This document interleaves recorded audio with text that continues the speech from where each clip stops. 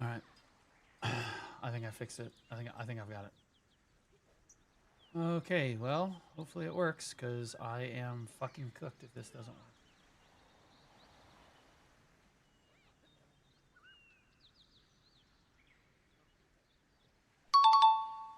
Sunbro70L Hi, just guys. resubscribed for 24 months. All right. Minimize that. Open this. Yes. Guys, I'm really far behind because my audio failed out of nowhere as I went to go start the stream. We did manage to get it working, but I am pressed for time here. I love you guys. We're going to talk after the Node War's over about all my stuff.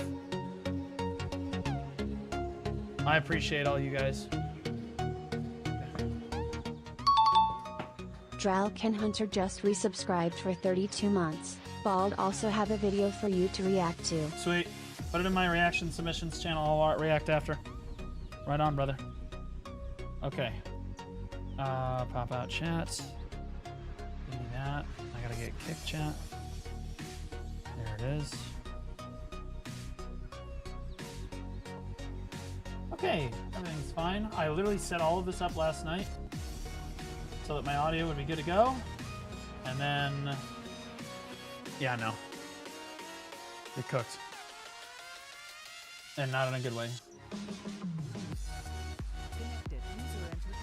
Alright, boys.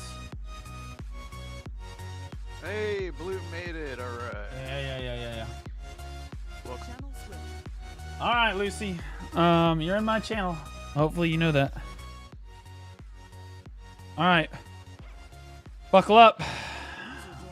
It's been a while since I've done this. Okay, cross-comms, can you hear me? Cross-comms, can you hear me? Oh, Lucy, I'm really just talking to you, but they should be able to hear me just fine. Firebird, I can't hear your ass. How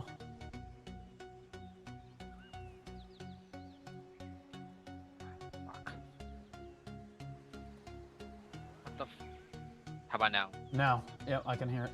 All right. Okay. All right. We all ready? We're getting ready right now. Good. I hope you're fucking ready. I've got the main ball plat already set up, Blue. My goat. Thank you. Great work. Hey, Blue. Yep. Do you want me in shot caller to start off as flag lead? Yeah, I want you to defense? just. Well, I want you to start off in shot caller, make your macros for flex, cross comms, and defense and stuff. And then you need to be able to move around and hear what they're telling me. So you need to tell them that they need to have macros for the channel specifically so that the backup caller can hear what you're telling me too, so that you get used to hearing people talking in your ear like I'm going to be talking. So like while you're talking, you're going to hear people telling you things and you have to be able to pick those things up. Guys, make sure that you're ready to go. Hold on, I got to hit live on my stream. We just got to hit go. What'd you have for dinner, Blue? Nothing yet. Must not SpaghettiOs on your shirt? Yeah, no. I mean, this is just one of my old apartment shirts. This is what I used to wear back in the day. It's just what I had on. It's been a hard week, so we haven't really cared about how we dressed. If I had a woman in my life, I'd care a little bit more, but Yeah, she wouldn't let you go live with that stain on your shirt. I'm sure she would not. Yeah. My woman doesn't even let me outside the house with my tag on my shirt showing. Yeah. Well, that's what women are good at, that kind of thing. We're not so great at it. All right, guys, make sure you're ready to fucking go. I should not hear an echo on me.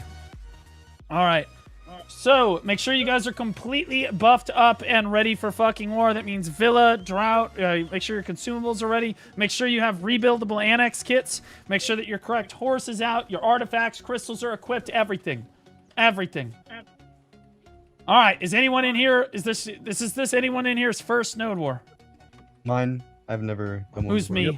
Who is that? Icarol. Okay, Ick. Have you been watching the VOD reviews and stuff? Do you know what buffs you need? Yes, I know what buffs I need. Okay. What is this about an annex kit though? That one I don't remember. Yeah, I'll grab that in a second. So you need to turn on my Twitch stream right now. I'll show you real quick. All right, guys. There's going to be a teleport button right at the start of the node war. We're just going to take the TP button. Okay. Alternatively, you can ride out to the base right now. Hopefully, most of you already know what the base looks like.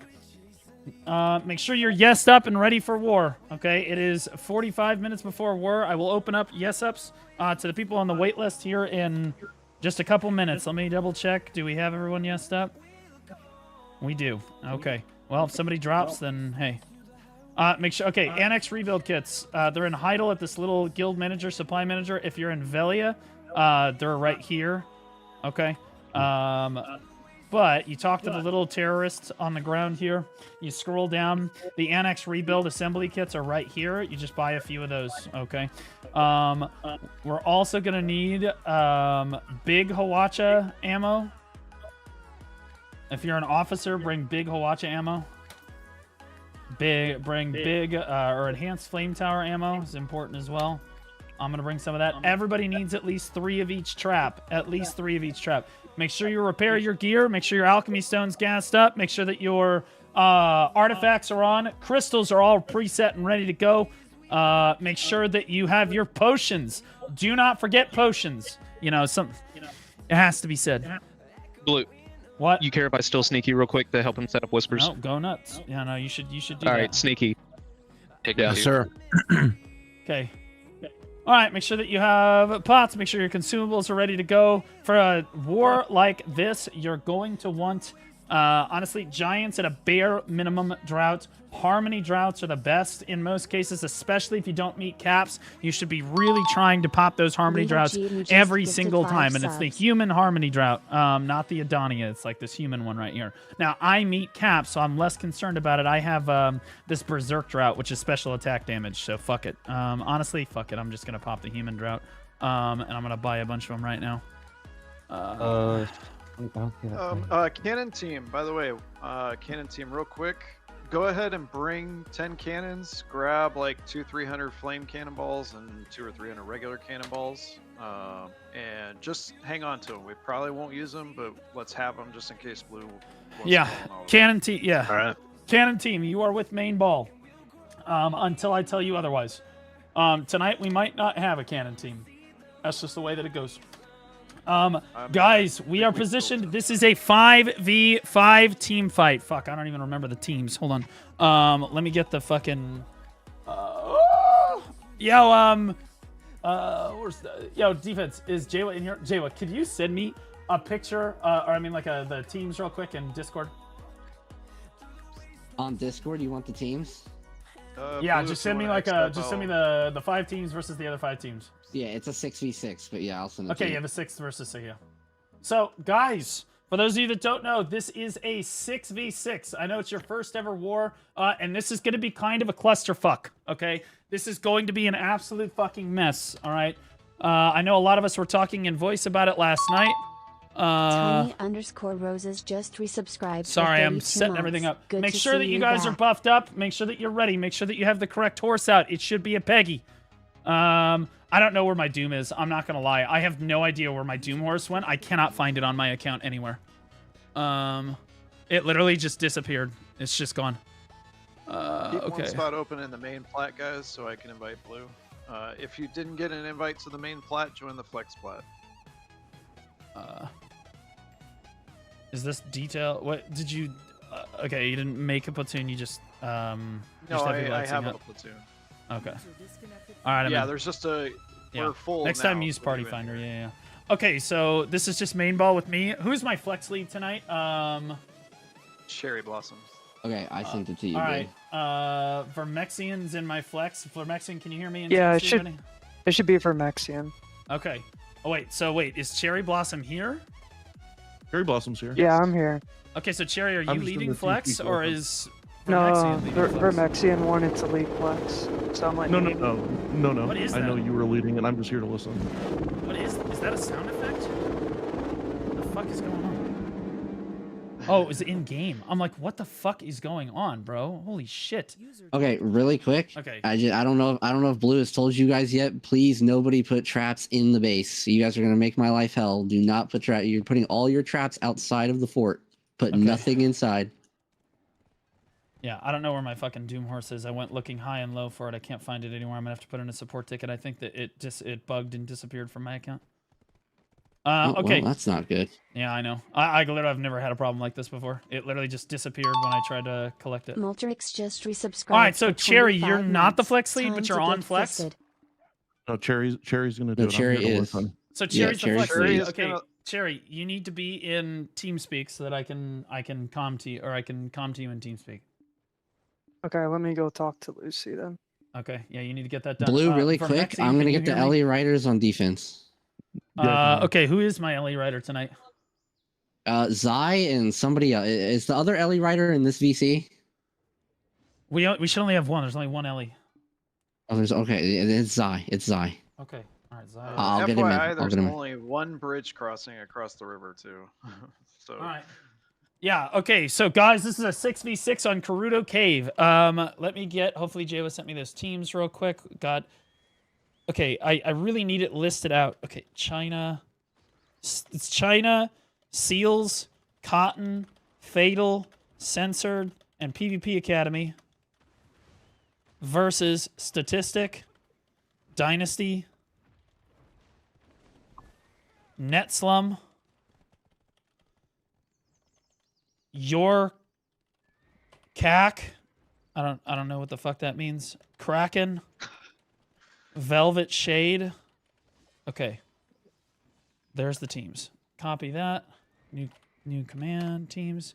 All right, so guys, hey, Jaywa, you're handling colors when we get started.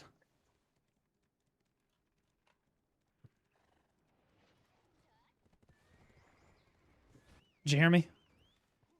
Yes. Yes. Okay. All right. Testing. One testing. sec. Yeah, I can hear you. To my Okay, chat, Blue, really quick. guys. Speed run. Give Naya perms to change colors. Yeah.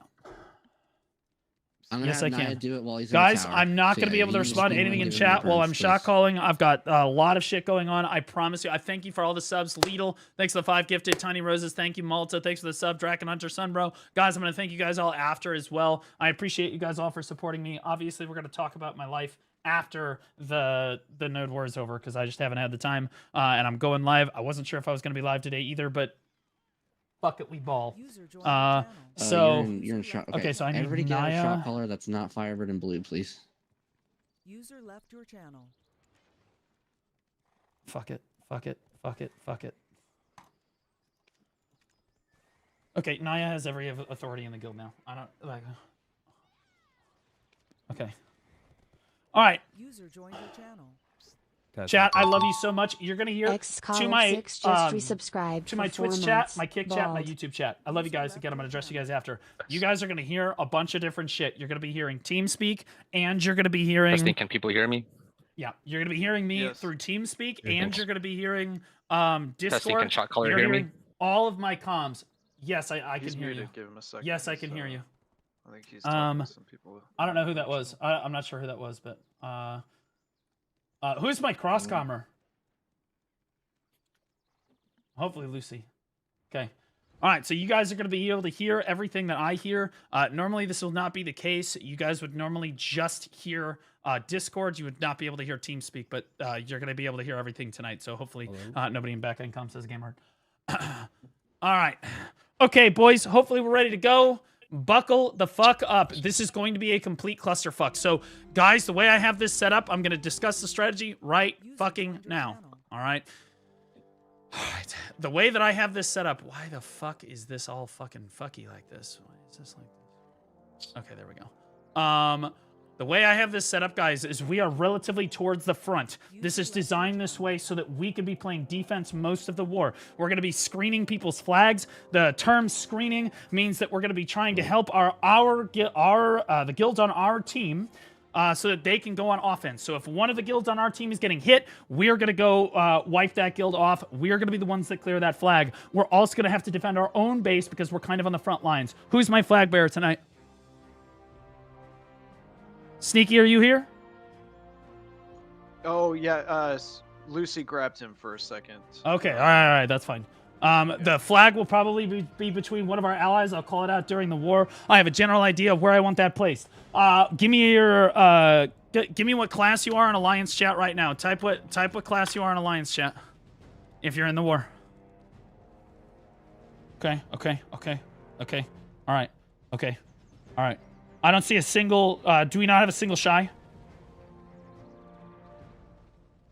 Jane, you're a retard. Simply. Okay. Simply, yes. Okay. All right. I was on defense, and I was told to come here for main ball just now. After drop platoon. Hold on. We don't have. No. We don't have enough room in our platoon. Just stay in that platoon. Oh shit. Stay in the defense platoon. Yes. No. Or you can go to flex platoon. Or you can go to flex platoon. Is flex in their own call? Flex should be in their own call with the flex lead able to hear me and coordinating with me. Alternatively, flex, honestly, flex, stay in main ball comms this time until I tell you not to. All of you should basically be unmuted unless you know your microphone hot mics. I want you to be able to scout for me, you understand? This war is going to be won and lost by the scouters. Hold on, I just got an update about a family member in the hospital.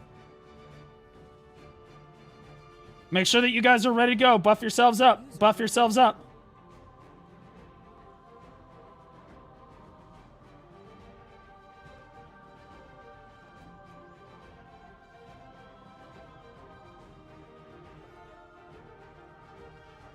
Foundry, join the flex platoon. Sorry, all right. I kicked you. You're about to click a You're about to click a in the top right of your screen. There's going to be a flashing rook symbol here in a few seconds. Again, make sure that your crystals are correct, your artifacts are correct, all of your gear is on. Okay, make sure every single piece of your goddamn gear is on. Make sure that you have annex rebuild kits. Make sure that you have fuel for the annexes. Officers, make sure you have normal flame tower fuel, normal Hawacha fuel, and upgraded normal and How do I hear from the other whisper channels?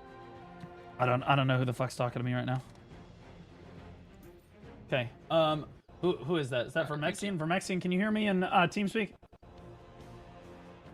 I cannot hear you in TeamSpeak. I can hear you in Discord though.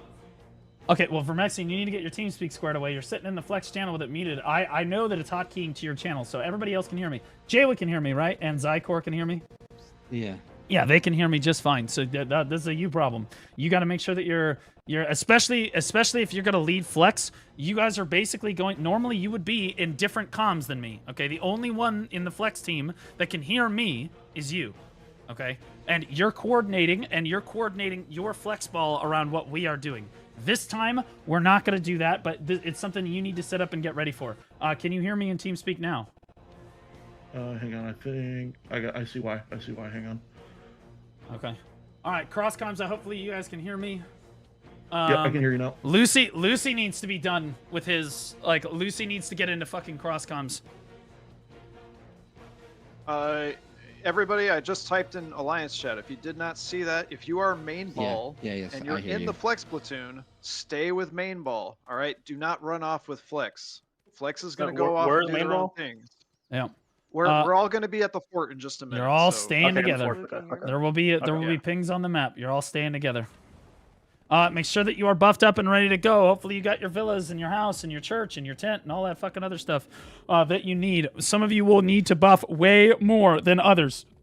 Okay? We have more of a rat composition tonight, which means that you guys are going to need to play like the flankers. You guys all remember? Hopefully, was everybody in here in the drill that we did last week in secret? Were you guys all here for that? Like over 85 people were here for this. Okay. Yep. All right, bet. Yep. It's just like the drill, guys. Okay, you're flanking. All right, you're most efficient where they don't see you coming. I want to see you pre-engaging. I want to see you flanking. That means you're out in front of me. You're out in front of the ball. You're scouting ahead of time. Do not be scared. This is the real deal. Okay, this is the real shit. All right, you're up against players that potentially have been doing it for 9 years tonight. But you guys are going to do great. All right? You guys are going to do great. I have every faith in you. Who's my flag bearer? That's me. Sneaky is still not in here. Could you hear me, Blue? Yeah, I can hear you. Okay, so you're in TeamSpeak, so I can just talk like this and you can hear me just fine. Sweet. Okay, Sneaky, the flag is going to be between Cotton and Seals. Have you seen this? I'm sending this to you. Sneaky. There you are. See that picture I drew? Okay. Right now. So just hold your you're gonna hold on to it until I tell you, but you understand that I'm probably gonna put it between continent seals or continent censored. You understand? Oh, take the flashing rook. Take the flashing rook. It's go time. It's go time. It's go time. All right, boys. Top right corner. We're getting top close. right corner of your screen. Off your horses. Off your horses. Off your horses. Who the fuck is that? Yeah, handle the bombers. Handle bombers. Handle bombers. Handle bombers. They're already in our base. Already in our base. Kill all these dots. Kill all these dots. Kill all these dots. Kill all these dots. Kill all these dots right in front of us. Kill all the dots right in front of us. Firebird, get the fuck out of the fucking base. Push to your south. Push to your south. Push to your south. Wipe every single one of them. They thought that we would be free. They thought we were free. Solid fucking blue feed. Great fucking job. Mop up the remaining dots. Mop up the remaining dots. Uh-oh. Uh-oh. Yo, keep killing these guys. So look west of the base. West of the base. West of the base. West of the base. Move west. Move west. Get on the west side. Get out on your west side. There's one dot inside the base. There's one dot inside the base. Right here. Right here on the flag factory. Right here on the flag factory. Great work. Great fucking work. All right, now everybody give me 2 traps around the base. I want flankers out scouting, though. Flankers out scouting right now. Flankers out and scout for me. I need you screening. Tell me where the balls are. JY, I need colors. I need colors. Everybody puts down a stun trap right now around the base. Put down a stun trap right now around the base. You hit R, you hit space, it puts it down. Missy, I should see you putting down a stun trap. Watch that bomber. Watch that bomber. You should not kill anybody. Keep yourself protected. Northwest. Good job. Northwest, northwest, northwest. Look to your northwest. Is that... Oh, is that us? Is that us? That's the dynasty. Yo, look northwest. Give me PAs, PAs, PAs. Hard dive the road to the northwest flankers. Go. Go, go, go. Hit the road. Go, go, go. Hit the road. Hit this road with me. Hit this road with me. They're all super low. Super fucking low. Good. Mop up the road. Mop up the road with me. Turn to your south. Turn to your south. It's another guild. Turn to your south. It's another guild. Looking south. Fight with me in the field. Fight with me in the field to the south. Right here on me. Right here on me. Good. Fight together. Fight together. Fight together. Fight together. Fight together. You're fighting Dynasty right now. You're fighting Dynasty right now. Good. You are west of Fort. You are west of Fort. West of Fort the moment that you spawn. Say that again. Who was that? Censored is holding velvet shade at the moment. Okay, got it. Okay, so our boys are on offense. Yo, I need everybody back inside the base. Everybody back inside the base. Is everybody on cooldown? Is everybody dead? Is everybody dead? We're gonna have to dive Crack on the northeast side. Yo, cross comms. We have Crack and Dynasty hitting our base at the same time. We need a screen. All right, everybody spawn right now. Everybody spawn right now. Everybody spawn right now. Everybody spawn right now. Get up, get up, get up. Run through the gate to your east. Actually, yeah, run through the gate to the east, to the southeast, to the southeast. Run out through the southeast. Run out through the southeast. Where the fuck is my entire guild at? Why am I the only person up? I don't see anybody. It might be bugged. It might be bugged. BDO is perfect and there are no bugs. BDO is perfect and there are no bugs. Get out on the southeast side. I'm trusting that you're with me. I'm trusting that you're with me on the southeast side. Okay, let's dive to the northwest. Wrap around the base clockwise to the northwest. Clockwise to the northwest. Clockwise to your northwest and dive. Clockwise to your northwest and dive. Guys, talk to me. Where's my main ball? I don't see any of you. Main ball, talk to me. Are you guys up? Are you dead? What's going on? Main ball, talk to me. Why are none of you speaking? On the south side. Okay, thank you. Get up. You're gonna move. Go to the north side of the base. Northwest side of the base. Everyone to the northwest side of the base. Good. That's better. That's better. Everyone to the Dynasty on the road to the north side of the base. Good. Come with me on this north side. Come with me on the north side. Good. 1 minute, Blue. Good. Fight here. Fight here. Fight here. Good. I need the LE the moment it comes out. Good, good, good. Stay on this north side with me. Stay on this north side. Stay on this north side. Honestly, dive to your south. Dive south with me. Dive south with me. Dive south with me. South to the road. We have the flankers already in. South to the road. It's you, Crack. It's you, Cack. It's you, Cack. Right here on me. On me, on me, on me, on me, on me, on pings. Get down here. Get down here. Get down here. Dive this. Dive this. Dive this. Good. We are stronger than this kill. I don't know who the fuck this is. Kill all of these people. Kill all of these people. Good fucking job. Good fucking job. Fight with me on the northeast side of the base. Or I'm sorry, on the southeast side of the base. Fight with me on the southeast side of the base. Good. Hug barricades. Hug barricades. Cotton is friendly. Cotton is friendly. I desperately need colors. I desperately need colors. Good job. Good job. Now regroup north side. Regroup. Get on the north side of the base right now. Get on the north side of the base. Hurry. Run to the north side of the base to the road. North side of the base to the road. Get with me. Get with me. Hurry. Hurry. Main ball. Move. Get on the north side. Move. Flankers, you're going to wrap around the base clockwise on those green pings. Main ball, you're going to wrap counterclockwise. Get ready. Get ready. Get on my pings. Get on my pings. All right, I need one scouter. Are they on the other side of the base yet? Is registering as unidentified, so... Okay, let's go. Let's go. Go. Wrap the base right now. Wrap the base right now. Wrap the base right now. Wrap the base right now. Okay, there's nobody here. There's nobody here. There's nobody here. Keep moving. Keep moving. Keep moving. I don't know what he just said. What'd you just say? Repeat that last. Where? Where? Which side? We're pushing you from where? God damn it. Look north. Look north. Dive north. Dive north. Dive north. Come to the road. Come to the road. Try not to hit cotton. Try not to hit cotton. Come road. Come road where we were fighting a dynasty before. Come road with me. Come road with me. The UI blue is bugged. Good group. Everybody is registered as unidentified. Good group. To the southwest. To the southwest. Do you see what I'm saying now? Keep moving to the southeast. Keep moving to due south. Due south. Wrap the base with me. Due south. Wrap the base with me. Yeah. You see this to the southeast? Flankers go. Flankers go southeast. Go. Go. Go. Go. Go. Go. Main ball PAs go. Class buffs. Class buffs. Class buffs. Everyone engage. Everyone engage the ball on the road. Engage the ball on the road. Engage the ball on the road with me. Let's go. Let's go. Let's go. Let's go. They're ulting. They're ulting. They're ulting. They're ulting. Mop up the ball on the road. Mop up the ball on the road. Fuck, bro. Guys, you guys got to regroup faster. Do you understand? This is pathetic. You've got to regroup with me. Regroup on the north side of the base. Let's go. Regroup on the north side of the base. Yeah, we still need Cotton Perma screening us. We have 2 guilds hitting us on repeat. Get on the north side of the base. Everyone north with me. Everyone north with me. Do you guys see these dots in this? Flex, go pre-engage to the northwest. Go pre-engage. You see them in the northwest? Flex, go there. Flex, go to the northwest. Flex, go to the northwest. I still don't see Flex moving. Move, move, move. Okay, flankers go northwest. Now main ball go northwest. Everyone goes northwest. Right now to go tag nodes. Go north left. Go north left. Get our tags. Go, go, go, go, go, go, go. Okay, then designate somebody from Flex to do that. Go tag forth. Designate from Flex to Sneaky to go do that. I don't care about that. Yo, great job, guys. Now back up to me. Back up to me. Main ball back up to me. Main ball back up to me. Main ball back up to me. Main ball back up to me. Come on, move. Move. You got to move faster, guys. It's got to be faster. Flankers, go wrap around the base. Flankers, wrap the base. We're wrapping the base. Main ball moves counterclockwise. Watch the bomber. Watch the bomber. Kill this bomber. Kill the bomber. Kill the bomber. Kill the bomber. Kill the bomber. Icaril, you've got to protect yourself. Good. To the southeast, to the road. The flankers are already in. Help the flankers. Help the flankers on the road. It's just a few. It's just a few. Kill all these dots right here. Kill all these dots right here. Nice work, guys. Good blue feed.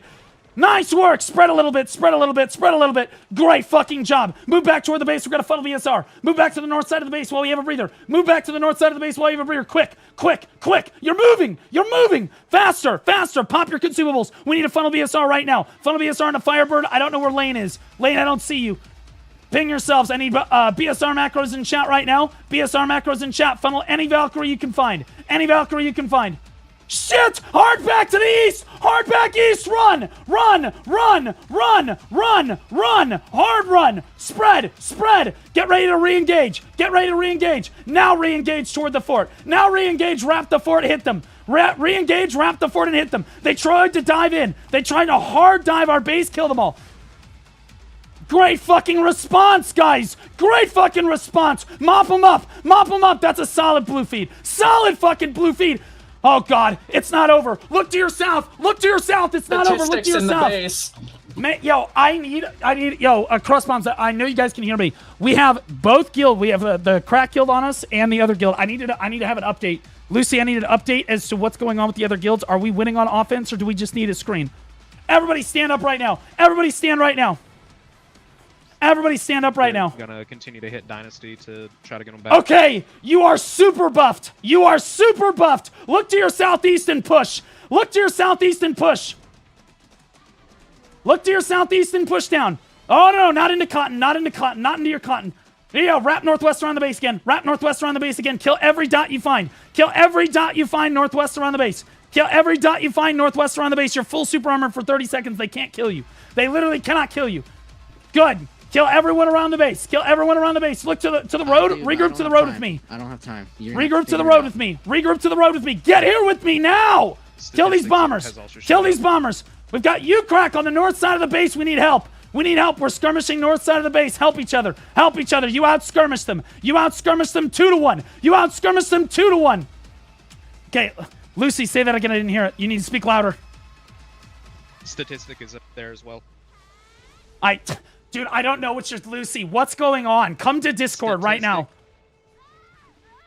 Like, god damn it, dude. Where is Lucy? Lucy, I need you in Discord so you can talk to me. And you're in TeamSpeak so you can talk to them. In my Discord call, I need you with me. Statistic is there as well. Okay, I don't know where. I don't know where that is. Spawn fort. Clear dots around the fort. Clear dots around the fort.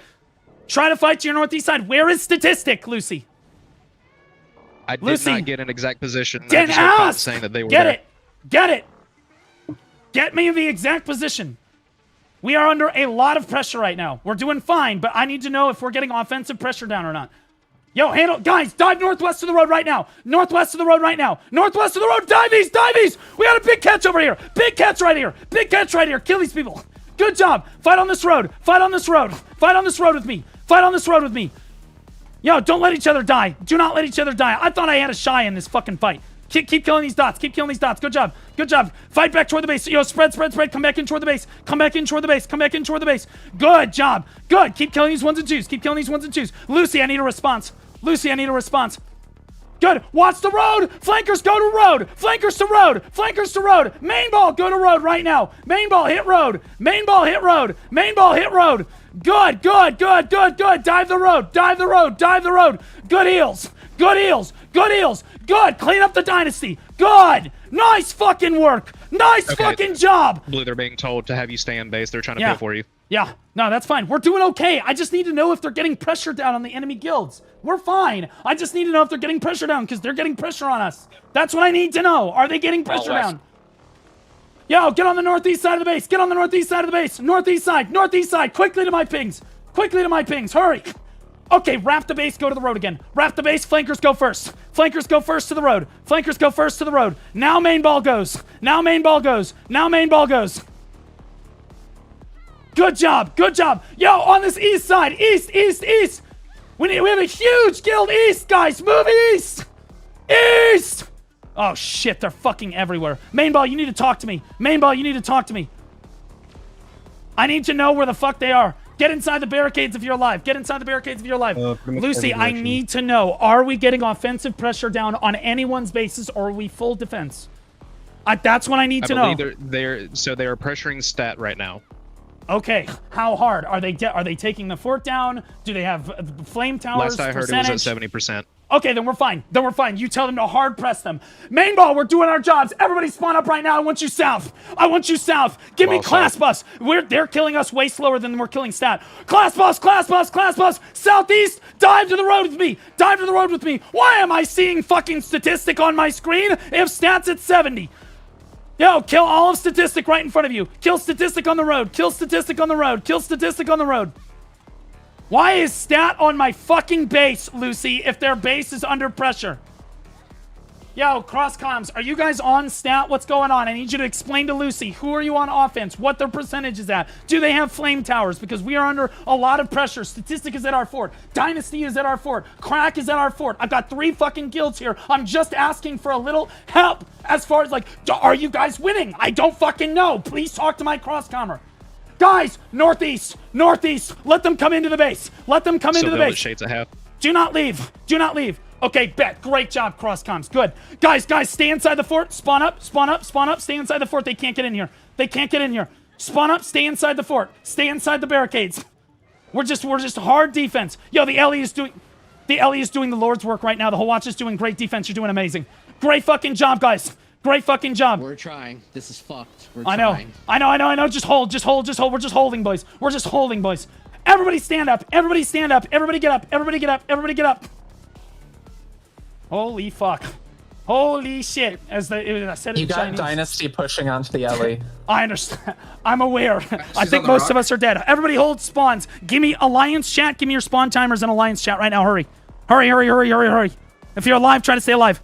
Okay. 10, 9, 8, 7. The push will be north, guys. 6, 5, 4, 3, 2, 1. Everybody up. Go northeast. Make sure you pop your drought.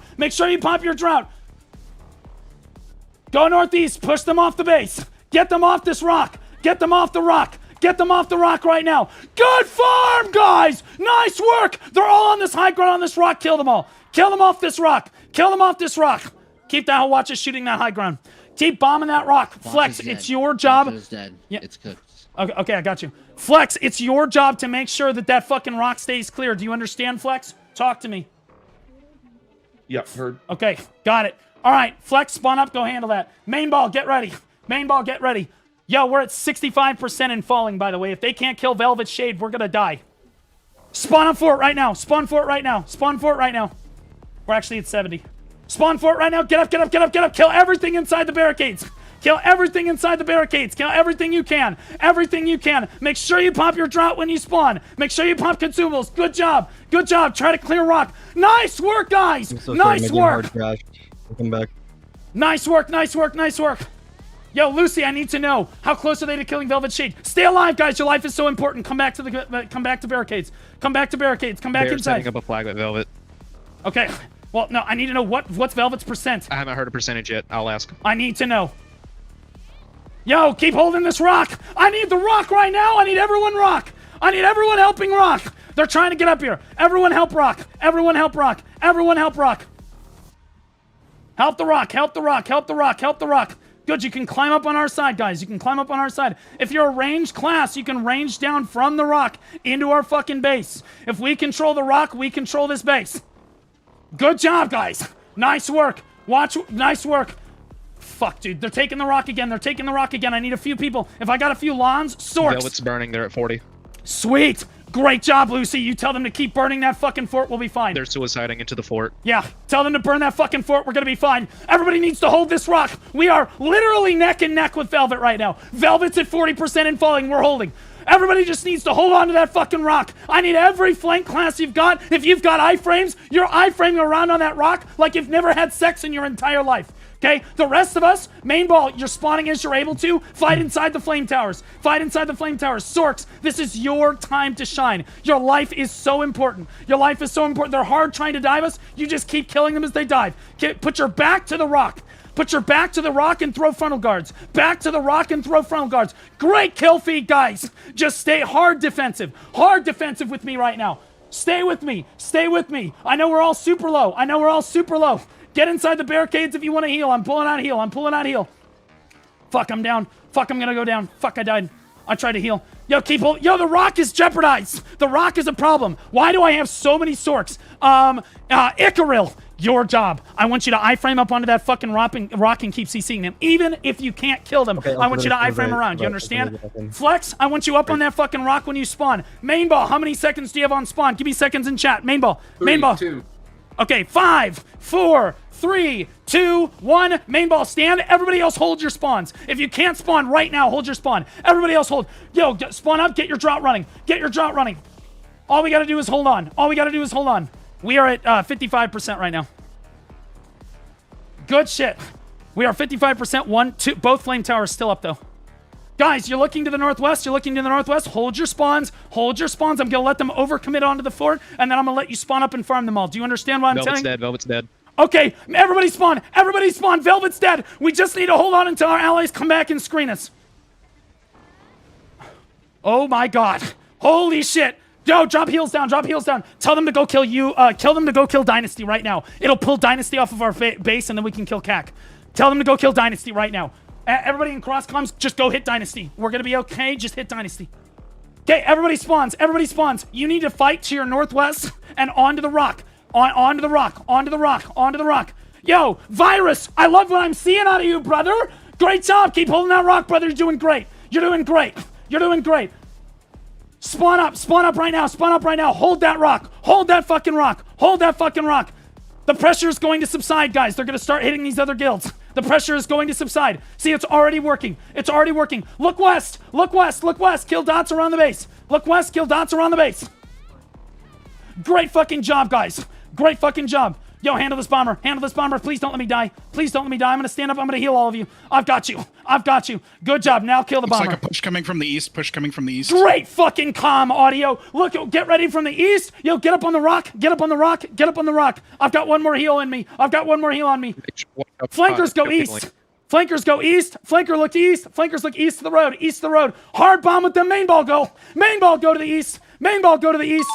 Oh, that's Cotton. That's Cotton. That's Cotton. Hard back. Hard back. Hard back. Don't hit Cotton. Don't hit Cotton. Hard back. Hard back. Good job. That was Cack there. That was Cack there. Rotate around the base to the southwest. Kill everything around the base. That's Kraken. Kill every one of these.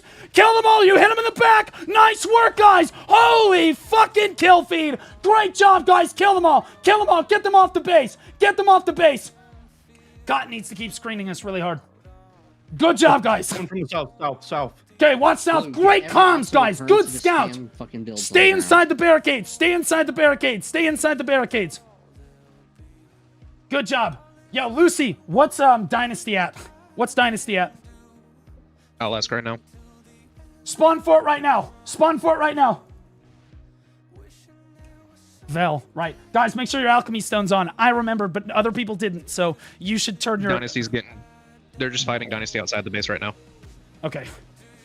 In that case, they should probably either kill Kaken or kill, like, one of the weaker guilds. They need to be doing damage, because we have everybody's all over us. Enemies on the rock. Okay, guys. On the rock, guys. Spawn up right now. Spawn up right now. Yeah, we're going to die. We're at 35%. The flame towers are still up. So our allies need to kill another guild, like Kaken, or Kraken, because we're going to go down here. They need to kill Kraken. So they just need to hard commit, guys. Okay, you're going to let us go down. You're just going to have to kill Kraken as quickly as you can. All right, guys. We are going to die. Every one of us is going to die. Like the Spartans at Thermopylae. Give me your spawn timers in chat. Give me your spawn timers in chat. Give me your spawn timers in chat. Okay. First wave, spawn right now. First wave, spawn right now. If you can spawn up, spawn right now. Okay, that's nobody. Okay, everybody chill. Everybody chill. 10, 9, 8, 7, 6, 5, 4. Defense, try for rebuilds. 3. Defense, try for rebuilds. 2, 1. Wait. Hold. Now get up. Kill all the red dots that dove our base. Kill all these red... Holy shit, just in time. Kill them all. Kill all the dots that just spawned on our base. If you're still dead right now, stay dead. If you're still dead, stay dead. Good job. We're at 20% and falling. All right, everybody else, get up now. Get up now. Look to your west. Kill everything. Hard dive out from the base and kill everything. I dropped PA for what it's worth. If you are out on the road to the northeast, you're doing it wrong. The fort is dying. The fort is going to die without you. You need to spawn inside the FTs. Spawn as you're able. We're dead. Spawn as you're able. We're about to go down in the next 5 to 10 seconds here. Spawn as you're able right now. Spawn as you're able. Do what you can. Get the dots off the fort. Do what you can to get the dots off the fort. Nothing but good fights in chat. Good job, guys. Nice fucking work, guys.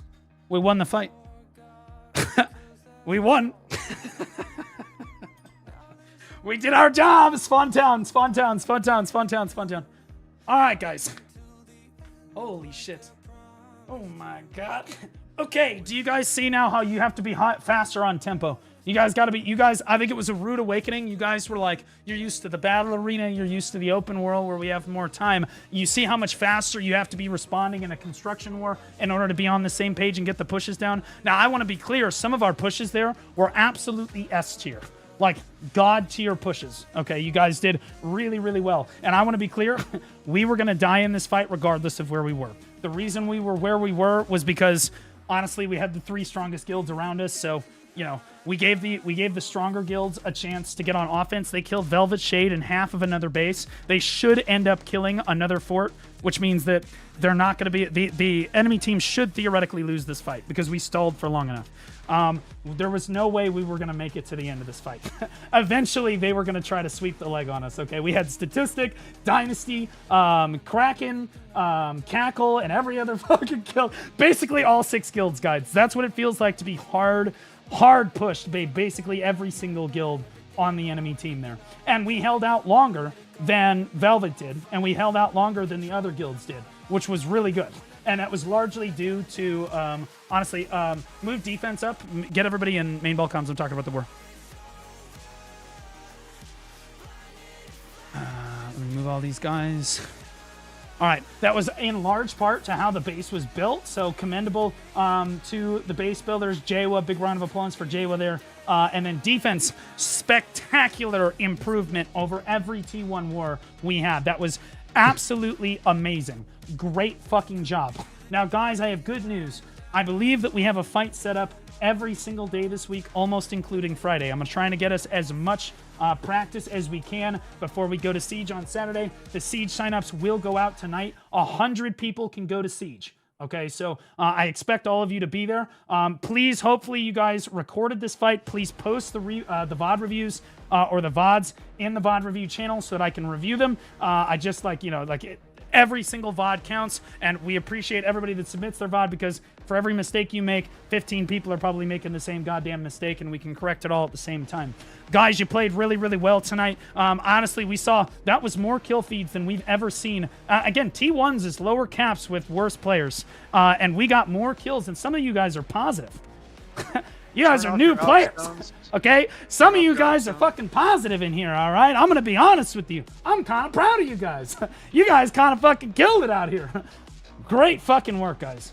Yeah, the defense did a phenomenal job. Flex, I saw you pre-engaging and holding the rock as necessary. That was phenomenal. Flex, we're going to set you up a little bit differently next time. You'll be able to hear me. Like, the Flex lead should be able to hear me and coordinate with me, but you'll be, like, Flex should be in their own comms so that they can coordinate with each other, make nice brotherhood bonds down there and engage with each other and talk to each other, etc. Guys, one critique. At the start of the war, everybody was super quiet, but I think it was Audio. Big shout out to Audio. It was the first really big comm of the war that was like, oh god, he scouted, and you saw how many other people started scouting after that. That's what I want to fucking see. We did better when people were scouting. You guys did fucking great. Okay, that was honestly way better than I expected us to do, and that's because you guys have been practicing like crazy. We're gonna be back tomorrow, warring again tomorrow, Wednesday, Thursday, likely Friday, and there will be Siege Saturday. So if you didn't get into war tonight and you were just listening, that's totally fine. War signups should go out in, I don't know, an hour or two. It should be like 15 minutes after war is supposed to end, which is like 10. It'll be 10. Like 10, 15. Yeah, it'll be 10 minutes after. So yeah, just be ready for that, and we'll try to cycle people in as we're able to. I appreciate all you guys. Hopefully you guys had a lot of fun out there. I know it was a little short, but honestly, I think that was our most structured node war yet. You guys did great, and that was our best performance by far. Defense was a mark that felt like a professional defense squad. No, you were never going to get rebuilds down in a situation like you got fucking 5 guilds pushing you, bro. I still tried. Yeah, you're not trying. You're not going to be getting rebuilds down. Yeah. I was trying to. I was trying to do it on like I know. But what's important is with a kit in my hand. What's important is the FTs were firing the correct way the whole time. The Hwacha was shooting the high ground correctly the entire time. The Ellie was positioned perfectly and for chopping. I don't know who was the Ellie driver. Zai S tier.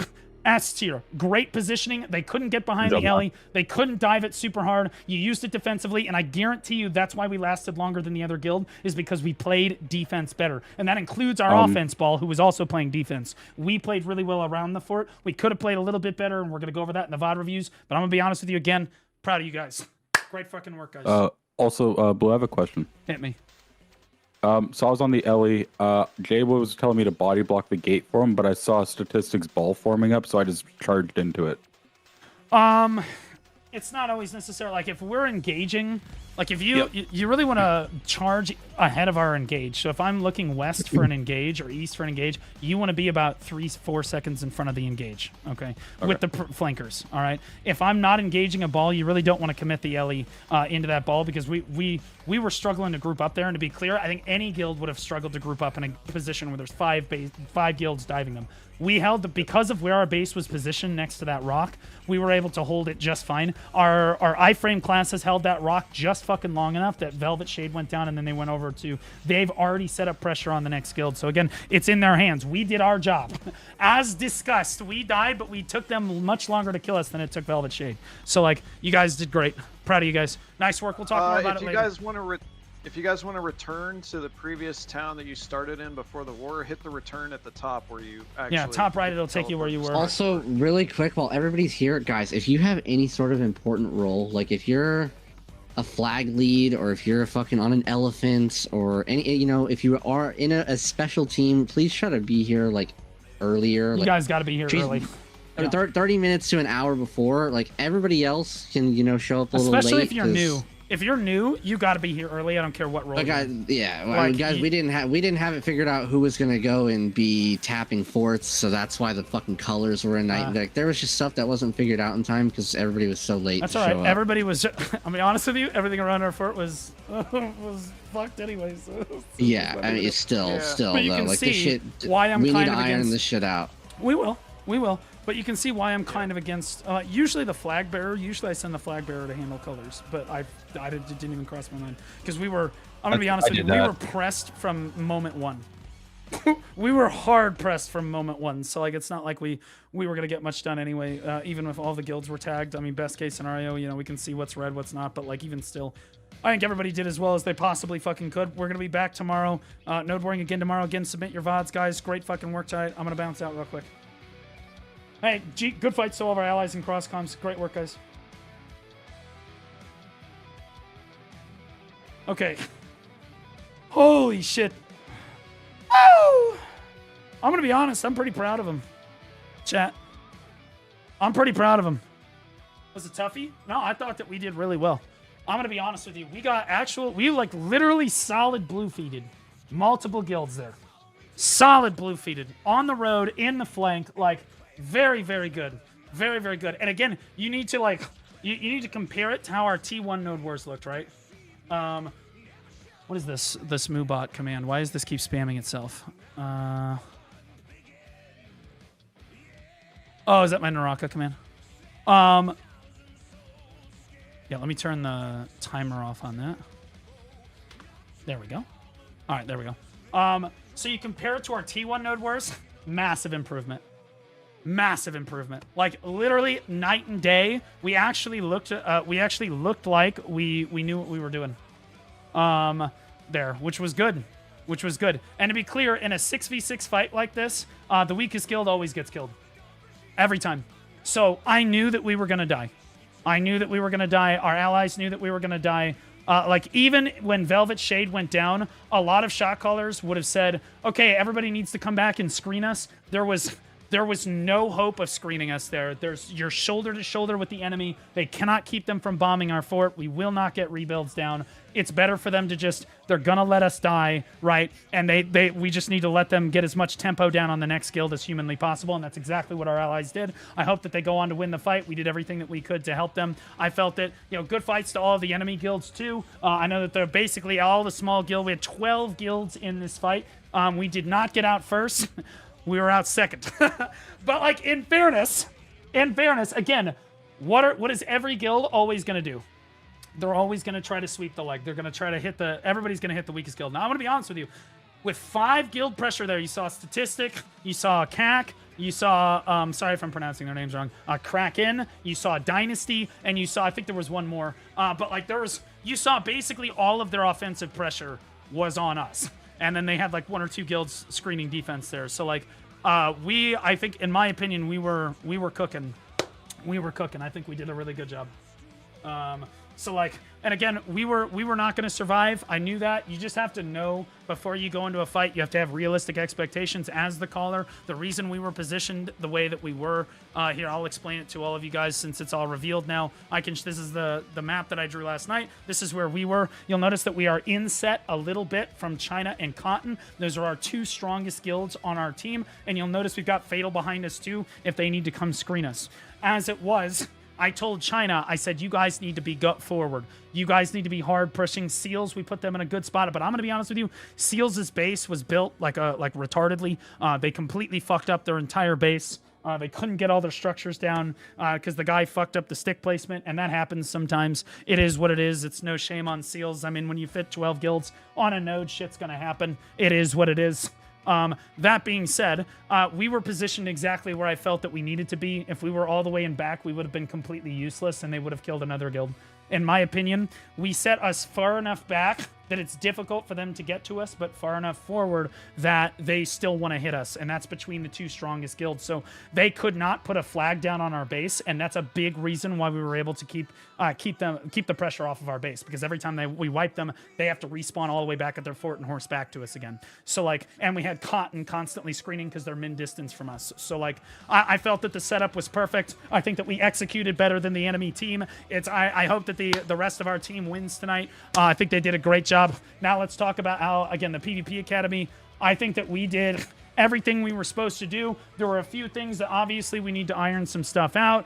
People need to talk a little bit more. We need to call stuff out. We need to iron out flex. We need to tag all the forts at the start, etc. But I think that my pre-engagers did an excellent job tonight. That was a night and day difference. I mean, chat, you probably saw it too. The pre-engagers were ahead of us. I would tell the flankers and the flex team, flankers go, and they are already fucking on them. They are fucking in. Then I tell the main ball to go, and then we would just dive in. And I'll be honest with you, we were a significantly stronger guild than CAC, which means we were probably stronger than Velvet Shade as well, at least on this 35-man. And this is probably our weakest. This is probably our weakest node, because I'll be honest, our biggest strength is that we can pull almost 100 people to a node war any day of the week.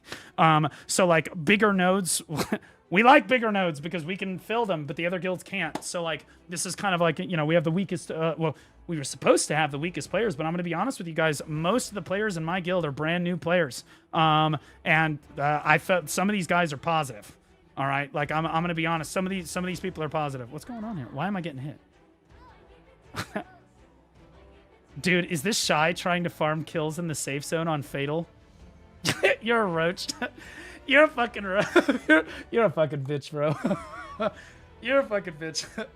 All right. Anyway, what a little fucking bitch, bro. I can't even get out of here. Leave, please, no, please, mercy, mercy. Run. I don't have a horse. Where's my? Ah! No, no, no, no! Take him. Take him.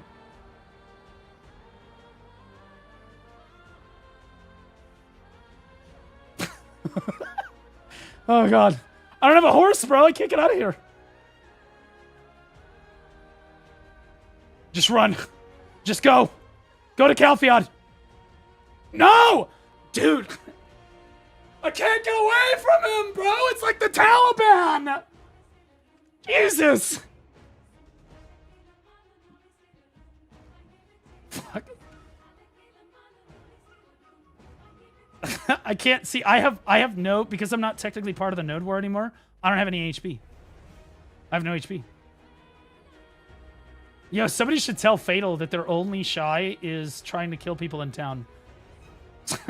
Somebody should tell them that they're Shy. I can tell you right now, if the PvP Academy Shy was sitting in town during node war, farming kills, I would be kicking them from the guild. That would be the end of it. That would be the end. If I found anybody doing that, that would be the end. That being said, it's kind of funny. Not funny if you're in the guild, but...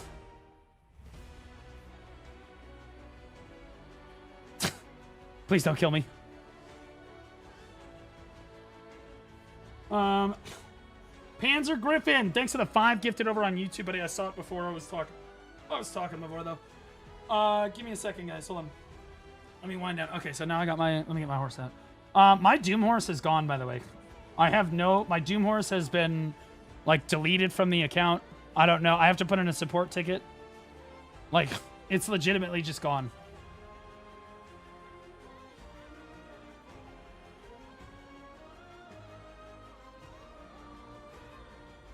It is concerning.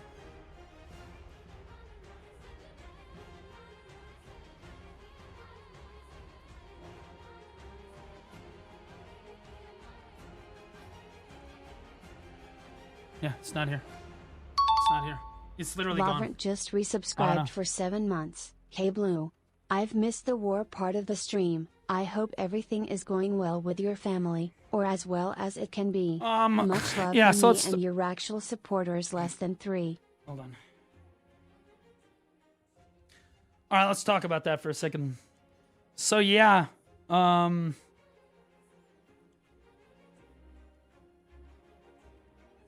There's bad news and there's good news. Bad news. It's not over yet. Good news. Technically, no one died for longer than about 10 seconds. So everyone is still alive. Just resubscribed for 22 months. Which is good. It was a tough week.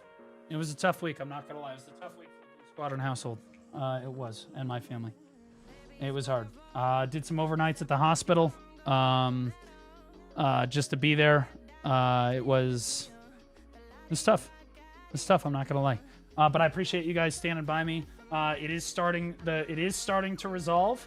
Blood counts are coming up. Things are looking better, and we're trending in the right direction. So fingers crossed. If this trend continues, we should be back. You know, we should be okay. So big pray. Your thoughts and prayers for my family. Appreciate all you guys. But nobody died, fortunately. Close, but you know, God bless. They didn't.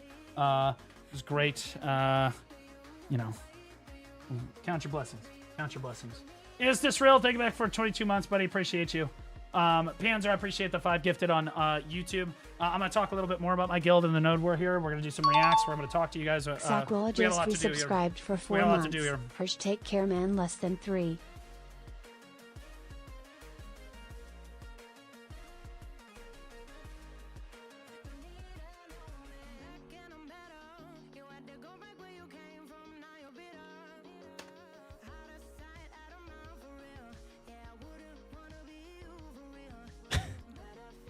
Lane is such a roach. I love it. GS Akia, welcome back for 4 months, man. Appreciate you. Thanks so much, man. I was in the hospital for a week with my wife. I know how it goes. Yeah, sadly, it's not over. But, you know, what are you going to do? Okay. Let me thank all the subs. OG Fenrir, 20 months, man. Appreciate you, brother. Kiza with the Prime sub. Welcome back 20, or 3 months. 3 months, 21 minutes ago. Champion Unknown, love your Mystic. Super hot. One of the greatest Mystics I've ever seen. She's so hot. Thank you, Champion Unknown. Welcome back for 19 months, buddy. Appreciate you. X-Scholar 6 just resubscribed for 3 months. Welcome back for 4 months, buddy. Appreciate you. Malta at tier 3 for 25 months. That means he gets a wet floor sign. I got even more wet floor signs, guys, so I will never run out ever again. Tier 2, Tier 3, and brand new T1 subs, baby. That's what the wet floor signs are for, because nothing makes me wet. Appreciate you, Malta. Tiny Roses at Tier 3 for 6 months. Another one. Another one. What a hero. God bless it. Appreciate you. Lidl, thanks again for the 5 gifters. Draconal Hunter, that's Senior Chief, I think. Welcome back for 32 months, brother. I appreciate you. Thanks for all the support, bro. Sunbro, 24 months, buddy. Appreciate you. And all the follows that we got when we were offline. Danked One, thanks for the 5 gifted. Holy moly. Thank you, thank you, thank you. Thank you for the 5 gifted. Appreciate you. Oh, baby. Okay. I don't think that we actually had a shy in that fight. For 3 months. I don't love the content. We were supposed to have a shy. Shot calling. Hope all gets better. Folded hands emoji. Yeah, so guys, I'm going to make it so that you guys can't hear TeamSpeak. I'm sure it's kind of like an explosion for you guys, probably like, holy fuck. But honestly, you guys got a feel for what it's like for me. The sensory overload. You've got TeamSpeak, Discord, the music, stream stuff, like literally all over the place. You had Simply Ooh was your shy. Not a single person got shy buffs the entire war, so we're going to have a discussion. For 2 months. I don't believe that I ever had shy buffs a single time. Not at the start of the war, not at the end of the war. No clue where to start, so I've been watching a lot. LaRue, Fisher just resubscribed for 38 months. The longest sub ever with the longest streak. Well, I'll look at the VOD. I'll look at the VOD and see how long I had buffs for. But most times I was not buffed. Abraham_Ram just resubscribed for 18 months. Longest sub ever with the longest streak. Not even close, but thank you. 38 months in a row. I think that Lane is probably comes in at a solid 6th, maybe 7th.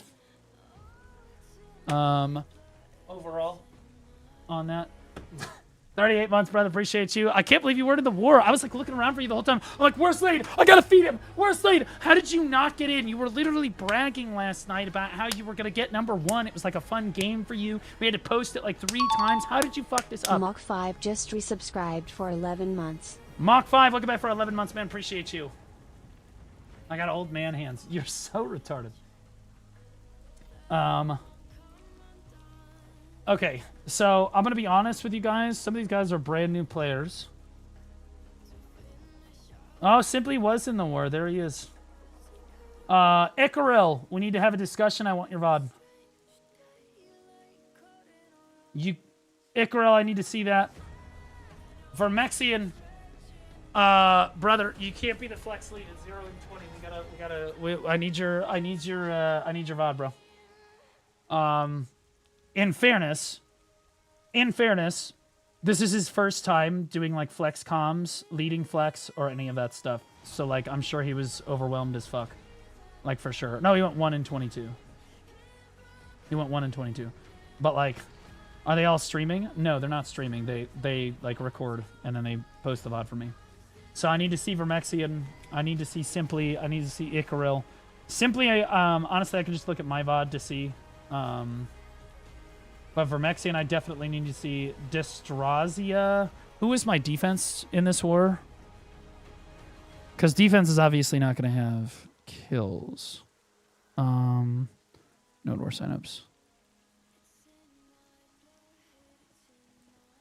Okay, so let's see. So you guys can see we have 101 people signed up for war. I have 100 people signed up for a 35-man node war.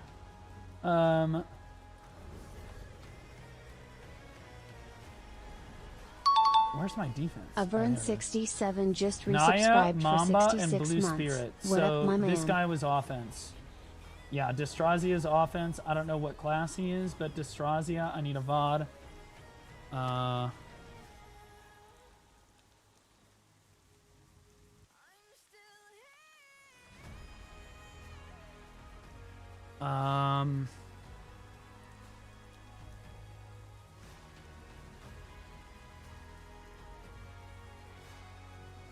Zai was the Ellie driver. He's off. Spirit is on defense. N7.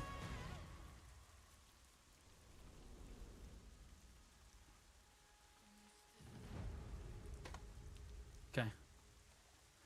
Basically, if you're below me and you're not on defense or riding the elephant, I absolutely need a VOD from you. If you're above me and you still want to submit a VOD, that's great. Would love to see that. But these people are like, these are must. You must submit a VOD. No way around it. Gotta see it. Gotta see that VOD. Alright. What up, Graham? Thanks, buddy. Appreciate you. What up, Avran? Good to see you. 66 months. One more month, brother. One more month. And we're there. Would you recommend Dark Knight figuring, or is it shit quality? I'm gonna be honest.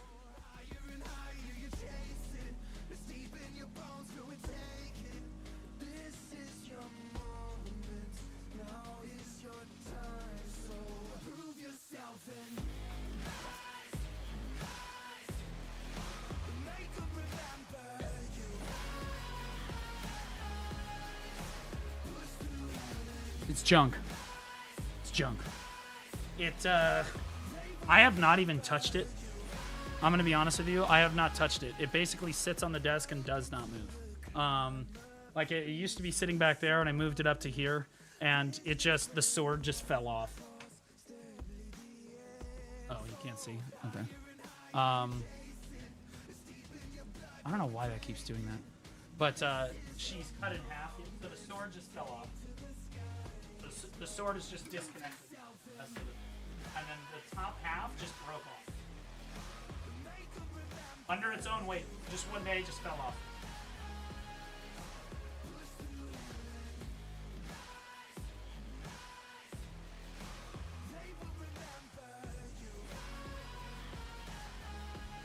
So, do I recommend getting it? No. If you get it for free from a competition or something, sure, but it's kind of just junk, I'm not gonna lie. Glue it? I've tried. I bought special super glue specifically for figurines. Like really high-end stuff. And again, I don't touch it. It literally, I just walked downstairs one day and the top half of her is just laying on the ground. It's ridiculous. And to be clear, it's because of poor build quality. Because if you look at it, she is glued together at the... She's glued together at the hip. I don't want to touch it again. But she's glued together at the hip, and you can see where the glue just failed. Like, their glue just failed. Yeah. I just walked downstairs. What do you think? I'm a fucking Tyrannosaurus Rex? Chill out, bro. But, like, yeah, I don't recommend it. I like my Dark Knight statue, and it was a tax write-off for me, and so it was ended up being a lot cheaper than it was. And, you know, I like DK. Like, DK is my favorite class, so, like, I have one. Typically, I give them away for, like, my competitions and, like, my events and stuff. So, like, if you can get one for free, great. But it's not worth $750. Right? We're going to pop in and say your new returning player guide was super helpful. Don't feel completely lost coming back. Right on, Athalon. Glad to hear that. I've been getting that a lot from people. Guys, we have somebody in the guild. Not joking. He started the game a week and a half ago. Seasonal player. Brand new. A week and a half ago. He's 720 gear score today. Has spent $0 on gear. The guy is a fucking animal. He's got like full pen Karazad. He's going for his Sovereign offhand now. Already. Week and a half into the game. You know why? It's because he's in the PvP Academy. It's because what we've realized with our guild is that we help players. That guy's employed. He is employed. He makes more money than you do, I assure you. He's one of my favorite people to talk to in voice. Love him to death. Anyway, essentially, what we've realized is that the PvP Academy is like the new and returning player fast track. People in our guild progress at a rate of like 10x. At a rate of like 10x of a normal guild. Like, it's literally insane. Because of the activity level in the guild and the amount of guidance that you have, you don't make mistakes for the most part with your gear. You get immediate answers to all of your questions. You're always doing the things that you need to be, and you're always improving as a player. It just makes them so much better at grinding. It makes them so much better at their direction in the game. I'm telling you, bro, like most of the players in the guild, we went from brand new, doing the Olvia Academy fucking players to T2 caps in a week and a half on almost everybody in the guild. Literally. Like,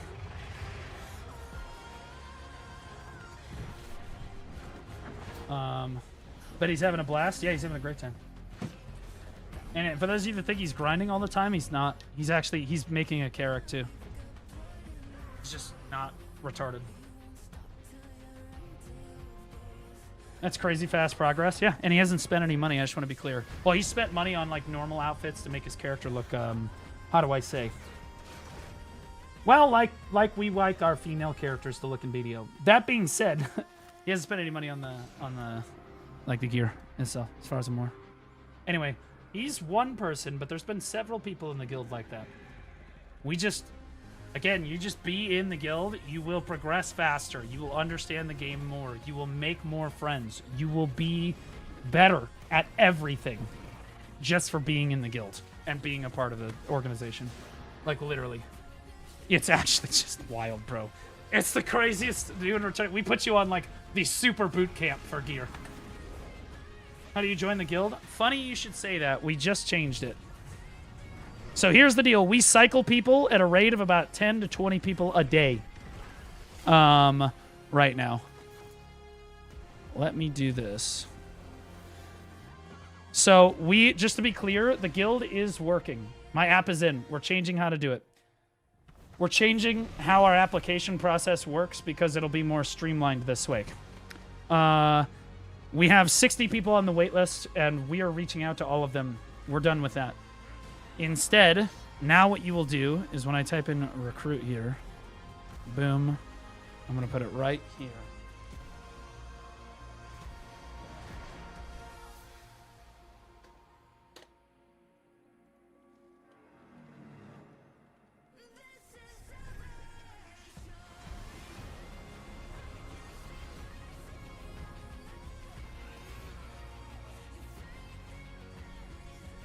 Okay. Let me make sure I've got their names spelled right.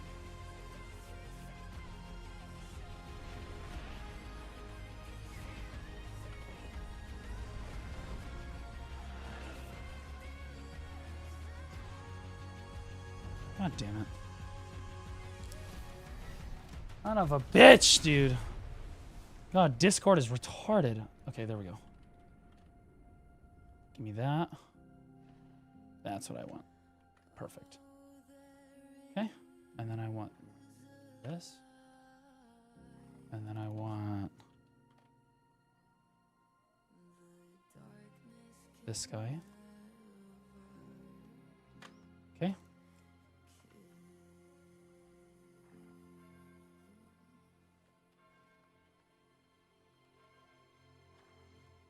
Okay. Save. Now, when you do exclamation point recruit, this is how you're going to get into the guild. It's the first part, first come, first serve. Okay. You click on the PvP Academy Discord and you message Lucy or Flapjack. You just DM them directly and say, I want to get in the guild. They will get you in immediately. Okay. We have cycled to this point. We've cycled about 30-ish players, most of which were in the last few days or so. The guild started picking them up. So other PvP guilds have started taking some of the players that are more active in the open world and are learning quicker, have a faster learning curve and stuff. So we're losing anywhere between 3 to 10 players a day to the rest of the PvP scene, which is really good, which means that if you want to get into the guild, you absolutely can. You just need to DM them. Fuck the application form, just DM them directly, and they'll get you in right away, okay? I think that currently Reconstructed has people on cooldown, but yeah, they'll get you in basically the moment that they can, the moment that there's space available, okay? 99 Tenon, new coupon, make sure to redeem it. Otimo UB Day, what is this?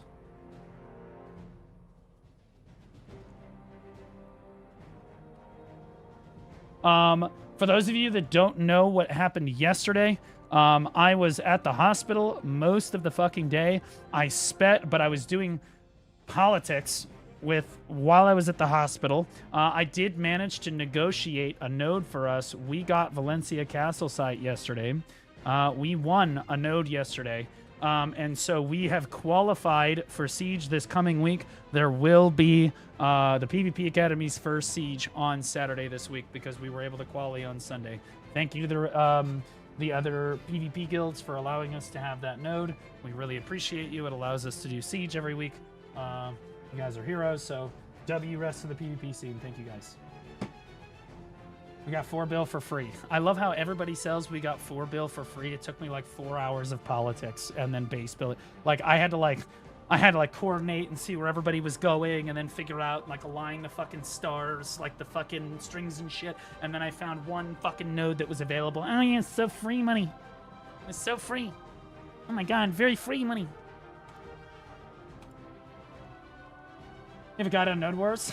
Or what having a node even means? So having a node, so to be clear, that happens to be one of the biggest nodes in the game because it's an uncapped 85-man node. And so my players, everybody that yesed up for war, which was 85 people, got, or was it 80 people? It was 80 or 85. Everybody got 4 billion silver. Everybody also got a drop rate buff. AP against mobs 10, drop rate 10%, my life skill mastery 50, life EXP plus 30% for the next like 3 days or whatever. So yeah, we got Giga, but those buffs are less important. What's really important is that we got our qualifier for Siege. I didn't care what node it was, we just needed a quali for Siege. Now let's see how this fight is going here. Oh, looks like our team won. We won! Guys, it worked! Look, I don't want to say that I will have a 100% win rate. Okay? But we might have a 100% win rate. Okay. We went down, but our team won, baby. Let's get it. Great job, guys. Great job, my team. Great work, guys. I'm a big fan of you, Blue. I watch your Calais videos in the mornings with my coffee. You're awesome, and I appreciate you, even if you're bald. Okay, buddy. Yeah, we would have had another Hercules video, but Note lost it like a retard. I reacted to it and everything. It's okay, though. 1-0. I am 1-0. Are you at all interested in racing games? Forza Horizon 6 game. Oh god. Oh god. Oh god. Oh god. Oh god. Oh god. Oh shit. Yo, we lived. Oh shit. The guilds are fighting each other now. Meslo, thanks for your prime sub. Appreciate you dropping it here, brother. Okay, guys. So a lot has happened since I've been able to be live. What do we want to talk about first? What do we want to talk about first? We got a lot to talk about.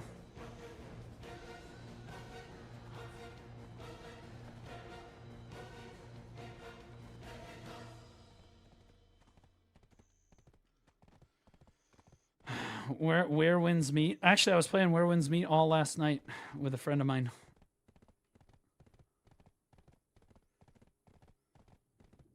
Bro read my question halfway through and then didn't reply. I did not do that, bro. What do you mean? / user at Lavrent. Run Blue. I can't believe I actually horsed through that without fucking getting knocked off. I was so proud of my guild tonight. I'm going to be honest with you. They did so well. Oh, right. Forza. Sorry. I'm Dory. I like racing games, but I think the next racing game I'll play is probably the pod racing game. I really like Formula 1, and I like Star Wars. So, like, the pod racing game that's going to come out this year for Star Wars, I'll probably play. And then maybe the next Formula 1. I have a wheel. If you guys want me to, I can set it up. I've got a wheel and a pedal. It might be cinema to watch me do a racing game for funsies. You know what I'm saying?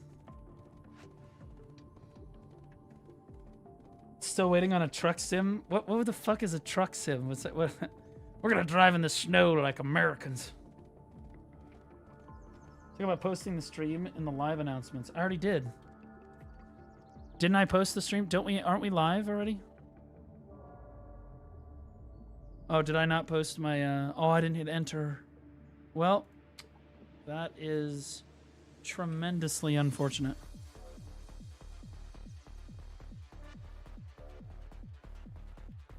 Whoopsie. I guess I'll just change the announcement now. Unfortunate. Okay, I gotta get some water, guys. And then we're gonna talk about all this shit that's happened.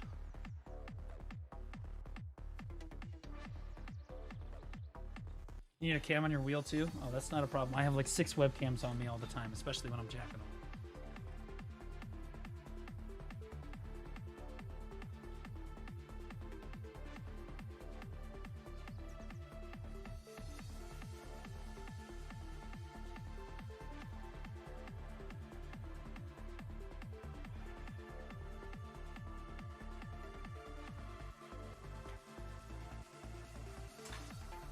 Talk about, oh no, Jay, Lucy, and I were talking about playing Forza. You should join.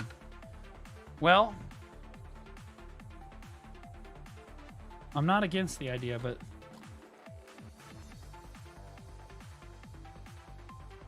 I don't know. I gotta make sure I can just like be live for my normal stuff first.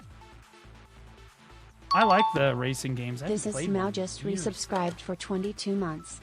I think the last racing game I played was F1 2021. And then before that, it was like for the GameCube. This is Mao. Welcome back for 22 months, man. Appreciate you. Grind for an hour using the steering wheel as the controller. Nah, people will just farm me. Yo, what guilds? Can you guys? Does anyone know what guilds? What Cackle? Cack is? Whatever that fucking guild was that we were fighting. I don't know what alliance that is. I don't know what guilds that is.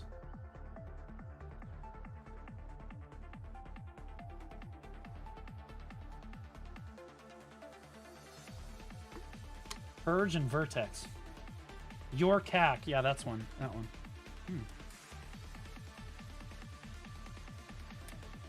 I'm not gonna lie. We kind of fucked. Dynasty felt a little stronger than us for sure, but we could hold them. I think that I'm going to be honest. I think this week's going to be kind of cinema. I'm not going to lie. I think this week's going to be kind of cinema. I don't know if we're going to have a fight tomorrow. That's kind of up in the air, but we'll see. It will depend. Why do I have 89 messages in the fucking editor chat?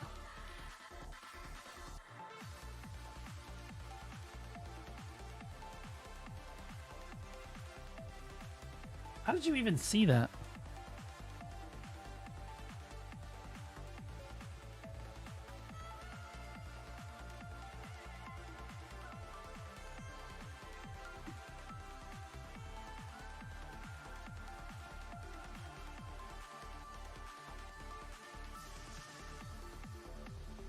That's fucking crazy.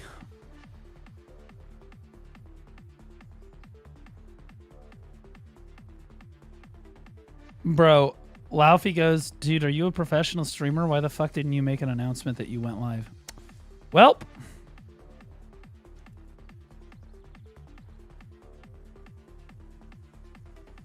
Okay. Well. Okay, so what guild was, so there was UCAC. Fucking, what was that other guild that put Kraken? Who's Kraken? What guild is Kraken? What is that?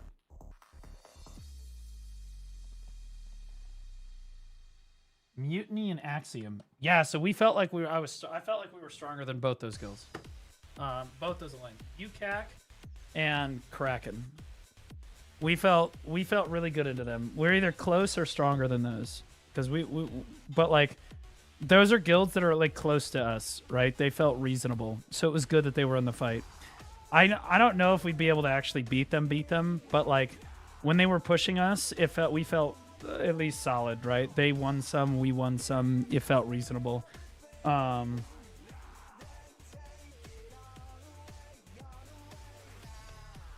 York, Kakin, and Velvet Shade were the enemies. Yeah, I understand. I just don't know who's Net Slum. I didn't even see them. They must have been playing defense. We got base locked. Who's we? I love how everybody in the Poly Discord was like, we need to let Velvet Shade and PvP Academy fight. And then both Velvet Shade and us at the start of the fucking war are like,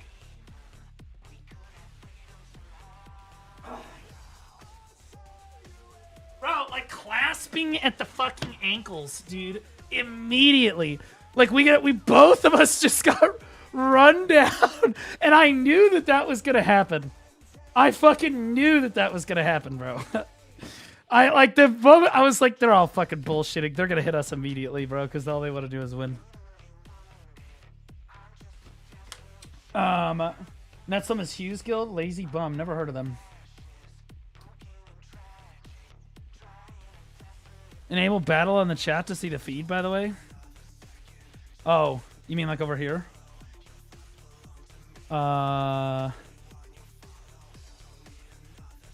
Battle. Okay, that way you guys can see it during war too. Tenon, who the hell's Statistic? Oh yeah, so I felt like they were hitting you guys, and I felt like they should probably have hit Velvet instead. Because we were getting hit from the get-go. The moment the war started, we had two guilds push us. They were literally on our base. We just spawned in.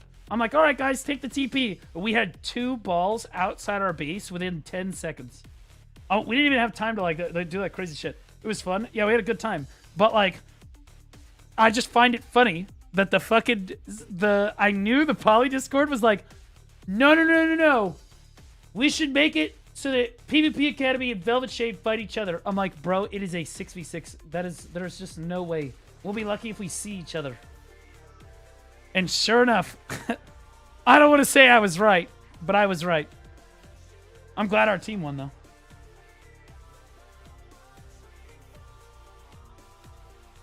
Velvet died first. I know. It's because we played better. I don't know what Velvet's base looked like or where they were positioned. I don't know. Was Velvet forward or backward? I felt like you guys put them back behind. I don't know though. Could be wrong about that. We did a great job of defending, considering we had 4 guilds hitting us basically on repeat. Let's see. Well, actually, that's not true. We had Yorkak, Dynasty, and Kraken hitting us repeatedly, basically the entire time. Statistic, like Flex Team, hit us once, and we wiped them. But we did see Statistic once. I posted some product in your meme channel in your Discord. Let me know if your players need any. Okay. Let's just prepare yourself.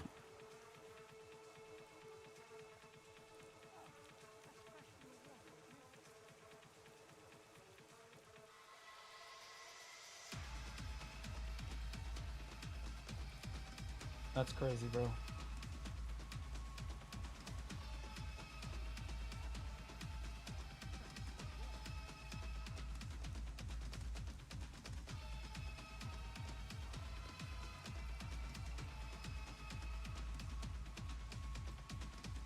I'm using that for later. Not even ribbed. I don't know if they're gonna fit, to be honest with you.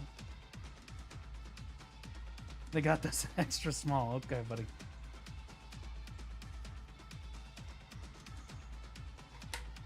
Are you and Laufey dating? No. I would never be so lucky. Lobo__ just gifted 2 subs. I'm pretty sure she doesn't have a penis, so she's probably not attracted to me. That's all it is. Lobo, welcome back for 2 months. Appreciate you, brother. Thank you.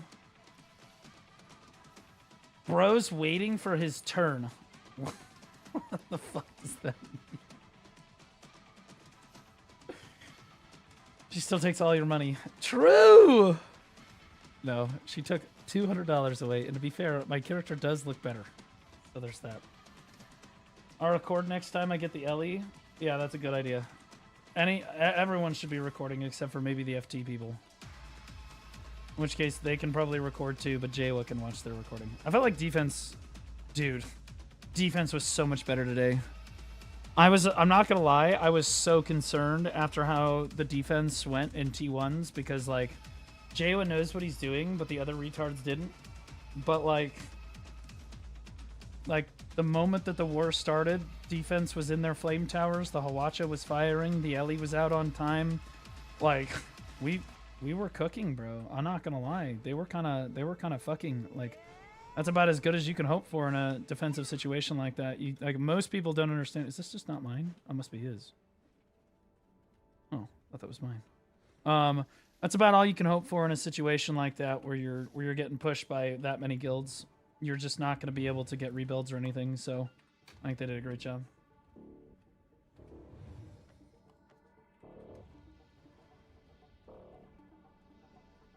Not put in a position where I had to fight to the death on the Ellie.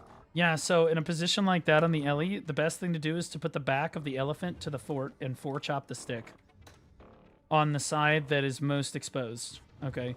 Because then, and I can show you in a VOD review, like exactly where the Ellie should be standing. You were a little off, but you were close enough that it was Giga.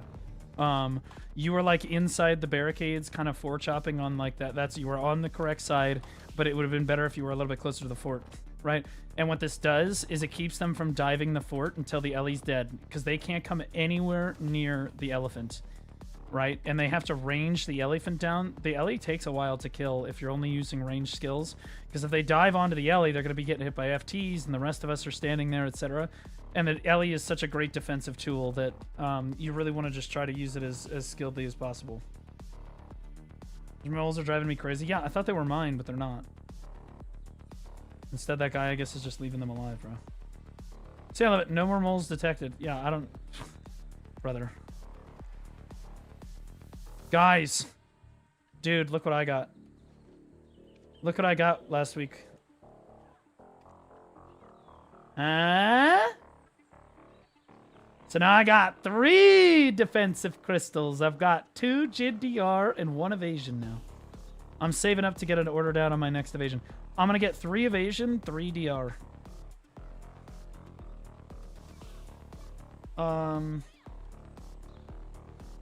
Do you force the defense team to watch Full Metal Jacket? No. No, but they did a lot better this time. And the Ellie was surprisingly good, all things said and done. So I think I am optimistic for the remainder of the week where we're gonna iron some stuff out. We're gonna iron out comms. We're gonna iron out flex and stuff. I think cross comms will get ironed out a little bit. I think Lucy was a little confused as to what exactly needed to happen.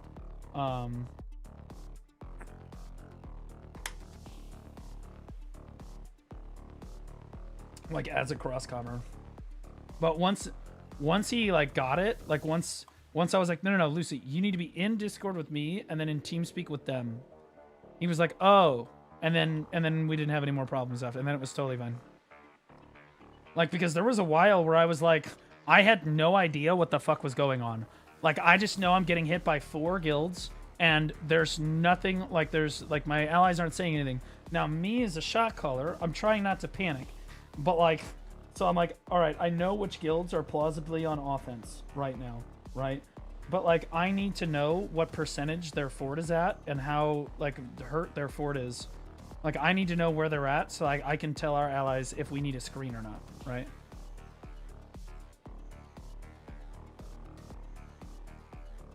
How do you make money with alchemy? You make spirit perfume elixir, no shit. Spirit perfume elixir is giga, brother. I'm just fucked up trying to get Flame of Despair. I had to order down for like a month. Of despair?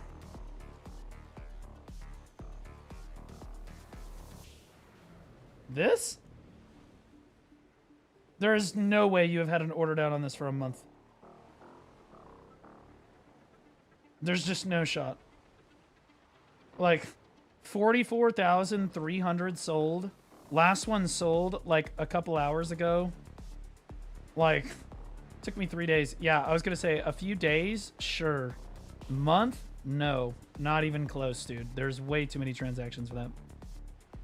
And to be clear, this is a super easy flame to get. You just go to Turos, you can get like 5 to 11 embers an hour. Like, it's a Turos is a solo spot now, so you can go just solo normal Turos. What up, Kalia? Yeah, we had our first node war today. It was crazy. It was literally insane. Well, we had our first construction node war, which in my opinion is like our first node war. I don't know who chose construction this week, but thank you. I don't know which guild chose construction or who the fuck's decision that was, but I do have something to say to Pearl Abyss though, specifically, because I have some feedback on behalf of the PvP scene, and I'm hoping that the PvP scene will back me up on this. Because like they have all given me the exact same feedback to give Pearl Abyss when I was live, so I'm probably gonna do this a few times, but this will be the first time I explain it. Digi the goats? Okay, so Digi chose it. God bless him.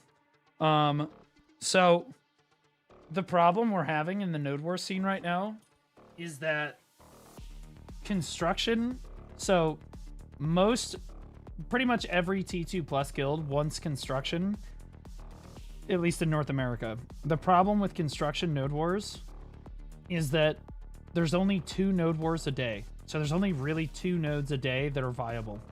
And so there are simply not enough nodes for all of the guilds to qualify for Siege for the week, which is a serious problem. You can see there's only like 1 node on every single fucking region, basically, every day. Okay? Like, and that's really bad because people can't fight on Uncapped, right? So like Uncapped is off limits. Adania and Valencia are basically fucked. If they want to keep just 2 uncapped nodes, that's fine. They don't need to. But they need to increase the number of capped nodes that they've got for like the T2 scene, not the T1 scene. The T1 scene, in my opinion, should be construction, but whatever. I'm not talking about T1s. I'm talking about the step up to T2s, like the capped node wars. 1 node a day or 2 nodes a day is not enough. Like guilds physically cannot qualify for Siege. And so the reason that occupation is chosen sometimes is not because like people know that they're basically just taking a full week off. They don't get to node war, but like they just don't have enough nodes on construction to actually like take a fucking node for the week. So again, Pearl Abyss, please add like 2 or 3 more nodes a night, like at least 1 more node on each region so that guilds can qualify for Siege. I understand that before there were too many nodes and that so you just listen to feedback, okay, because I'm old enough to remember this. You guys were just listening to feedback. We told you there were too many nodes, so you just like wiped every node off the map, which was okay. But now, Tootsie there's a _ little just too much. resubscribed little for too 2 much. months. We just need, like, in my opinion, one more node on each region per night would be great. Okay, so like for example, if there were 4 nodes on Tuesday, 4 nodes on Wednesday, 4 nodes on Thursday, that way guilds can qualify. Right now, you guys saw what happened tonight. We had 12 guilds place on the same node. The reason that we have to do that is because there's no other node for us to fight on. There's literally nothing else that we can do. The only option is this 35 man, right? The option for Monday, like here, this was a 45 man, so they had a fight here, but like most of our guilds can't pull 45. I mean, we can pull 45, no problem. But like the other guilds couldn't, so the only option that all of these guilds had to fight on was this one, and that means out of 12 guilds, only one of them gets to qualify for Siege tonight. Does that make sense? Hey, good fights, Orzekia. Great fights to everybody. We all had a great fucking time. Win, lose, draw. I think everybody had a good time. I think Censored was on our team, if I remember correctly. We won, baby. Great work. In the macro strategy, we trust. I got you, brother. When you're on my team, we play to win. We play to win. Sorry to ask. When you said, why did you say go for Sovereign offhand first after Awakening Weapon, and not the main hand first after the Awakening Weapon? What am I missing in your guide? I'm sorry to ask if you're bothering. No, Mata. I think that you misunderstand the guide. I said go for your Awakening and main hand Temple first. One just resubscribed for 15 months. The offhand should be the very last Sovereign weapon that you go for. You should go for it around 720 to 740 gear score is generally when you're over 309 AP is when you can first start looking at it. So 309, 310 AP right in there. Okay. But you really can't, like, with all of your early black stars that you get, you should be using most of those black stars to just get your sovereigns on your Awakening and main. Depending on, if you're a Succession, you get the main one first. If you're Awakening, you get the Awakening first, and then just go ahead and sovereign the other one when you're able to. The last sovereign that you acquire should be the offhand in basically every case. Now, there are situations where you end up with a Pen Black Star main hand, you're playing an Awakening class, so you have a Sovereign Awakening, you're already 720 gear score, in which case, yeah, go for the Sovereign offhand. Go nuts. And then go ahead and pick up the main hand last. That's fine. Because the Sovereign offhand at that point is, I mean, it's going to help you, right? But like generally speaking, the order in which people pick Black Stars up, it's better to just get both the Sovereigns for the main and the Awakening. Yep. Okay, this is Black Desert. No problem, Mata. I was Awakening until I got my main hand on accident. Then I learned Suck. Yep, there it is. Blue, I'm going to China this year. Wait, really? Start a timer. The Blue reads this. Naz, I read it, bro. I love you, buddy. I might end up going back to China later this year, but I can't say anything about that quite yet. We'll see about that. So you need to DM me.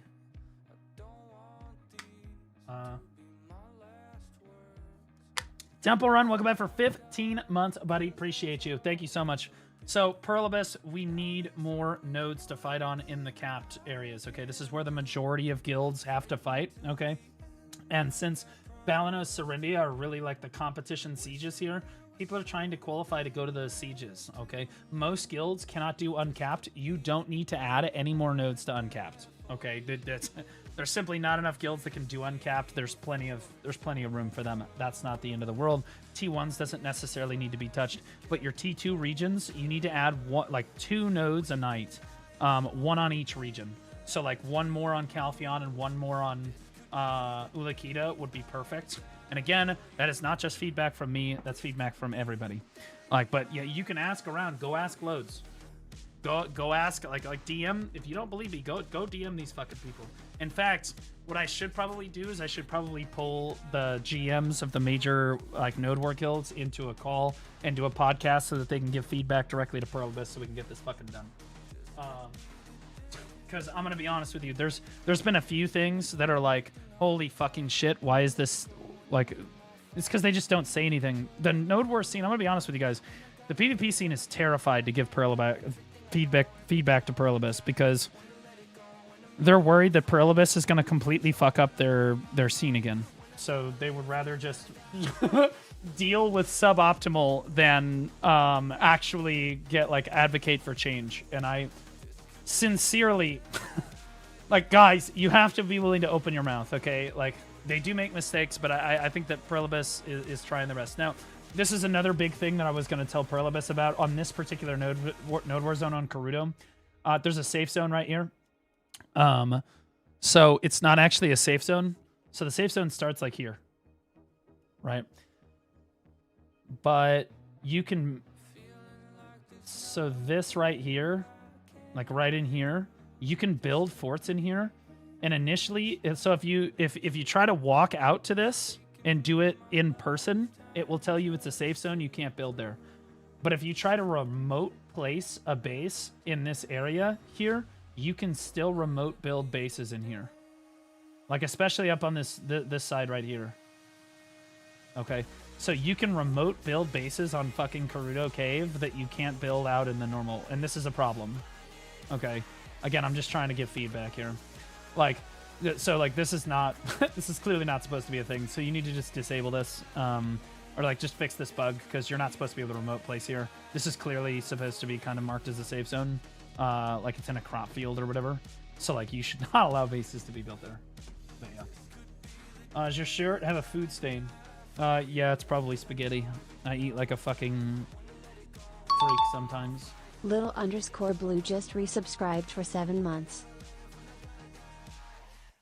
It's a shirt of life of a man living life to his fullest. Can you guys fuck off? Okay, look. So I don't have a girlfriend, and it's obvious. All right, what do you want me to do? Little Blue, welcome back for 7 months, man. Appreciate you. Greeting from the Fatal Guilds. Yo, Juan, GG. Yo, who's in the Fatal Alliance? Who is that? Who's in that guild? GG's, brother. I'm glad we won.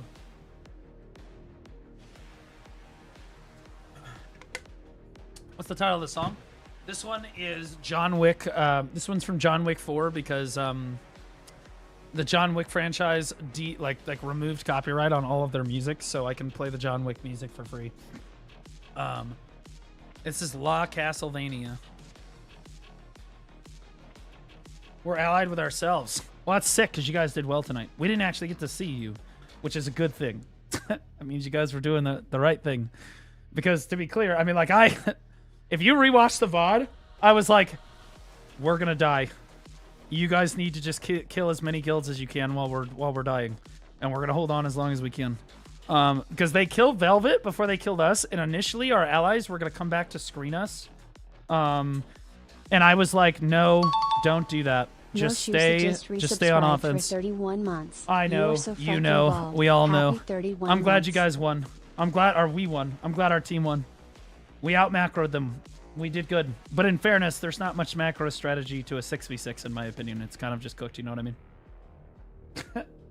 It's kind of just cooked, right? It's the fucking Alamo up in our base. It was the fucking Alamo. Remember the Alamo, bro. We're the only guild on our team to die, to be clear. But you got to understand that everybody always thinks that the 6v6s are super snowbally, so if one guild goes down, then all the other guilds die immediately. That's not what happened here, and I knew that that was going to happen because we're a lot closer. The teams were reasonably close, right? Like, Velvet Shade went down very critically about 5 to 10 minutes before we went down. And that bought our team time to go hit one of the guilds that was hitting us, and they got crazy damage down, which gave them the tempo advantage. When we eventually went down, they were able to just swarm that second base. And then eventually there's enough guilds left that they can screen and keep killing bases. It was very good.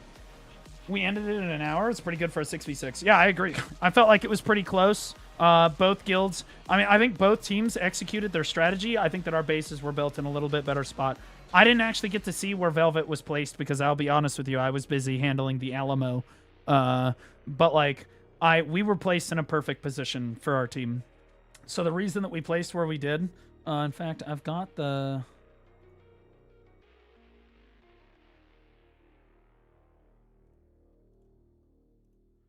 All right, let me explain the strategy here. So, I know that the PvP Academy is the weakest guild on this node, probably, right? Or we're bottom 2 to 3, right? That's what I'm thinking. And everybody knows that, which means everybody's going to attack us, okay? Velvet was all the way south. Yeah, see, we took a different approach, and that's why we won. See, what most guilds... I'm going to explain this to you because I'm going to be honest with you. Part of the PvP Academy is me explaining to the PvP scene. Normally, back in the day, I would never explain something like this. Most guilds would never explain this to you because they don't ever want you to know or figure out how to get better as a guild or in macro. Let me explain to you my thought process and why we did what we ended up doing on our north side. So you're telling me that Velvet was all the way in the back here? That's why they lost. So this is their side of the node, guys, okay? And it's really, this fight boils down, there's 6 guilds on each side, but this fight boils down to who the weakest guild on each side is, which is Velvet versus PvP Academy, okay? And so you would think that in order to protect your weakest guild, you want to put them all the way in the back, right? And the answer is actually no, you don't want to do that in a 6v6 like this, okay? The reason that they lost is the same reason why we ended up winning. We placed us very close to the front here, okay? And a lot of people would consider that too close to the front. Actually, I think we were like right. We were like here. We were like here. We placed one guild here and one guild here. Okay, this was Cotton. Very importantly, this was Cotton and this was China. All right, these are the 2 strongest guilds on our team. Okay, so this is like 1 and 2 basically on our team. Seals is really strong too. They were over here, but this is the positioning that mattered. We also had Fatal behind us. That was in an effort to get them to offense, but we're not going to talk about that right now. Okay, China number 1, that's right, baby.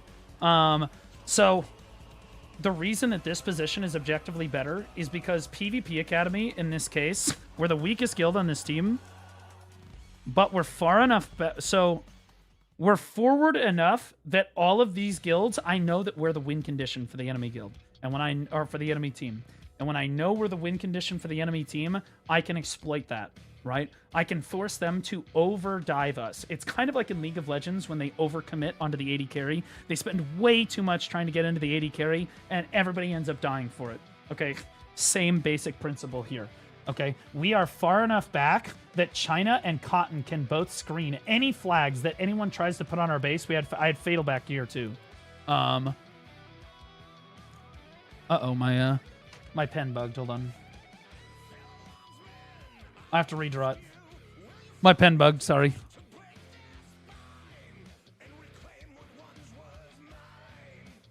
Okay. So we're like here. Fatal is here. Cotton's like here. China's here, right? Roughly. Actually, why am I doing this? Here. See? You can see where we are on this map. If you guys can't see it, that's where we are. You'll notice that we are positioned forward enough that we present a target to the enemy guilds, okay? So all of the enemy guilds, the Dynasty, Kraken, the U-Crack, all of them are like, well, they don't want to hit China because China will fucking kill them. They don't want to hit Cotton because Cotton will fucking kill them. They don't want to hit Seals because Seals will fucking kill them. Censored and Fatal are hittable, but they're much further back, right? The obvious target here is the PvP Academy, but we are in set, okay? So we're set a little bit back from both China and Cotton, which means that if anyone tries to place a flag right here, Cotton just immediately kills it. Or China, but in this case it was Cotton screening for us, right? Because Cotton is spawning min distance from our base, okay, and running over to screen for us, right? No flags are allowed to hit our fort. Okay, and so what that means is every time they get wiped, an enemy guild gets wiped, which is frequently, they have to spawn at their fort, which is way the fuck down on the other side of the node war zone, pull their horse out, horse all the way back forward again, dismount, and then push our base again. That's difficult to do, and it means that your pushes are really far apart. Okay. Also, it means that Cotton, again, is just respawning, and since Cotton is stronger than all these guilds, they're just running around our base, just killing everything. Frequently. Right? Super frequently. And what it means is they can't get tempo down. And so the reason that this enemy guild died as quickly as Velvet died as quickly as it did is because you put them way the fuck back here. If you put them anywhere back here, then all of your strongest guilds, which you put out in front, cannot screen quickly enough to save Velvet. Okay? So we can get flags down on Velvet Shade because you've basically put us in a position where if your strongest guilds are out here and Velvet's in the back, we can just put a flag right here. Okay, so if our flag goes right here, then your guilds have to go way out of their way to kill that flag, versus Cotton, which is just spawning up and running straight over to your flag because there's just nowhere to put a flag there, right? So in a crazy way, us being literally right on top of like the front line there actually helped us survive longer than Velvet did, because Cotton was able to get to our base and screen us better. And Cotton is an experienced guild. I trusted that either Cotton or China would be screening us. I told China to go to offense, though. I said, you're our strongest guild. You need to be forward. And so it worked. It worked. And again, Velvet's just too far back. You can't help them. In a 6v6 like this, theoretically, it should stalemate. If all guilds place min distance from each other like this, then anytime a guild falls behind, the other guilds can screen immediately and keep flags from going down. So theoretically, no one should ever die. But in this particular case, there's too much of a power gap between like PvP Academy and like Statistic, for example, or between China and Velvet Shade. And so like those guilds can just die too quickly. Right? So it's how well can you protect your weakest link. The chain is only as strong as its weakest link. And in this particular case, PvP Academy happened to be stronger than Velvet, not because we're necessarily a stronger guild, but because our base was placed in a better position. We played defense better than they did. I didn't get to see what Velvet did on defense, but we definitely played defense better. All things said and done. I don't know how much stronger China is than Statistic, or if Statistic is stronger than China. I don't fucking know who's stronger. I'm not gonna lie. I have no fucking idea. But like, at the same time, I felt like the team was fairly balanced. I feel like the enemy team just built their forts in the wrong position there, right? Defense played out of their minds. No, you got to understand, it's everyone.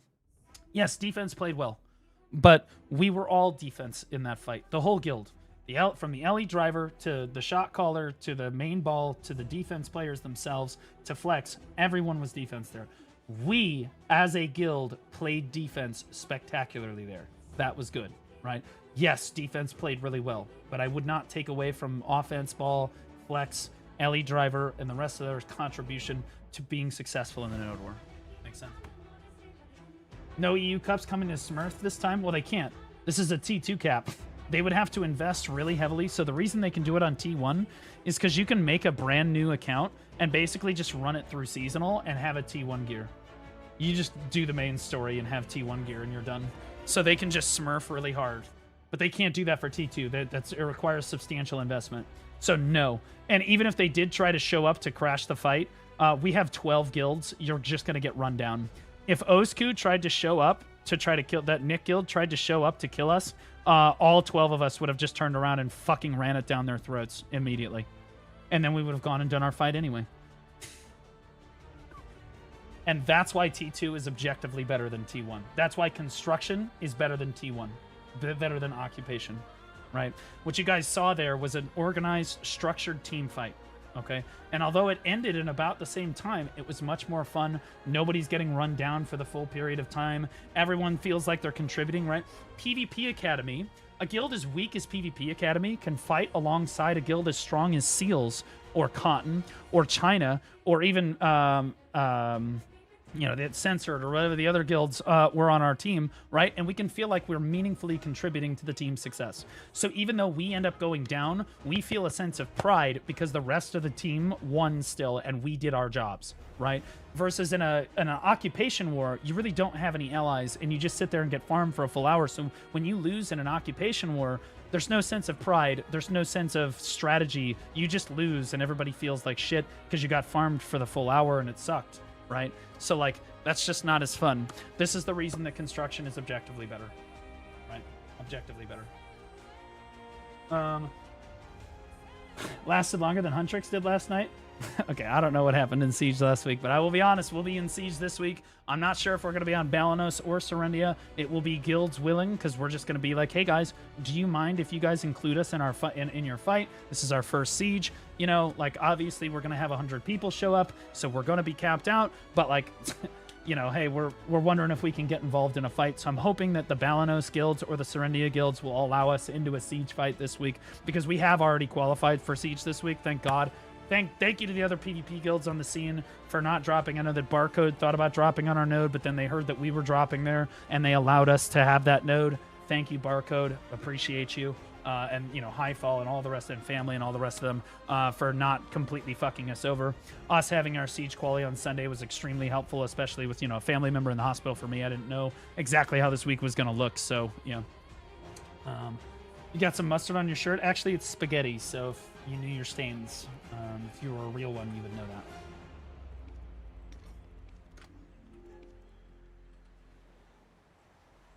Okay, let's put our music back on. There we go. Ah.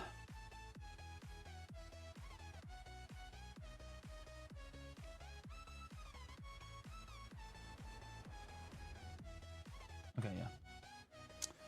All right. That's ketchup, motherfucker. It is not. It is meat sauce. Technically tomato sauce that I added meat to because it's cheaper. Video react? Yeah, I'm down to react if it is fine. With the same shirt from last stream? No, I almost never wear my white shirts on stream. I just forgot today. I was in such a hurry. I'll be honest with you. The reason I was in a hurry is because I don't know. So today I woke up and it was pouring down rain outside. Pouring down rain. And I was kind of feeling it. You know what I mean? I was kind of feeling it. So wait, what is this? Watch, earn you a Twitch drop. That must be new. Anyway. I backed the Mazda out of the garage so that because it was really dirty. And I was like, I just backed it into the driveway so that it could, you know, the rain could wash it off. And it was thunderstorming. I got my lawn chair out. I got a beer. I put Basil's bed out there. I gave him his bone. And I just sat there and watched the rain while I pet my dog, drinking a beer. It's really nice. Super relaxing.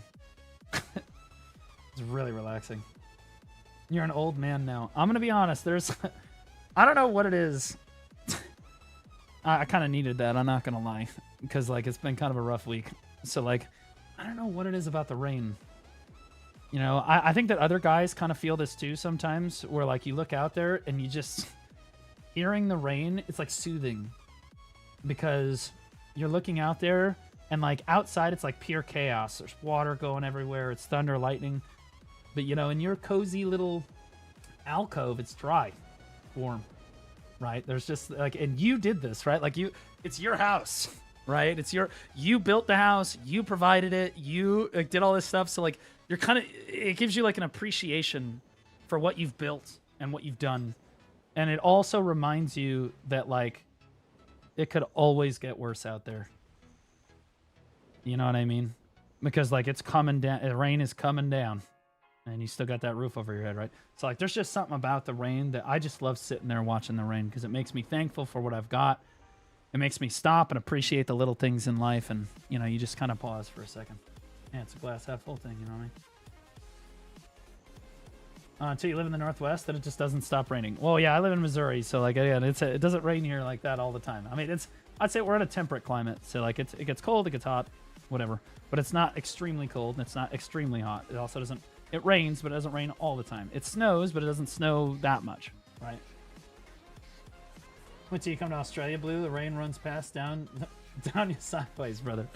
Yeah, I've never been to Australia. I've kind of wanted to go. I think Malta's down there. I'd have to visit Malta for sure, man. I owe him a dinner and a drink or something, for sure. I'd like to visit some of my Australia. I'd also like to visit Scarlett too. I haven't seen her before. 18-hour plane ride though. I don't give a fuck about the plane ride. I'll be honest with you. I flew to China. I flew to Europe. I've flown all over the fucking place. Doesn't bother me none. There's a new player, Full Pen Tuvala, still in season with my character. I just finished the main story. What should I prioritize next? Getting into the PvP Academy. Guys, if you want to apply to the PvP Academy, we are still messaging people on the waitlist. So Flapjack and Lucy will still message people on the waitlist, but the best way to get into the guild is to just join the Discord. Oh, I spelled it wrong. Join the Discord and message Flapjack, Sniper, or Lucidius in there. Those are the recruiters, and they'll be like, hey, yeah, we have a spot right now. We can get you in. Or, yeah, we're about to have a spot in the next couple of days. You know, we're going to get you in, like, right away. Like, we're cycling people really quickly, because people are going as people become experienced enough, guilds are poaching players, which is what I want. I want that to happen. That's the whole fucking point of the guild. We've got like entire friend groups that will go to various guilds and stuff, and they're being picked up for either T1 guilds or like Highfall. I know took a number of people, and then like, you know, like they're starting to pick people up. They're starting to go, which is good. That's the whole purpose of the guild, because that helps me cycle people more. So if you think that, oh well, I can't get in, you absolutely can. I'll have a spot for you. You might have to wait a few days, but you're gonna get in. How long is the wait list? Well, it depends on how persistent you are. If you DM them and they've got a spot, boom, you're in. Boom, you're in. They might tell you a day or two, right? But like, it might be maybe a week at the most. But like, I would imagine that like normally, if you DM them, that's the fastest way to get into the guild. If you DM them directly, they're like, okay, yeah, this guy's in the Discord. This guy's already ready to go. You're in. How long will the PvP Academy be around? We will probably finish at the end of August. Toward the end of August. I'm gonna ride it through the Heidel Ball. The Heidel Ball is at the end of July, much to my dismay. Normally it's in June. But because the Heidel Ball is at the end of July, what will happen is I will ride that wave from the Heidel Ball, because inevitably we're going to get a bunch of players, right? And I want the PvP Academy to be around to potentially teach that surge of players. The whole goal of this guild is to inject the PvP scene with enough players that they are set for the next 5 to 10 years. They'll be okay. That there will be enough PvPers in circulation that they can teach the next generation themselves, and I'm not required anymore. My goal is to make myself obsolete by the end of this drill, or by the end of this endeavor. But like, yeah, it'll be toward the end of August. It'll come to a close. I don't think that we're gonna have to kick anybody after the 3-week period. I thought that we were going to have to, but the reality is, I think that a lot of people are getting picked up already, and if people need a little bit more time, I'm more than happy to give them. I'm more than happy to give them a little bit more time to like learn the guild and stuff. And some people, I'll be honest with you, they're making a lot of friends and stuff in the guild. And we ran a drill the other day. You know what? I'm gonna explain it now so that you guys, if other guilds want to try to run this, you're more than happy to. But I'm gonna tell you right now, this was the drill of a lifetime. The reason why we performed better today was because of this drill. Okay, so starting out, I pinged the entire guild, and all of this had to happen off stream because, I'll be honest with you, people would stream snipe and completely ruin it for the guild if I had run it while I was streaming. So, had to happen off stream. 1 second.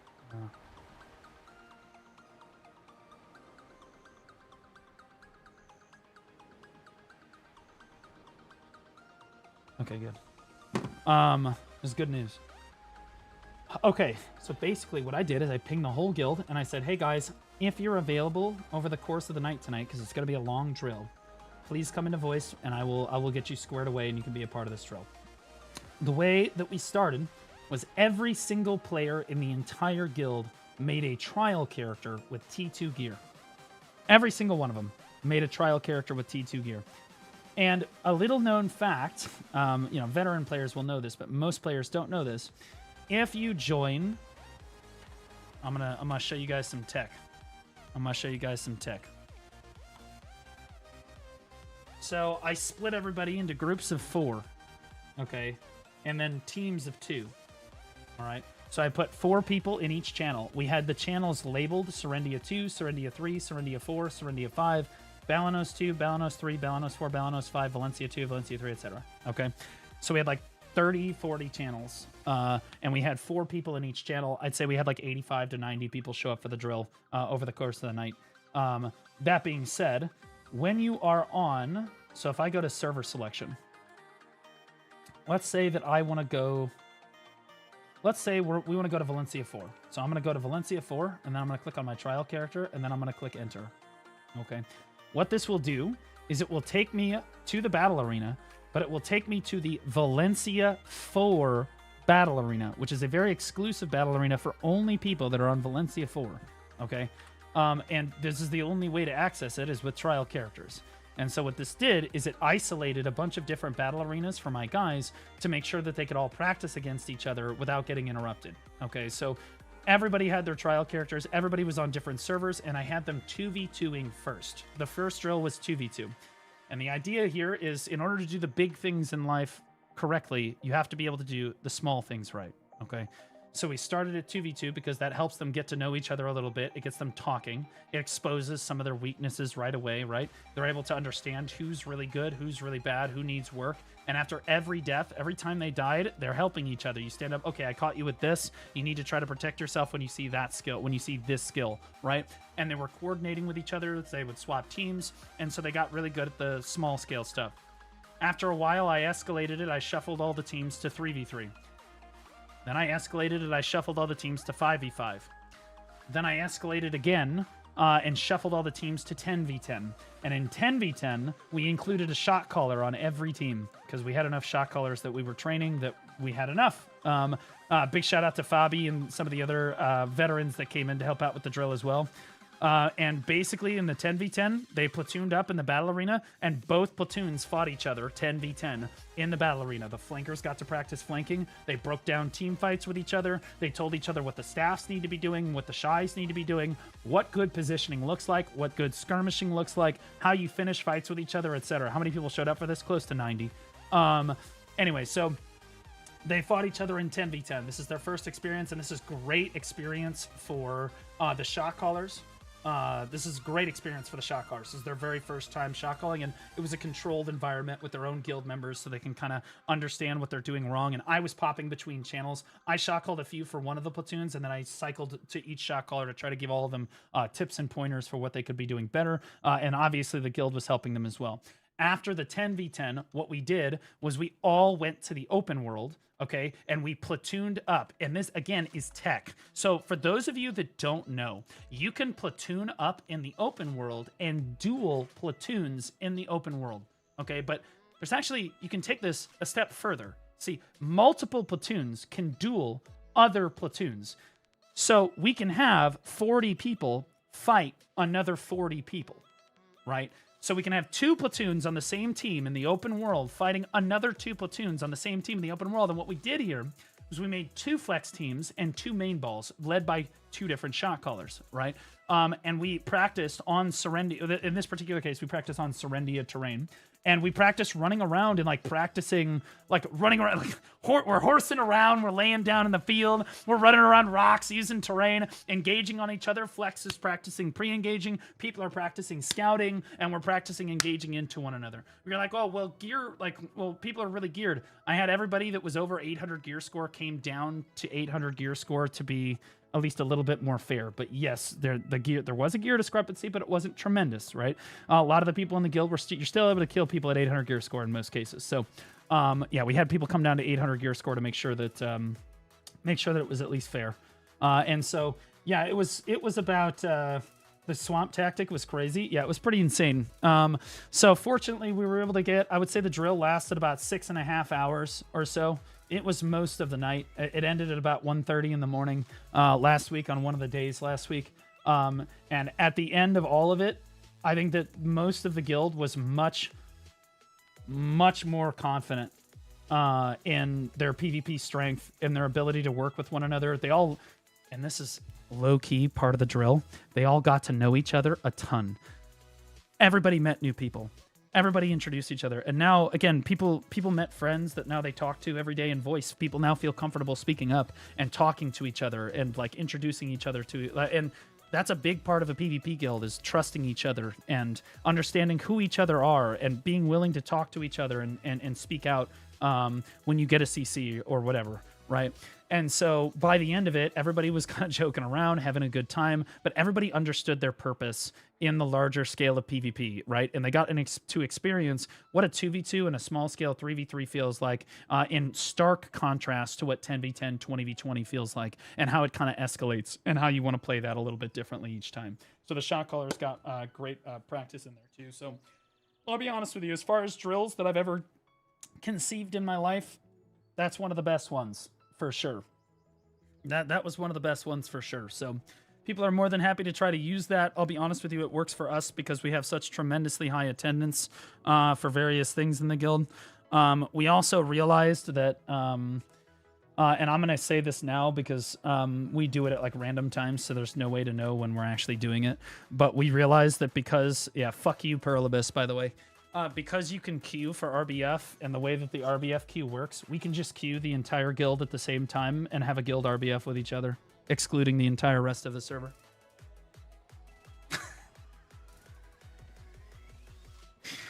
So we had entire RBFs of just reconstruction and dismantled. Just because we can queue, we can fill 2 full queues. Holy Monopoly, yeah. We can fill 2 full queues of just our guild. Okay, it's only 40 people per RBF, and if we have 80 people show up, we can basically fill 2 full queues at the same time. We just absorb every single slot in the RBF. Told you it's possible. Yeah, we made it work. We made it work. It was my idea. Just to be clear. I was like, now hang on. Wait a minute. It worked. It worked. And it helped people play around each other because of the point totals above people's head. It actually had this crazy effect where because of the point totals above people's heads, my guild figure out who the best players on their team were, and then they started playing around those players. It got to a point where I had like 800 to 1,000 points. And like, I'm the reason my team is winning, right? Which sounds crazy, but I promise this happened. And my entire team is just around me. If I got CC'd, I'm not joking. It was, get down, Mr. President! Like, it was absolutely nuts. I had like 4 grabs come out. Everyone's throwing CCs. Fucking crazy. And then I get back to my feet, and as long as I'm alive, I'm just blasting them. Right? So they would grab somebody and be like, Blue, I grabbed somebody. I'm like, I got it. Boom! And I would just nuke them, right? Because I'm playing my DK. I would just nuke them. So like, then they felt like their CCs and their contributions were worth it, right? Because I could soften them up. I could do like 90% of their health and like 2 skills. So they were still getting some kills, and they felt like their CCs were worth a shit. And they started to learn how to play around some of the best players on their team, right? They also realized who in the guild they need to be watching out for, so they understand like names, nameplates and stuff too. It was crazy. This story happened. It did happen. I promise. It did happen. I do promise that I do know what I'm doing on DK. I'm not the best, but can you suck yourself any harder? I'm just telling you what happened, bro. I don't know what to tell you. I was just using myself as an example because my team won the majority of times. I just be honest with you. They tried and failed to beat my team like 7 times. I'm like 6-1. It was awesome. He was lying. He only had 1 point. Okay. Yeah, show me the screenshot. Show me the screenshot, Swaggy. Swaggy, I suggest you turn your attitude around right now, or the first time that we own Balanos and Serendia, I'm not going to do Crocs with you on this huge boat and make it super easy for you to get your blue gear. You better change your fucking tune right now, brother. I want to see a full 180.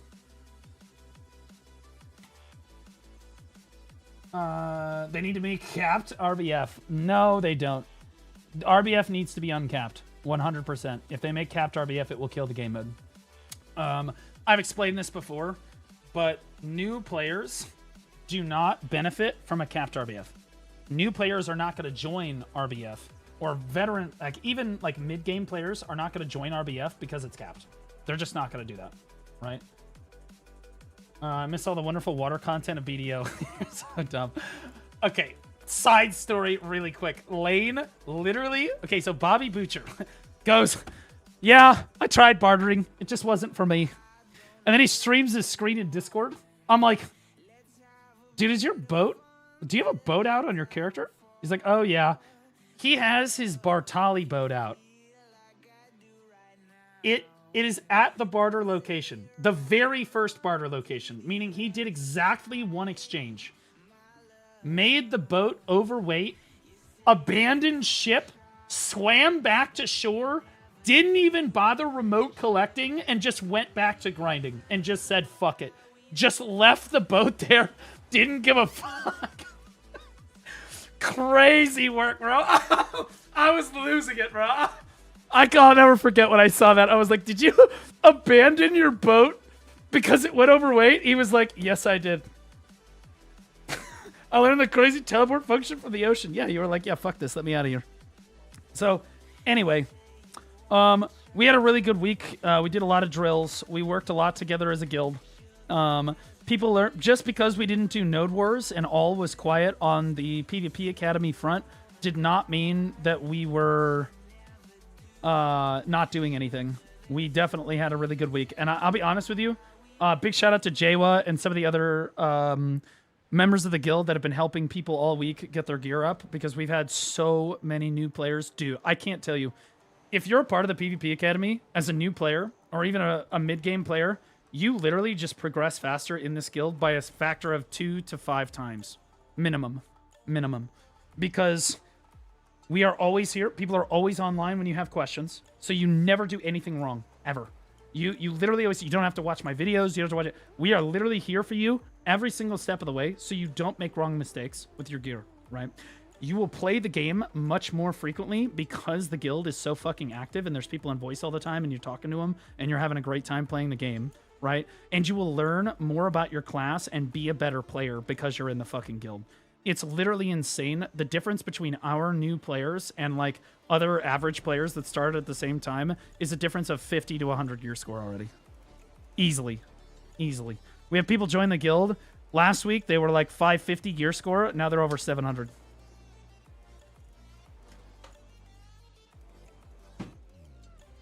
It's not for the PvP requirement for PvP Academy requirement for construction to work properly. Do you think construction is better than occupation? Way better.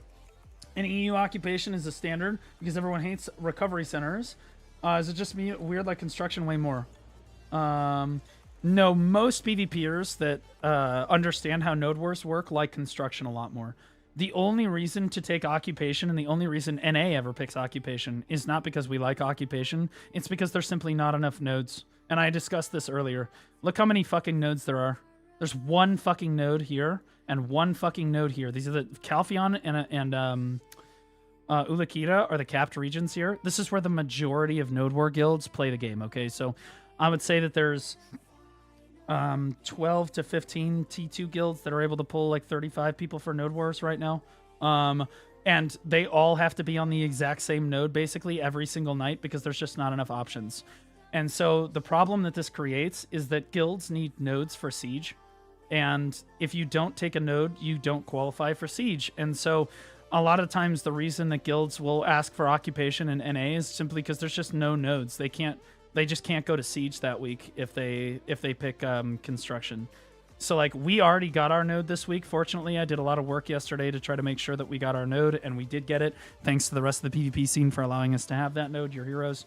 But like it's just really hard. So again, a big shout out to Perlibus. Please give us at least one more node on each region on the capped node wars. Otherwise, guilds just cannot fucking qualify for siege. Okay, like we legitimately, if we just had like 2 more nodes a night, one more node on Calpheon, one more node on Ulakita every night, there would be enough nodes for everybody. It would be okay. But the problem is there's only one node on each region per night, and it makes it extremely... Even if you have to repeat nodes, I'm going to be honest with you, nobody cares. If they just want to repeat nodes, like they do Kurudo Cave twice a week, like Monday and Friday, nobody's going to care about that. Just enable 2 nodes a night on each region. That's totally fine. You don't need to make new node war regions. You don't need to slice everything up. You can just redo them each time, and it's totally fine. We just need more nodes to fight on each week. Otherwise, we are fucking fucked. Like, there's just simply not enough nodes. I understand that the feedback before was that there were way too many nodes. Well, now you've reduced it down to 1 node per region. Now it's not enough nodes. Okay? There needs to be at least 2 on every region. Although uncapped, you don't need to touch uncapped. Uncapped is fine. 1 node on each region a night for uncapped is totally fine. There's no guilds that can even fight on uncapped. There's like 3 to 5 guilds, maybe, that can fight on uncapped on any given night. And most of them would rather do capped anyway. Well, that's because they're going to get farmed by digital. I'm going to be honest with you. Like, that, nobody wants to do uncapped because Digi and Erm will just farm you. So, like, it's just really not worth doing. Or Corrupt or whatever will just farm you. Like, so there's, like, and the uncapped guilds have plenty of nodes. Like, they have 2 nodes to choose from. There's only, like, 4 of them. They can run a 2v2. It's not that big of a deal. It's the capped nodes. And again, T1s, I'm not talking about T1s. It's the capped regions. We need 1 more node on each per week. And again, I encourage Perlibus, if you want to reach out to the other guild masters and ask them, I'm giving you their feedback. And I see it now too, because now I'm involved in all these nodes. We don't have enough nodes. That's why we had to do a fucking 6v6 tonight. And yes, it was fun, but there should be at least one other node so that guilds can quali for Siege for the week. That's it. That's it. We're very thankful to have construction back. We're thankful to have 2-hour node wars. We just would like a little bit more nodes every day. Okay? Do you think recovery centers need to be reworked, though? I hear a lot of people complain about body throwing recovery centers is too strong. Body throwing recovery centers is really, really powerful and uncapped. People call it PvEing, zombie. I call it zombieing. And for those of you that don't know, the concept here is that you put on a DP set, or you have like a lot of DP on, and you dive and you run a lot of monster damage, or just like total AP damage, not necessarily monster damage, but total AP damage, with enough DP that nobody can hit you, and you basically just live inside the enemy fort. You just sit there and burn the structures down to 0. People do not like this strategy. And to be clear, this has been a strategy for a long time. People have complained about it for a long time. It's really only a problem on Uncapped. You don't really see this as a problem in Capped nearly as much because, again, they can't just put on DP in Capped. It's not nearly as big. But you try to just suicide onto a base in Capped, we just farm you, right? It's not as hard. But in Uncapped, it becomes a lot bigger issue because people can just put on the DP crystals. In my opinion, the biggest problem with this is these crystals should never have been made. These DR crystals and these evasion crystals are like, they just completely ruin the entire game for so many people. These are just horrible, horrible things. They already had a DP set that was fine. They could have just buffed it or come out with new accessories. These are brutal to deal with. Because, you know, people can just dive onto your fort. It's brutal, right? I went from just over Nymphomere caps to Tenebrum. Fuck those meme bills, yeah. The Tenebrum caps since joining. I'm definitely not carried. Yeah, you guys see this shit? This guy went from Nymphomere to Tenebrum. How long you been in the guild, Issa? Well, like a week and a half? Guys, I want to be clear. We have people in the guild. Not joking. We have people in the guild that are grinding Zephyros Castle. Okay? Talking to other people in the guild who are like, they just joined day 1. They're doing like Desert Nagas or Polys, right? Or fucking base Mirror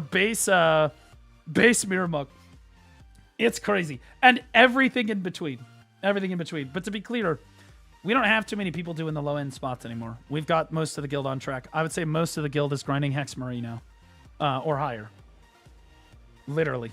Because that's how quickly you get gear when you're in this guild. It's literally insane. It's absolutely wild. Not necessarily because you're getting paid like a crazy amount of money, but because we are just helping you make sure that you're not making mistakes, making sure that your active play time is worth it. You're having a good time. You will play more because you're here and you're playing with us. You're going to make friends. You know, your friends playing the game will make you play the game more. It's literally just that simple. It's always been a recipe for success. It's always been a recipe I've employed in all of the guilds that I've run, but in this one particularly, we're focusing on it. Wait, we get paid? Leadership's going to get paid.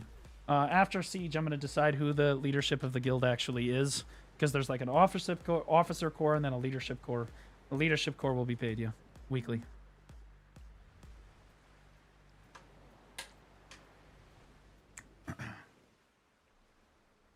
It's exclamation point recruit, brother. If you want the PvP Academy Discord, it's right here. And to be clear, even if you're not in the guild and you want to hang out with the boys, you can see that we have people just sitting in voice. These are all global channels for a reason. So you can just join these channels and just ask questions, hang out with people. You can see there's people doing all kinds of stuff in here. Yeah, so these guys are in the battle arena. I don't know. Swaggy's showing this guy how to do something. I don't know. We got people working with stuff, etc. So there's always people in here to talk to and explain to you how to play your class or what questions you have.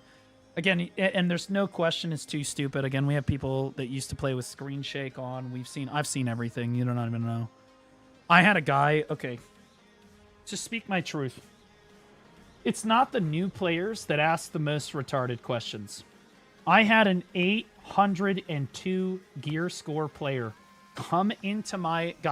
came into voice chat and goes, Blue, why does your horse go to the side a little bit every once in a while? And I'm like, what do you mean? He's like, you're instant excelling like way more frequently than me. And I'm like, are you talking about drifting? He's like, yeah, that. How do you do that? And I'm like, brother, what's your gear score? And he's like, 802. I'm like, brother, you're 802 gear score and you don't know how to drift instant excel? He goes, I just never thought it was relevant. And I was like,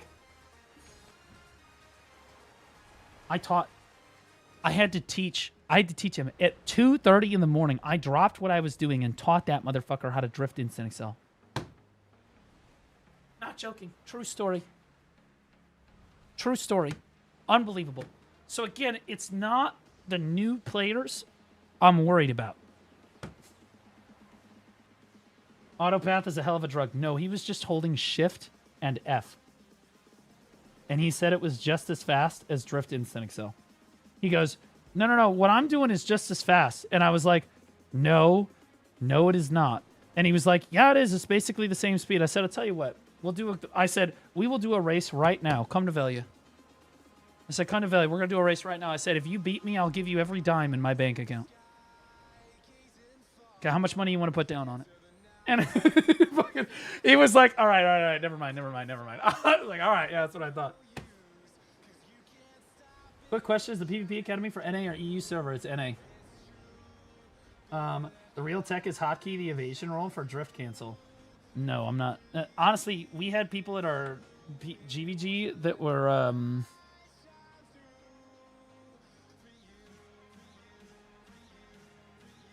Okay, so to my entire guild watching, guys, because I've told them before, this needs to be locked. Okay, this right here, this evasion thing, this is not an iframe in PvP. You look like a complete retard, and it immediately tells the enemy team that you're fucking terrible at everything that you do. Okay, this needs to be locked so that you don't use it, and you should never be using this skill for any reason. I will say that we did have a GVG. We had a setup GVG last week, in addition to all the drills and stuff and the RBF stuff that we did last week. We also did setup GVGs. We fought Pulse and a few of their alliance guilds, and they were great for us. Initially, I was not there because I had shit going on, but we were not organized at the start. But once like Swaggy got people into voice and got people organized, like we actually started winning pushes and like having a good time with it, and we got more kills than we have ever gotten at a fucking GVG. Ever. Which was absolutely sick. Absolutely sick. It was like, I don't know, we got like 600 kills or something. It was awesome. But we got farmed a lot at the start, but then we caught up really fast toward the end. So it was like, I don't know, we went like 100 to 600, and then we finished at like 600 to 1,000. So like we brought it back really hard towards the end, which was really good because we were more organized. So like, again, the guild got a lot better every week. The guild, you guys can see it on stream. It's much more prevalent because you guys don't see like the day-to-day, like working with the guild members. But like, we went to Node War. This T2 looked way better than our last T1. Way better. Like infinitely better. It was a night and day difference. We actually looked like a reasonable fucking T2 guild. I also had to set up TeamSpeak. That's how you know it's fucking real, bro. I'm going to be honest with you. I set up a TeamSpeak. I even used the new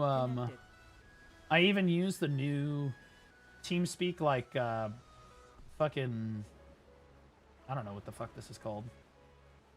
What, the UI that they made for it? I actually really like it. I'm a big fan of it. I love it to death. So yeah, I paid for a server, set all that shit up. It was good shit.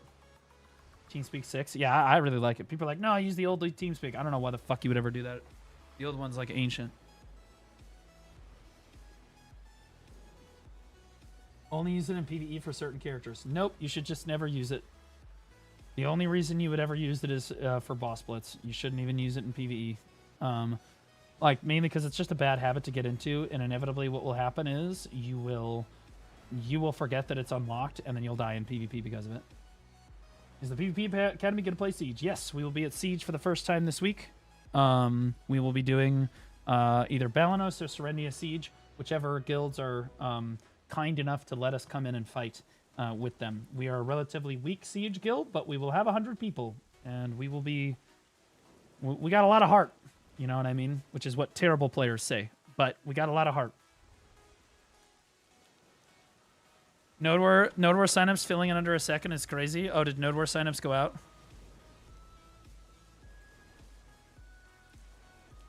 Yeah, so Nodeware signups went out 4 minutes ago, and they filled in about 3 seconds. Bada bing, bada boom. There's my roll. Easy peasy.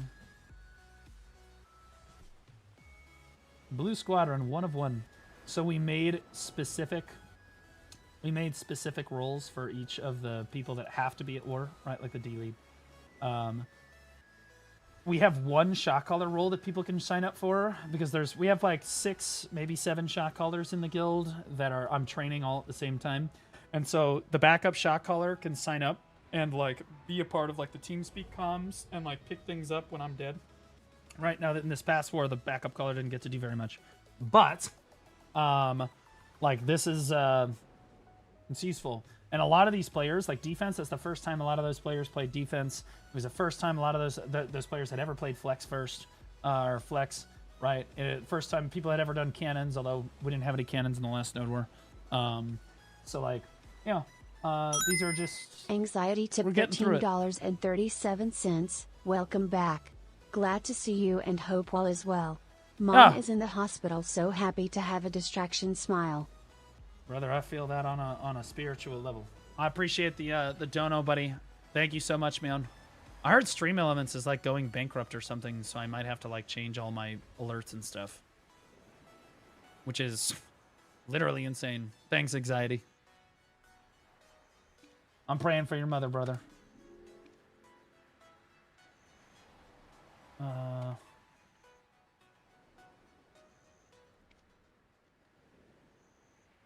Okay, guys, we're gonna do some reacts now. I haven't gotten to stream in a while.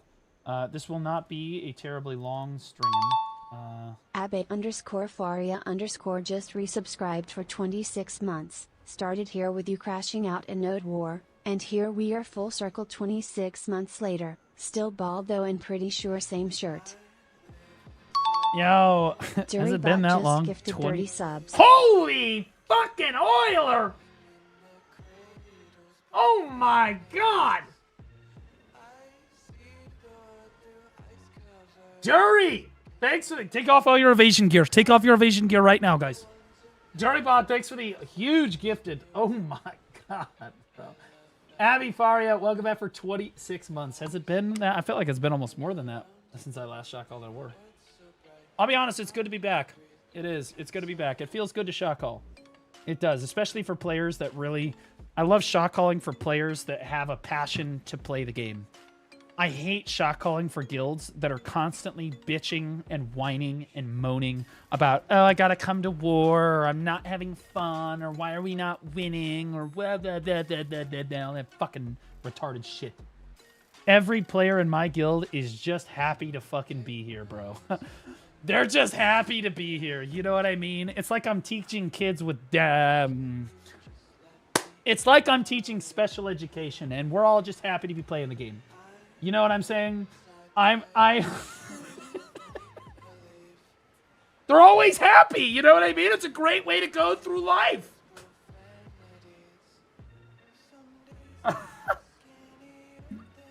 Get those knee pads on. Don't tempt me. I've got them over here. I forget where they are.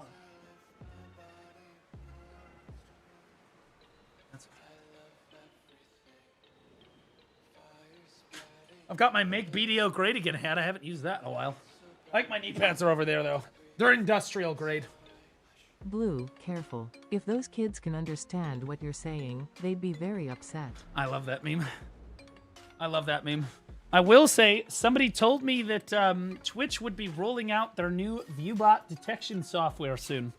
And capping all of their viewers. You know, capping these people's viewers at like what their actual view count is. And guys, I gotta say that in hopefully the next week or so, there's gonna be a moment, and you guys are all gonna see it. I want you to know when it happens. I want you to visualize, you know.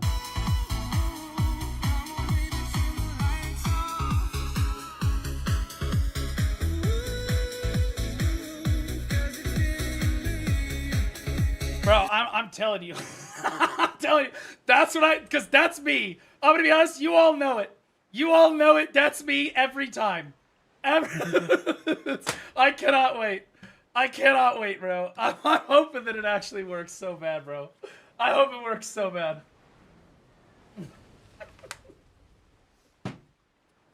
All right, now, let's talk about reacting to stuff. Because I haven't gotten to react to anything in a while. All right, reaction submissions channel. This is a risky scroll. Okay, Faker. Okay, let's see that. Oh, hold on. What is this? Having a blast getting less and less farmed in BA every day. Let's Glad I go! could finally make it into the guild after joining the wrong one twice. Oh, that was Thanks you? for all the good Yo, vibes. guys, we had a guy who, dude, my recruiter is like, yeah, I got a guy on cooldown. The next day, I'm like, hey, why do we still have a slot in the guild? The recruiter's like, he's still on cooldown. I'm like, how? It's 24 hours. He's like, don't ask, man. Next day, I'm like, dude, why do we not have a spot in the guild, dude? This is your fault. He's like, dude, he's still on cooldown. I'm like, what the fuck is going on? Right? 3 days later, this kid finally joins chat. He's like, yeah, so I dropped guild, and then I just got invited to another guild, and I didn't even look at the name. I just hit accept, and it ended up being a random guild, so then I had to drop. And then it happened again, and then it happened again. And I'm like, dude, could you please just fucking read, you absolute complete retard. Jesus fucking... Look at the Siege signups.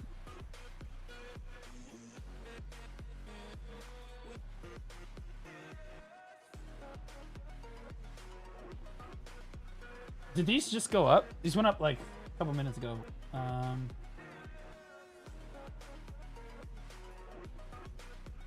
we go. Lane! Sign You up for should Siege. definitely watch the vid I posted next. You will love it. This is good. I think that Flex 19 is... I'd rather have Flex be like 15 people. I'm going to be honest. But that's okay. 19's fine. 8 shies? Are you nuts? 8? We don't have 8 shies. I could barely get Simply to show up for fucking war. What are we talking about? We have 2 shies in the whole guild and we're huddled around them for warmth. We look like a bunch of fucking Catholic priests huddled around a Boy Scout at a fucking fish fry. Defense is gonna need more people. So, 3 flame towers, 2 Hawatches, and then 1 guy outside. So 6 people on defense. Okay. Oh, 5 defense member plus the D lead. Okay, so that makes sense. Never mind, that's fine. Yes, Woohoo has to be the backup caller for Siege. Perfect. Cannon lead. How many cannoneers do I have? 4 is... I don't even think we can have 4 cannons for Siege. I think it's only 3. So this should come down, probably. This is honestly probably fine, because we can just pull people off cannons if necessary. It doesn't need to be remain. I don't know why the fuck you have 8 shies. Bro, we only have 2 shies in the whole fucking guild, bro. I would love to... Plus, I'm not taking 8 shies in a 100-man siege. That's fucking retarded. At most, you want 1 shy per about 20 players. Okay, that's 5 for those of you counting at home. Who the fuck is Kiana? And also, is that a woman? Just kidding. Who the fuck is this? I haven't seen this person anywhere. I've never seen that person before. Okay, how many people do we have signed up? 72 out of 100 in 6 minutes. Not bad. Yeah, we will definitely cap out for Siege. For sure. Guys, I heard that Armin got banned from AOS for a day. Is this true or is this fiction?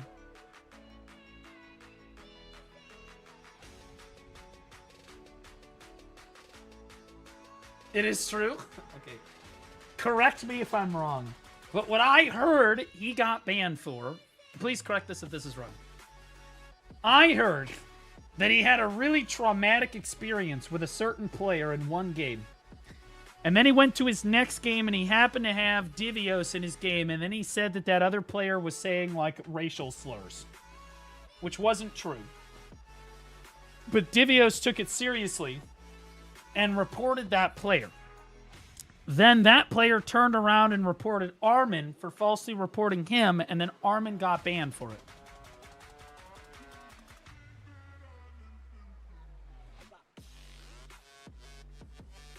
That's what I heard. I'm not sure if that's true, but that's what I heard, and it was confirmed by 2 or 3 sources. Say psych right now? No, I'm serious. Because Divios reported him for, you know, because he thought he said the N-word, or whatever. And then Armin ultimately got in trouble. I think it's a whole nothing burger. I think it's relatively funny. That being said, guys, what are we doing? I understand Armin was probably joking. And that's why I'm totally okay with it. He should have probably made it clear, though. He should have probably said, hey, I'm joking, so that Divios understood that he was joking. Right? I think that's the big misunderstanding. Guys, I'm going to be honest with you. I don't think Armin's done anything really wrong here. I don't think that Armin, based on what I heard, I don't think that Armin was actually accusing somebody of being a racist or anything. I think he was just joking. And then Divios took it. Divios thought that he was actually being racist and all this shit, so he went and fucking reported, I'm pretty sure. There's a video about it? Well, where's the video? He rage quit the match and got lever busted. Right? Alright, yeah, let's see the video. Because I heard this whole other story here. In any event, Armin got banned for a day. If it's about that, if the racism story is true, I want to be clear. I don't think that Armin actually did anything wrong. I think men accuse other men. How many times have you guys ever accused a homie in Discord of being racist? Okay, we do it daily. Daily. Okay? Like, we call each other racists. We call each other pedophiles. We call each other all kinds of stuff. In good fun. In good fun, right? Because they're homies with each other. Right? I know that's going to sound super weird to non-men and non-male gamers, but I promise you, this is how men interact with each other. Okay? Like, I was playing D&D a few months ago, and we were talking about how there's like no black people in my neighborhood, and I walk in and I'm like, that's not true. There's a black couple that just got out of their car a couple seconds ago across the street. I saw it. And my buddy goes, their car.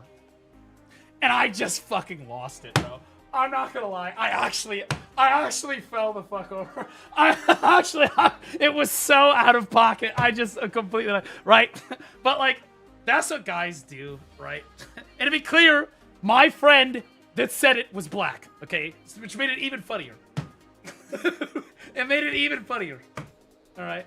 It is what it is. Guys accuse other guys of racism. This is what we do to homies because we're low-key testing each other for weakness. We're probing for weakness. We want to make sure that you can handle, you know, being made fun of.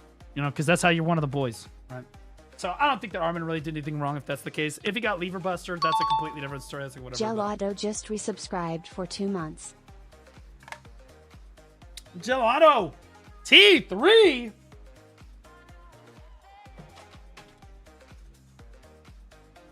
Nothing makes me wetter than a brand new T3 sub. Except for one that's been streaking. And in the fun way in the Walmart parking lot. Safety first, boys. How many wet floor signs does he have? I don't know. Let's find out. I just bought more. I have an for the most part, I have an unlimited supply of wet floor signs. Not joking. Okay, let's watch this clip real quick. Why can't I hear it?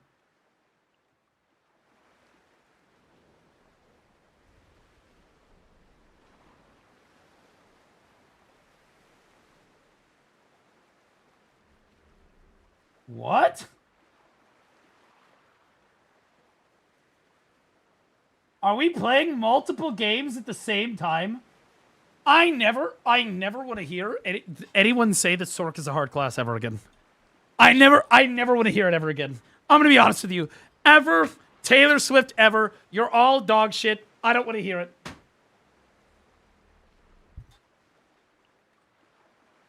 Buff Sork, holy fuck yourselves. Holy go fuck yourselves. That's crazy work. All right, we got to catch up on clips and stuff. Should I just watch Pistanity? Let me look at my reactions channel again and see if there's anything else in here. 100. Guys, bartering has low-key kept me in the fucking game, bro. I'm gonna be honest, bartering has been my savior. I don't know how many of the rest of you be vibing with me. Just resubscribed for 33 Any of the rest of you guys picked up Hello, bartering Baldy, recently? Did you see what I sent in your Discord, mod channel, about Stream Element? Yeah, I saw it. I saw it. Okay.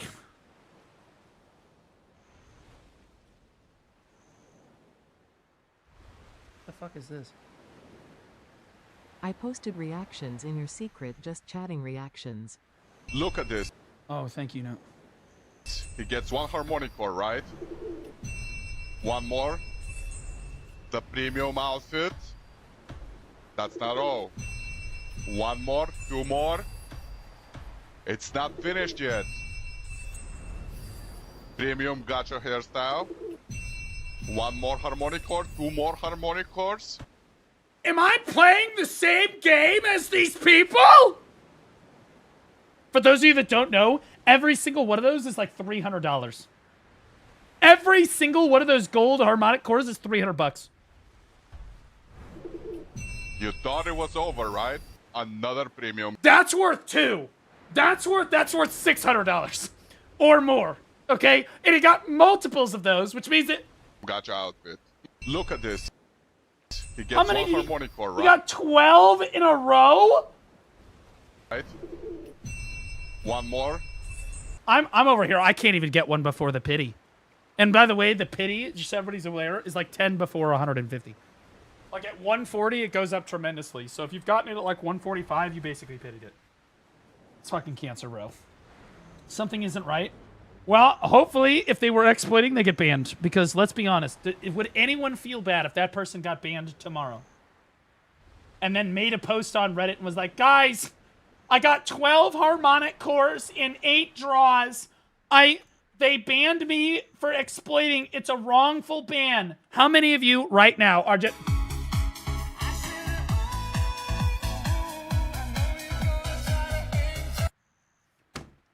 Like, you know what I'm saying? You know what I'm saying? I would be like, get the fuck out of here. Fuck you, bitch. You're so... No one cares. Holy fucking die in game. In game. Cheese on the t-shirt. It's not... This is not cheese. This is spaghetti. Okay? These have been here. If you look at my old clips from, like, Dismantled, like, long time ago, like 5-6 years ago, like my first streams, this shirt is in there. It doesn't fit me anymore. Look how much room. Dude, look how much weight I've lost. Look at this. Look how much bigger I used to be. Look how much fucking room is in this t-shirt. It was literally wild, bro. Literally wild. I think for the last time I wore these shirts, like legitimately, I was probably 50 pounds heavier. Like, literally insane. Ozempic? Nope. Nope. I prefer to get my gains the old-fashioned way.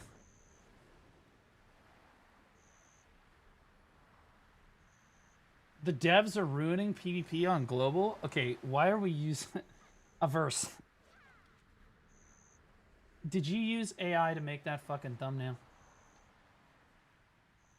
Just don't even. And here's the deal.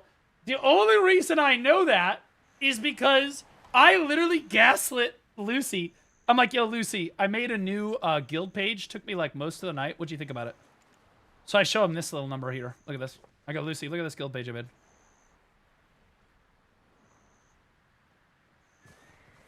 I said, what do you think? He goes, dude, this is fucking incredible. Dude, this is really good. I'm like, thanks, man. It took me all night. 4 seconds, ChatGPT.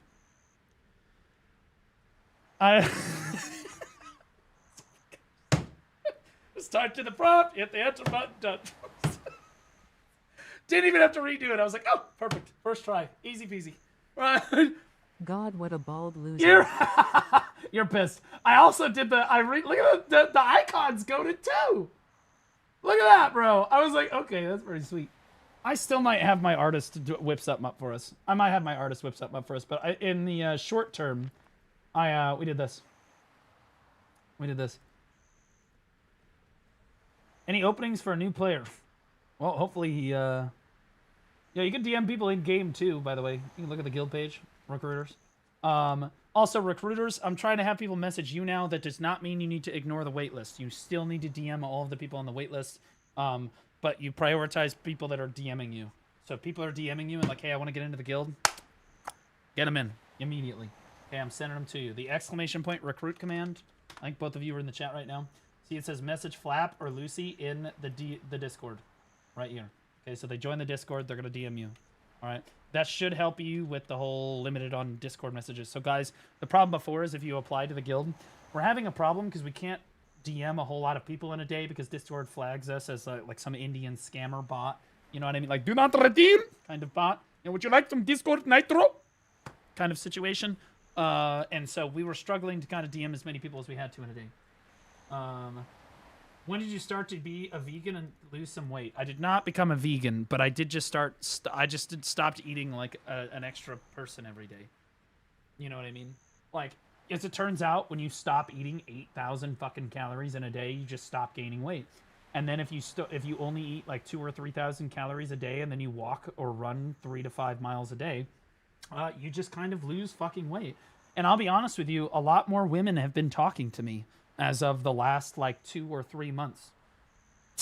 I don't want to brag, guys, but I'm pretty sure that I receive women for DMs from like people that don't have a penis at least 2 or 3 times a day. Okay, there's like an 80% chance that they don't have a penis. Okay. Femboy don't count. Okay, well then at least one person a day. Okay, this body cam, I love these body cam videos. These are my new favorite things to watch. I'm not gonna lie. These are my new favorite things. These pop up on my YouTube feed, and I just sit there and I watch them all the time. I love watching these. Is that the blue emote? That's crazy, bro. I would not mind watching this today. What is this? Armin Grief feeds and tries to get him banned using fabricated claims. Okay, so here, okay, this is all right, hold on. Let me load my boat. Let's load the boat up. Hold on. This is juicy. This is juicy. No. I'm gonna be honest with you. Yeah, everybody gonna freak the fuck out. Let's just get to the bottom of it. Let's be realistic about it. We'll be fine about it. It'll be okay. First time here in Ilya Island. This guy has the worst voice acting I've ever seen in my life. He's bald and he sounds terrible. This guy should have my voice. Can you guys imagine if this was me? If this was voice acted by me? He's even sticking the pipe up his nose just like me, bro. I'm just kidding. I don't smoke. Ever. I've never smoked. Actually, correction. I tried one puff of one cigarette like one time and was like, this is disgusting. Why the fuck do you people do this?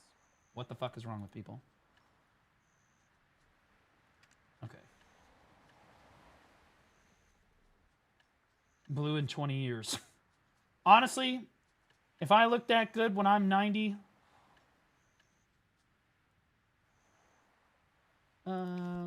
this. I just need 5 of these. Those. Okay. And then we hop on here. And then we get on the wheel.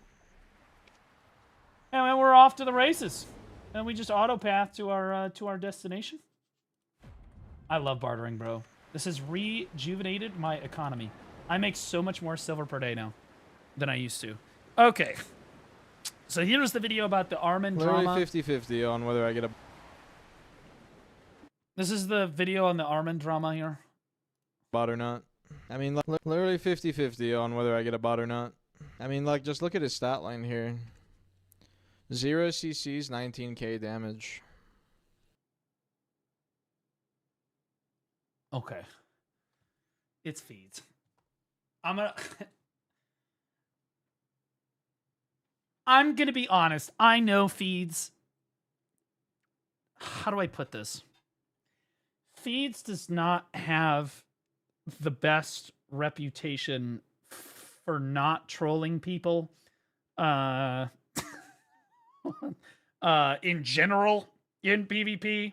I'm pretty sure that guy has trolled the fucking piss out of me constantly, but I'm totally good with it because I know feeds. That's just what he does. He tries to antagonize people. This is what he does.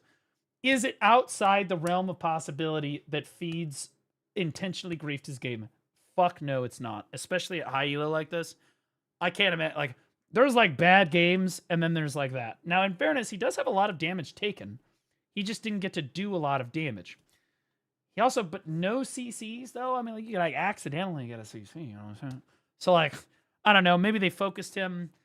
I'm not going to pretend that Feeds is completely innocent here. I'm just going to be honest. Feeds has a reputation for trolling the shit out of people. He does. Like, everybody knows it, right? Generally, he's a good guy, right? Like, I'm sure he's a good guy. I've never really talked to him in person or anything, but like, he doesn't strike me as somebody that's like a terrible person or is just bad or like he doxes people. No, he doesn't do any of that stuff as far as I'm aware. He's just a generally toxic troll that we have in the PvP community, and he fucks with people, right? That's just the way that it is, right? I mean, the name matches his score. Well, maybe I should rename myself.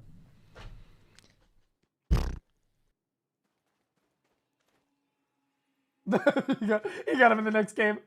You got to fucking stop. He's trolling. Oh God, no. I mean,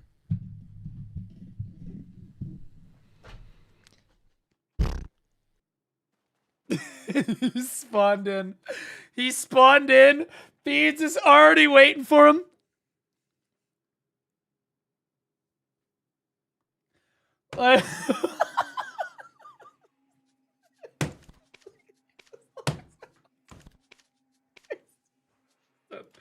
I think that, I'm gonna be honest. I think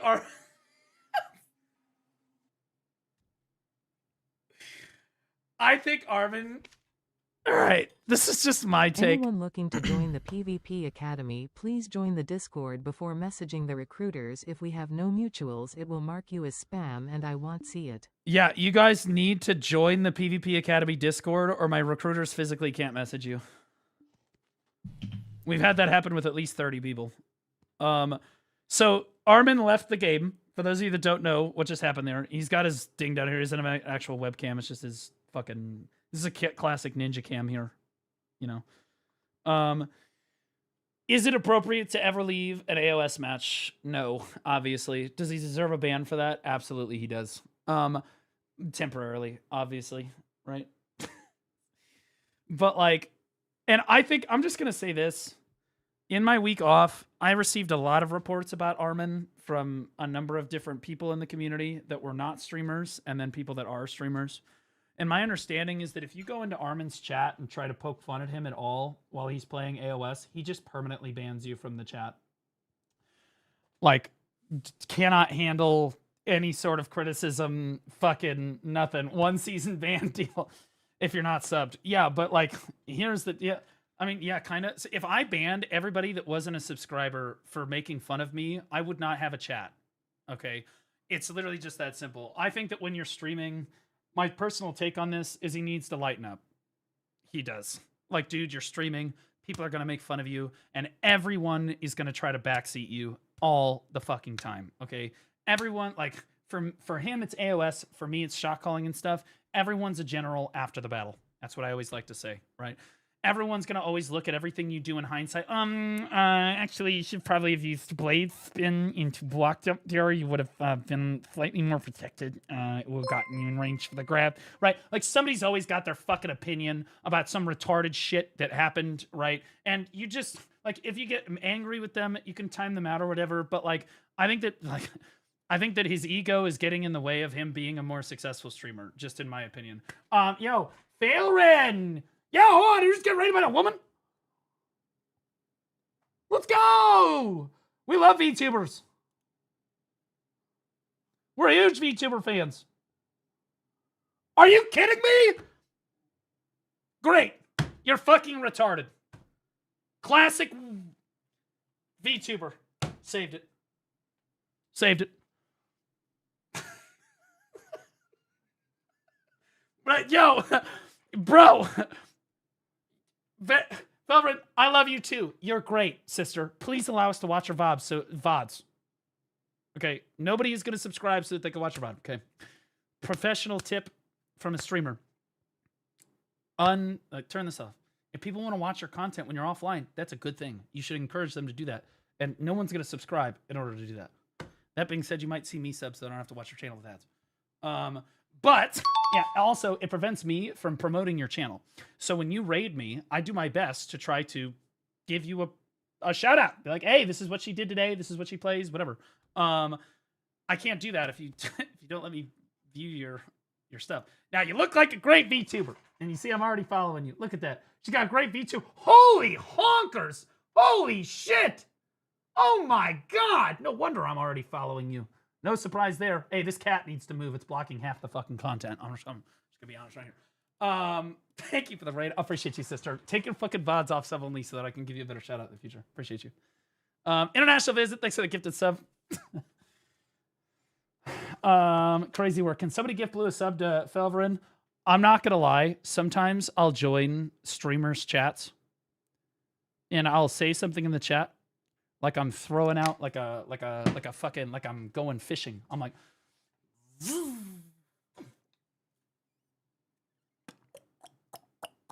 and I'm looking for a sub. You know what I mean? I'm looking for some dude. I'm looking for some dude to fucking like gift me a sub so that I don't have to pay for it, so I don't have to watch ads, but like low key they paid for it. I do that all the time. I'm not gonna lie. I'm not gonna lie, I do that all the time. I'm like low key, like, shit, bro, I hate this. I hate watching ads. Yo, good to see you, heart. You know, and then all right, it is what it is, bro. Look, it ain't much, but it's honest work. What is this?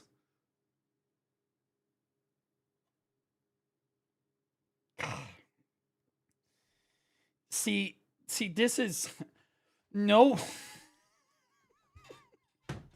nobody can do this to me because I'm already fat. So the joke's on you. Pro tip, just be fat and they can't do it. Okay. That being said, I've met Armin in real life. He is at least 50 pounds lighter than that. Okay. Now, again, so back on subject here, I think Armin is taken, like, I think he can be a great streamer. I do. I think he's one of the best ninjas to ever play the game. I think that he needs to be a little bit more accepting when people, like, try to correct him or they try to make fun of him or whatever. Now, I know that sounds crazy coming from me because I ramrod my fucking chat, right? But I typically don't perma people. Like, typically I'll ban people sometimes because they're trolling, but obviously you just unban them later, like, whatever. But, like, if I banned everybody that made fun of me, I wouldn't have a fucking chat, bro.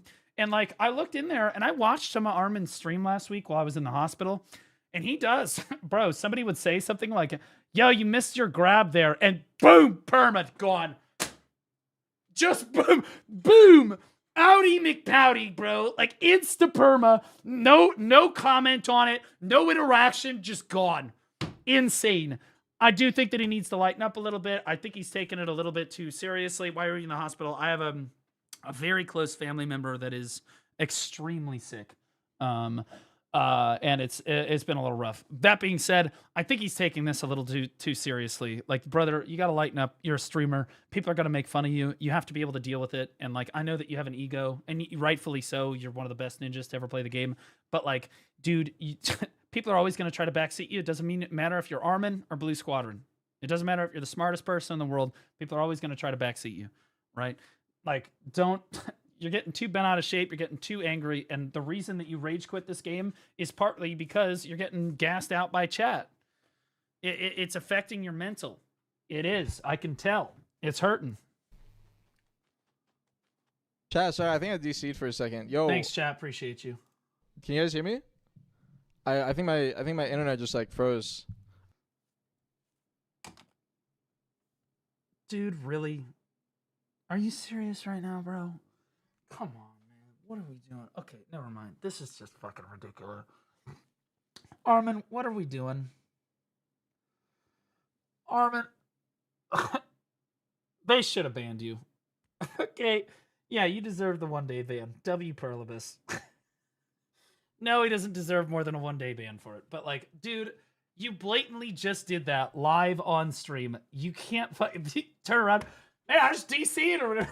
I don't know what happened. Guys, you there? Because obviously your stream didn't drop. So, like... Chat, type X if you can hear me real quick. Type X. Any extras?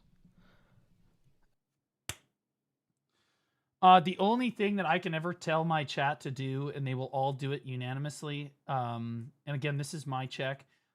Chat, I think I went down for 6, maybe 7 seconds there. Could you guys say something in chat so that I know that you're still there? Immediately. Like a fucking clock, bro. It's just that easy. It's just... X if you can hear me, guys.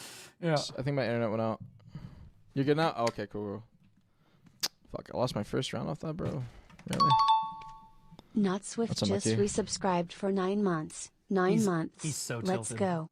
He's so tilted. His hands aren't even on the keyboard. That's unlucky. Not Swift! Welcome back for 9 months, man. What are we naming the baby? We'll name it Ego. Damn, that's really unlucky. Bro, his hands literally aren't even on the DC fucking like keyboard, that. bro. Super unfortunate. Oh, if he's Oh, he's died. Oh, he's already dead. Okay. Beat him. Like, the opponents must just be really good. So a tough game for him. He has to play really, really well. Not really too sure how he's going to play this one. So, like, obviously, he got inted by feeds the previous game, right? Or he feels that he was intentionally inted by feeds. And I'm going to be honest. Like I said before, feeds is not a saint here. Feeds probably did int him. If I had to give it a % chance, I'd say it's probably a 70% chance that feeds fucking intentionally inted Armin's game. Just to troll him. But I think that all of this, part of the reason I talked about the stream thing before, is this stems from your stream, Armin. The reason they're inting you is because they love to watch you fucking mentally crash out on fucking stream. You've probably already banned him from your chat, and he's like, sweet. Now I'm gonna really punish you, right? Like, he's just running you the fuck down. And in fairness, I used to react like this too. I used to get unreasonably mad when people griefed me. It wasn't necessarily in AOS, but like, people used to fucking run me down. I used to get cannoned at my grind zones. They're trying to feed me to mobs. For those of you that don't know, you used to be able to get fed to mobs by players. Like the mob, they grab you, put you on the ground, and then walk away and let the mobs kill you, and you would lose crystals. It was terrible. It was so toxic. It was brutal. They're following me server to server, whatever. And I used to get mad at these people too, but I learned how to handle it. Okay, because Perlibus can't save you. All right, and rage quitting and stooping down to their level, they're just gonna get you banned.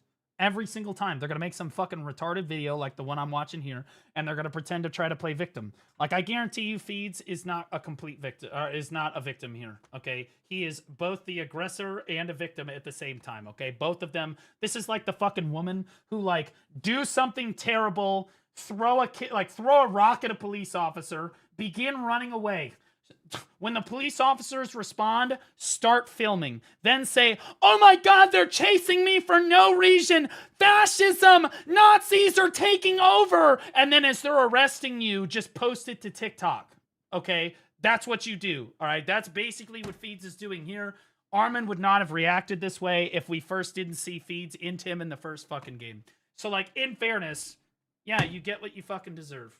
Number one. Number two, should you respond this way as a streamer? No, you're just going to implicate yourself. You're going to more behavior like this, much worse than this, Armin, is going to happen to you the more that you respond to it like this. The more you rage quit like this, the more they're going to see you and stream snipe you, and then they're going to int your cues because they know how much it means to you, because they know that you care a fuckload about winning in AOS. It's like your whole reputation. You've built your whole stream around it. They know that you care a lot more than they do, and they're going to use that against you. Okay? You can't let them get to you, brother. You can't go banning everybody from your chat because they say shit that you don't want to. The more that you try to be a big streamer, the more that this is going to become a problem. And you got to learn how to deal with hate. And that's coming from me. Okay? I get hate constantly. You just have to deal with it. You're going to get hate. Bicep gets hate. Choice gets hate. I get hate. Gina gets a ton of hate. Tons of people get fucking hate. You got to fucking deal with it. That's the way that it fucking goes. And no, you can't. And yeah, it feels bad that he can int your game and he doesn't get banned for it, but you int his game and you get banned for it. Yeah, that feels bad. But guess what? Welcome to the club. Every single one of the rest of us streamers has had this exact thing fucking happen to them. Maybe it's not in AOS, but in general, this happens all the time. If you do anything wrong, see, because your reputation is public, They can try to weaponize everything you say and do against you in the most unfair, disingenuous way possible, just like this video is. This is completely disingenuous because it doesn't show why Armin got mad in the first place, right? Well, it shows the start. It's like, oh yeah, Feeds went, you know, it's 19k damage, whatever, but it didn't show the match, so we didn't get to see what Feeds was doing during that match, right? So we don't know whether or not Feeds was actually inting, and the fact that Feeds didn't actually show that leads me to believe that, yes, he probably did int him intentionally, and so he didn't want to show it in the video because he wants to leave it open for interpretation, right? That's my just gut feeling on this. My just gut go-to feeling is whenever I see a video like this, I just assume it's being made in the most bad faith manner possible. Like he knows he inted Armin's last game, and he's like, okay, well, don't show that because then people will at least, you know, maybe they'll think that I didn't int him intentionally, and there's no way to prove that, blah, blah, blah. If he did not int Armin's previous game, he would have shown that in the video. It would have been part of the evidence. That's just my thoughts on this. So to give Armin credit here, I bet Feeds probably did int him. Like I said, it's probably a 70% chance he inted him in his previous game. That being said, Armin, you can't react like this as a streamer. It's bad for your health. Choice told me the same thing when I started as a full-time streamer and people started hunting me down. I got fucking ridiculously wigged out over it. I reported people. Like nothing happened. I just got run down for months. Eventually, you learn to deal with this. But I'm telling you, you do have an issue with this that you're going to have to tackle. I think it has to do with your ego. Okay, you've got to, like your chat, part of the reason they're inting you like this is because you ban people in chat for just giving you advice or whatever. Yes, you don't need advice because you're the best ninja in the world. We all fucking know that. They're still going to do it anyway. All of chat's going to do that. How many times have I had a Dark Knight in my chat be like, well, actually, if you had used Nocturne there in your fun, your camera would have been a frontal guard. Yeah, dude, it happens all the time. How many people have tried to tell me that they know how to shot call or they know how to macro or whatever? It's always going to happen. You just need to deal with it, okay? You need to be able to shrug that off because sometimes they're retarded. Sometimes chat is retarded, okay? My chat is a lot smarter than people give them credit for, but I call them retarded all the time because I don't want them to know that. That being said, Armin, you're going to get more and more hate watchers, and this is going to be more and more of an issue. And anytime you try to do anything about it, as much as I'm on your side about this fucking shit, anytime you try to do something about this, it's just going to get worse for you. They're going to use the fact that you have a public reputation against you, and they're going to weaponize it, and it's going to be bad. So you just can't respond to this. I respond to people because I just don't go to Perlibus anymore. I just cut Perlibus completely out of the equation, both as a partner program, reporting, none of that shit anymore. I handle them myself. The last time somebody griefed me on stream was Vinceris, and we all saw how that fucking turned out. Little Piggy ran all the way home, okay? Like, we all have our own ways of handling what the fuck goes on in our chat or what, like being griefed in game. That's just the way that it is.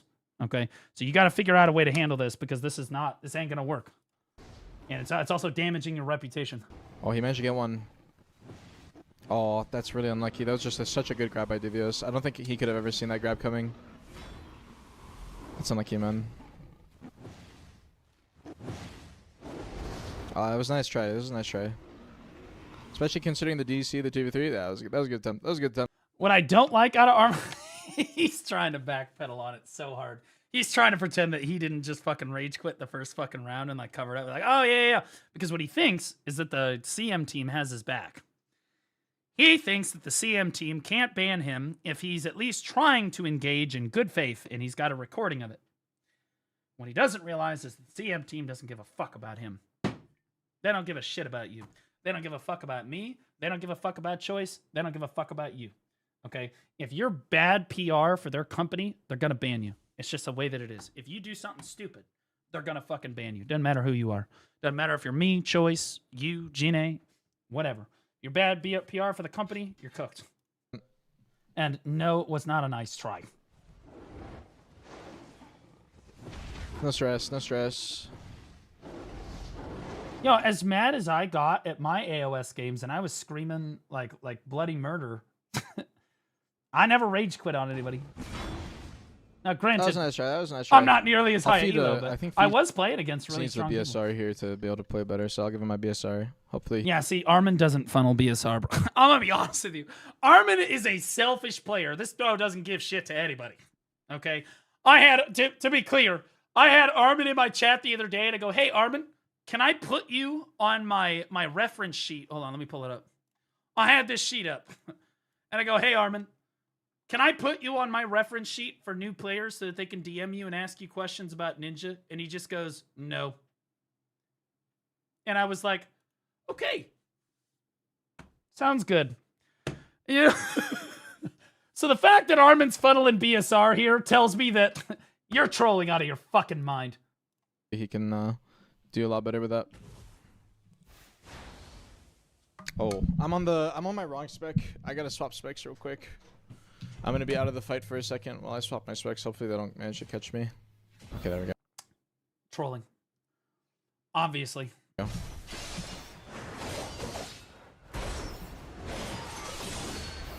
And Armin is also a good enough player to... I'm not necessarily good enough to do this, but Armin's a good enough player to pretend like he is playing at his maximum potential, but be holding back the entire time. So when he sees a CC, he can intentionally, like, he can be close enough to the fight without actually doing any damage or helping in any, like, reasonable way, right? He can just dance around forever and not actually help the fight in any feasible way. Get a CC here, get a CC there, do whatever, but, like, he knows how to lose a fight.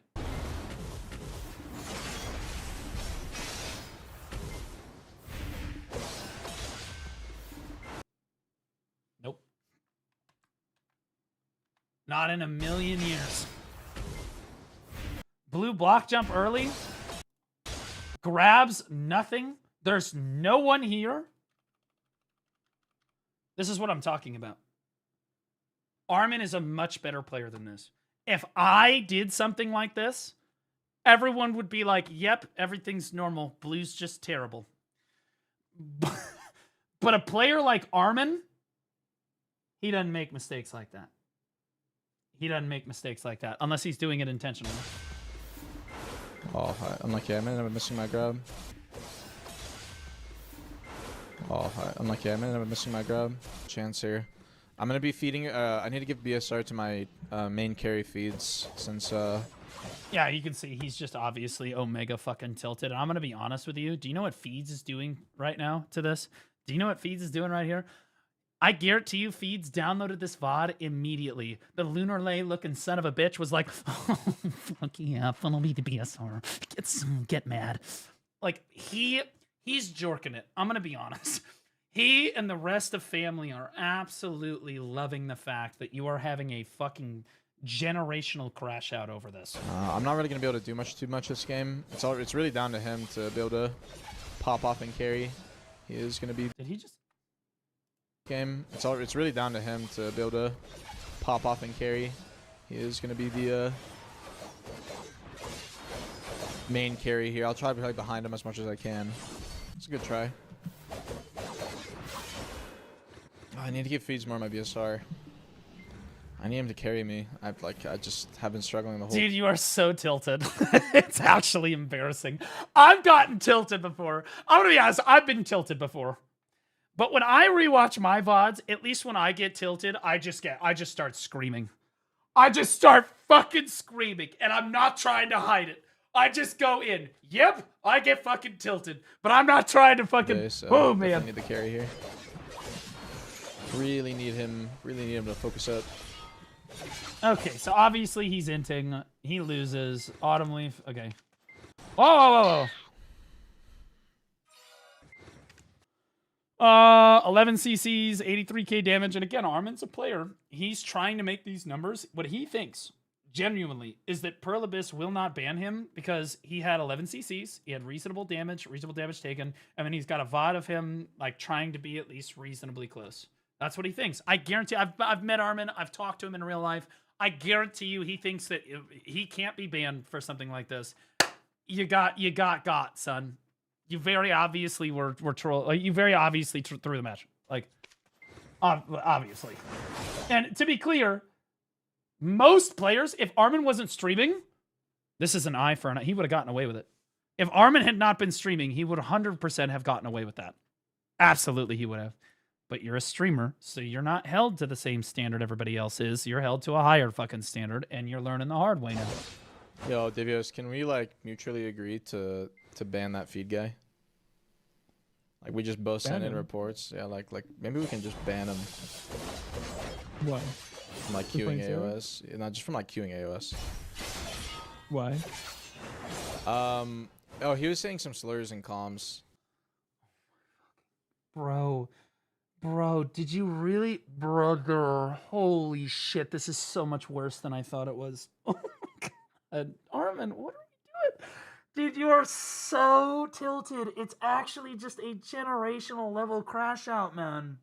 Bro, we gotta get your shit together. You sound like a fucking 5-year-old that got his rattle taken away. Like, yeah, I crash out all the time too, right? But like, you're carrying it into your next game and legitimately accusing the guy of using racial slurs and trying to convince Divios to report him too, because you know that Divios is streaming, and very likely both of your communities will also report feeds. It's so obvious what you're doing. You're not just asking Divios to report him. You're asking everyone to fucking report him. Like, I just want to point this out. Should feeds be reported? 100% the guy looked like he's a fucking terrorist. Okay, obviously. That being said, did he say racial slurs? No, he did not. Why not just tell Divios the truth, bro? Why not just tell Divios the truth? Just be like, yeah, because he's griefing my AOS queues. Right? And then Divios could, like, investigate it himself if he wants to. Right? It's okay to be like, yo, I think we need to try to ban this guy because he's griefing AOS queues. And then if Divios says, yeah, he's griefed my queues too, well, then both of you can report him. But if you're asking Divios to report him for something that didn't happen to Divios, well, I think that that's a little disingenuous, yeah? Right? What are we doing here? In fairness, and I want to be clear, should feeds have been reported? Absolutely, 100% unequivocally, that fucker deserved a 1-day ban too. Obviously. Fucking obviously. But come on, man. Well, I was in comms there. Oh. It was being really toxic. Yeah. Yeah, I got your third report. It was kind of rough. I had to just not join voice chat because of it. It's so cooked. Whoops, I clicked on that next video. Dude, it's Literally so cooked. This is so cooked, bro. That's cooked. Now, I want to say, I'm actually on Armin's side with most of this. Was Feeds being a terrorist? Absolutely. And at least Armin is a good enough player that if Armin wants to grief you in his AOS match, he will grief you and he'll make it look like he just had a bad game. I know, because Armin would absolutely do something like that. I've met Armin before. He would absolutely do something like that. You make it look close, reasonable, so he can't get banned, right? Obviously, right? He's good enough to do that. That being said, Feeds absolutely deserve to get banned, right? He did, for a day. And Armin also deserved to get banned for a day. Now, neither of them would have been banned at all, though, just to be clear, had Armin not been streaming. But who ultimately loses here if both Feeds and Armin get banned from AOS for a day? Who loses? Armin. Every single time. Armin loses. Why? Because Armin then he misses a full day of AOS stream time. It also hurts his reputation publicly. Again, Feeds just wins. It's almost a full win for Feeds. Yeah, he's got to take a 24 hours off on that account. He can literally just play on any of his other accounts if he's got alts or whatever. It doesn't matter to him, right? But Armin takes the fucking hit. So Armin, you got to figure this shit out, brother. And it's, in fairness, it's something that all of us streamers have to go through. I used to crash out like way worse than this. Okay, not because I had an ego, but because people would grief me for 30 days. It took them. It griefed me for weeks. All the fucking time they would grief me. And I would get really unreasonably mad. And Choice told me the same thing that I'm telling you. You will never make it as a streamer if you don't learn how to deal with this shit. You've got to figure out a way to deal with this. Like, you got to set your ego aside and just, or even if you just want to ego and say, yeah, I don't care what chat says. I'm still the best. Fuck you. That's fine too. But perma-banning people in your chat is the reason that Feeds is probably griefing you. Because he thinks it's really funny that you crash the fuck out and then start banning people in your chat. And he's probably banned in your fucking chat, if I had to guess. So, like, you're just making your life worse for yourself. So, am I on Armin's side? Absolutely. But I'm also on Feeds' side too. But I think that Armin's learning a life lesson about streaming. Life's not fair. Tough shit. And also, I'll say this. This is not the first time that Feeds has griefed an AOS match intentionally. It's also not the first time that Armin has griefed an AOS match intentionally. This is just the first time he was caught. Now,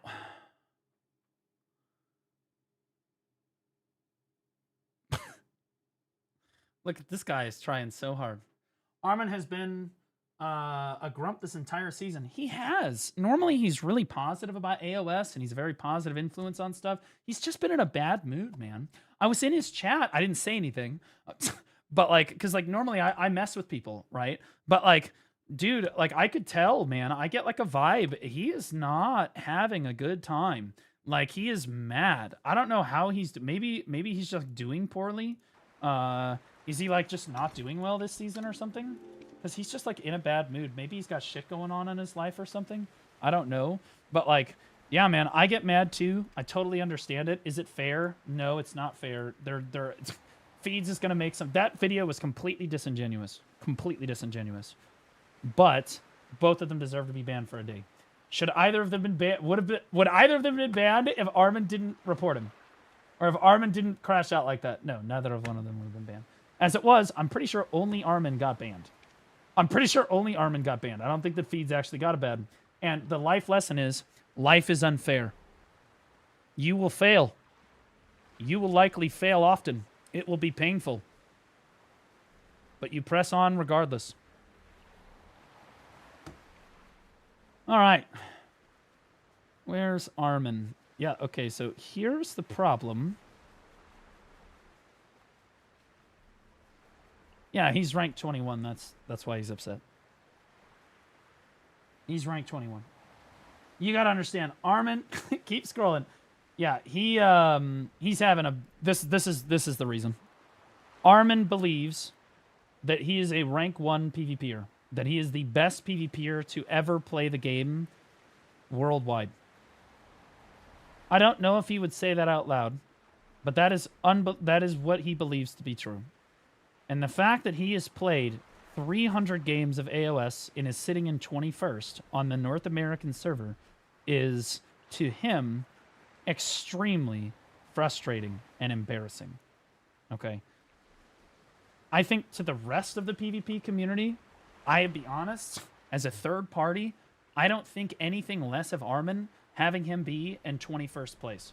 I still think he is the best fucking ninja in the entire world on Awakening or Succession that ever was or ever will be, in my opinion. I don't give a fuck what his end rank in AOS ends up being. Maybe he got griefed. There's so many reasons that your AOS ranking will be lower than it should be, right? Whether you're being griefed or maybe you had a bad day or you didn't have your mouse macro on or some shit. I don't know. There's always some excuse, right? And so if there's any number, or maybe you just couldn't play as many games as the guy above him who played 500 fucking games, right? Like, he maybe just doesn't have enough time. Maybe he's got shit going on in his personal life. I don't fucking know. Does that mean that Armin's not the best? No. Armin is still the best ninja that I have ever seen play the game. That being said, that is not the way that Armin sees it. Armin, he's extremely competitive with this. He is as competitive with AOS as I am with streaming.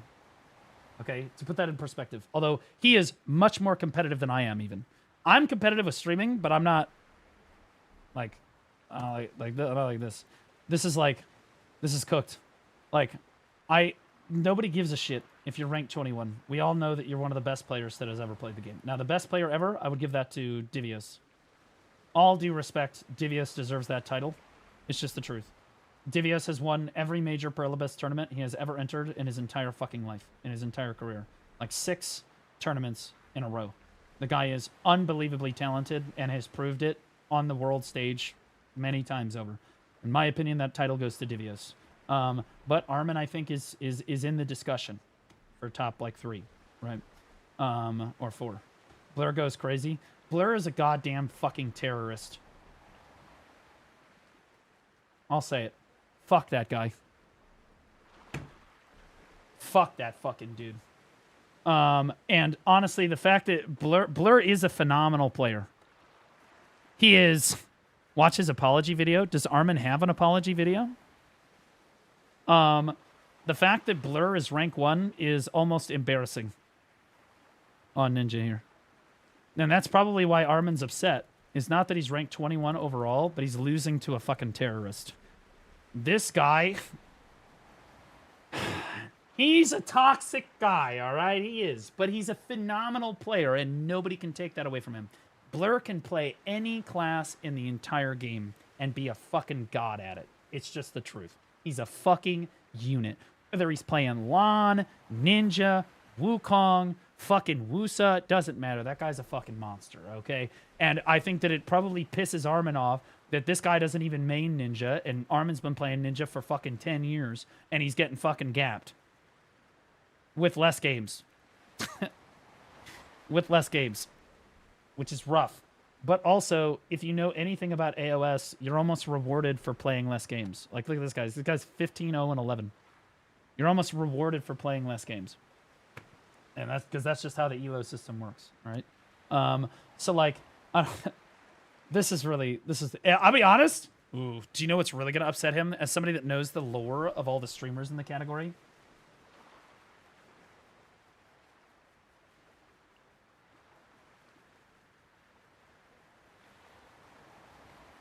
If that happens, it is going to be a generational cinema level crash out.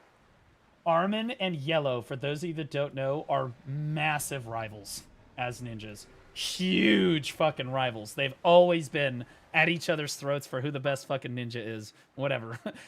And the fact this he's probably pressed. This is like 2 or 3 games, right? This is cooked, bro. This is cooked. Block jump mogs those 3. I love block jump. Then gayer than a bag of dicks. Dude groped my penis once in the back of a fucking Uber. But you know what? I love block jump. He's a great guy. That being said, I don't think block jump's playing right now, so he's not really in the discussion. He did do that, bro, at the Calpheon Ball in fucking 2022. We're getting into the back of a fucking Uber, and I'm not joking. He was kind of struck me as gay, like as we were going, right? You kind of get that gaydar vibe from somebody. But we get into the back of this Uber. I climb in first. It's a minivan, right? I climb in first, and I go all the way to the back, and I sit on the left side. Fucking block jump sits. He comes in, sits down in the middle, and this is what he does. He puts his hand. He sits down. He puts his hand on my ankle, runs it all the way up my inner thigh, and then gropes my fucking dick. And then I look over as he like leans up. He like sits down and then he's like, right? And then I look over at him and I go, whoa there, buy me dinner first. And then he looks back and he goes, I'm about to. And I was like, holy shit. Oh my God, that's crazy. Really insane. He gave me this fucking cockeyed fucking grin. I was like, this guy's scarier than a bag of dicks. Hey man. I thought it was a compliment. Sure, technically it's sexual assault, but I was a compliment. No one's ever tried to grab my penis in public before. I was honestly kind of flattered at the end of the day. That being said, I think Block Jump is a great ninja. I think he's phenomenal, but he's not playing right now. I love him to death. Can't say no to that. Yeah. So Yellow though has always been Armin's like greatest rival. If you go back and look at like the lore between these two, there's clips of Armin like fucking going in on Yellow. These two just fucking beefing the shit out of each other. Those people fucking hate. Those two hate each other. They hate each other. At least Armin hates Yellow for sure. Okay, so let's look at. Apparently, Armin made an apology video, so we're gonna take a look at that too. I want you all to know that if I got a 1-day ban in AOS for griefing somebody, that I would not make an apology video because I'm not sorry because Feeds is a terrorist. I would serve my sentence and do my time, but I would not be mad about it. I would not be apologizing for it. It's just the way that it is. Armin TF. All right, let's see. Armin, I'm sorry. It's currently 9:37 in the morning, and after a long night of streaming, playing AOS, absolutely losing my mental. And a very short sleep. I want to be clear. That happens to everybody. Anybody that says that you PvP and you're always like fucking level-headed, reasonable all the time can go fuck themselves because they're lying. Okay? It's the same thing if you play League of Legends. Okay? League changes people. It turns people into demons. Demons. And the way you should think about AOS is it's basically League of Legends. It's going to bring out the worst in people. it's going to tilt you. Even if you're the most untiltable monster in the world and you have a rock solid mental, it's going to tilt you. Like 100% it's going to tilt you. It's going to get you. It's going to get you. And sure, it got him, but I'll be honest with you. At least he didn't, he crashed out, but whatever. Sleep. I was woken up to some dire news. I'm surprised people still play this game. I deleted my beta account like 2 years ago now. You mean 10 years ago? You're old, Unk. If you played beta, BDO, how's the back pain? I hope it's not that bad. 34, I know. Like and subscribe for Existential Dread. I have officially had a drama thread made about me. Let's go! Bro, welcome! Yes! First time? My goat! Okay, that's how you know you made it. That's right, bro. You're making them waves. You're getting motion with the ocean, brother. Motion with the ocean. 76 up or 79 upvotes too. Not bad, brother. People on Reddit are such virgin cuck losers, dude. Holy shit. What a loser. What a loser. Toxicity is part of gaming culture. It will never be changed. Better just block and report. Oh. Watched this guy a few days ago for the first time. He was toxic as fuck when he got bad team in Solaire, blaming teammates all the time for losing elo. And that's what I was trying to tell him as a streamer, is I was like, dude, you can't let these people get to you because it fucks with you, bro. And when new viewers come in, first of all, if you're a new viewer here, I want you to know this is a safe space for you. You're retarded. Mill1104 But cheer I Dex am 100. too. And I will Welcome back, Blue. Shut up! God, you're fucking retarded. Now, you're retarded. But I'm retarded. And a large reason why people watch me is because I'm probably more retarded than you are. And it will make you feel better about yourself watching how retarded I am, because at least you don't have it that bad. Welcome in. Now, Mill, thank you for the free money. Welcome back, Blue. Missed you, Baldy. Fuck you. You're retarded. Yes, that is right. Thanks for the money, you retard. On the Black Desert subreddit, after only 2 weeks of trying to be a full-time streamer for the first time. Oh, shit! 2 weeks? Dude, Armin, don't even feel bad, brother. The same thing happened to me when I went full-time after I got fired for my teaching job and stuff. I'm telling you, Choice, if you go through Choice's clips, it's in there. He goes, man, I don't know if Blue's going to make it. He's only like a month in and he's already doing it. Because I was getting griefed every fucking day. They were cannoning me, feeding me to mobs, running me the fuck down every day on every server. I left the safe zone. They're fucking running me down. This is the way it was. Okay. Everybody goes through this, man. You can be Mill1104 fine. cheer Dex 100. Here's more money, you retarded gay bald bitch. Thank you. That was very nice things that you just said. Thank you. I'm just gonna be honest, Armin, this happens to everybody. My advice to you is never apologize. Unless you absolutely have to. Okay? I apologize for things when I get things wrong. In my opinion, what you just did, eye for an eye. He griefed you, you griefed him. What you did wrong was you fucking streamed it. If you wanted to grief him back, you should have just ended stream and then fucking griefed the shit out of him and then turned the fucking stream back on. Okay? And no one would have known. All right? That being said, if you're going to be live, you can't fucking do that shit, bro. They're going to report you every time. I can't tell you how many virtues. What? I'll let you know when you get your first. Honestly, this isn't a hate video about Armin. I love Armin.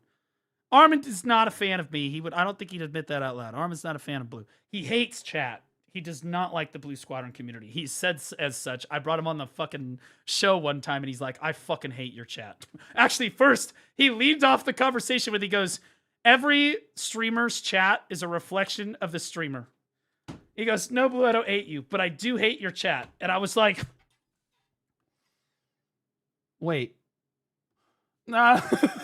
So, yeah, he's not a fan, but I will say I have a lot of respect for Armin. I really like Armin. I think that he's a good influence on the community. Yes, he's got a massive ego, but it's also for a reason, right? And I think that he got griefed. He got fucking understandably mad. He had a human reaction. He griefed him back. I think that all of us would say that's an eye for an eye. I think that most PvPers are looking at this and they're like, eye for an eye. Right? Eye for an eye makes everybody blind. Well, they might play better because there's no way that's getting any worse. Right? I have a drama thread That being said, here we go. that has been made about me. Now, unfortunately, Don't give Reddit any fucking... Like, dude, these people they've made like 15 drama threads about me. Just move on with your life. All of these people are worthless losers. 1104 Cheerdex 100. Does this mean I can blame you for my retardedness? No, you blame your parents for that. But they blame you, so around and around we go. I once had a hate thread made about me when I was sponsored by AGS, or I was partnered with AGS. They gave me $20,000 prize pool and a bunch of shout outs and support to run my Throne and Liberty tournament back in the day. And one of the guilds pulled out live on the air, like the match before he was supposed to come up and play. And we had so many guilds pull out at this point that I just said, fuck it, I'm moving on. But then he tried to make a bunch of excuses for it. And I said, dude, you're retarded. I don't want to hear it. Just shut up. I don't care anymore. And I moved on, right? Because we just cut him from the tournament. Fuck it. You can't do anything about it. This is on a private DM. What that fucking retard did was he snipped me calling him a retard out of context, pasted it onto the fucking subreddit and said, I can't believe that AGS would ever hire such an unprofessional streamer to represent their brand. I wonder if Amazon knows that they're using somebody that is using such vulgar, distasteful language. Because I called him a retard in a private DM because he was being fucking retarded. And it almost got the whole tournament canceled. I want to be clear. Almost 7,000 players signed up for my tournament across the world. It was NA, EU, NA East, NA West, and EU. Okay, he almost got the whole thing completely shut down. AOS saw the thread, or AGS saw the thread, and they almost shut the entire tournament down because some fucking retard tried to virtue signal and get it canceled. Again, you guys have no idea how close it was. In fact, it was canceled for at least a few hours, and I was able to negotiate with the AGS leadership and get it back in business, and then the rest of the tournament was pristine, and we made it. But because I called someone a retard in a private DM, again, anything that these people can do, and Feeds is the person that's doing it this time, so I don't believe anything that comes out of Feeds' mouth. Anything these people can do to try to be disingenuous, disavow you, make you look bad or whatever, they're going to do it. And where are they going to go? They're going to go to fucking Reddit. And the reason they're going to go to fucking Reddit is because everybody on Reddit hates streamers. It's just the truth. These people hate fucking streamers, especially the Black Desert subreddit, because it's not moderated by people that actually play Black Desert Online. The people that moderate the official Black Desert subreddit are just there they're just like power hungry. You guys know how there was a mod that got fucking removed a while back from LSF and how fucking power hungry and retarded that guy sounded? Those are the same mods that run Black Desert, basically. They're effectively the same people. It's horrible. It's retarded. Okay, these people are terrible. He looked just like you. No, he was not bald. I'm bald. Okay, I don't want to hear it. He's also wider than me. Okay, why am I defending this? Regardless, losers hang out on Reddit. Losers comment on Reddit. Losers do shit on Reddit. Don't go to fucking Reddit. Nobody gives a shit about fucking Reddit.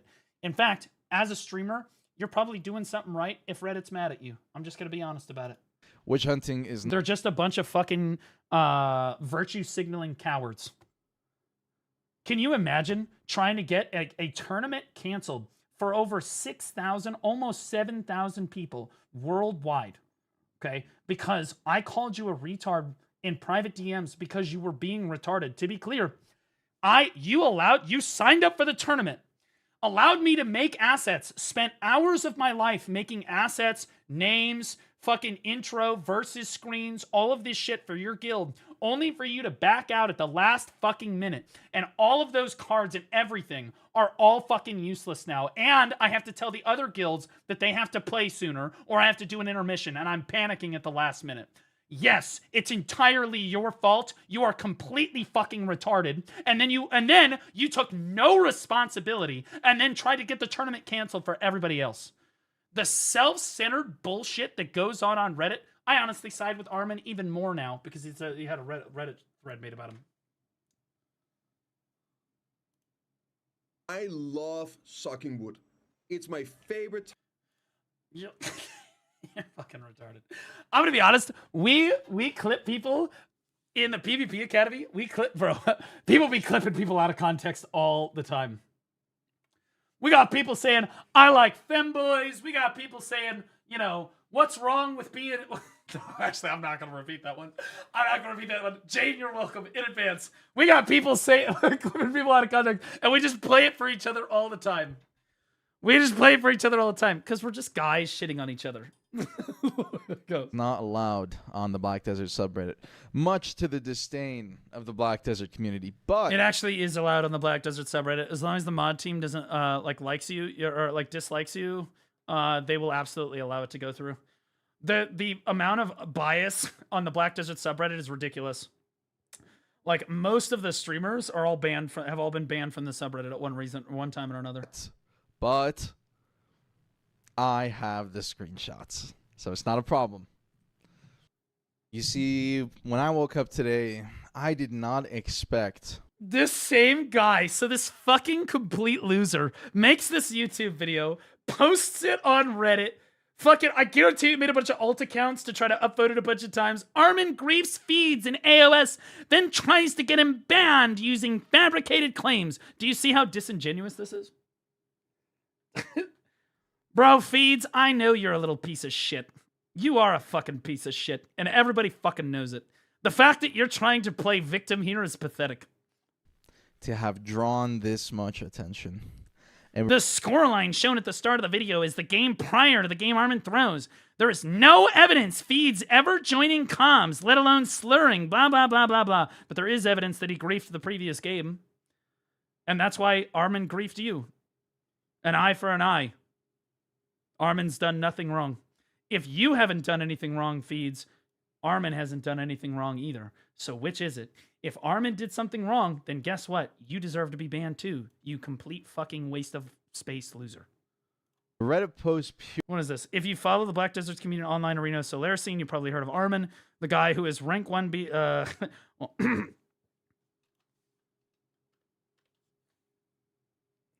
let me just fix that real quick. Hold on, I'm gonna get that. Fix that.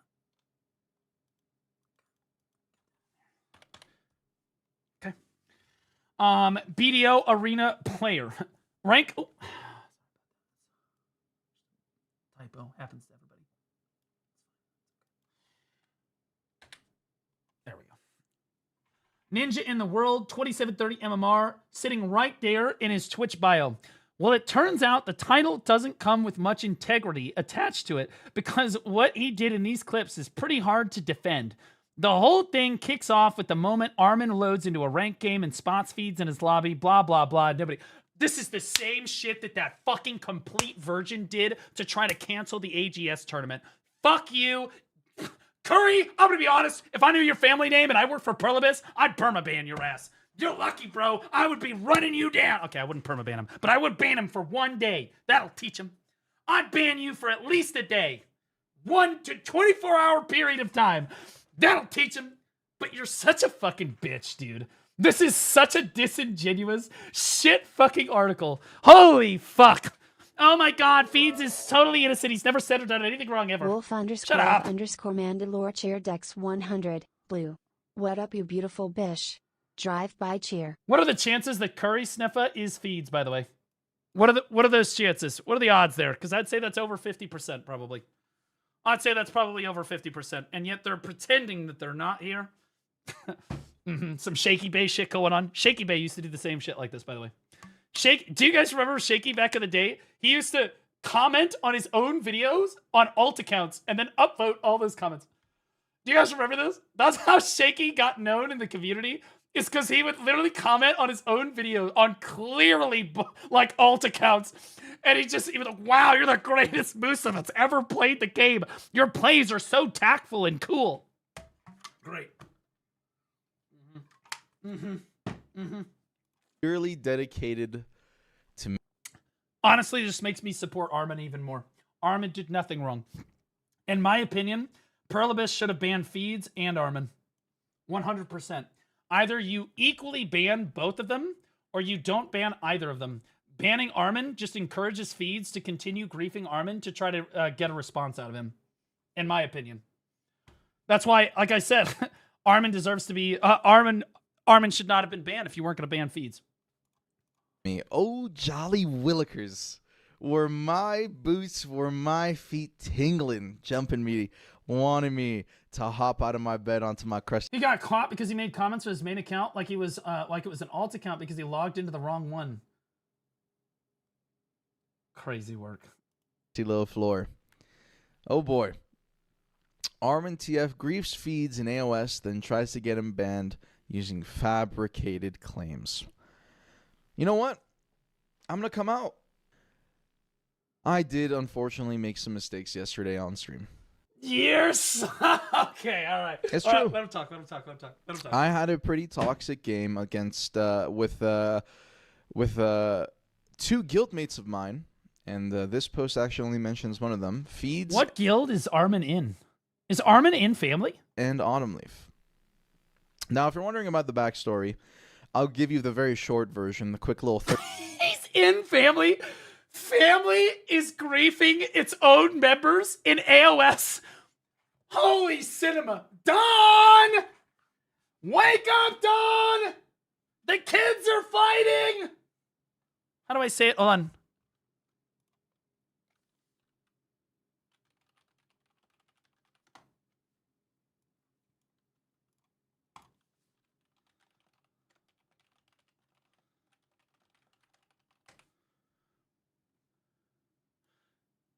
Don! Desperita Donaldo! Los niños se están peleando! Somebody wake up Don. I can't believe you would grief your own fucking guild, bro. 30-second run. I'm gonna be honest. I can't believe you would grief your own fucking guild. That's crazy. I ended up loading into 2 games. That has to be racist. Curry, Curry, please tell me that this is you. Curry, please tell me that this is you. Curry, please tell me this is you. Virtue signaling on the internet. And then trying to call me racist for saying something in Spanish. I'm going into an AOS game, though. Okay. Curry, I want you to know that you are fucking worthless at literally everything. The fact that you literally went through the trouble of downloading the VOD, making the video for 100 people to see it, and posting it all over Reddit, trying to paint fucking feeds as this saint feeds, okay? And then coming in here and trying to tell me that I'm racist for saying something in Spanish to Don is fucking pathetic. And I'm going to be honest with you. In family, if you're not being racist or homophobic or toxic to the other family members, why are you even here? I've been in family before. There's no reason to even be in family if you're not going to shit on the other members of family. Maybe not in AOS, like in an active grief situation like Feeds did, but like in general, bro, in voice, they always shit on each other constantly. You know why? Because that's what fucking guys do. Come into my chat, fucking virtue signal saying, oh, that has to be racist. Make a video about me. Go on. Let's see it. Try to call me, make a video, make your Reddit thread. Blue Squadron, racist, spoke Spanish to Don Skeptic because it's his native language. Yeah. Lunar already has 3 ready to go, probably. True, brother. On stream with 2 guildmates of mine being... refresh my history. Okay.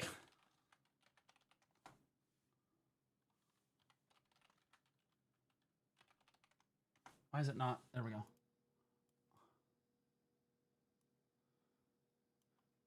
Trepex was behind the whole thing. Lunar made the video for me. By the way, bullshit. I don't believe that for a second. There is no way. Can I please have evidence that Lunar made this video for you? Please. That will make my fucking day. I'm not gonna lie. I'm not gonna lie. Can I get evidence that fucking come and call? No, I just want the evidence. You should have the receipts. You should have the receipts. I just need the receipts. Okay, and I got the receipts for no other reason than, of course, Lunar made the fucking video for you, because you know that Lunar was sitting in Armin's chat going, oh yeah, oh fuck, I'm gonna make another fucking video about this guy, I'm gonna get another one. No, I got just like Blue. Like you it's hold on, let me tell you what Luna's doing right now. I got you. Hold on. Hold on, let me tell you right now.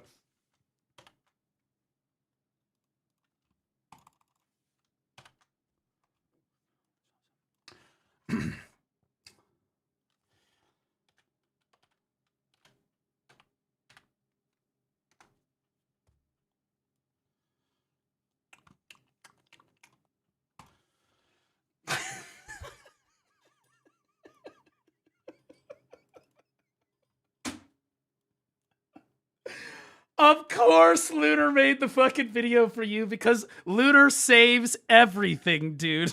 Of course, he's got the recording. He's got him. I guarantee you, Lunar's got. He's watching. I guarantee you, Lunar's watching right now. He's recording this one too. Good to see you, buddy. Great to see you.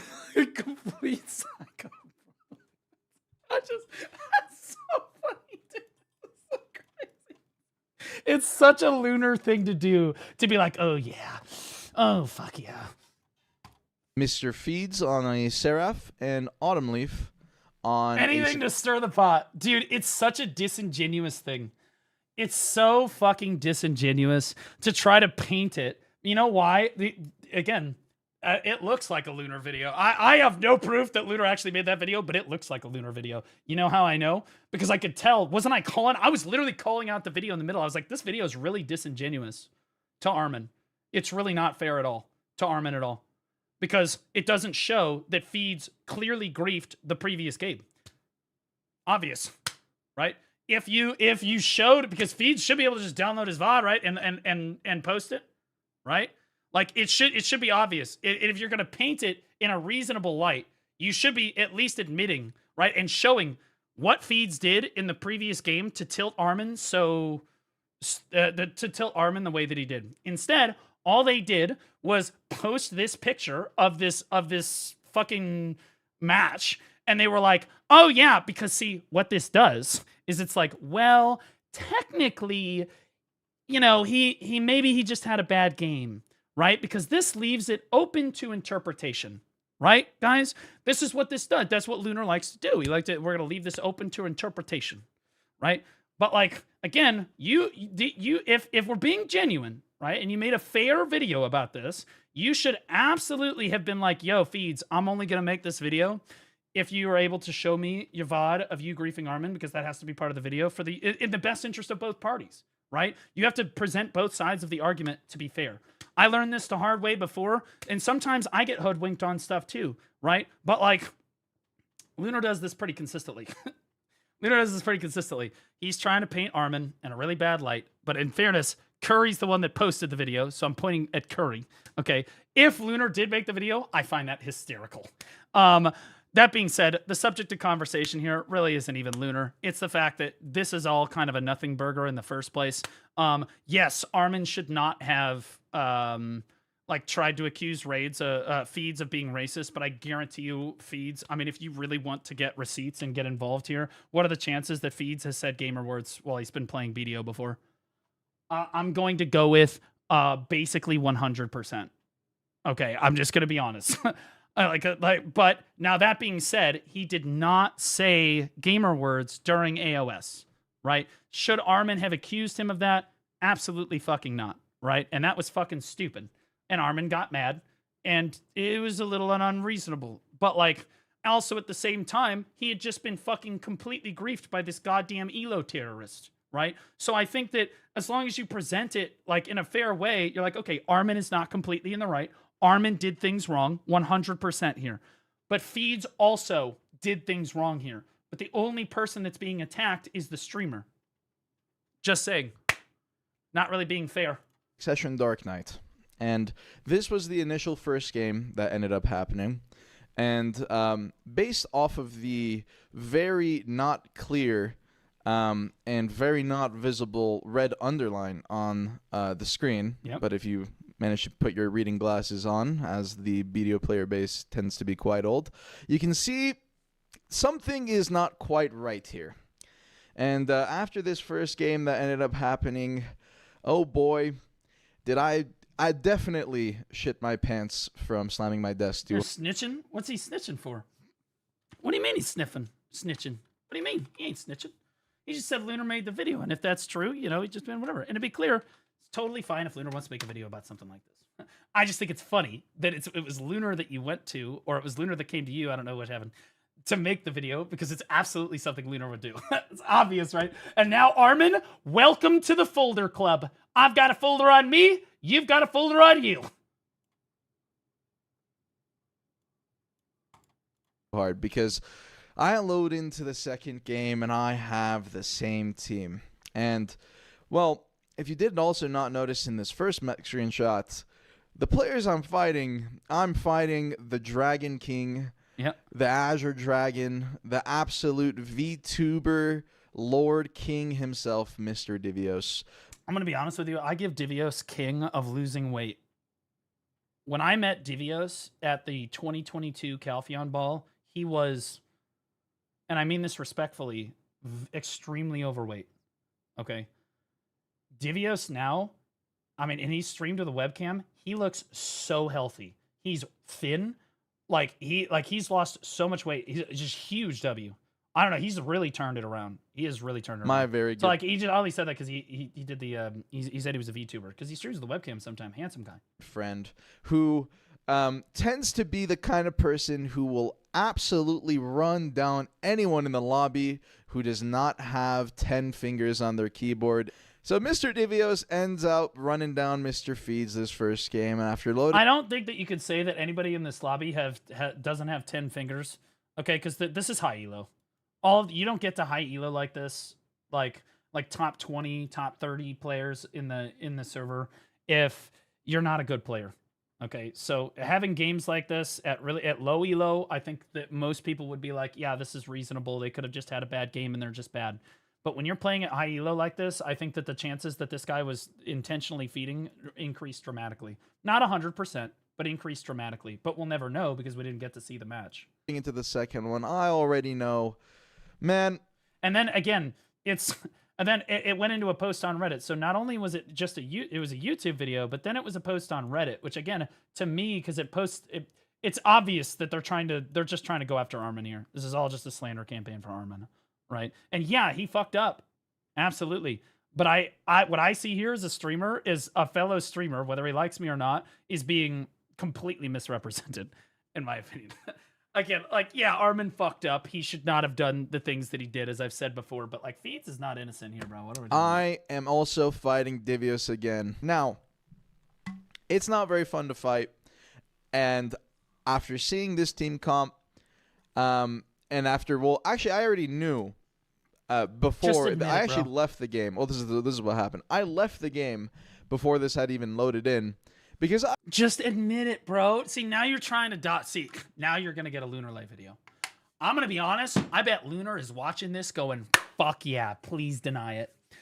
Please deny it." Oh, baby, now you're gonna get a fucking Lunar video because you're not apologizing here. You're like, I loaded in, I didn't see anything, blah blah blah. Lunar, I guarantee you, was like, actually, you loaded in, saw he was on your team, and immediately disconnected. I already knew, and we all know that happened. I was going to be fighting some absolute bullshit. Divios. He doesn't care that he's fighting bullshit. It's not about who's on the enemy team. 99% chance being on the other side. Now, maybe I did leave after I seen the teams, but I'm pretty sure I just left before seeing the teams. And I have an apology to give because that was bro, the correct nor friendly thing to do. I'm sorry. It actually was kind of talk. This is not fucking an I'm sorry. You're not fucking... This is making the situation. I'm going to be honest with you. I thought he was going to come out and be like, yo, I'm really sorry. That's my bad, bro. I griefed. That's my bad, bro. Right? Because you guys have seen me when I fuck up. I'm like, yo, that's my bad. My bad. Whoopsie. It's a little oopsie. Right? Happens. Can't always get it right. But this ain't an apology. And people like Lunar know that. You're just going to get another hate. This time, you're going to get a hate video. It's going to be a premiere. He's going to fucking launch it early. No, not kind of toxic. Quite toxic to do. Now, I would like to give out a quick little claim and a little bit of a justification, which does not fix nor solve what I did, but I would like to provide some clarification. Okay. In Arena Solaire, when you leave your game before the match has started, the game actually, assuming you don't load back into it, does not start from the beginning, and everyone who is in the match will simply go back to the normal screen, and they can queue up for another match without that match having ever really existed. Now, in my flurry of 4 days of being on a bender, of streaming AOS for about 40 hours, hate watchers being in my chat, trying to keep a track of who I've banned, who I've not banned. Let me keep that list for you. Very simple. Who you have banned.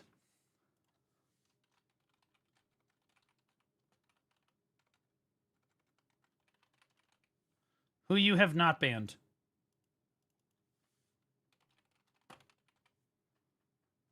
Carry on. Throwing out and wrapping out my sub shoutouts to try and make a little bit more money through Prime subscriptions. By the way, if you guys want to go check out my stream, you can see if you have a Prime subscription over available in the bottom right hand corner. You can see if you have a Prime sub. And if you drop, There is no way, dude. There is no way that in your apology video you are plugging so that you can get more Prime subs. Unbelievable, W. Holy based as fuck. Oh my god. That's kind of a power move. Holy shit. I'm honestly proud of you. Holy fucking based. Drop that, you get absolutely sorry. My bad. It's almost become a habit at this point. And this is the thing. Wrong stream, dumbass. He wants you to go subscribe to his stream. Thanks for the Prime sub. Appreciate you dropping it in here. For those of you that don't know, you can subscribe with Amazon Prime once per month for free to any streamer that you want. So you have an Amazon Prime subscription. After 4 days of that, I have gone on a complete bender. Yep. And I left the game thinking in my head, if I don't connect back into this game. This is why I always find it bullshit when people are like, I can't believe that streamer would report a player for harassment or toxicity. Like, right? Because like in the PvP scene, they used to get so like He-Man about like people reporting people and stuff. The reality is, you people are so fucking disingenuous towards streamers. It's actually just ridiculous. Not you people, chat. You're great. You're perfect. But like these 1%ers, these 1%ers in the PvP community that are like trying to paint themselves as saints, right? They're like, oh, I've never done anything wrong. I'm perfect.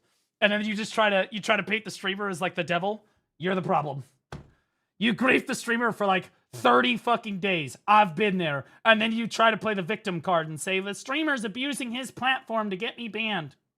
Also, Armin, this argument's not going to work. Then this match simply won't go through. Great leader, thanks for the Prime sub. Rain 94, thanks for the Prime sub. Thanks, guys. Appreciate you. And both of my teammates and no one else on the other team will neither gain nor lose anything. And I will simply lose a -35. I'll take back 5 minutes of my life where I can sit down, eat my toast with a little bit of cream cheese, potentially a little bit of honey on there. Maybe throw on. Just resubscribed for 3 months. Cooked, bro. Look at this top of his head, lol. Welcome back for 3 months, man. Appreciate you. Thanks for Prime. A little bit of an avocado spread. Dude, this dude's eating avocado toast, man. Dropping out that He's rich. low-cal. He's loaded. You know what I eat? Spaghetti. Where's the evidence for that? Right in front of you. Seriously, it's all over my shirt. Calorie, high protein, nice little meal. And I won't have to worry about playing this game, but after about 30 seconds of... Could you guys please stop subscribing? It's really interrupting my ability to watch this video. 4 months. Thank you. Overkill, welcome back for 4 months. Gofin, appreciate you. Welcome back for 2 months, man. Appreciate you. Thank you, thank you, thank you. Leaving that screen, I immediately Gofin just resubscribed for 2 months. regret it because I realize I still have to play this game out. Since that is only the case if you manage to leave or crash before you have actually loaded into the game. So in this scenario, I have to connect back. There's no way that this works. Don't forget to hit that follow This button. is pathetic. Armin, this makes it even worse. You will be lucky if Lunar doesn't make a fucking video about you now, or if somebody doesn't make a video about you now. This makes you look way worse. The fact that you're trying to deny that you intentionally fucking grief them is, oh, it's rough, man. Even I can tell. I'm not like the best PvPer, but I know what good PvP looks like, and I know how good you guys are. There's just no shot, bro. I'm just calling you on it, man. You griefed him. Own it. You 100% griefed. It was an eye for an eye. Like, just fuck it. If you're gonna apologize, own what you did wrong and move on.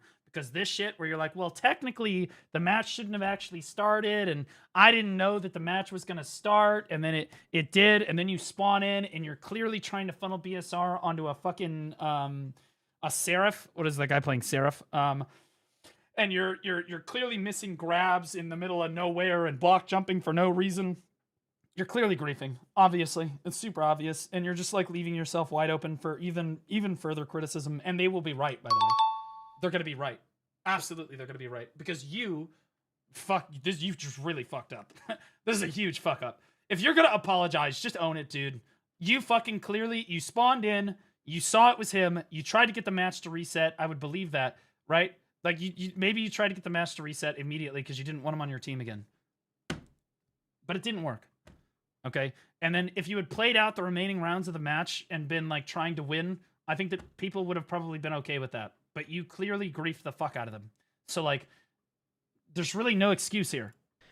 And once I have connected back, you gotta own it. It's already cooked from there. Now, the rest of this post goes on to... See, he just glosses... Okay, he just glossed over. He said, once I've connected back, well, it's already cooked. No, only one round had played out. I can't tell you how many times I lost the first round of AOS, but went on to win the match, right? You just did not try to win, and it's really obvious. Say some other things, saying that once the second round Snowman, thanks for the prime sub, buddy. Appreciate you. Started, I was like, I spent the first 10 seconds of the round trying to swap my spec, and I was intentionally that's grief. Yep. Throwing. Yep. This is just whatever, some little bit of cock and balls thrown in there, you know, trying to... No, that's the truth. It looked like griefing. I'll be honest with you. I looked at that and I knew you were griefing, bro. And I bet Prilibus looked at it and they were like, "Yep, he griefed him." Obviously. Fucking obviously. Who just raided me? Yo, Mad Poppins, thanks for the raid, buddy. Appreciate you. Mods, can we get a shout out for him? Let me see. Mad Poppins. Let me get you. All right, let me click this. What'd you get up to today? We're in the middle of looking at drama real quick.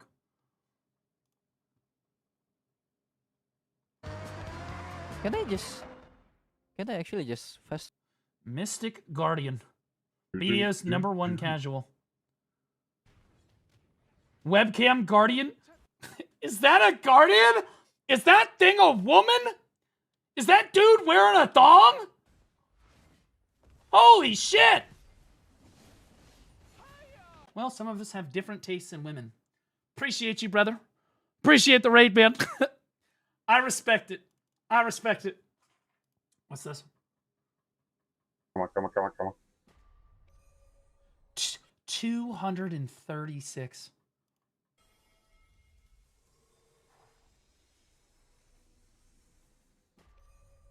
Oh, I'm just gonna cancel it. Welcome to Mania. It is, man. That's what it is. Oh shit! What top was that? 237. Could have been 236. We never would have known. Oh my god. That's fucking insane, bro. You absolutely... What tap was that? We can't even report you. At 237 taps, just let him have it, bro. People off the trail get a little bit of rage bait in, as Redditors tend to do. This isn't rage bait, because bro. frankly, You can try to shove it off, but it's just going to make you look even worse. Because, like, obviously you griefed him. The truth is that I swap my specs all the time, and this is not the first time where the match has gone into a few seconds, and I have realized, hey, I need to swap my spec. Let me just... give me 1 second. I'm going to swap my spec step to the side and try not to get caught.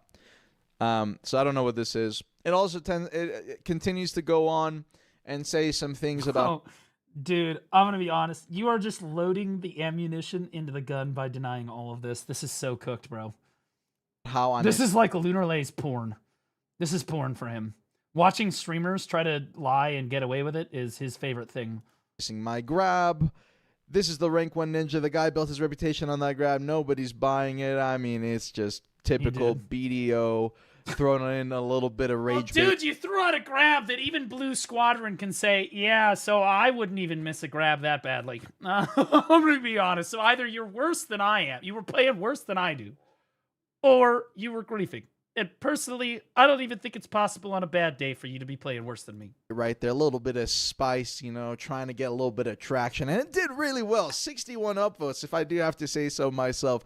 On the video subreddit, that's essentially the exact Front same page. as getting a 5-star rating on your meal. I mean, it is just perfect. And from there, there's He one should more have just claim owned here this, that I dude. do also. He should have just said, yeah, I griefed him because he griefed me in the previous match. I'm sorry I griefed him. I got tilted. You know, I've been griefed for 4 days in AOS. He had just griefed me in the last match. I tried to get the match to reset, but it didn't reset. And I loaded back in and I was forced to play with him and I tilted off my rocker. And I shouldn't have done that. That's my bad. And everything would have been fine. Have to talk about, and that being after this match had ended, I loaded into another game with Mr. Divios himself, the Dragon King himself, the king of the VTubers, my good friend, and I... Careful now, you don't want to drag Divios' fucking name through the dirt, because you did damage to Divios here too. Because what you got Divios to do is report somebody for racism that didn't actually, wasn't actually racist, which is rough. So you pulled Divios in and tried to make him look bad for reporting another player on top of everything. So be careful. I said in a claim, in a quote-unquote serious claim, clearly aimed at getting feeds reported, that he had thrown slurs in my game. Initially, the game started off, and I said, yo, Divios, we got to report this feeds guy. And There's no way. in a moment of You're humor, going to deny this. I figured he would exactly get what I was saying, but he did not. He said, why? And I said, well... He said some slurs jokingly, and with a little... But that's not the whole story. Again, it's important to see the whole story. Do we have the video again? Where's the fucking video? Give me this fucking video. Literally 50-50. It's a good try. Like, we just both send in reports. Yeah, like maybe we can just ban him. Why? From like queuing AOS. Yeah, not just from like queuing AOS. Why? Oh, he was saying some slurs in comms while I was in comms there. Oh. See, Armin, you say that you're joking. And this is my territory, see, because I joke all the time. Okay? I make jokes about stuff like this constantly, but they're so obviously jokes that they really can't be misconstrued as such. And if you do, you're kind of just retarded and everybody knows it. That didn't sound like a joke. That sounded like you were asking Divios to actually report this guy because you're tilted off your fucking rocker. But that is an opinion. It's an opinion. That's my opinion. I personally think he wasn't joking and he's trying to cover for this too. Armin, again, you should just apologize. You should just be like, oh, I was joking. Blah, blah. No, you should just be like, yeah, so I made up some shit because I was tilted, you know, for the previous 4 days. That's my bad. You just got to own it, bro. You're going to fuck up. When you're streaming, you're going to fuck up. I fuck up. I own when I fuck up, okay? A little bit of hesitation, too, in there. Now, this one, a little bit of an offhand joke, probably uncalled. Please change the shirt. Okay, I've had enough. This is ridiculous.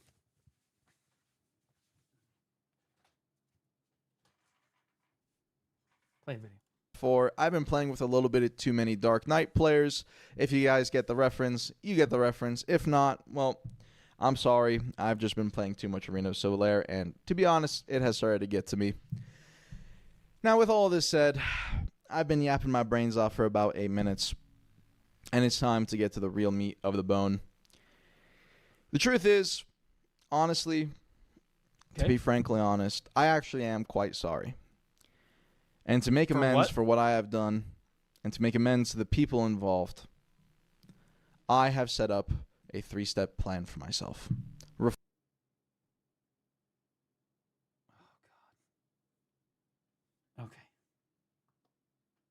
Forms and actions to take forward and make sure I am not being a toxic streamer, nor will I receive another hate post on the BDO subreddit.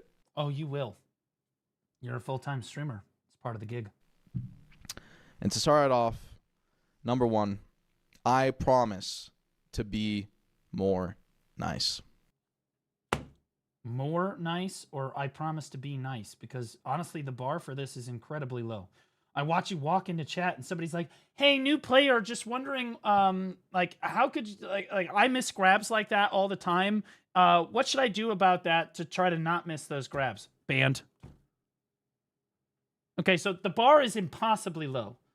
Like, literally James Cameron making a fucking movie about the ocean levels of low.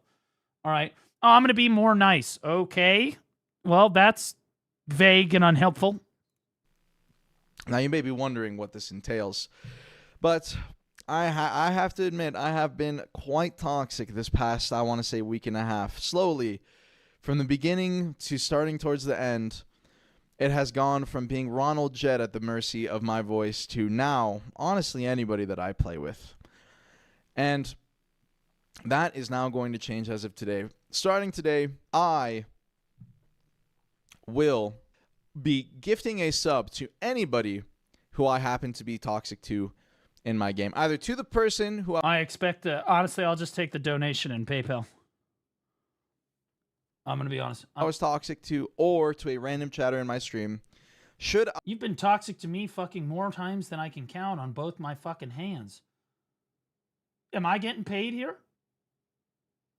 I say words of toxicity during the game towards that player, for each player that I flame during my match, assuming they're on my team, I will be gifting a sub. Assuming they're on my team. That is reform number 1 that I will be committing to starting as of today. Chat, he has gifted 0 subs.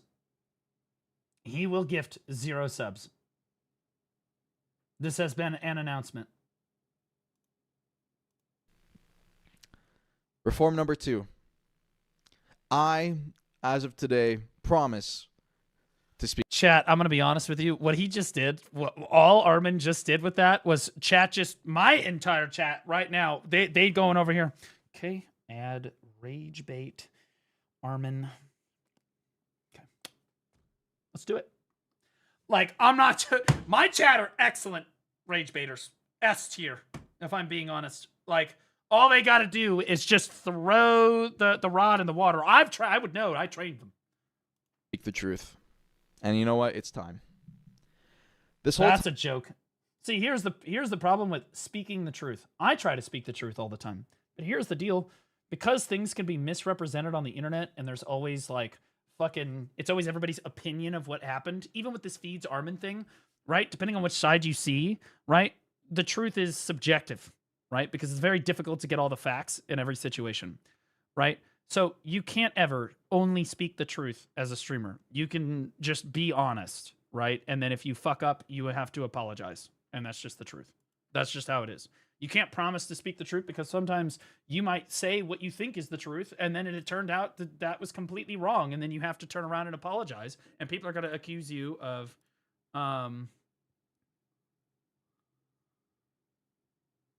Okay, yeah, Lunar Lane made the video. Yep.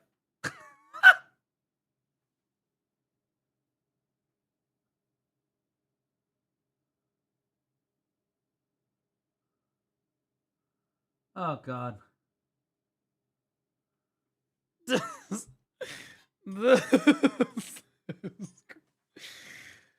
At least Feeds is brave enough to try. So Armin said... when he was talking to Divios, Feeds was saying slurs like crazy, and he had to avoid comms because of it. But I can't find any instance of that today, and I went through all the matches. I'm sure you did, because you're a complete fucking psychopath. Yep. I bet you watched all of Armin's matches for the last 2 fucking weeks. I bet it. I would bet my bottom dollar on it. Looking for anything you could try to use it against him. Not in a genuine way, but mind you.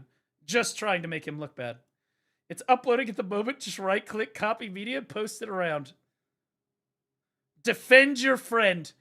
Get justice! What the fuck are we talking about? Justice for what? Armin already got fucking banned. What are we talking about? Why? How does posting this around get justice for anything? True justice is Feeds getting banned too, buddy. That's how this works. See, because Feeds griefed Armin, and then Armin griefed Feeds. So true.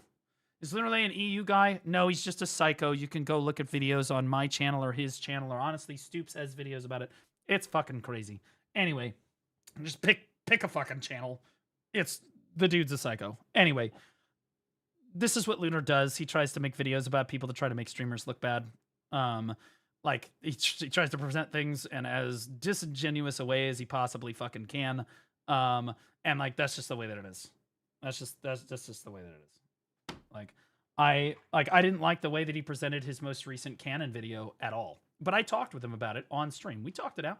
And you guys can make up your own mind, right? But I personally think he's disingenuous with stuff. But the whole VOD is there. There's no cuts. Or it's on YouTube. Just go look at it. That being said, this is just like to get justice. Armin already got fucking banned, right? And to be clear, all he needed was this video to basically just post to the CMGM team, who were probably already on it, by the way, because he got banned, I don't know, a couple days ago. When did he get, this is 3 days ago. 3 days ago. Right, so this is on the 16th. So he was already banned by this point. Right? Again, in my opinion, justice for this is Feeds getting a 1-day ban too. Because Feeds absolutely griefed Armin too. Should Armin have received a ban? 100%. Should Feeds have received a ban? Yes, both of them. But if you're only going to ban one of them, it sets an unfair precedent, and it's only going to make this situation worse. Just in my opinion. Honestly, the thing that's been bottling me up. Ban the them thing both that's been... for the rest of the season? Nobody needs to be banned for the rest of the season for this frivolous bullshit. This is all... I just want to be clear to everybody. Let's just be honest.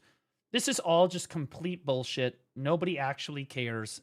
It's just a bunch of fucking bullshit. It's just a bunch of bullshit. Hurting me. The thing that's been absolutely making it so difficult for me to keep my sanity as I play this season of Arena Solaire has been the fact that I have been lying to you guys. I have been lying to you guys. Every single day I think about it, and every single day I read it in my... Does this sound genuine at all? Obviously he's joking, right? Or I don't know if he's necessarily joking. Armin has a particular way of coming off. I don't know if he's genuinely trying to make this video to make good with Pearl Abyss, or to pretend that he's apologizing, right? Or if he's trying to be trolly and like the entire video is a troll. I don't know, because Armin's kind of a serious guy. Chat, and people know that I'm lying, and it is time to speak the truth. I will speak the truth. Suck Ninja is not only A tier, it's S to S tier. I will be officially... This is obviously trolling. Moving it to S tier along with Awakening Ninja, and I will be putting Succession Ninja in front. Is that why you're ranked 22? Because like I feel like an S tier class would be higher. It could just be a skill diff, to be honest with you. It's probably just not as good as Ninja as you thought you were.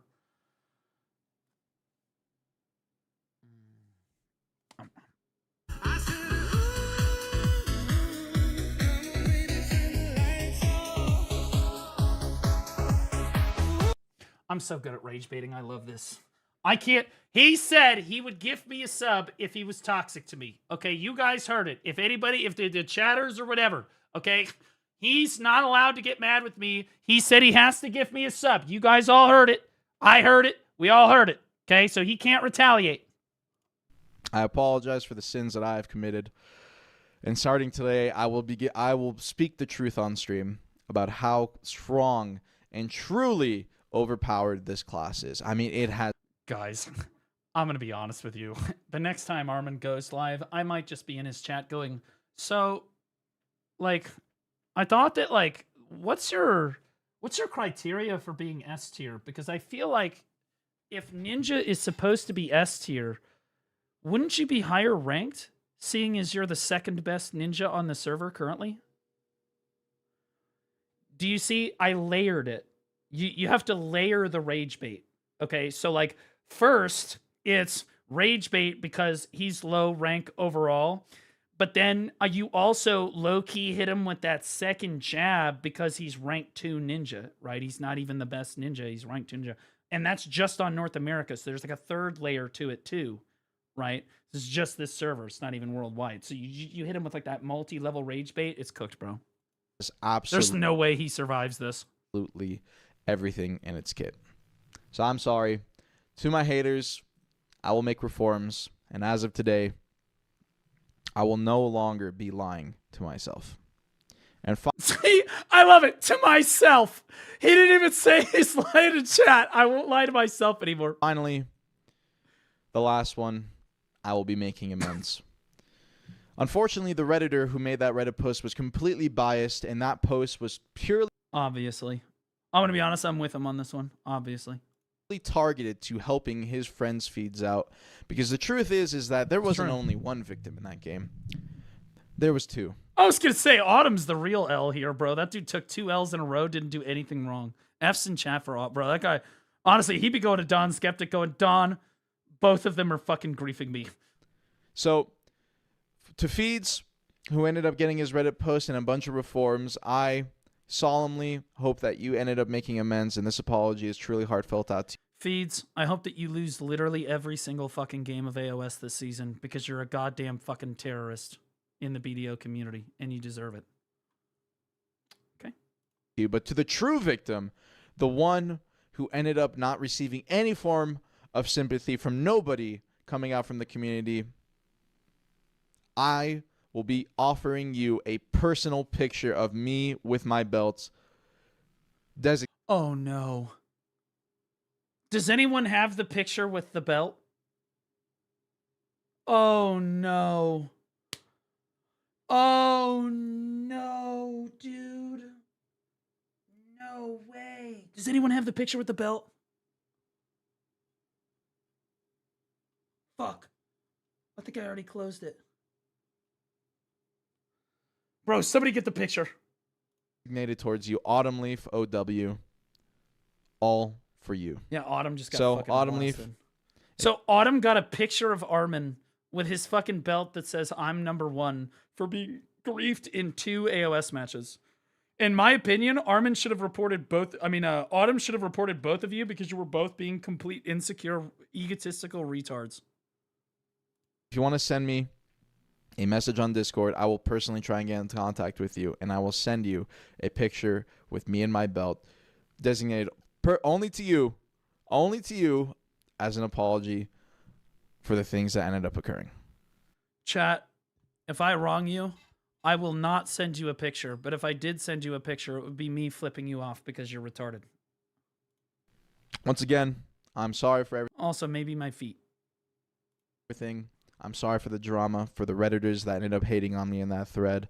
I'm sorry that They're I've been not so sorry. toxic. I am ready to make reforms. I will become a different man. And I, as of today, will be streaming at 3 p.m. PST. I'll see you guys over on twitch.tv. Also, you can watch over on YouTube as well. It's twitch.tv/ArminTF, youtube.com/ArminTF. I'll see you guys in a little bit. Bye-bye. So cooked. So fucking unbelievably cooked. The comments are, I was like, oh, the like ratio's cooked. Grown ass man, by the way. This is certainly a video of all time. Nice. Sid from Toy Story learned from Woody to play nice. Even the apex racist. Apex racist. Muzziah does not rage quit a ranked match. I think words of toxicity, heated conversation should be viewed and understood by all as standard fog of nobody cares. I didn't realize bro's getting rage baited outside of Twitch chat too. I've been missing out. This is my point. It's like the whole fucking community is just gonna go rage bait the fuck out of Armin now. Has he been live since this happened? Like, has he been live at all? Is he live now?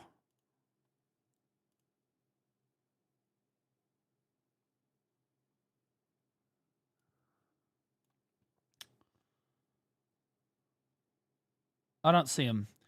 This guy is so egregiously viewbotting. It's actually just embarrassing.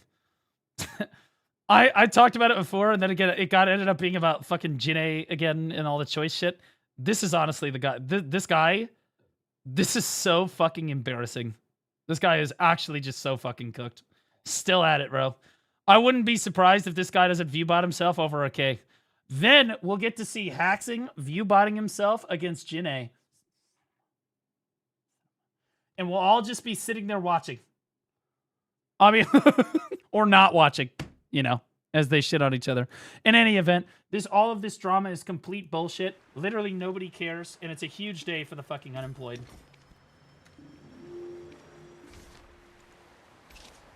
Massive day for the unemployed, bro.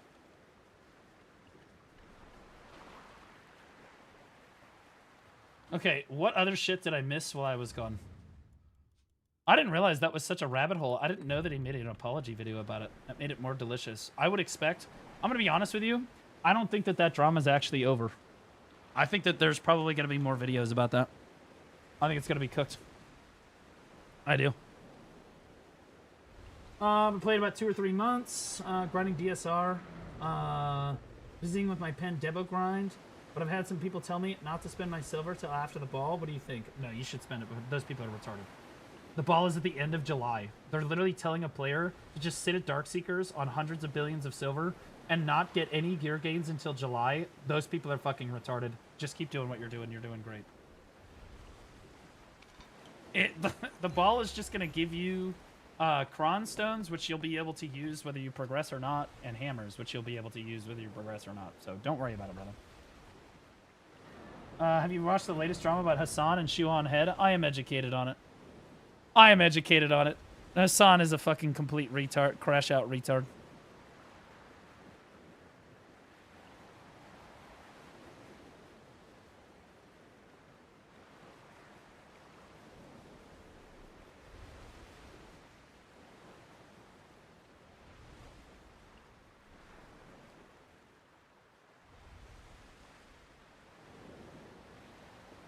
What will I get? Okay. Now it's time to make fun of other streamers. I can't be in this Pastanity video because I haven't been live in like a week. There's just no shot. Guys, what's it gonna be? What's it gonna be? What's it gonna be? What's it gonna be? What the fuck, bro? Fucking reported. Holy shit. Also, put some clothes on. Is it one of those skills that move you forward? Yo, do you guys like the new outfit? I feel like the helmet on the new outfit's kind of sweet. I do not like the armor with the bikini. I think it's terrible. I think that if you mix and match it with other shit, right? Is it even possible? Can you mix and match like the boots and the helmet with like other... Then it would be okay. But I think that the whole ensemble is fucking terrible, bro. Like, who the fuck wants to wear that? You know what I mean? The Badaka is much better. Yeah, dude, if you just want to sit in a bikini, sit in a bikini. Like... Word? Since it goes from, oh, that's extra money. He's hey, gaming. maybe today not so bad after all. Okay, when you have 100, we go deep dive in. We have 20 seconds. We have 20 seconds for this, guys. Bro, the amount of people that accuse Nikki of things in this subreddit or in this fucking community is absolutely insane. We have 20 seconds. All right. Do you have it? Dive. All right, let's go. How did you get CC'd on Succession Nova? How is that even possible? That class came out of the womb in frontal guarded super armor. The doctor couldn't even fucking grab the kid. Okay? Like, you are literally just completely protected on every single fucking thing that you do. You moved out. You didn't even cast a skill. You just immediately got fucking CC'd, bro. I don't even know how this is possible.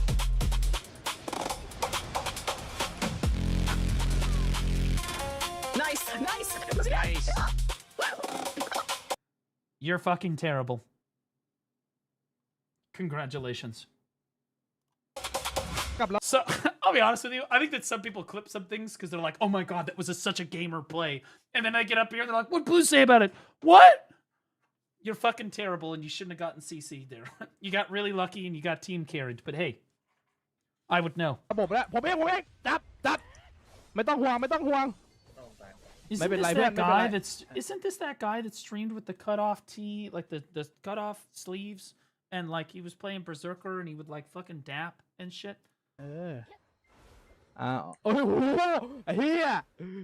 มันกินบัฟแซดขู่ผมเลย 1v1 ดูผมทำอะไรดู ขอแค่ SA อย่างเดียวพอ เนี่ยแม่งหลอนละเดี๋ยวเขาดูมันหลอน No ละ way, he just sits เห็ and นไหมหลอนละเนี่ยหลอนละ What a fucking bitch. หลอน For those of you that don't know, this guy Z-buffed, which means for the next 1 minute after he Z-buffed, he's like super buffed, and he just went into stealth and just chilling.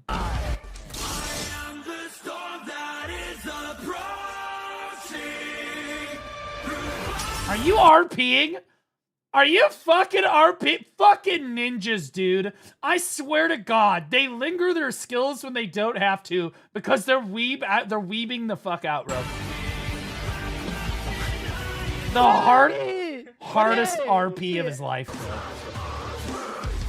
All ninjas are the same. Dog shit, egotistical, washed up weebs.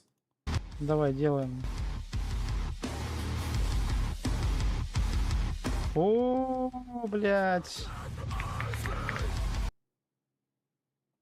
Good fight. Hey, you did your best. If you were ever wondering how it's possible that somebody only has 3k damage in your AOS match, think again. Okay? Ladies and gentlemen, Sage. О, блядь. Oh my God. That had to be a bug, though. There's just no way. I've seen Valkyries come across the arena with Hostiludium and ult right at the start, though. I have seen that. That shit gets crazy. Yo, this guy is fucking gaming. Look at this guy's... Oh my God. He's got, like, the blur going on because he doesn't want to low-key clean his room, right? He's got the lighting behind him to make it all fucking dark and mysterious. And then he's wearing, like, you know, some designer shirt here. Okay, this guy means business. Dude, these fucking...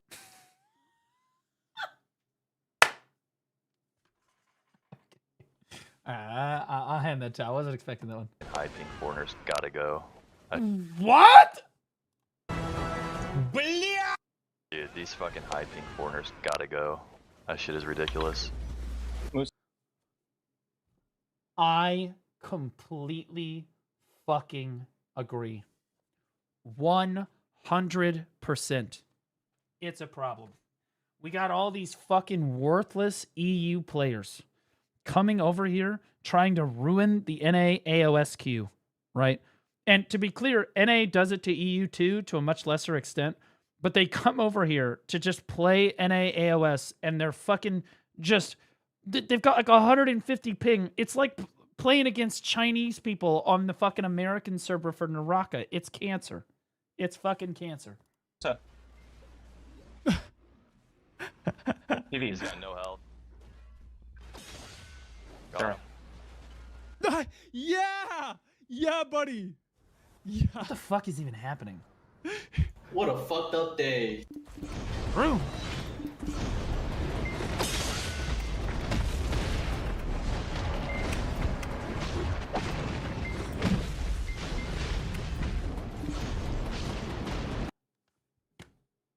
I could have sworn I'd be hearing about how Suckzerkers constantly bitch about how they're just not protected anymore. They got to use forward guards. Let's look at this one more time. What a fucked up day. Okay, look at the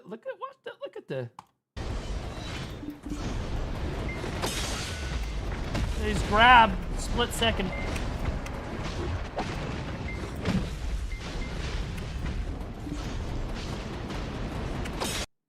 The only gap he's got is the grab.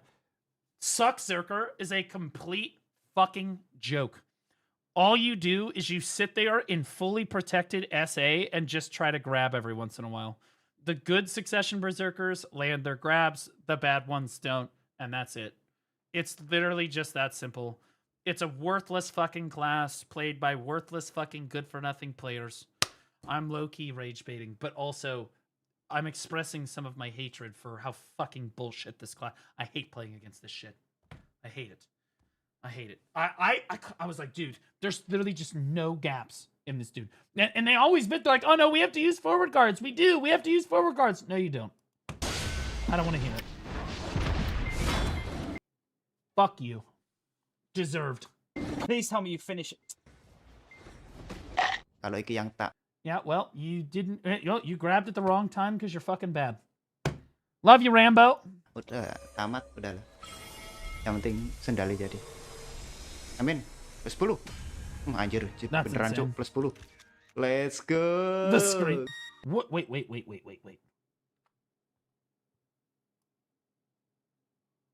What the fuck is going on with this stream? Bro. Y'all motherfuckers be freaks, dude. Y'all are freaks. Like, seriously. Doing full gooning outfit, you know? Do we appreciate it? Nah, bro, if I'm gonna run around in a bikini, I'm putting on a fucking full-ass bikini, bro. If I'm gooning, it's a full-ass bikini. This half armor, half bikini shit, it just edges you, bro. It's just cancer. That being said, the helmet looks kind of dope. Okay, now slay. Seems like they gifted it to all the partners. No, it goes.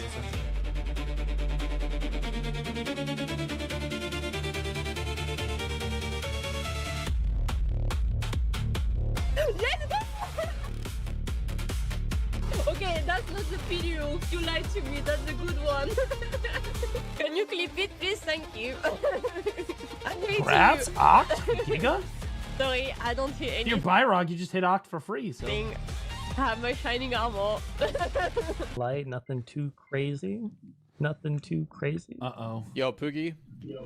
What's up, brother? I fucking hate you. Why do you play Suck Ranger the whole fucking day? You were actually mentally ill. All of the tilt today started with you, you motherfucker, bro. You started the day playing Suck Ranger. Everyone gets in a game with you, we all start losing. Like, what is mental? You have to be actually mentally ill to start saying, oh, bro, BPMA, dude, just be okay. Like, he is actually fucking stupid. Or He left the voice channel 10 seconds ago. Just to be clear. You know, you ever walked in on somebody that's talking to themselves like super loudly? And you're like, hey man, is everything good? You're like what's going on? Are you kidding me? Everyone started tilting day because of him. We got into games with him and we start fucking losing. Fuck you. I think that Poogie deserves a gifted sub. I think that so Armin's rage, I'm going to be honest, half of it is kind of troll, but I think the majority of it is actually genuine. He tries to turn it at the end, but I genuinely think he gets fucking tilted off this shit. That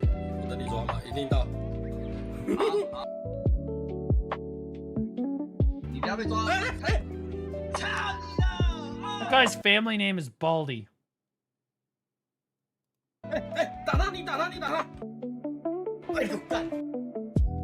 That's wild. Also, shave your head. Shave your fucking head, you fucking liar. You streamers.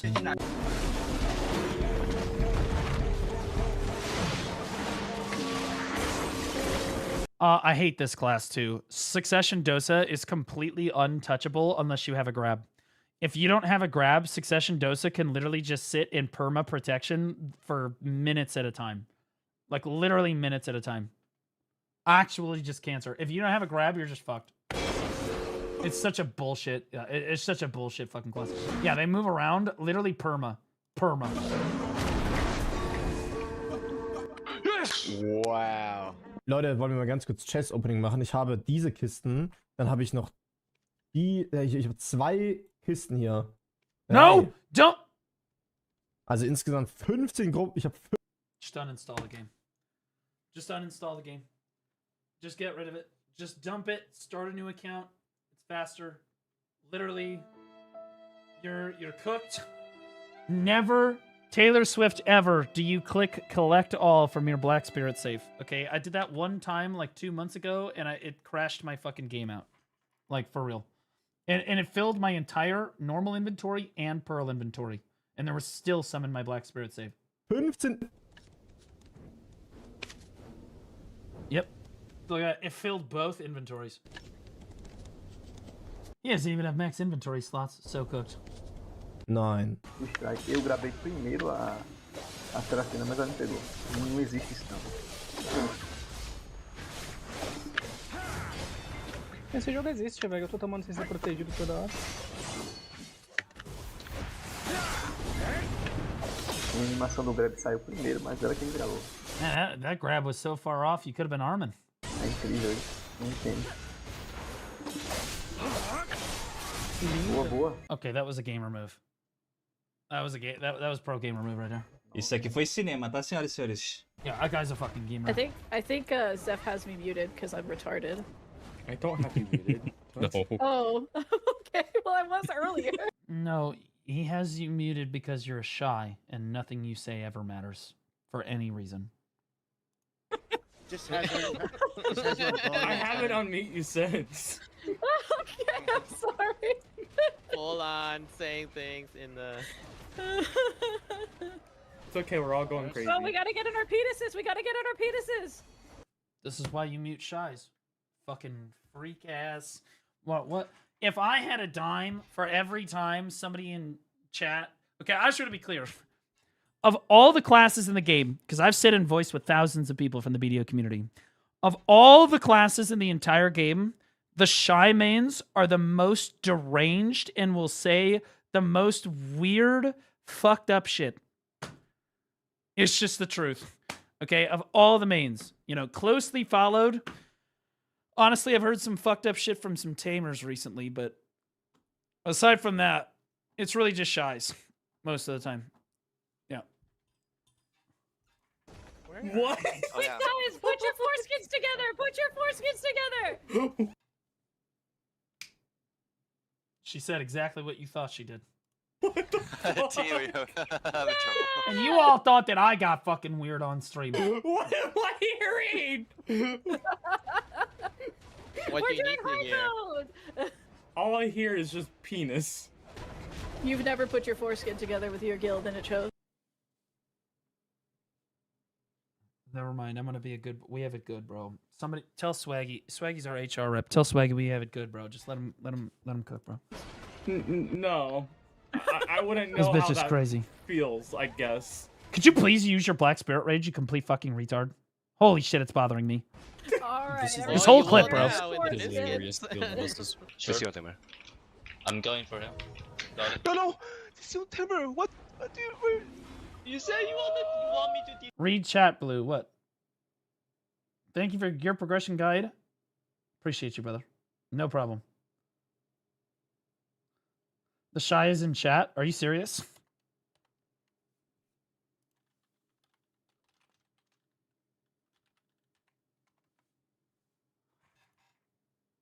You care to explain yourself? That's not me that said that. It's somebody in VC. You're completely right. I should have known that wasn't you. Anybody that has some fucking female femboy VTube avatar like this clearly has the largest penis in the entire Discord call. That's my mistake. The person that was talking sounded like a woman. That's my mistake. Sorry. Raphael 18, thanks for the prime sub. Appreciate you. Bro, what a freak. Does that person play shy? The weird the skin with the four-ring? I play shy. There it is. Raphael, thanks for the prime sub. Yep. What are you guys, just a fucking guild, bunch of shies, just sitting in voice, hanging out? The fucking name of your guild, Al Shida? Name of the Discord server? I'm going for him. No, this is Timber. What do you? It was a Guardian? Okay, that's fair. Guardians do say, I'm gonna be honest with you. Okay, if we're making a tier list of classes, okay, chat, people, honestly, we're gonna do it after this video. We're gonna make a tier list of deranged people on classes. How deranged are people on their classes based on what we've heard in Discord calls? We're gonna do it right after this. You said you want me to. Get your thoughts ready, okay? Because I have my thoughts. Yeah, but I said this. Armin, Novi. Go, kill him. It's yours. It's fine. 5 seconds. You have to keep fighting. Armin's Afero Zero, thanks for the gifted sub. Welcome to the chat, Mrs. VTuber. Mr. They Them VTuber. Saved it. buff. No, just one. Take Oh, nice. It's okay. Never mind, sorry, I almost rolled that call. Take the heal, but I gotta see on Timber. Also, I actually love your VTube avatar. I don't care. Okay. Bro, you fucking let him die. What do you mean you're the hero? He gave me the wrong game plan. He said, can you disable no? Sure, I'm going. And he said, oh, I see the timer, bruh. I'm 50. Okay, that was just funny because of Armin got CC'd in the middle of it.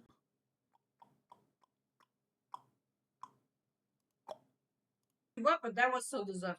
Good job, guys. Hakai, if you ever want to 1v1 me in the bedroom, you know where. Just move warriors up the list. Just move the warriors. Everybody, we were talking about the tier list before. Everybody just move. It's a tamer. Stop. There's no way. It's a warrior. Oh my god. Is it the... oh god. Somebody get Jane Doe on the line. He's probably in therapy. Dude. Why is it always the... yeah, it sounds like... do you guys remember that, like... that femboy Corsair that was telling people not to fap, but like he put like a camera on the floor and he had it like showing up his leg, his thigh or whatever? It sounds like that thing. Person. They, them. I'm pretty sure that person is a dude that just wants to get fucked in the ass by other dudes, so he dresses up like a woman. That's flirty. Okay, yeah. Dude, I love that fucking guy. That guy is fucking goated. That being said, he is a weird motherfucker. How do you recall this? Because I've DM'd him before, or he's DM'd me before. We've had DMs. We've exchanged thoughts. He loves Evelyn. I love Evelyn. No other overlapping corresponding traits. But Evelyn is a common denominator theme here. I think we can all agree Evelyn's super hot. It is what it is. To find me. So how is his ass play? I have never, Taylor Swift ever, had something go into my butt. Proud to say that. It's never happened. So, and I hope that it never will. However, I hope that, honestly, depending on how attractive the woman is, there is very little that I am going to refuse. So, respectfully, I hope that someday I have a wife that has me approach something like that with a can-do attitude. I think I'm gonna lose that fight. I'm not gonna take it. Thank you. Oh, you're definitely gonna lose that fight. Good luck next. No, I'm joking. I'm so sorry for being so sexually harassing to you. I really like you and really respect you as a person, and you're really, really good warrior. Bye, my darling. Bye. Jesus fucking Christ, dude. Every time I see Flirty in a fucking clip, dude, the dude is absolutely unhinged. I like that guy. Uh-oh. Do you know the real person being griefed here? It's not Armin. It's not Feeds. It's fucking Autumn. This dude got these two fucking terrorists on his team 2 times in a fucking row, dude. First, he got Feeds intentionally griefing him because Armin was on the team. Then he got Armin intentionally griefing him because Feeds was on the fucking team. And the only true loser here was Autumn. Because the only... you know what they say about fucking each other? You keep it in the family. And they are all in family.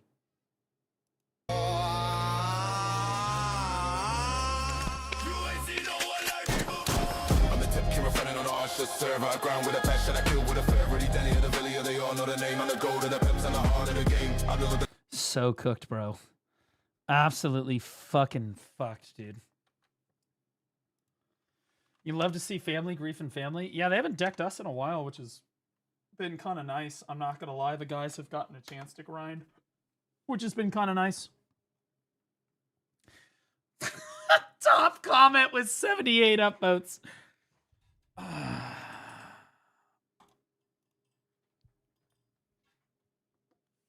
I'm doing my part.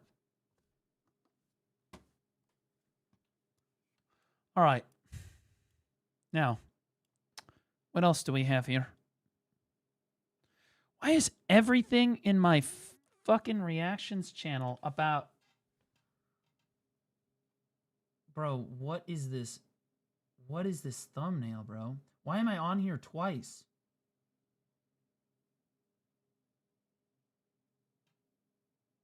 What the fuck? Cheaters everywhere. We can't keep doing this. All right, what's this? Let's see this one. This is a VTuber. Of course, we're going to watch it. We love VTubers. I'm not doing this again. I don't remember anything. I got isekai. There's my fairy. Did she just say I Oh, this is 48 minutes long. I don't know if we have enough time in the stream to watch the whole thing. What is she doing? smell? Wait a minute. I yearn for... Wait, I remember this person. I remember that this person streamed BDO a long time ago. Didn't they? They were like a new player?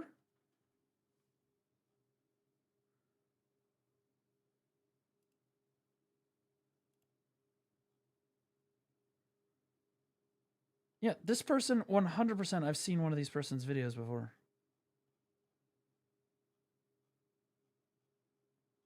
I swear to God.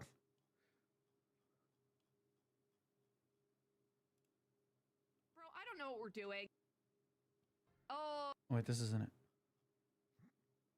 Fuck, where did it go? We're not doing this again. I don't remember anything. I got isekai. There's my fairy. Did she Oh, just see, say this I is smell? 1 month Wait a minute. ago. I yearn... Or this is like 2 months ago. I already watched this, I'm pretty sure. I'm pretty sure we already saw this. I could have sworn I've already reacted to this.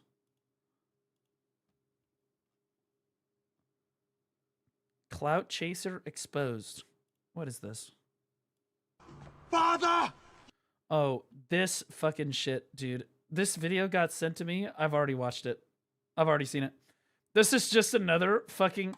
In the criminal justice system, the people are represented by two separate yet equally important groups. The police who investigate crime and the district attorneys who prosecute the offenders. These are their stories. You guys are completely fucking retarded. It's a fucking Kinsworn Hunters versus Viserys fucking video, bro. You guys are fucking retarded. Squabs, thanks for the prime, somebody. This guy is just gonna keep making videos, bro. I'm gonna be honest with you. Like, I love it. This is great. This meme's on him super hard, and I love it. But like, this is Vin's latest video, isn't it? Welcome to more. I can't take this fucking guy seriously. I'm not gonna lie. I'm not gonna lie. Like, this guy is absolutely holy shit. Video drama. I hate drama, but do you though? God. These fuckers. These. Yeah, it's like me saying, yeah, like I hate boobs. Chat, don't you hate boobs? I hate boobs. I hate boobs so much. These weirdos made me do this video. Weirdos made me So do this let's video. He looks more unhinged than the last video that I've seen.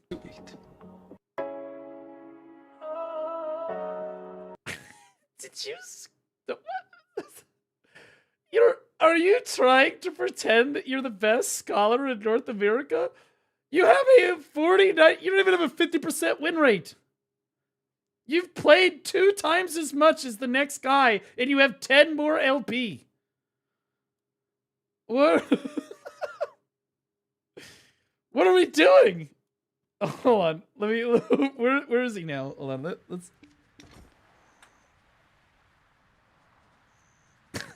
Dude, this fucking guy, dude. I'm gonna be honest. I have to respect it. I'm not gonna lie. I have to respect it. What the fuck is AOS? There it is.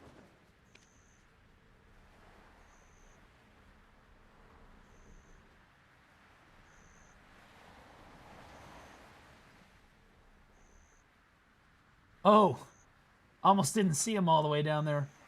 He is number 8 with a 45% win rate. Over 700 games played.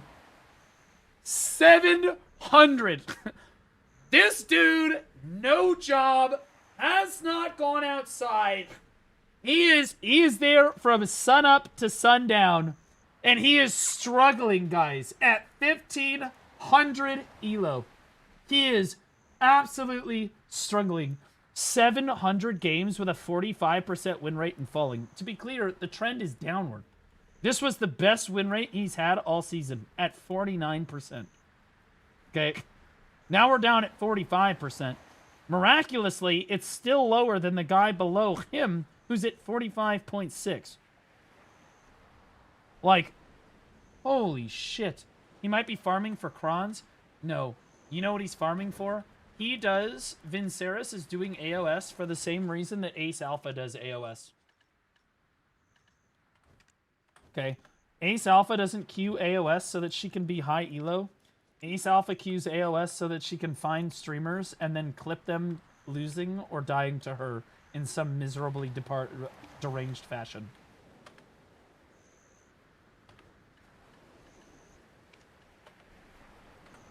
Okay. Farming L's. I mean, even this picture doesn't look good, bro. Yeah, he's rank 1, but like this is like what, day 1 or day 2? Surprise, motherfucker. Not surprised. Yeah. Not a surprise. They talk loud. And this is why I said that. Are you kidding? Are you trying to brag about a match where you had Zeratin Hunter in your game and he went 0-3? You also went 0-3 with a grand total of 4 CCs. You complete fucking retard. You look like a complete fucking clown, dude. What are... Oh yeah, well I'm better than you. You're both fucking terrible. Holy shit. How do you only get 4 CCs on a scholar in like 9 minutes? What happened? Underdog, yeah. Watch closely. Imagine using this as evidence that you're better than Zeratin Hunter. Everyone on the team, including yourself, is 0-3. I carried. I had 114k damage. 4 CCs, 0-3, bro. Look how much better I am. Yeah, spawning alone, no backup, no crew. Geo ain't shining, but the skill through. They laughing in chat, yeah, I see what they type. Till I pull up, Scholar, and I end their hype. Books in my hand, but I'm writing your fate every move. I'll hand it to him. Blue Walrus, kind of a W. Honestly, we should probably add that me is a walrus. That should probably be the new blue fat emote. We can add that as a Blue Walrus emote. Like, that would be great. If we could get that in here so that people can make fun of my fatness more. It would help me lose weight. Appreciate you, mods. You got to admit when your enemies take some wins. You know what I mean? Calculated, I don't hesitate. You flex your GS. I just flex control. Break your combo. Take your life. Take your soul. Yeah. Is this just the whole video? Is this just the whole video? Is just this picture? Like, what do we do? This is like, this went on for like fucking 4 minutes. Okay, well, we're done with that. What a fucking loser. This guy, by the way, Vinceris teamed up with Shaky Bay on Arsha, and they were like circle jerking. I saw their chat because they they shared it with everybody. You could see them whispering each other and like talking about coordinating and trying to get Blue Squadron in the PvP Academy and how they're gonna farm us. Joke's on you. Everybody farms us. Nobody cares. We're teaching new players how to play the game. All right.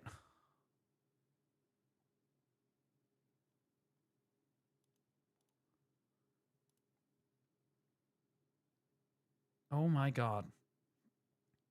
Well, we already saw the Riot MMO. Oh, wait. Okay, so we have a bit of a situation.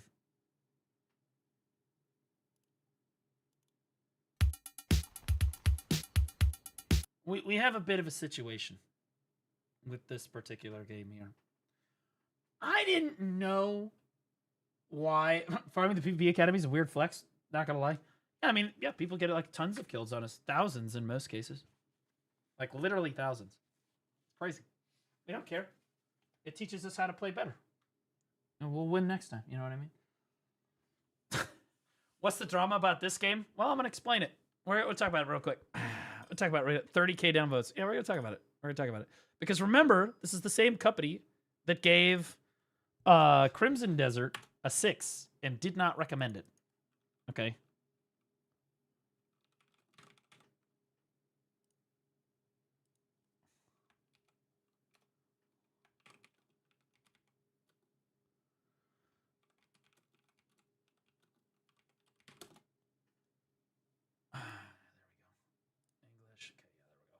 All right.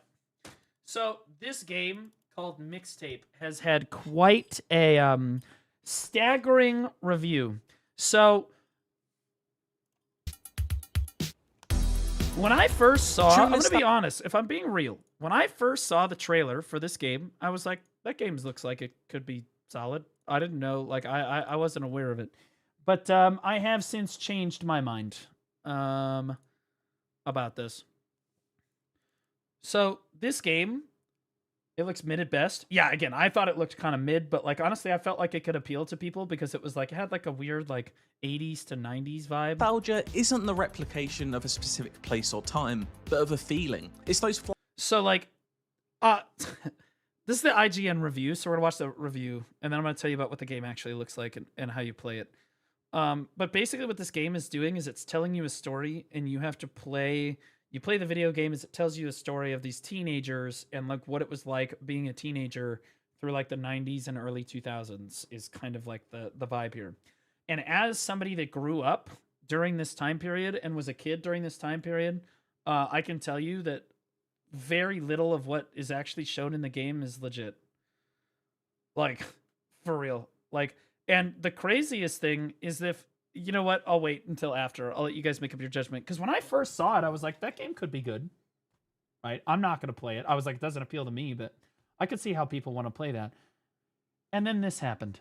Flashes of emotion that transport us back into memories that have long sat dormant. I thought the art style looked pretty solid. Chubbs here is, you know, giving his best idea of what a gamer looks like. Too late to be a teenager in the 90s, and believe it or not, with this accent, I grew up thousands of miles away from the schools of Northern California. I've barely stepped on a skateboard. Yeah, we can tell, dude. I bet you don't. You and your family probably don't run anywhere,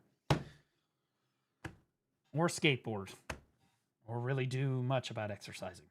That being said, says you. Well, again, I would know. I speak from personal experience. Now, I'll be honest, I used to hang out with the skateboard kids when I was in like middle school and early high school. Okay. The kids at my high school didn't skateboard, but the kids at the public high school, so I went to a public middle school and then I went to a private high school. So I still had friends from the public middle school that went to the public high school, so I would hang out with a lot of the public school kids. And a lot of them were skaters. None of them skated like this. It did not look like this, and they did not dress like that. None of them. Furthermore, every single skater was a dude. Fat shaming in 2026 is wild. What do you mean? Chat fat shames me all the time. I'm just spreading the love. It's not healthy to be fat. Chat tries to get me to lose weight by fat shaming me every single fucking day. If I reach down and try to put a goldfish into my mouth, chat will run me down like a dog in the street. Okay? And they do it out of love. Okay? So somebody's got to do it. Otherwise, I won't be healthy. I've lost like 30 pounds thanks to chat. Heroes. Still fat, though. Outside of a few scraped knees in the summer of 2003. But none of that matters. A mixtape knows. Don't run out of breath leaning like that. Okay. This. Australian developer Beethoven and Dinosaur fills each and every moment of its. Also, none of the skateboarders in high school and middle school were women. They weren't. Maybe it was different at other schools, but like I hung out at like a bunch of different public schools. None of them were women. Literally none of them. There were women that hung out with the skateboarders, but those were typically like the goth emo chicks that wanted to be like edgy and fucking rebellious. You know what I mean? They would watch the skaters and they would have sex with, like in high school, they would have sex with the one that hated themselves the most. Right? So like if whoever was edgy enough or like fucking like on the fringe enough, like that's who they liked the most.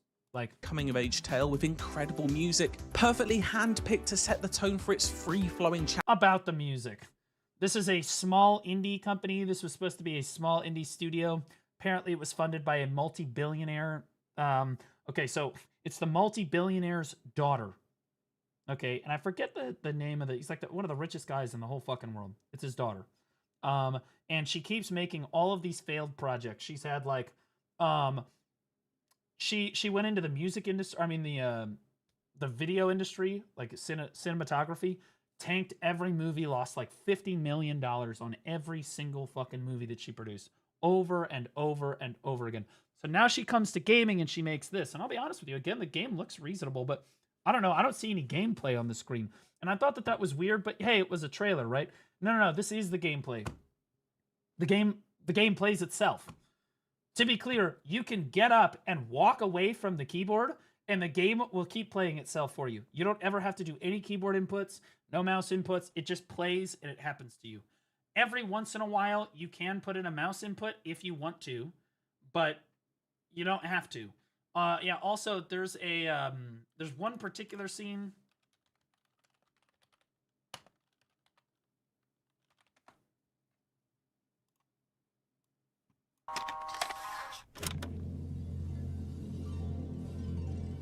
My first kiss was with Colin Bruce. I didn't like Colin at all, but he was accessible, and honestly, I just wanted to get it out of the way.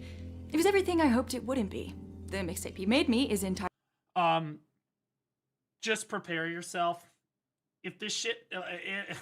this is gonna make you uncomfortable. If you're not comfortable being uncomfortable, I will wave my arms. You can skip forward in the video and I'll wave my arms. That'll be your trigger for when it's gone. Titled Music That Explains How You Make Me Feel, and the opening track is the 10-minute instrumental Odyssey Galaxy Interia by Alice Coltrane, released in 1971. Totally ruined it for me.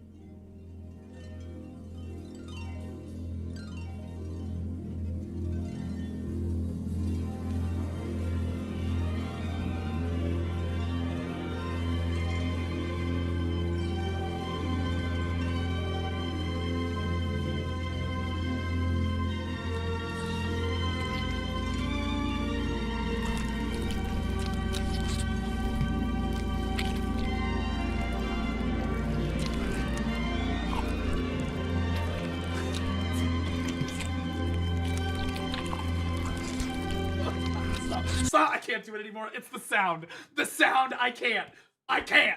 You guys understand. You guys understand. Also, I want you to know that if you skipped ahead in the video and saw me flail my arms, you get to be uncomfortable with us. I trolled you. Look at it! Look at it! It's disgusting. It's completely disgusting. By the way, this cost them over $1 million to do the editing and like the fucking visual effects for this scene. They talked about how hard it was and how much they had to redo it. And it's not even required for the plot of the video game. It's literally just in there as this random, it just happens to you out of fucking nowhere. Like, literally. Like, you're just kind of sitting there, and then he just goes into the scene. Like, I have to stop this. This goes on, by the way, this goes on for 3.5 minutes. This is a 3.5 minute tongue scene.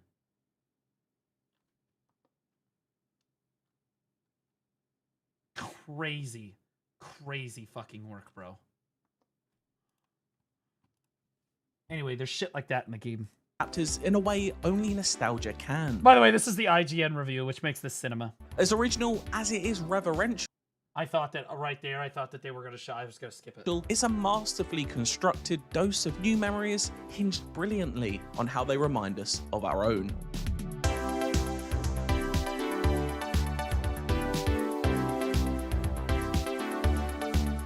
Pitch perfect. The coming-of-age story is perhaps my favourite framework in all of fiction. That longing for a time I didn't live in and being given a chance to hang out with friends who never knew me, a sensation... So this guy didn't even live in my generation. What are we talking about? How do you even know that this is a good representation of the time period? Because it's not, by the way. Again, the skaters, they're not dressed in fucking goth. My skater friends, they all had, remember those chains? They had like the black fucking like jean pants with like rips and holes in them because they're poor as shit, right? Their families are poor. Then they've got like the fucking Hot Topic like chains hanging off their fucking pants and shit. They had the big wide skater shoes on. They're not wearing fucking Converse, okay? Like those were way too fucking expensive. What are we doing? I find myself and the chained wallets, Jesus. too often. This is far from the first video game to tackle the concept, of course, but it might just be the super baggy clothing. Yeah, super baggy, dark clothing. Right. First one they were the most likely to fucking cut themselves. Nailed a tonal balance. Hated themselves. It's just right for me. I've tried to enjoy the Life is Strange series more than once, but I've just found its dialogue a little too. By the way, skateboarding was super cool. I went skateboarding with them a number of times. I fucking suck at it. I fucking sucked at it, but it was fun to go out with them. Too corny for my liking to fully get into. Mixtape, on the other hand, feels more rooted in how actual people talk and is all the better for it. Sweet without being saccharine, thoughtful but never forced, and always funny. There have been noise complaints. Okay. The story centers on Stacey Rockford and her group of friends as they look to make the most of their last day together and reminisce about past adventures. First of all, if you're skating like this, you're arrested. Before she skips town to chase her dreams in New York. You aren't given choices here, but experience these. Also, we didn't do this in high school unless you were trying to make out with the chick that you're laying next to. I'm gonna be honest. You did this with chicks that you were making out with, like for real, for real. You're trying to hold her hand, whatever you make fully formed characters' hijinks and heartaches, warts and all, and they feel all the more realistic for it. That's not to say their recollection. Make out or fucking. Well, we didn't actually have too much sex in high school, if you can believe it.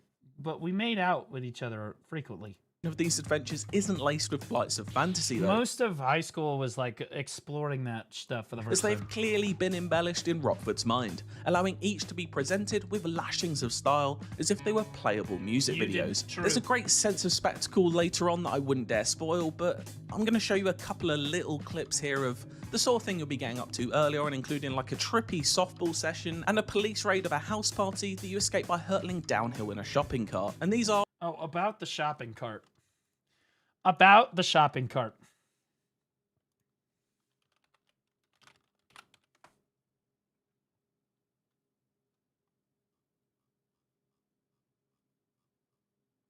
I'm wondering if I can find the guy that literally just walked away from the fucking keyboard during the shopping cart scene.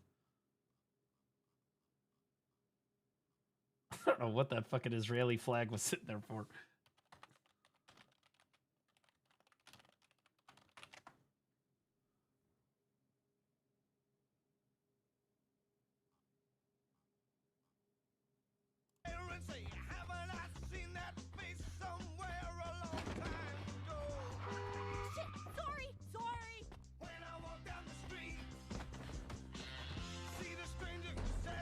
He hasn't hit. This is a level, by the way, you're supposed to be playing and like controlling the character. You're supposed to be controlling the character, like for real.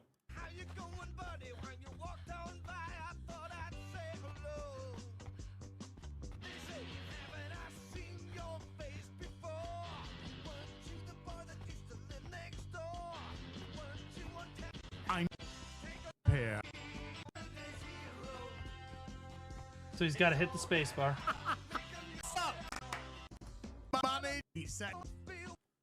So you can basically play the entire game, not putting any key inputs into it at all. What is that? If my friend started doing that in the car in high school, I would have punched him in the fucking face. This is not a vibe. This is not what we fucking did in high school. If you were spamming my fucking, in my 1995 Ford Escort, if you were spamming the fucking light, I'd be like, bro, I'm going to have to fix that. Stop it, bro. You ever try to turn that light on when your dad's in the car? You turn the light on, your dad's like, shut the light off! You know what I mean? They fucking hate that shit. I hate that shit too.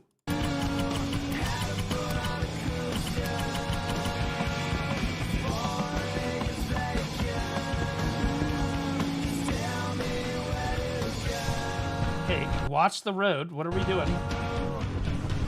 Cheeseburger. Okay, this is accurate. We used to do this all the time. My friends and I would get in the car going absolutely nowhere or to Walmart so that we could walk around aimlessly in the store and just hang out with each other. That's what we would do. We would just fucking walk around the mall, or we would walk around Walmart, or we just drive around for fucking no fucking reason. Sometimes we would go to like get fast food, and we would eat fast food in the car and talk about shit. That's it though. Yeah, no women though. It was all dudes.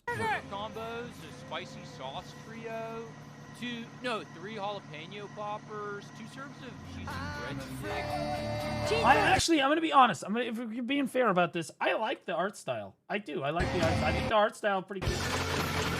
We never held our. We never did this. This did not happen. Didn't happen.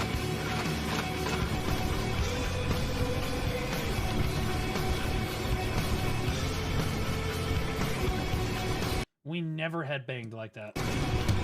Not in the car. Certainly didn't do that, and we weren't driving a... What the fuck is that? It looks like a Mercedes. Those headlights look like either BMW or Mercedes. Like an old one.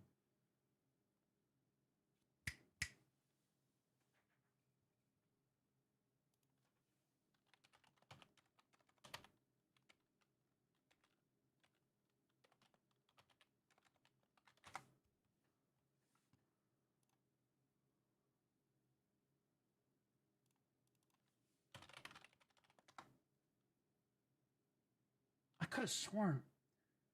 E34? Okay, hold on. Yeah.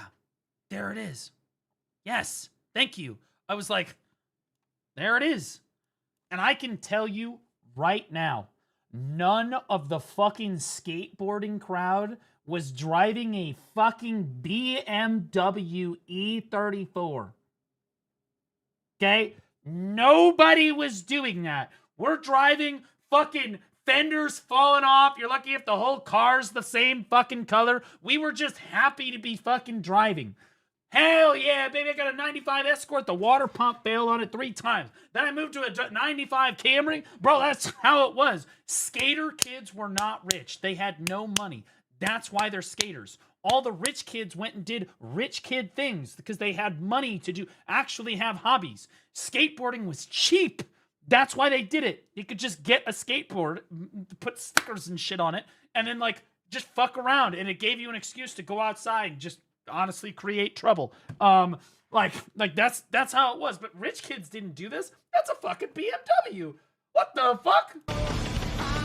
This is a LARP, dude. Massive fucking LARP. Nobody just honks their horn like that, even kids.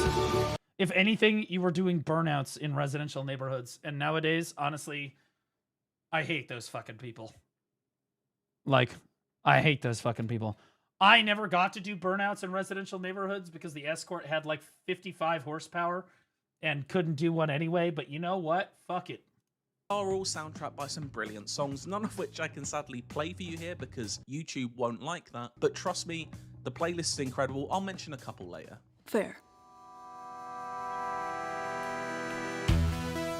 And music is kind of a big theme of Beethoven and Dinosaur's games. If you played their debut, The Artful Escape, you'd know that it used psychic... Also, skaters were not listening to this fucking music in high school either. Do you know what my skaters were listening to in high school? Green Day. Pretty exclusively. Holiday, Boulevard of Broken Dreams, all of that fucking shit. Avenged Sevenfold. Papa Roach was a big one with the skating crowd. Huge, massive. American Idiot, yeah, true. Linkin Park, yeah, bro, goated. So fucking goated. Those are all my favorite fucking bands from when I was in high school, bro. I love those fucking bands, dude. I love those fucking bands. Metal. We were not listening to Beethoven. At no point. Or to tell a tale of self. Do you know who listened to Beethoven? The band kids.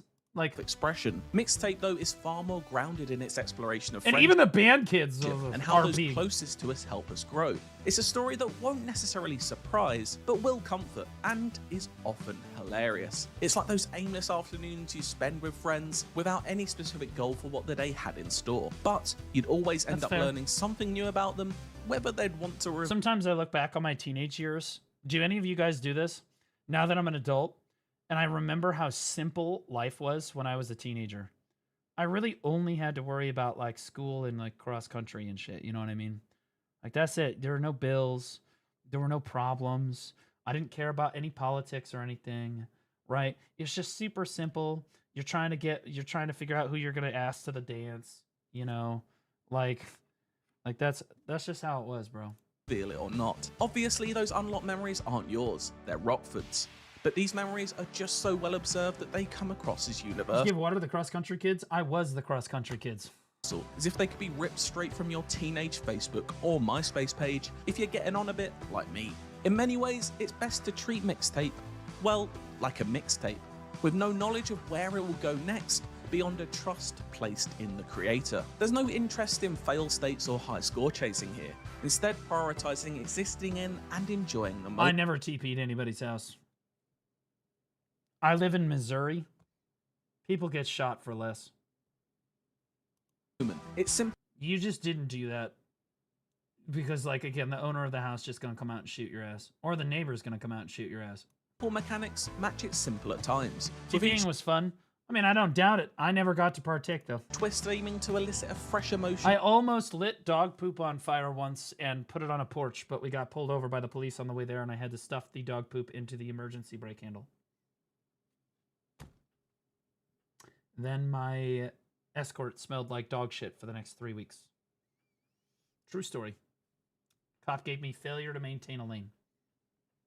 Because we were trying to find a way to this guy's house, and my buddy's sitting in the fucking passenger seat. It's like 2 in the fucking morning, and I'm like, dude, do I make a right here? He's like, oh yeah, you make a right here. So I start making a right, and he's like, never mind, go straight, go straight. So I start making a right, and I'm like, okay, so then I just go straight, right?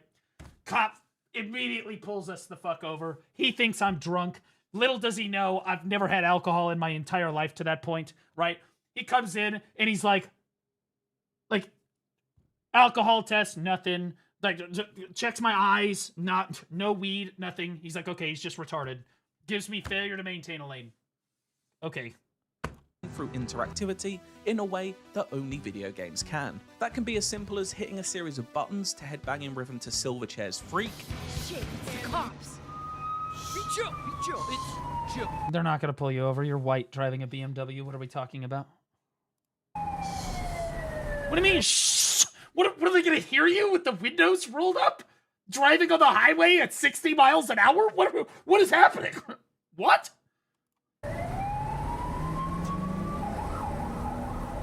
Are they gone?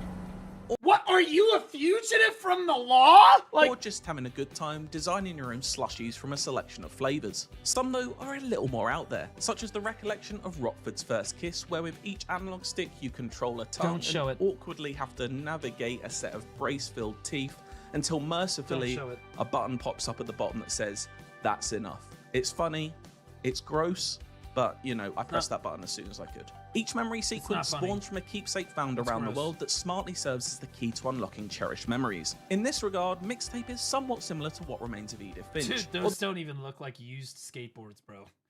That skateboard looks like it's never seen anything in its life. Again, the skateboards I went skateboarding with my buddies, fucked up, man. They were beat to shit. You were lucky if the wheels weren't falling off the fucking thing, right? Like, we would literally just, we knew it was bad when they broke the board in half, and then we would duct tape it or whatever the fuck back together again and make it work.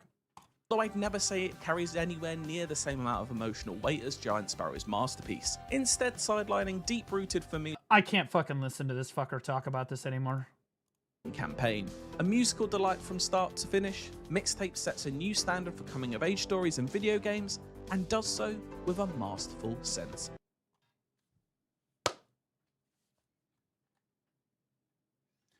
I gotta say,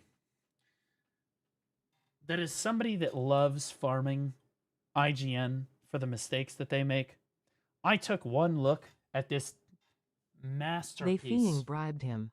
This masterpiece of a review, and it was...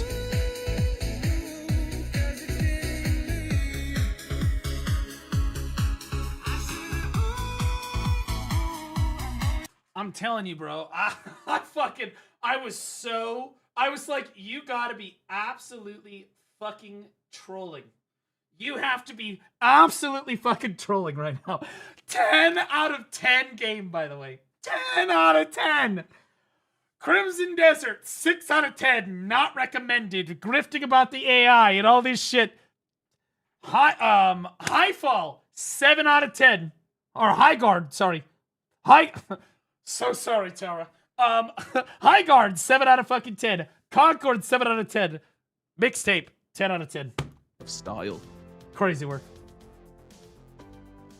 Reviews director Tom Marks here with Simon Carty, our reviewer for Mixtape, to talk a little bit more about that very big number that just showed up at the end of the video. If you've probably seen Simon around, he reviewed Death Stranding 2 for us, Astrobot, Overwatch, the 1 and 2, Horizon Forbidden West, a bunch of stuff.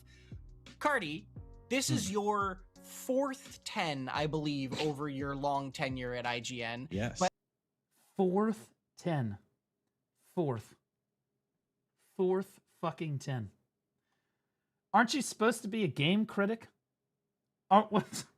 What's going on? As you said, what pisses me off about people like this is that this guy wasn't even fucking alive in the time period that they are trying to make this video game about, right? And you could argue that, like, I was born in 92, which again, I'm going through middle school. I've got through the early 2000s and then into the like I graduated high school in like 2010 or whatever, right?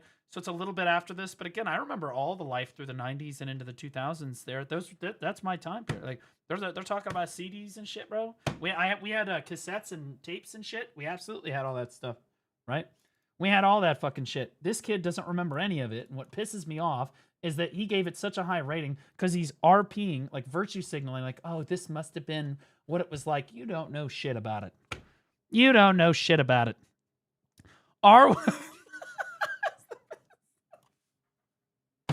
Are we dead ass? Okay, that's the best part. That's the best one. Okay, so Dom Fang made a video about this.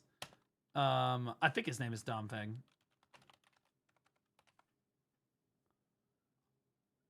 That mixtape, or that guy that made the video about Crimson Desert made a video about mixtape too. Well, hold on, I can find it. Dan? Did I fucking spell it wrong?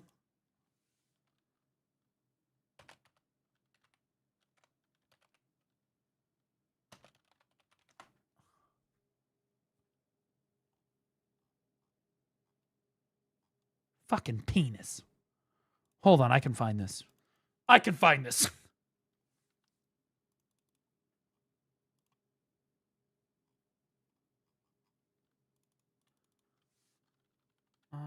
Dalfang. Yeah.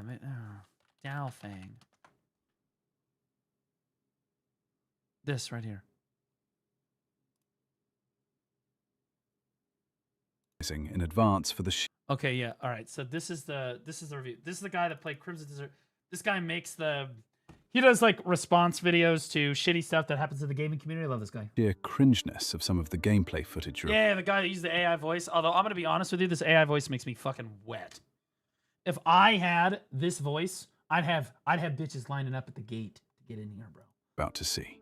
It's not my fault that IGN had to choose a 3.5-hour walking simulator about stoner teenagers striking insufferable poses in photo booths with duck faces and peace signs, like their entire personality is performing for a camera, lovingly designing slushies together as though choosing a flavor is a profound act of self-expression.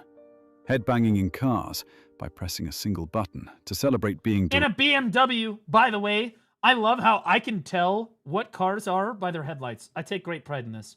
Their headlights and taillights, I can almost tell you the exact BMWs I'm really sketchy on. I know that it's a BMW, but BMW's got like 330i, it's got the M series, it's got all kinds of different fucking... So I can tell you it's a BMW, I can tell you approximately the year, but it's very difficult for me to tell you exactly what it is because BMW has so many fucking models, right? BMW's a cheap car for her. Okay, yeah, that's what I'm saying though, is that it's not. BMW are not cheap cars, especially not. This looks like roughly a 1991 to 95 BMW. Okay, like, and that would have been relatively new when these kids were in high school. Absolutely fucking not. You were not driving a fucking Beamer around. directionless burnouts with no ambition. It's not BMW, dude. It's literally an E34. It's literally an pressing E34. a single button. Right there. We discussed this before.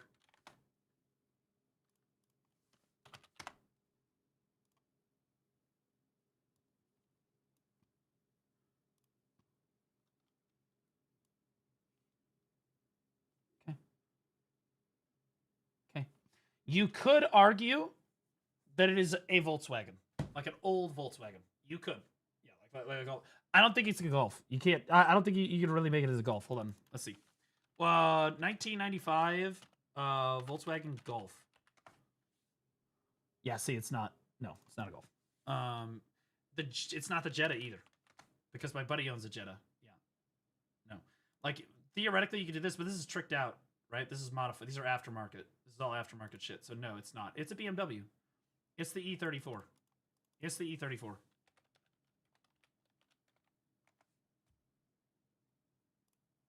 That's almost exactly the fucking car.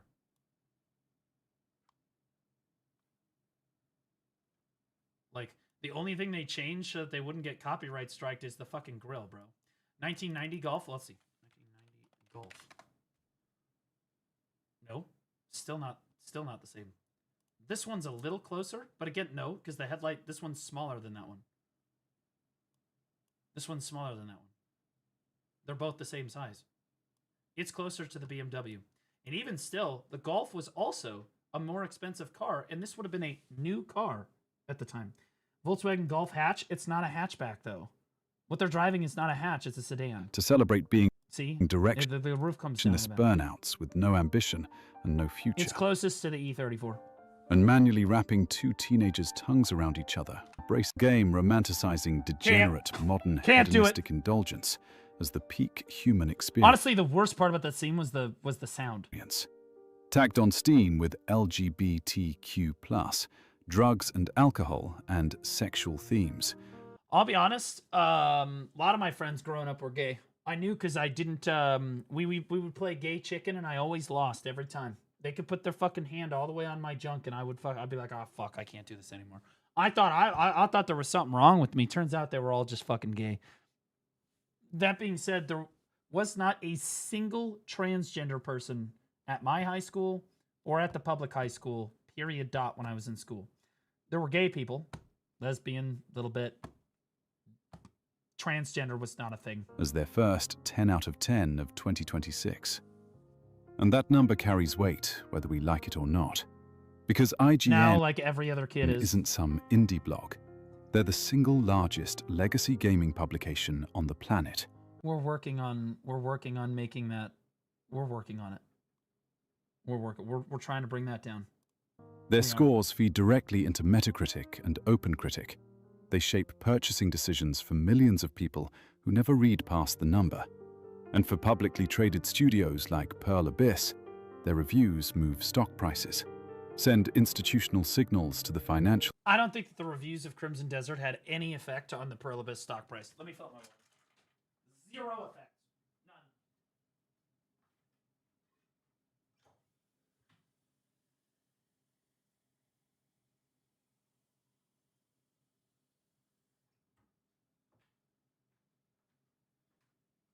I think that people dump stock because they do that in every game. It's buy low, sell high.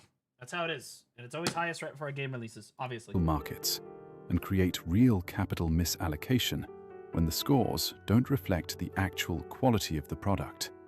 And they continue to abuse that privilege by operating as culture warriors with a review scale attached, stamping perfect scores on products loaded with Marxist. The fuck is a fucking Skakarko? What the fuck is that? Again, Skirako 1. Never heard of that. Never even seen this car. Is this even... No, it's not. What the fuck? That doesn't... Are you looking at the same fucking picture? Okay, no, we're done. This conversation's over. You guys are retarded. I know more than you about cars. It was a fucking BMW, okay? Feminist. Clearly a slightly modified BMW, but it's a BMW nonetheless, okay? Identity messaging, while penalizing technically ambitious games that don't participate in the modern class. Yeah, Black, thanks for 34 months. Just resubscribed for 34 months. Appointed themselves arbiters of. And Mixtape is the most brazen example yet. So we're going to have a lot of fun with this one. We're going to walk through what this game actually is. We're going to see how it holds up against the other games on IGN's own scale. And then we're going to look at how they defend scores like this when challenged.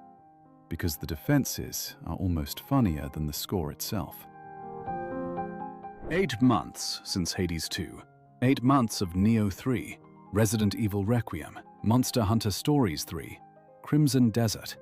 8 months of studios pushing 6 the out of 10, by envelope the way. on combat engineering, on proprietary rendering pipelines, on gameplay systems that demand genuine mastery, on graphics fidelity that competes with the best the industry has ever produced, on narratives with the kind It's a Nissan S Cargo. You guys!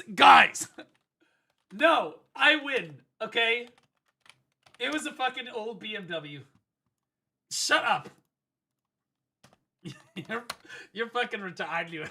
I was like, that is a retarded looking car. That's why I pulled it out. I was like, that. I know what that car looks like. That looks fucking retarded. I'm like, shut up. You're fucking retarded. Okay, I don't want to hear it anymore. kind of scale and ambition that take years and hundreds of millions of dollars to I had realize. to pull that up. Actually, Blue, it's a Geo Metro 3-cylinder. And the product that finally earned IGN's first perfect score in all of that time is a 3-hour narrative experience with virtually no gameplay, developed by Beethoven and Dinosaur, the same Australian indie studio whose previous game, The Artful Escape, was another psychedelic identity exploration walking simulator that critics adored and gamers forgot about within a week. IGN gave that one an 8, published by Annapurna Interactive, the publisher behind Gone Home, the gold standard of walking simulators masquerading as LGBTQ progress.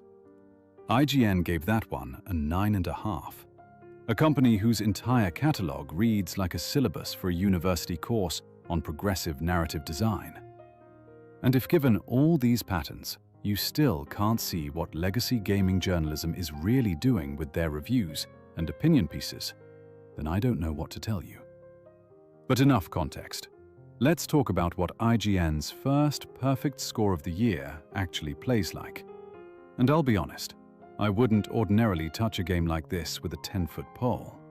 But in the interest When I first saw it, I thought it was just a trailer. I thought there was like they didn't show any gameplay. I was like, yeah, you know, the art style looks pretty solid.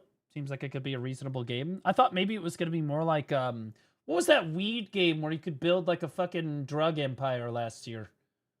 Fuck, I forget the name of that game. I thought it was going to be like that. Schedule 1. Yeah, I thought it was going to be like that with this art style. I thought it would be good if that was the case. That game was really good. of documenting just how ideologically captured and standardless the operation over there has become, how far they've drifted from anything resembling consumer advocacy or quality representation. Somebody had to sit through the nightmare, so you're welcome. And here's what that nightmare consists of. The entire experience is walking around rooms, Dude, nobody... Yeah. clicking on objects to trigger memory cutscenes, So interrupted ass. by 30 I seconds. had all of those things, by the way. The cassette fucking tape players and all of that shit. I had all of that shit. And minigames you physically cannot fail at. That's it. Walk, click, Did that woman just hit a home cutscene, run? Completely minigame, unrealistic. for about 3 hours. There's no difficulty, because there's nothing to make difficult. The gamer's own reviewer, who recommended the game, literally wrote, "I still haven't really figured out if Mixtape is a video game." VDGMS wrote, "Mixtape is barely a game. Gameplay." The craziest thing about this fucking game is that you don't even need to play the game. You can literally just watch a YouTube video of the game playing itself and then save yourself all of the money. You actually don't need to buy it at all. Like, they didn't think this through. You literally just watch a YouTube video. Is almost non-existent. Like, what are we doing? Even the journalist class admits it themselves. And whatever little interactivity does remain is peak hand-holding for the modern audience. Every minigame designed to be impossible to fail because the developers decided the challenge would get in the way of the vibes. The entire design philosophy is to strip away as 10 out of much 10, by the way. game as possible until nothing remains but the cultural messaging. And the single most technically ambitious thing they built, according to creative director Johnny Galvatron, By the way, that was also completely unrealistic because they're being chased by the cops and they just run the shopping cart off the edge of the dock and just fall into the water, and then the cops just go, well, oh well. in a Kotaku interview on launch day, is the saliva particle system for the tongue-kissing minigame. And I am quoting him directly. "The team spent ages getting the ropes of saliva to work in a particle system. saliva particle physics. That's the engineering ceiling of IGN's. Imagine being a game developer and going to school for like 4 years. You're like in crippling financial debt and you're a part of this fucking team and you have to spend like 1,000 hours making saliva particles so that 2 high schoolers in your new virtue signaling video game can be kissing. God, you're gonna fucking be homeless. You're gonna be living in a box. Only perfect score in 8 months. But the gameplay is only half the picture, because the story propping up this masterpiece is somehow even more on the nose. The narrative is every culture war cliché. It was a Supra. Okay, I've had enough. Guys, it was a goddamn old BMW, okay? They changed the grille. The headlights were exactly the same. Obviously, the body of the car, everything was the same. I don't want to hear it. It's not a fucking Supra. The Supra has little circular taillights in the front. It's a fucking Integra. Completely different. Completely different. I mean, no, that's the Integra. The old Supra did have 2 little small little fucking headlights. It also had the good Toyota. No.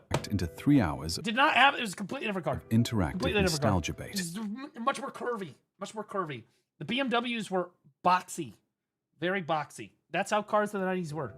3 teenagers in Northern California on their last night of high school, romanticizing underage drinking, drug use, psychedelic altered states, and aimless teenage rebellion, while the sapphic-coded friendship at the center of it all simmers with exactly the kind of jealousy and emotional intensity that falls just short of being called a relationship. I'm just surprised. Wait, are these two lesbians for each other or something? Is that what he's saying? There's a relationship here? I didn't even fucking, like, what? I thought the guy was trying to get with the girl, which is like what a normal situation would have been. Everyone watching knows exactly what it is. The creative director brags he did all this stuff. No, it's gay bait. Huh. And I was surprised there's no black people in here. Worse. And the craziest thing about the 90s and the early 2000s is that, I'm going to be honest, if I'm being real, the least amount of racism I ever felt in my entire life, like society had like the least amount of racism, was when I was in like middle school to high school. So like, I don't know, 2005 or so, maybe 2006, all the way to like 2012, like 2010 to 2012, right? Like, they're right through there. And I felt like they should have, like, if you really want to capture what life was like, the 90s were a lot about family values, dude. If you were alive in the 90s, y'all remember going to church, right? Y'all remember how, like, the nuclear family was, like, a big fucking deal, and how, like, you know, like, families were very traditional, and Christianity was, like, super, super prominent, you know, and what church you were going to, like, all of that stuff should have played a huge role in this. That was nowhere. There was no religion at all, and that, again, just kills the whole plot for me, because these are white kids growing up in the 90s. What are we talking about? Specifics are where it gets truly ridiculous. Because one of the main characters, Cassandra, is a straight-A student and a star softball player. She excels at... Yeah, so again, the skaters at my high school, or at my, the public high schools, were not straight-A students. Nope. Not even close. Everything she does. And the game frames that as oppression, because she achieved it under the guidance of her cop father. And they were not women. Who wanted her to succeed. A parent who wants his kid to do well is literally the villain of this story. And Cassandra's arc is abandoning academic excellence and athletic achievement for parties and alcohol. I was so happy for the way that my parents raised me through the 90s and 2000s. I think they did a tremendously good job. When I look at how parents raise their kids today, they're all such fucking pussies about it. My parents were fucking man and woman enough to tell me when I was being a fucking idiot. Okay? Like, that when I stepped out of fucking line or did something stupid, that was it, bro. I'd either get smacked or I'd get grounded or whatever. And no, my parents didn't beat me. Fuck no, but if I did some fucking retarded shit, yeah, Dad would smack me on the head. Yeah, like when I was like a little kid, he'd smack my bottom. Hell yeah. He's not like breaking my bones or anything. He's not leaving marks, but yeah, he'd fucking hit you, and you fucking deserved it. I deserved it, okay? I absolutely did. I was being a little shit, right? And when I got grounded, I was being a little shit. I feel like kids these like parents with their kids these days, it's like you can't be negative with them at all, or you get like culturally shamed by everyone. You can't even raise your kids. It's just got to be, you just have to be positive with them all the time and accept all of the delusional psychosis that goes with being a teenager. And I want to be clear, all teenagers go through delusional psychosis. We all went through it. Some of us longer than others. Some of us still have it going on. But the reality is, when we're going through our teenage years, we got a lot of hormones going on. We make some stupid fucking decisions here. We make some dumb fucking decisions there. Fuck, when I was a kid, when I was in elementary school, I remember asking for a Barbie for Easter because I wanted a Barbie so that I could play, because I was super into action figures. And I wanted the Barbie so that I could have my action figure rescue the damsel in distress. That's what I wanted.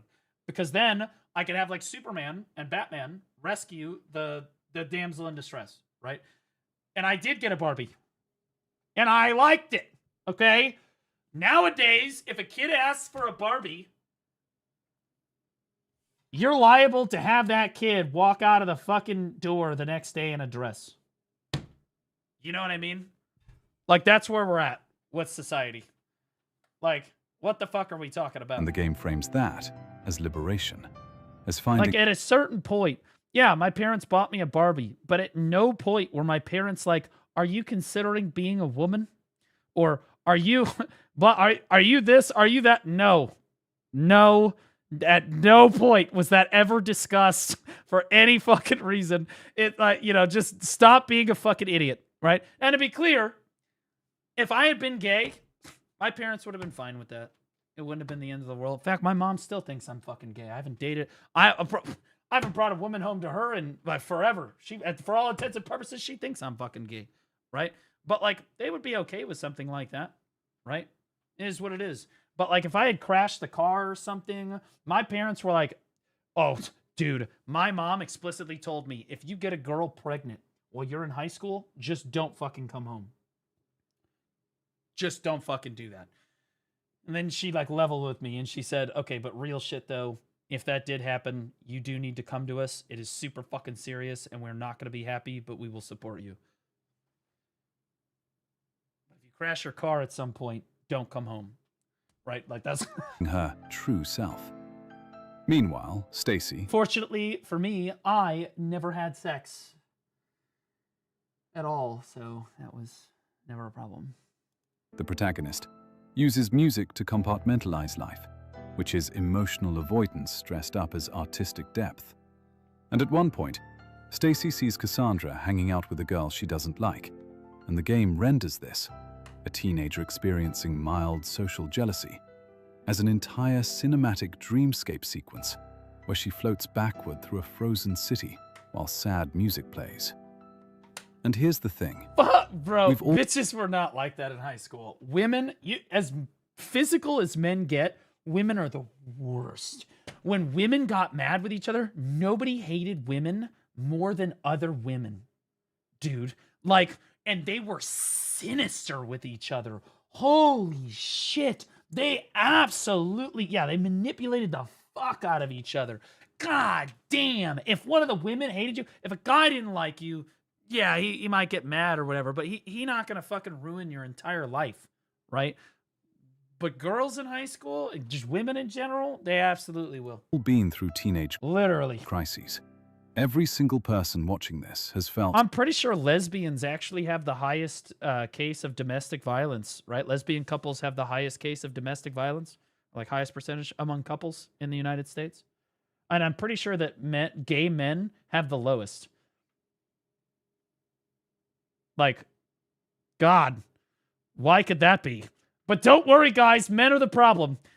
But also, in a completely unrelated statistic, when two men are dating each other, it has the lowest likelihood of getting of them assaulting each other. That everything is huge and heavy, and the end of the world at 17. It's a common denominator most of us here. Got through it. Most of us learned discipline, learned stoicism, learned to channel those emotions into becoming functional, productive adults. And that... You also never skateboarded down major roads like this. This is such a fucking LARP.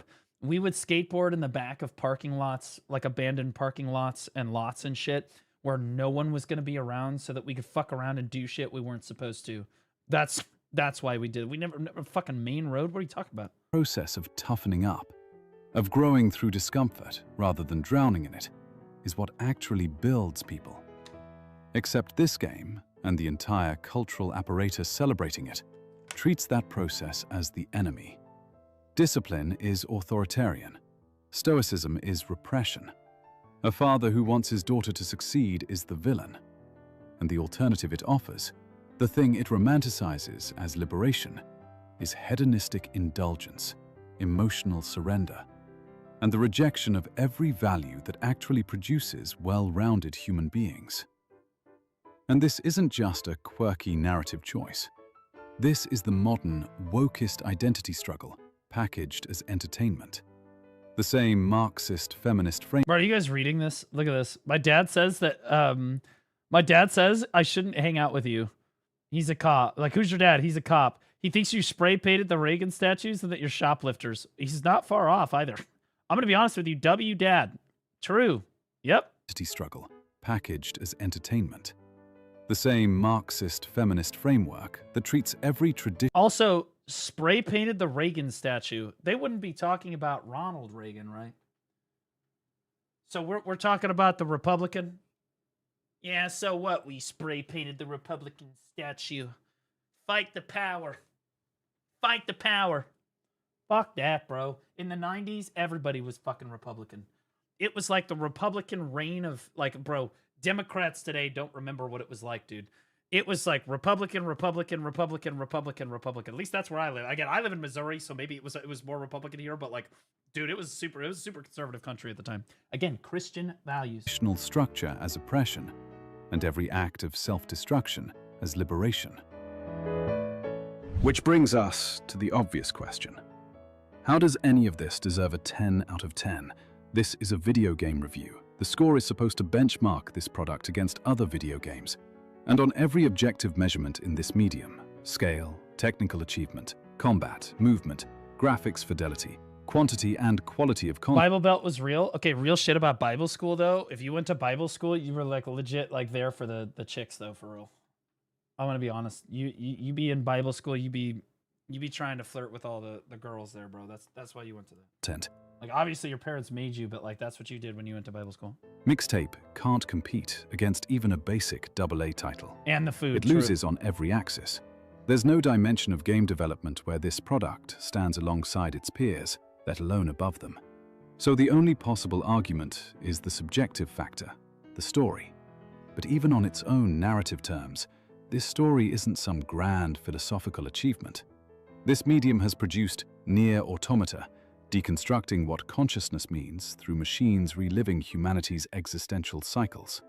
Cyberpunk 2077, confronting what it means to be human when consciousness itself becomes a commodity. Dude, like it's like they're pretending that they're like, oh, they're getting high and shit, corporate bro. Dystopia. Metro, exploring the moral weight of survival in a world that's already ended. Elden Ring, weaving an entire mythological cosmology through collaborative world building on a scale the fantasy genre has never seen. In fairness, I think that the kids that were driving the BMWs were also the ones getting high the most frequently. That is fair, because most of the rest of us had no fucking money. So. Form. These are games that challenged how players think about the world. And Mixtape's contribution to the medium is a straight-A athlete abandoning achievement for parties because her cop dad wanting her to succeed is apparently oppression. A male lead whose entire arc is being a directionless burnout with no ambition and no life plan. And the game framing that as charming art. Bro, that's why I hated Ahsoka. Dude, Ahsoka Tano is my favorite fucking Star Wars character. Has been for a very long time. Love her to death. The TV show drives me nuts because every male fucking lead in that show is either completely incompetent or evil. It's so obvious. It's so fucking stupid. Also, Ahsoka is the only strong female fucking presence that you need on the screen because she's a badass unit of a fucking not Jedi, of a lightsaber wielder, of a Force user, right? Instead, they have like 9. That wasn't enough though. We have to have like 9 female leads. Artistic authenticity. A protagonist who compartmentalizes life through Let's talk about mixtapes. a more interesting topic. What's your favorite flavor of crayon? Mine's the blueberry one, smiley face. I don't know. You should ask them. They're the ones eating them. And calls it depth. A teenager getting a cinematic BMW dreamscape for because sure, her friend guys. is talking to That someone she that is our doesn't like. unmistakable And a BMW headlights, 60-second bro. tongue-kissing achievement with saliva particle physics. And at that point, it becomes so blatantly obvious that the 10 isn't rewarding craft. It isn't rewarding narrative depth. It isn't rewarding technical ambition or mechanical innovation or scale or volume or any quantifiable dimension of game development. Mixtape can't compete on a single one of those axes against anything released this year, last year, or a decade ago. And yet it sits at the top of IGN's scale. And the only variable that explains the position, the only factor that consistently predicts which games receive perfect scores Oh, yeah. and which Expedition 33 only got a 9 too, by the way. get punished, is cultural and political alignment. And what makes this so insidious is that they'll never come out and say it. If they openly admitted they were scoring games based on ideological compliance, at least we could respect the honesty.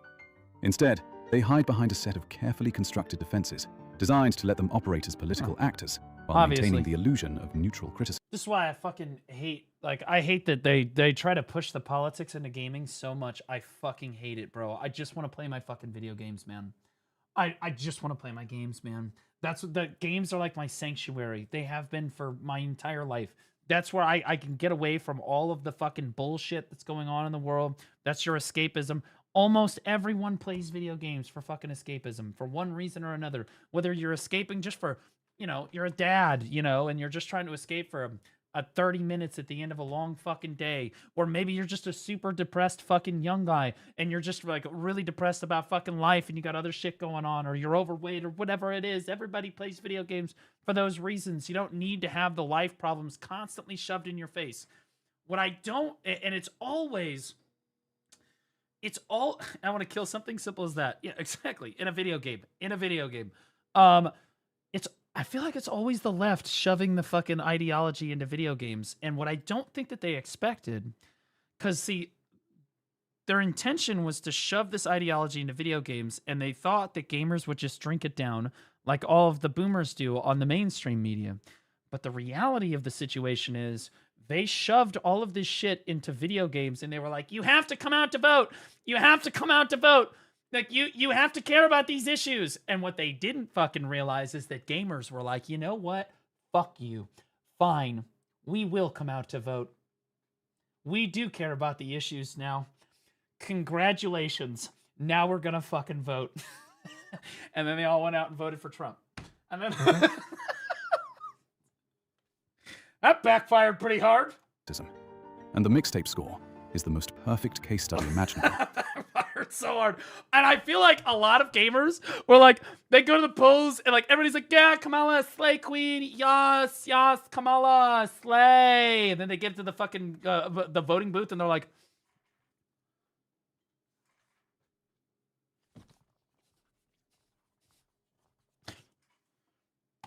to watch these defenses collapse under their own weight. because like it felt like I don't know, the way mainstream media painted it is that election was going to be super close. Like that they're always like, yeah, bro, so many people are going to be, oh my God, Kamala's out front. She's going to win the swing states, all this shit. Complete blowout. Wasn't even close. And like, even now, I don't even see that much Trump support in the country. I don't see that much support all the time. Maybe it's because it's just blanket fucking coverage for, you know, Democrat news or whatever. But like, I just don't see it. So like, what I think is happening is like everyone is just silently voting Republican. That's the only thing I can think I can come up with is that everybody is just like, yeah, just nod your head, smile, and vote Republican. That's how I feel like everybody did that. At least young men, like young gamers, right? Which is primarily young men. Because IGN has publicly admitted that their review scores represent the personal opinion of The United States should not have a female president. There, I said it. I will be honest. I think that men are generally, as a general rule, men are better leaders than women are. As a general rule, when it comes down to really big rules like that. Does that mean that women can't be very strong, capable leaders? Absolutely not, right? but as a general rule, men are, you know, you see like what are doctors, right? How many doctors are men? How many doctors are women, right?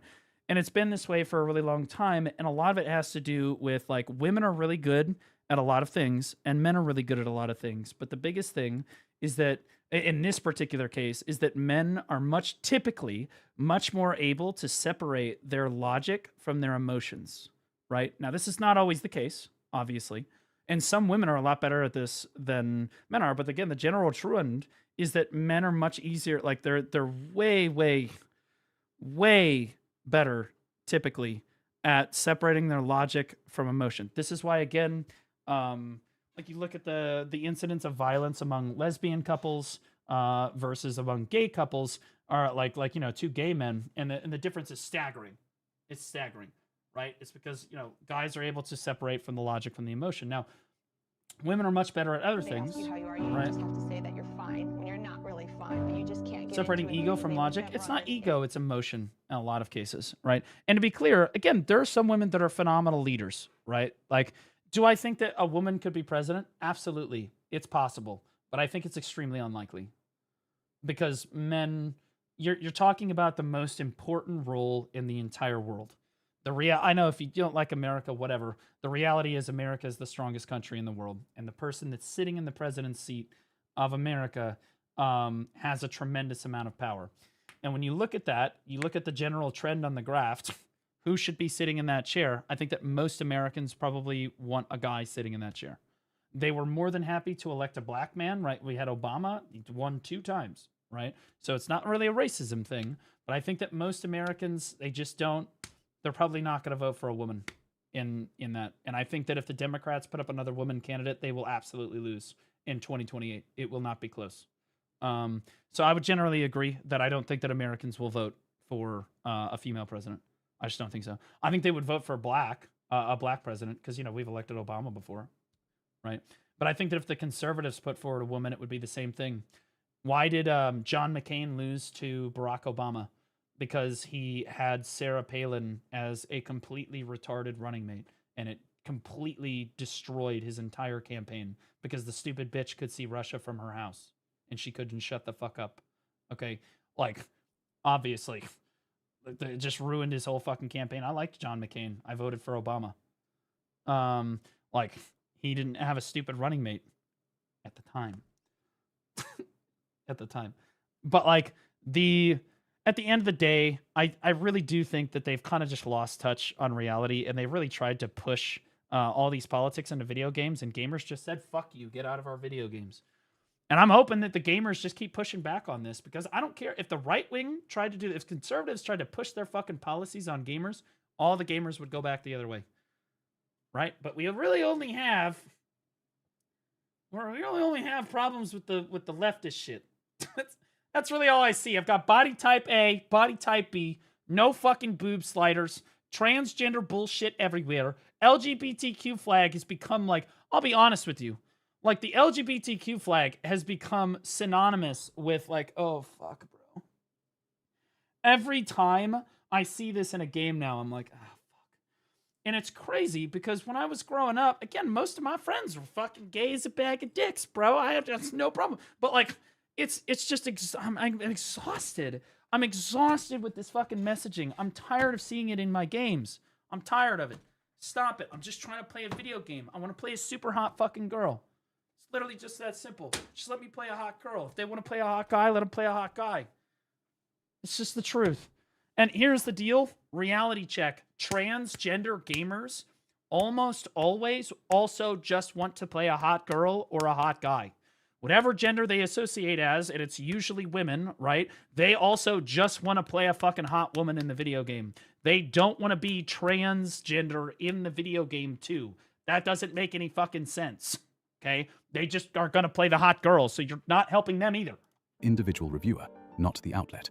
That 2 different reviewers could score the same game differently, and they'd stand behind both numbers. So there are literally no standards, no methodology, no consistency.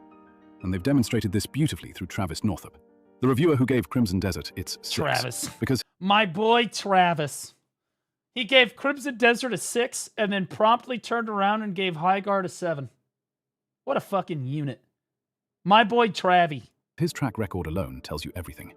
This is a man who gave Concord a 7. Oh, he also did Concord too. Concord. Cinema. Character designs pulled straight from a DEI handbook. Pronouns on every character. Pie chart diversity card. I hate the pronoun shit, bro. In my video games. I don't fucking care. And I'll be honest with you. Real shit, if I see somebody's pronouns on Twitter, it's honestly, I'm thankful that it's in their profile because now I know that you're retarded. I already am aware. It's like a warning flag for me. You know what I mean? It's usually sitting next to the flag, which is ironic because bright colors are nature's warning. Which, again, goes with the fact that their hair is usually dyed like blue or something, you know? So, like, hey, you've been warned. 200 million of Sony's money, dead in 14 days. None of my friends that are gay or transgender, by the way, have their public profiles with their pronouns. They're chilling, bro. They're big chilling. 7 out of 10. They're like, yeah, it's nobody's fucking business, and I don't really care. 10. Gave Highguard a 7.2, dead in 45 days. Pulled from storefronts, delisted, gone. And Crimson Desert, the game that sold 2 million copies in 24 hours, 5 million in its first month, generated over 200 million in revenue, and single-handedly pushed Pearl Abyss's annual revenue up 130%. That got... Fuck you, that was Black Desert. We're the reason, okay? Please work on Black Desert. Please. The 6. The DEI failures that no longer exist scored higher than the record-breaking new IP that's still selling. And when the audience pointed this out, Travis went to X and begged his editor for a re-review, while still insisting it was just his opinion. The opinion shield deployed in real time by a man whose opinion. Yep. own scorecard was the strongest argument against his credibility. I gave Marathon a 9. Oh, do you guys want to see a little nuggie? Do you guys want to see a little nuggie? This is my favorite little nuggie. This is juicy. Okay, this is delicious. This is a little nugget for you guys. Okay, here we go. Yep. Okay, we're going to go do a little side-by-side graph here. A little chart comparison.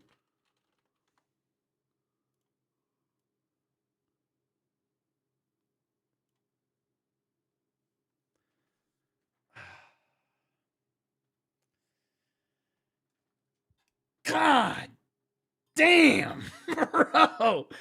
That's crazy. That is insane. The fact that Marathon is getting gapped by Destiny 2, and then look at Destiny. They're getting their players back. They all went to Marathon. They're like, fuck it. Let's just go back to Destiny again. This shit's ass. They're so cooked, bro.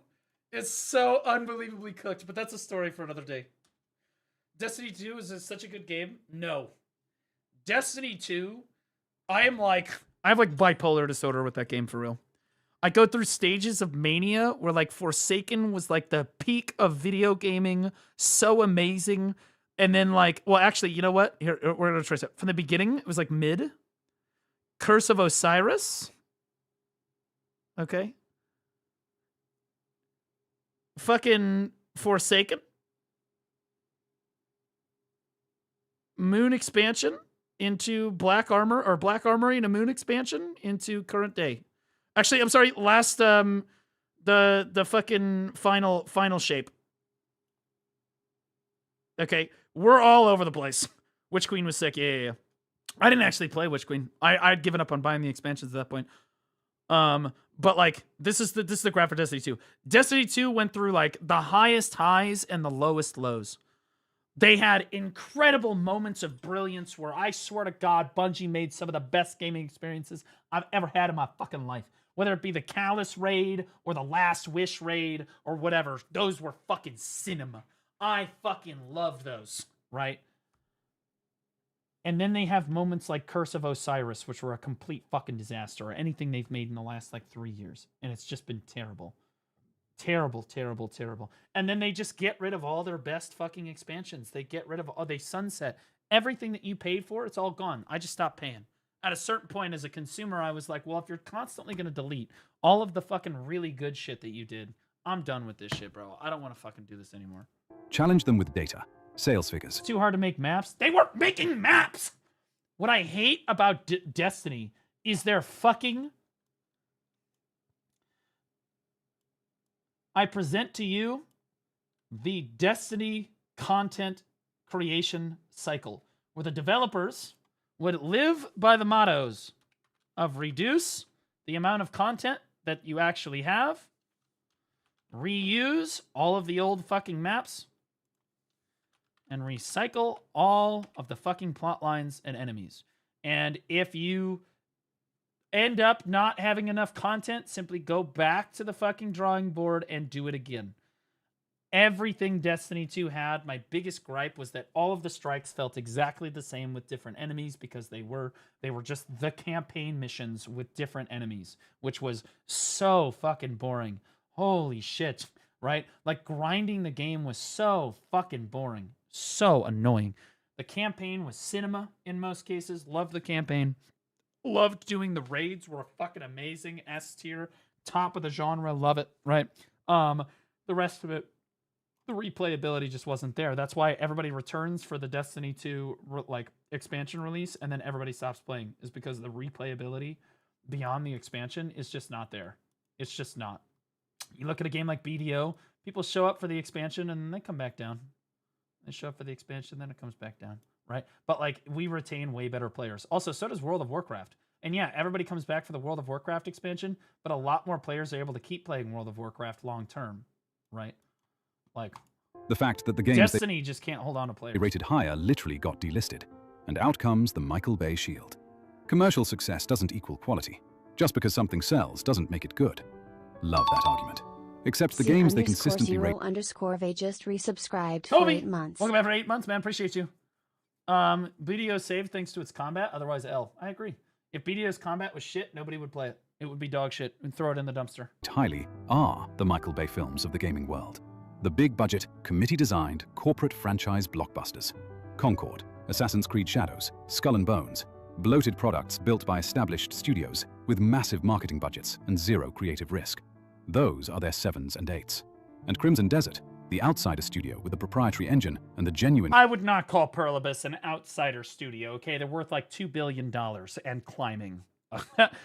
Let's just be fair about our arguments here, okay? I've loved Pearl... I just want to be cool. Me and the rest of my community, okay? We liked Perlibus before it was cool. And also, just in advance, when you guys all start hating them, we hated them before it was cool too. So fuck you, we've already got them both covered. Creative ambition, that's their 6. So the Michael Bay Shield doesn't just fail to protect them, it actively exposes them. They're the ones championing the gaming equivalent of Transformers sequels, while penalizing the independent filmmaker. But they use the shield anyway, because it was never about being right. It was about ending the conversation before anyone notices the contradiction. Perlibus is not cool. I have every faith in Perlibus to make an absolutely staggeringly good game. Both of their fucking games that they've made so far have been in my top 3 favorite fucking games of all time.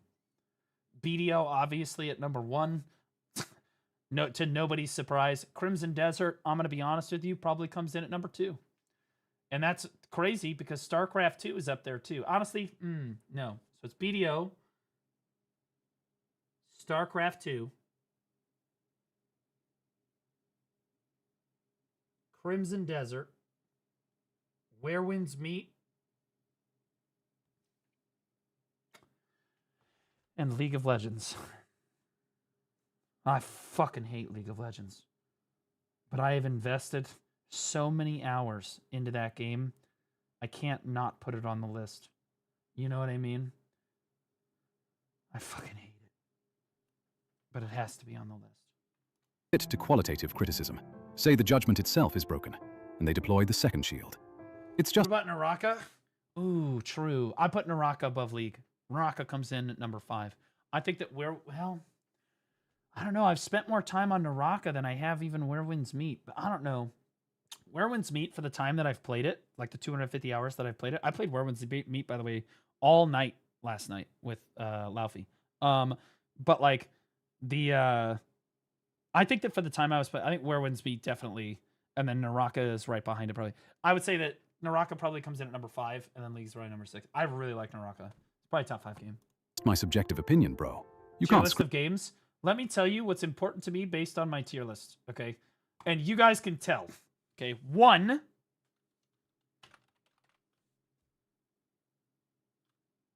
It's just that simple. And 2,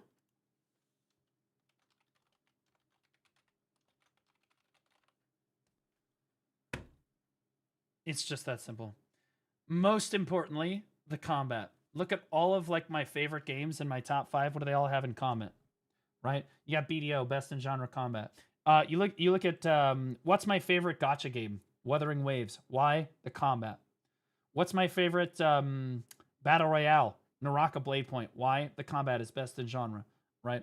Why do I like StarCraft 2 so much? Because you could say it's like the combat, but the RTS of StarCraft 2, like the combat and like the way the units interact with each other, it's better than any other RTS that has ever come out or ever will come out, period, dot. StarCraft just gaps everything, right, in the RTS genre. So like, I'm a big combat nut. I like combat. I like games that feel really good to play. Even if it's something like StarCraft 2, the combat in that game, like the RTS style, just absolutely genre breaking. Also, like Crimson Desert for like a solo player game. Crimson Desert's combat is really, really fucking good, and the open world exploration is S tier. I also really love Skyrim. Skyrim's in my top 10. I don't know exactly where I would put it, but Skyrim's definitely, I've spent a lot of time playing Skyrim. Love that fucking game. Love those games. Scrutinize taste. And just like that, the loop closes. Quantitative criticism absorbed. Qualitative criticism absorbed. They Although get Brood War never got into StarCraft 2. I was the opposite. I like the graphics in StarCraft 2. to say whatever number they You like Warhammer? I do. Actually, I didn't start getting into it until recently, but it's too expensive for me to get into. But I really, really started liking it when I played Space Marine 2. It came out last year. Loved that game. That was a game for fucking men. That game was for men. Loved that fucking game. Want, and nobody can challenge it from any direction, which is a phenomenally convenient arrangement. And then I started looking at the lore, by the way, for Warhammer. Oh, cinema. I went down some crazy rabbit holes on the lore for that. Oh, so good. For an institution whose numbers basically StarCraft 2, but with way more shit to it. Just happen to correlate perfectly with ideological alignment, almost like the whole system was designed that way. And on top of all of that, they delegitimize anyone who documents the pattern. Grifter, culture warrior, reactionary. As long as the observer can be labeled, the observation never gets examined.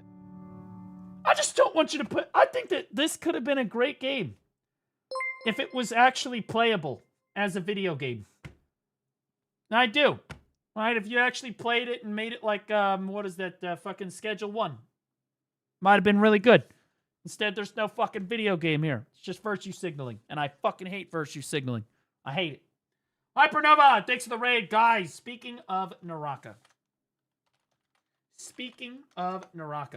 Hypernova is literally like the world champion of Naraka. I don't know if he's world champion right now, because he's kind of washed. But he's been world champion in the past. And he's certainly one of the very, very best players of Naraka that they've ever had. Super great guy. Love him to death. Check him out. Super great. Space Marine 1 is good. You need to play it. Okay, I'll try. I'd try that. And when you zoom out further to the broader cultural landscape in gaming right now, Space Marine 2 was so good. I would try one. An even more troubling picture emerges. Because in the same week, IGN published their 10 out of 10 for Mixtape.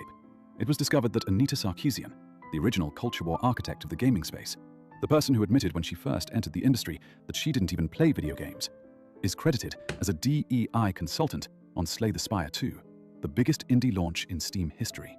And while everyone assumed she'd faded from the scene, she's been quietly embedding herself into the development pipeline.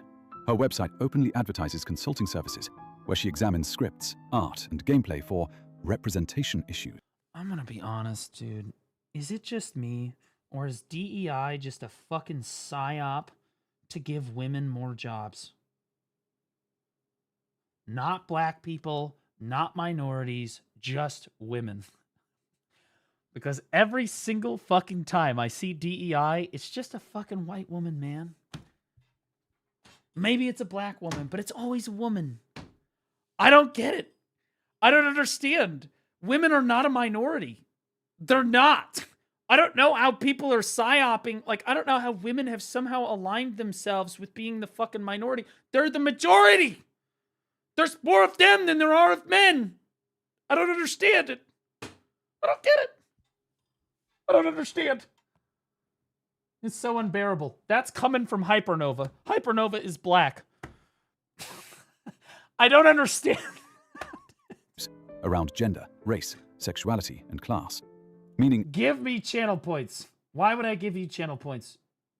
She is actively shaping what gets made, what stories get In told. gaming, they're the minority. But see, no, that's the psyop. I beg to differ. Okay? In like PC gaming, sure. But if you look at gaming in general, you just say gaming, you're including mobile games, my brother in Christ. Have you also Sims? Do you have any idea how many fucking women play the Sims? I bet your own mother, sisters play the fucking Sims, bro. Yeah, Animal Crossing. Bro, women play fucking video games. They do. They just don't play the same video games that we do as men, right? Sometimes there's some overlap, right? Where, you know, like you maybe both will play a little bit, right? But like for the most part, men play men games and women play other games. I want to be hey girl hey. Okay. Hey girl hey, hey girl slay. There you go. You good? I need this. There you go. And spend money. Yeah, I mean, my mother plays Sims. Yeah, there's nothing wrong with that. Women play video games. They just don't play the same video games as men do. Women play like The Sims because guess what? Hey, girl. I hate to burst everybody's bubble on the whole feminist slay queen. You can be a strong, independent woman. But one of the most popular female games is The Sims. And do you know what you do in The Sims? You basically fucking cosplay, get two couples getting married, and then you have kids with them, and then you build a life with them, and you like decorate houses and shit. And it's all about decorating and like having people get together because it's cute. You know what I mean? And to be clear, there's nothing wrong with that. But let's be honest with you. Most of that is women shit. That's most people would agree. That's kind of feminine. If you're a guy and you play The Sims, there's no fucking problem with that, right? But like the closest thing I got to The Sims was Roller Coaster Tycoon. Does anyone even fucking remember that game? Roller Coaster Tycoon was like kind of like close-ish, but you weren't dealing with the people. And my favorite thing to do in Roller Coaster Tycoon was quite honestly to have all the fucking people just like die because the roller coaster collapsed. You know what I mean? That was fun for me. But like, again, that's not how you play The Sims, okay? That's just how it is, all right? So, yeah, I mean, it is what it is. Like, women play a lot of video games, okay? They are not the minority. They are not the minority. They have psyoped their way into the minority spaces to try to pretend like we're one of you. You are not the minority. How many, what percentage of the U.S. of the world population is female? Okay, okay, it's not gonna tell me. How about of the U.S. population? Yeah, there we go. I don't know why it didn't give me the world. 50 to 51%. We would call that a fucking majority. Yeah, in most cases, we would call that a motherfucking majority. That's just that. Like, I don't even understand. Like, and minorities are typically under like 30% in most cases. It's literally insane. I don't understand how you could possibly align yourself as some sort of minority. You're all white! And you're a woman! And what messaging gets baked. Stop ruining our fucking games! Damn it! Dude, honestly, guys, I apologize to everybody. When I was in college, these fucking virtue signaling white girls were in college with me, and they were all like graphic design. I can't wait to develop video games. Fucking super, super crazy political people. And I didn't really see it then, because I'll be honest with you, I was trying to sleep with a lot of them, because they weren't fat yet. But like, at the end of the fucking day, it's kind of my generation that's making the issue. It is. Because they all went on, and I should have known at the time, women really should not be making games for men. Okay? Can they? Sure. But as a general trend, guys should make games for guys, and women make games for women. This is just how things work, right? And yeah, women can absolutely work on male games and be wildly successful, right? But like, if you do this enough times, the trend is you're gonna miss. What the fuck is this? There are approximately 4.16 billion women in the world today. Globally, the female population takes up 49.5%. Technically a minority, baby. Woo! With slightly more men than women globally due to sex ratios and birth demographic variation in regions.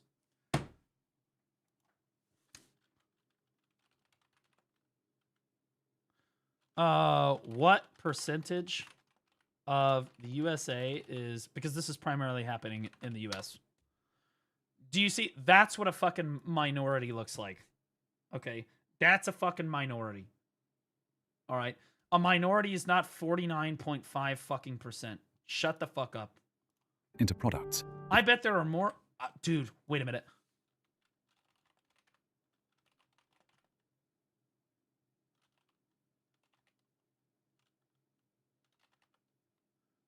These are crazy autofills, by the way. Are single mothers or married? No. White women. What percentage of the U.S. population is white women? There are over twice as many white women as there are just total black people. And they're like, yeah, we're a minority. For sure. Yeah. Yeah, we're a fucking minority. Before they ever reach Google, the audience. where the white women at? True. And she's doing it from inside the studios while being paid handsomely for it. We don't have her exact figures, but for context, Sweet Baby Inc., the most visible DEI consultancy in the gaming space, reportedly charged between $25,000 and $100,000 per project. Sarkeesian operates through her own LLC, alongside the feminist Just don't hire these people, bro. frequency nonprofit. She has Devolver Digital publicly listed as a client testimonial on her consulting page. She's credited on Slay the Spire 2, which sold 3 million copies in its first week. And she books speaking engagements through Soapbox Inc., which represents speakers in the $10,000 to $25,000 per appearance range. So even conservatively, we're looking at 6 figures annually, all earned by examining other people's art for ideological compliance in an industry I would argue it's all just money laundering for some other fucking bullshit. she entered by No admitting that fucking she way didn't that all that money's going to the what did they say it's going to. play the product. And the gaming press calls anyone who notices a grifter. The activist class that IGN belongs to didn't disappear after Gamergate. They professionalized. They moved from Twitter threads into shit. consulting contracts and editorial Is there even infrastructure. one good game that's come from female developers? Absolutely. I'm pretty sure. Didn't Elden Ring? Isn't like the primary? Weren't some of the leads on Elden Ring female? Or The Witcher? Fuck what? Knights of the Old Republic 2 had female game devs too. Yeah, female game devs can be great, but here's the deal: you're making games for men, right? The problem is when the female game dev decides to try to make a game that she thinks is going to appeal to men because, like, you know, it's soft and caring and emotional and really speaks to their inner man. Like, fuck no, bro. We want to shoot shit, bro. You seen Space Marine? And cultural gatekeeping positions with real institutional power. And Mixtape's perfect score. Warframe.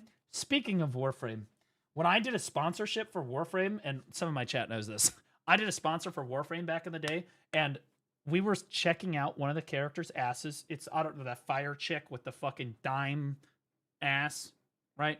And I spun the character around, and we were like, "Holy shit, she's hot!" Yeah, Ember, that's her name. They got so fucking mad with me, they almost canceled the whole sponsorship because they said I shouldn't be sexualizing their fucking characters. And I was like, well, then why did you make her ass like a dime? You know, I could bounce one off of it. What are we doing? And also, I'm pretty sure that pull up Wisp. I'm pretty sure that like isn't like doesn't the Warframe community sexualize these characters all the time? Right? Like is that like standard practice? Right?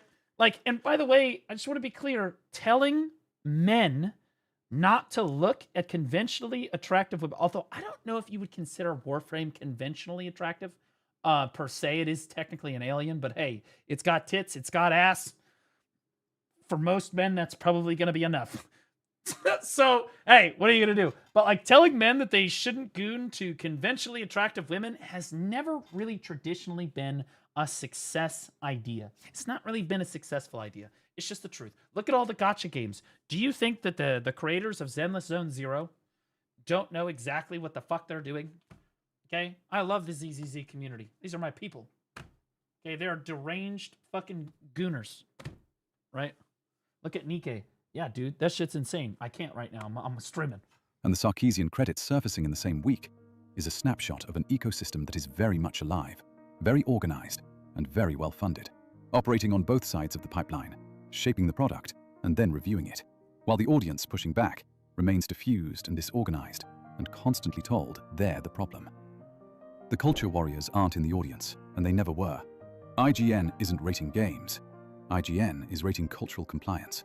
And every time they do this, every time they hand a perfect score to a mechanically empty, ideologically loaded product while stamping a 6 on something technically ambitious, they drift further from the people who actually play games. I'll say it. I said it before. I'll say it again. Crimson Desert should get Game of the Year. I think that it was a generationally talented fucking game. It was once in a generation kind of game, in my opinion. There are very few games that come around that are just that good. Did it take some leaps? Absolutely. Was the game perfect? Absolutely fucking not. But motherfucker, that game was fucking good. God fucking damn. And I think that if they had just come out and given this game like a 5 or a 4, right, which is where it probably should have been, even a 6, I don't think that people would have been necessarily as mad about it. The fact that they gave this a 10 and their reviews are so far off all the time is just insulting. And closer to being exactly what the legacy gaming press has spent years accusing us of being. And Mixtape, yeah, and they actually improved to make it better. It's the proof they can't walk back. Because well, PMA, the people that made Mixtape don't actually have to do any patches or make the game better because there's no game. It's just a video that plays for 3 hours. You can explain away a controversial 8. You can explain away a divisive 7. But you cannot explain away your first and only. I'm not gonna lie, I started watching a video about that, like, fucking played Mixtape, right? Because I was like, oh, I don't have to buy the game. I can just, like, watch a video on it, and I'll see if this game is good. I got about 10 minutes in and then turned it off and watched The Patriot instead. I feel it was a better use of my time. With the Mel Gibson, it's a great movie. 10 out of 10 of 2026. Going to a 3-hour spit simulator, Love that fucking while movie. Wukong and Crimson Desert and Lies of P sit below it. There is no version of that decision that makes sense, unless the scale is measuring something other than gain quality. And at this point, everyone can see what it's measuring. As much as you might hate someone like Asmongold, I'm going to be honest with you. I saw his take on this game. We're kind of lucky to have Asmon from a gamer perspective, right? Set all the politics shit aside. Set all that shit aside. From a gamer perspective, Asmon kind of leads the charge on running games like this into the fucking ground. And I think he does a good job. I'm gonna be honest. I think he does a good fucking job of it. And thank God. Thank fucking God, because we don't need any more of this shit. If you don't run these people the fuck out of Dodge, bro, they just take over your space. They've taken over so many other spaces. They invaded Netflix. They've invaded your TV shows. They've invaded your mainstream media. They've invaded your jobs. They've invaded your workplaces. For a lot of people, gaming is like the last stand, the last bastion of like, holy fuck, I don't have to deal with all of this fucking LGBTQ bullshit or all of the fucking feminism bullshit or just all of the other politics shit that goes on. That's why people come to game. And when you start pushing this shit into gaming, we get really fucking upset. This is it, man. Sometimes, like, you know, fathers come home, they've been working all day, they were with their kids, maybe they just want to play 30 minutes of Xbox Live, or they want to fucking play video games for like 20 minutes. Like, stop taking that shit away from them. Stop constantly pushing this into every aspect and corner of everybody's lives. And maybe you won't have as much pushback on it. I don't know. It's just my thoughts. And I think, again, as much as shit as people give Asmon, I stand with him 100% on issues like this. Get this shit the fuck out of my fucking games, bro. Holy shit. And the next time they call you a grifter for pointing at the scores, just ask them one question. Bro, that bitch had a CD player. For real, for real. Hold up. Everyone can see what... Look at this. I have CD players, dude. I still remember my CD players. I would listen to like Michael Jackson and shit. You guys remember Michael Jackson? I remember Michael Jackson. That shit was so good. I mean, man, bro, I had CD players. I would hook it to like my pants pocket and shit. Oh, fuck, dude. I had my wired headphones in. The times. By the way, huge Michael Jackson fan. Love Michael Jackson. I actually went and saw the Michael movie. Loved it. Thought it was great. Thought it was phenomenal. It's measuring.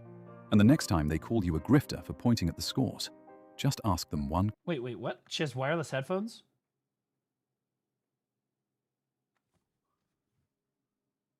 Oh my god. Bro, wireless headphones did not exist in 1995, brother. Dude, I didn't have wireless headphones when I was in high school in 2010. What the fuck? And also, never did you, Taylor Swift, ever listen to your fucking wireless headphones with your CD player. Didn't happen. The first time I flirted with wireless headphones was I think I still was using headphones with my iPod Shuffle.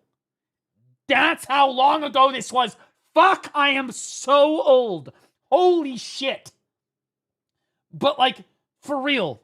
Like, even then, I was still using fucking headphones. And the next time they call you a grifter for pointing at the scores. Also, women didn't play baseball. They played softball. This is the 90s. Baseball was men, softball is women. And to be clear, it's still like that today. It's still like that. Just ask them one question. How many fucking women you see in the fucking fucking professional baseball scene? Also, she looks super happy to be here. Honestly, that part, this one right here, this frame, got this right. Because I think if in the 90s, if you forced a woman to play baseball, this is about the face she's making right here. That's it. She don't want to fucking be here, bro. She don't care. She don't want to be here. Women played soccer a lot, and they played softball. Why did the Spitz Also volleyball. Big into the volleyball. They were volleyball players. simulator outperform? And we're fans. Honestly, again, I'm such a big fan of volleyball. I watch every single Olympic Games, sand volleyball. I watch every match. I don't know about you guys. I watch all those. Very dedicated. On Crimson Desert, and watch how fast they reach for the shield. Of course, you perv. I don't know, man. Tennis has gotten kind of crazy, too. Tennis has gotten fucking insane, bro. Also, so has gymnastics. Bro, some of what the gymnasts are wearing, I'm like, okay, this is getting a little ridiculous. You know what I mean? Like, okay, this is a little fucked. But as always, thanks for watching. If you enjoyed the video, consider liking, subscribing, and dropping a comment. And if you want to support the channel, consider... And to be clear, women gymnasts, that's one thing. Women do way better than men and always will. The gymnast shit with all like the flexibility and the balance and shit, way better than the guys. They're so fucking crazy good at it. It's insane. It's literally crazy watching the women gymnasts do their thing, right? Joining the membership and the Discord. But then you come over to the track side of things, and I'll be honest with you, the craziest thing about the women's track at the Olympics was, and I mean this sincerely, most of the female track athletes were trying to be OnlyFans models, and so they had their phones like on the fucking track when they were like about to start races. Have you guys, any of you guys seen these shorts or their fucking like the TikToks or the Instagram reels where like they're just like, it's clearly an advertisement so that they can farm views on social media. It's literally not even about the race. It's just that she's a really attractive girl and she knows it, and she's like trying to it is mental, bro, because when I was growing up, women's track was badass as fuck, bro. Like there was women just powering, bro. The women were fucking powering. But like now, as crazy as society has shifted, even at the Olympics, the women track athletes, I felt like they were more interested in the sex appeal than they were at actually running the race, which was kind of, in some cases, which was fucking crazy. Are any ice skating or gymnast games? Are there any ice skating or gymnast games? I don't know. But mostly men might play those too, but for other reasons. Oh yeah, that ice skater was great too. I think everybody fell in love with that fucking Chinese ice skater. I don't even remember her name anymore. Before I go, a quick word from today's sponsor, Manta Sleep. This is genuinely the most premium sleep mask my wife and I have ever used. It's not even close. Most sleep masks... I can't wear sleep masks. If somebody comes into my house, I don't want to be so dead asleep that I don't hear them. Masks are flimsy. I want to have my gun. They let Alyssa Liu, yeah, there it is. They press against your eyelids and feel cheap. Manta's masks are built completely differently. Soft, breathable materials, fully adjustable strap, and and the eye cups are designed so nothing touches your eyelids at all. Total blackout without any pressure. If you're a gamer pulling late sessions, or a professional who needs quality sleep to function, this is... Do you guys remember when they tried to push gamer glasses on us? Did any of you buy like the yellow tinted fucking gamer glasses? For like the fucking light shit? I did. I bought them once. I thought they looked really cool. And then I realized that they're just fucking retarded. And then I had normal glasses. The one. They offer a 69... It was a huge psyop. I bought into it. I was retarded. Also, gaming chairs, total psyop. But I think most people are waking up to gaming chairs now, though. Most people are waking up to gaming chairs. Gaming chairs suck. Like, all of those fucking gaming chairs basically fucking suck, right? You just buy, if you want to be a real gamer, you buy a fucking office chair, a nice office chair, and that's how it is, bro. Like, why the fuck would you spend $400 on a fucking cockpit, uncomfortable, no arch support, dog shit headrest fucking gaming chair? You know what I mean? Like, night trial, so you can sleep with it. I've always been using office chairs. Okay. This guy, I thought I knew. I already knew. No, I have a fucking gaming chair. It's still upstairs sitting around my, it's upstairs. It's a piece of junk. It's sitting around my table upstairs. Here, I've got it right here.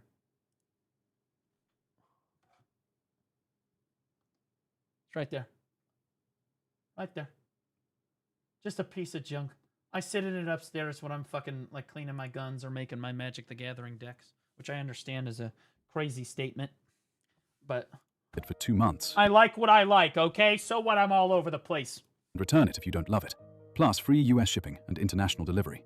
Use my link in the description or head... Any ergo chair you recommend? This Fern chair is the best chair I've ever had in my life. When this one eventually breaks in like 5 or 10 years, I'm going to buy another one because it's just that good. It's less than half the price of a fucking Herman Miller. To mantasleep.com and use my code at checkout for 10% off. Thank you, Mantasleep, for sponsoring this video. I don't think that I will, Until but the thank next you. one, take care. We still watched it anyway because it's respectful, in my opinion, to watch the ad. I want to start this video by... Yeah, so they went on to talk about how the creator of the... It was uncovered that the creator of this game has like this multi-billionaire father who's one of the richest men in the world, and he just funds his daughter's projects, and she just dumps hundreds of billions of dollars into movies and video games that are all just virtue signaling left-wing propaganda. And she completely failed in the like the cinematography and the like movie aspect. So now she's here and she's trying to insert herself into gaming. And I have to say, guys, I'm very, very happy that we are unequivocally rejecting the shit out of this fucking shit, man. Not because it's left or because it's right, but because we don't want fucking politics in our video games. I don't want to see an advertisement for Donald Trump in my fucking video games. I don't want to see an advertisement for Kamala Harris in my video games. I don't want to see left shit. I don't want to see right shit. I just want to play my fucking video game. I want my super hot anime girls. I want my really attractive main character guys, right? And I just want to go kill some shit. That's what I want. Just give us booba and guns. That's right, baby. Yeah, we play games to get away from all this fucking shit, bro. What about back pain? Normal chair is enough? This does not. I have no back pain. I sit in my chair 8 hours a day. No problems. No issues. Did they break even yet? What, on mixtape? Brother, I'm gonna go with... It's already on sale on Steam, by the way. Or already on sale on Steam, by the way. Hey, girl. I'm gonna go with no. Girl. Yeah, I'm gonna go with no on the did they make their money back? Unless the, well, in fairness, it cost about $60 million to make this game. So technically, now hang on, let's be fair about it. If every player that played the game spent $26,726 on the game, then yeah, they broke even. You know what I mean? So there is hope. There's that. Did Crimson Desert make its money back? Oh, yeah. It's not even close. I don't know how Crimson Desert's doing. Crimson Desert Steam charts. So they sold 5 million copies, and that was a month ago. So my guess is they're probably at 6, maybe 7 million now. We'll say 6 million being generous, right? So if they sold 6 million copies of Crimson Desert and it was a $70 game, they made $420 million, but they only made a percentage of that because it's on Steam. So we'll say that we'll say that they only made 70% of that, right? $294 million. The game only cost about $240 million, $250 million to make. So yeah, they've made a significant amount of money with Crimson Desert. And again, this is being, I'm lowballing some of the numbers here. So my guess is that, yeah, they've definitely made their money back and then some on Crimson Desert. They killed it. And to be clear, actually, they said that Crimson Desert was so successful, and this is a rare W, Perlibus here. They said that Crimson Desert was so successful that they actually gave every single one of their employees, from the top of the ladder to the bottom of the ladder, to the janitor, to the presumably the janitor, all the way to the CEO, everybody got a $3,000 bonus at Perlibus. They said, hey, the game did really well.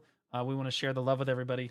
And I want to be clear, I like Perlibus. I do. As far as multi-billion-dollar companies go, I think that Perlibus is the much lesser of many evils.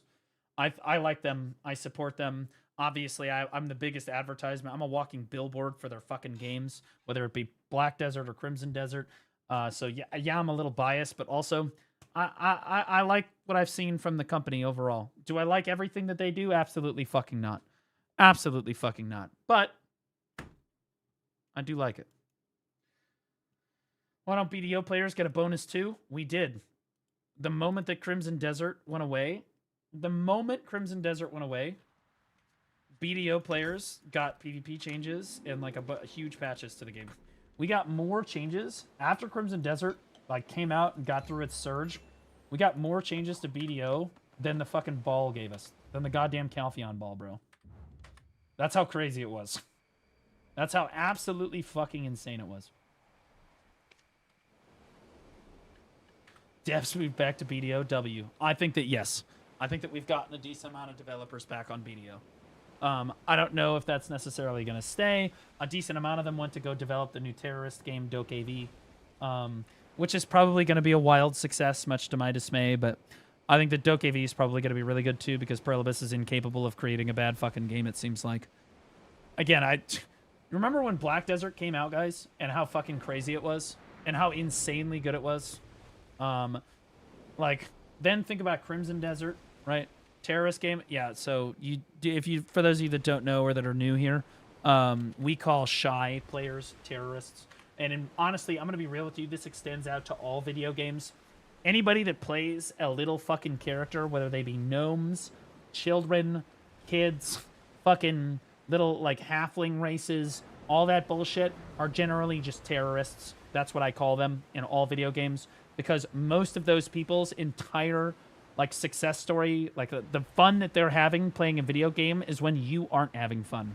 Their entire fucking existence is predicated upon just trolling you. And the less fun you're having, the more fun they are having. That's how these little munchkins work. That's who plays these little fucking things. You know, Lalafell, gnomes, Volperas, shies, fuck them. Exactly, bro. Wait, what? This is the... Okay, I'm warning you. I'm warning you that the song, when you first hear it, is gonna sound a little overwhelming, but I promise tomorrow, look, I'm sorry. It's gonna get stuck in your head because the song kind of fucks. I'm not gonna lie. The song absolutely fucks and it's cancer. I hate it. But it's good. This is their next game. It's gonna be special. 새로운 날이야. 어쩐지 좋은 일이 생길 것만 같아. 두근두근거려. 새로운 널 만날 생각에 벌써부터 간질거리는 기분이야. 널 찾아낼 거야. What the shit? This is their next game. I just want to point out, I hate that all of the fucking characters in this game are kids. Imagine with me, guys, if all of the characters in this game were hot Korean chicks. Hot Korean K-pop stars. And how much better this fucking game would be. The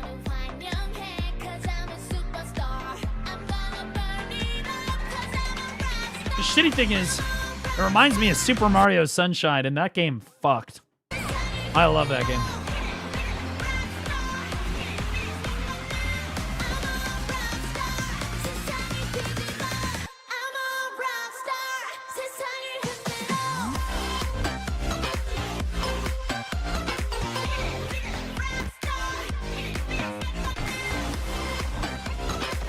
Hold on, I'm mixtaping this. Hold on, I've got this.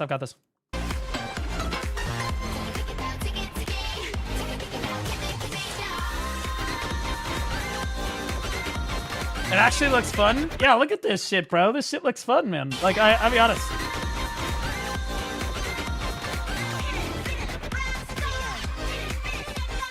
Apparently, it's kind of like, what was that Pokemon game that wasn't Pokemon? It's not Digimon. It came out in the last couple of years. Fuck it, Pal World. It's like Pal World with fucking, like, Pal World meets Super Mario Sunshine. You know what I mean? Because apparently it's like a super open world game. And you go around and you catch this shit, right?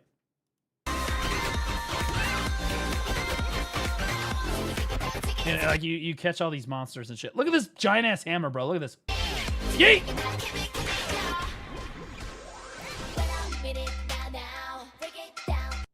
That's definitely not a reused asset. Don't worry about it.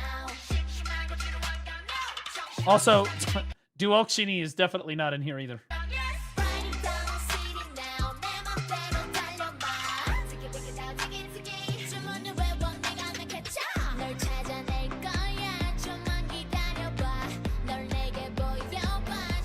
This is a more believable skateboarding game than Mixtape was. When I was a little fucking kid like that, I had skateboards that looked like that too. Yeah.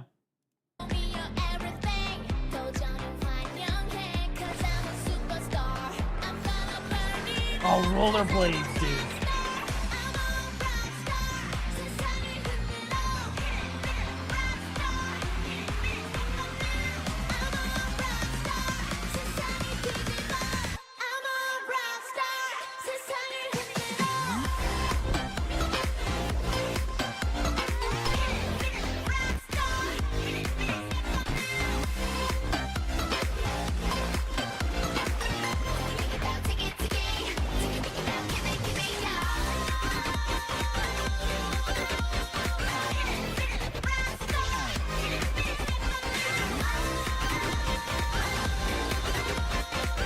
Oh, it's such a catchy stuff. Hey!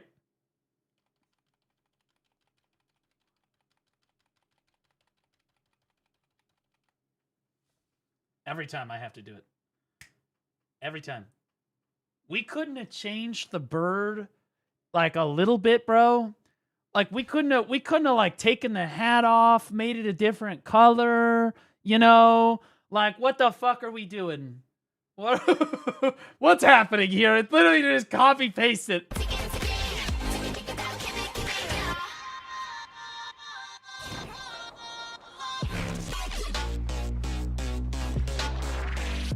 I don't know how, but Nintendo is going to sue them for this game. I don't know how, but they're going to figure it out.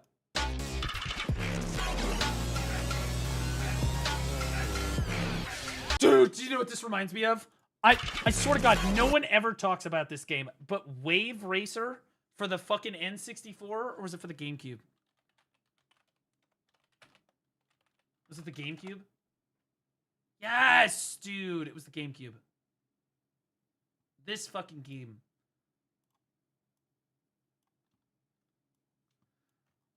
Dude, I played the fuck out of this game. I played the shit out of this fucking. I love this fucking game.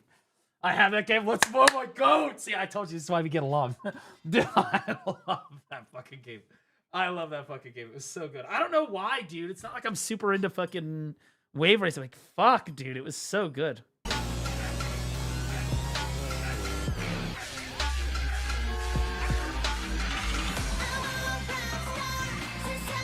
This is what pisses me off is the game's probably going to be really good. And I'm going to play it. But I fucking hate playing as child characters.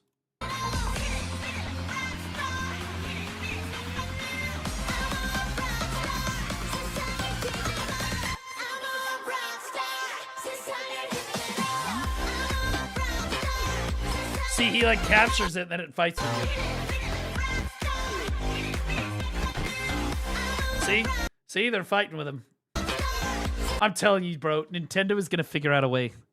Nintendo's gonna figure out a way. You're capturing, and then it fights with you. It's is Pokemon clone.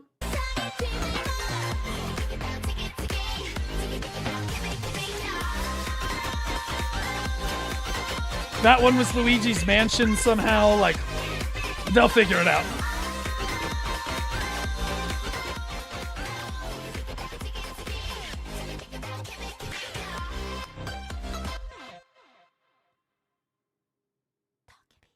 It's going to be a fucking phenomenal game, and I hate myself. I hate it. It's going to be really good. And I fucking hate that it's going to be really good. You know what I mean? It's definitely weird. That's what I'm saying, though, bro. Like, I just can't... I don't know. I legit... it's strange. It is strange. Where the fuck is this, by the way? Oh my, what the fuck? Okay, the next time I go out to Hackhaven. Okay. Throw a ball that catches allowed? Yeah, but it's not just the ball thing. Nintendo sues everybody just like for, like, as an afterthought. What the fuck is this?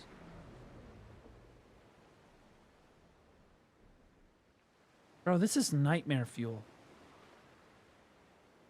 This is some crazy shit, bro. Why we gotta use like my crazy eyes on the walrus? Also, is it a walrus or is that Jabba the Hutt? Like, what fuck are we doing here?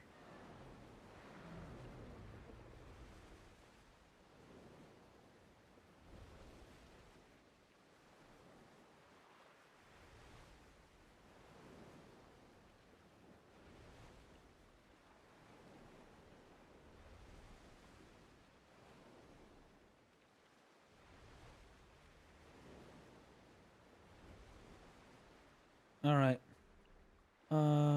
Where's my Discord at? Why the fuck? Oh, there it is. Oh. Wanderer. Okay, if you didn't realize already, this is where wins meat shit. Goose News half anniversary special. Nighty night, Death, love you, buddy. Have Armin and Blockjump as the head of Nintendo. Okay. I don't know what the fuck you mean by that. I don't know what you're talking about.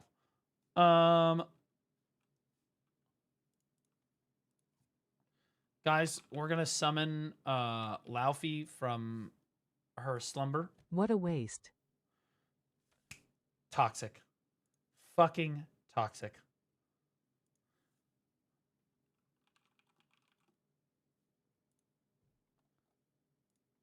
I'm gonna switch the Where Winds Meet category. She's gonna think I'm playing. It's cooked. Long time no see. Did you miss me? Welcome to the Where Winds Meet Half Anniversary Special. And quiet, settle down. It is I, the one and only Goose Overlord, undefeated in. By the way, I got all my oddities done for the most part. Well, they're not all done yet, but for the first and second, Hershey and Longzhou, the fucking noodle one. I got most of my oddities done for all that. All my explorations done. Pink, a legend in the jungle. I'm almost level 4. I'm almost there. The one who thrashed the young master and forever stronger than all of you. I have returned. Over the past. Are we getting Laufey to move to America? I'm gonna be honest with you. At this point, she's closer to moving to China. 6 months under my brilliant leadership, we've really stirred up the jungle. I've received plenty of your letters, Wanderers. I've read every... What the fuck is going on with this video? I thought this was like the half anniversary special. What the hell is happening? Single one. I've plastered each and every one of your suggestions onto the dev team's optimization memo. Today, I've dragged a dev in here to give you a progress report. Oh, it's a dev. Oh, it's a dev note. I met that guy. That Eric. It's Eric. Something tells me that's not his God-given name, but fuck. Wonders, I'm Eric. As we celebrate our half anniversary, I just want to sincerely thank all of you for your incredible support. And like the Goose Overlord said, I've been reading through all of your feedback and working hard on improvements. We all keep doing our best to make the Jianghu better together. I think that they have done a pretty exceptional job of turning the game more successful over the last, I would say, since that big patch. I felt kind of bad because there's been a few YouTube channels. So I put out my video for like the feedback thing, and I did talk to the dev team about it too. And then they read all of your comments and stuff, and then they made changes to the game, which was great. And that was the whole purpose of the video, and it did what it served. But then a bunch of other YouTubers, like the word I'm going to use is grifted. They were like, oh, Blue made a Doomer video about it. I'm going to make one too. And then they made like fucking, they're like 15 Doomer videos made about the game. It's like I opened the floodgates. I was like, well, my bad. Whoopsie. I don't regret anything, but damn. Together with all of you. Over the past 2 months, we've rolled out more than 100 optimizations and fixes. Many wonders felt the geo grind was too heavy, so we reduced repetitive farming and ignored upgrade codes to make progression smoother. I've also improved PvP latency and match quality for smoother feels cross-server battles. And for the Master rank, we added rating-based matchmaking to better match players with opponents of similar scores. To make Guild War easier to join, we've adjusted the event schedule to local server times, making cross-region participation much smoother. Sure. We've also been rolling out improvements to the beginner experience, PlayStation, controller support, and chat features. Throughout the March, I think that the way that they need to go about making longer-term content for this game, in addition to all the shit that I had before, I'm gonna be honest. When I think about like the new expansion and what I wish there was more of, when I originally played Where Winds Meet, it was a fucking hard game, dude. It was really hard. Like, Wolf Maiden was fucking like 6.5 hours of just getting fisted, bro. Absolutely run down. Tian Ying, cinema, getting run down the whole fucking time, right? I was rough. It was rough. It was rough. And I liked that. And there were a lot of bosses to fight. Like, a lot. And like my favorite part of the game is fighting the bosses, because they're super rich in Chinese history, and that's great because it adds to the boss fight, makes it like super epic and everything. But like the bosses were super unique and just like really fun, and it gave you like that like Elden Ring vibe when you were fighting the bosses, but like it wasn't as dark as Elden. I don't like the Souls games nearly as much. Like people rave about the Souls games and stuff. I don't really like Souls games as much because they're really dark. I don't like the darkness. I like Monster Hunter more than I like Souls games, because it's got like a lighter, upbeat, like thematic feel to it. And I'm also a biology, I was a biology background, but like all that stuff. But like Where Winds Meet is also like it's kind of got that vibe, right? Like you're fighting bosses a lot. And like, I don't know, the latest expansions, I've been able to kill both fucking bosses in under an hour and a half. Typically under an hour. Like 2 bosses. I was doing 2 bosses a day, just boom, boom, boom, boom. And I'll be honest with you, there were some of the old bosses that were like, holy shit, dude. Like, again, the whole stream was just me trying to get through one boss, man. It was hard. And yeah, I've gotten better at the game, but also, I kind of haven't. I'm kind of just like a dog. And like, April updates, there are just some of the major optimizations so far. It's like Black Myth Wukong for me. Yeah, kind of like that, but like better than Black Myth. I like it way more than Black Myth Wukong. Black Myth Wukong is just like I run along one path and I just kill the next boss, right? And then you just run to the next boss and you kill the next boss. And that's really fun because there's a lot of bosses. But there's not that rich open world to explore. There's no like honestly, the characters look way cooler in Where Winds Meet too. And like being able to interact with other people and like play the game as multiplayer or single player is also really fun for me. I like that. So like I really like Where Winds Meet more than Black Myth Wukong, but Wukong was a good game. It was good. I liked it. But Where Winds Meet that's like my perfect boss fighting.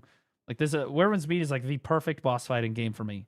because like I have the option to play with people, you know, but like I could also play solo and just like it just go in, right? People could also invade me and like put a bounty on me and stuff, which was cool. I really like that too. Also set up a dedicated team to review player feedback and continue making. Chinese people only play the game 2 hours a day. 5-hour BOS is like 3 days for them. Well, I don't know if they're limited to 2 hours a day, but I do know that when I talked to the Chinese people there, they said that they only played Where Winds Meet for like 30 minutes to an hour a day. But they played, but there were a lot of people playing it.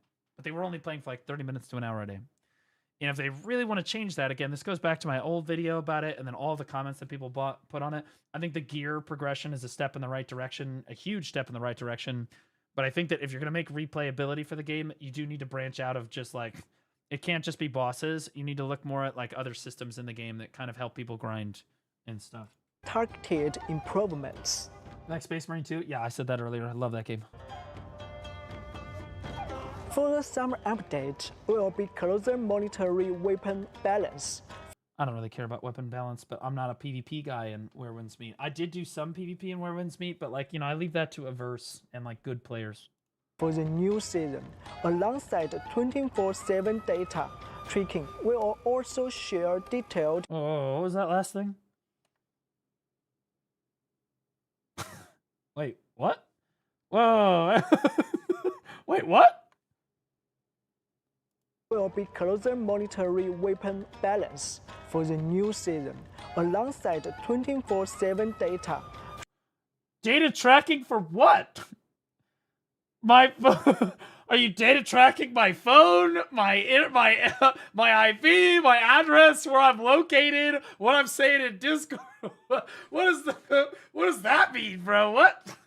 Oh, Blue, I just want to thank you for all your video guides. Yo, Zeraf, my pleasure, brother. My pleasure, brother. But buddy, blah. Buddy. The CCP is watching you? Well, that I know. I have WeChat on my phone to talk to the honeys. I already know. They be listening. Tracking. We will also share detailed pitch. Like, people ask me when I went to China, they're like, aren't you worried that the CCP is going to like see everything on your phone and everything? Like, what if they find something? I'm like, find what? I said, I've never really even said anything bad about China ever. I don't talk bad about China, so I have nothing to worry about. I'm good to go. I got nothing to hide. I'm a super normal single guy. So single. So single. Notes for every balance and adjustment, so you can quickly update your combat strategies after each update. We're also launching training terrains preliminary in July. You will be able to test the pre-season balance changes early. Did they ever introduce 3v3 arenas? Launfi told me that they... Oh, did she tell me that? I asked her about it. I don't think she answered me. Like, I heard that they were going to introduce 3v3 arenas and then all this other stuff. Yes.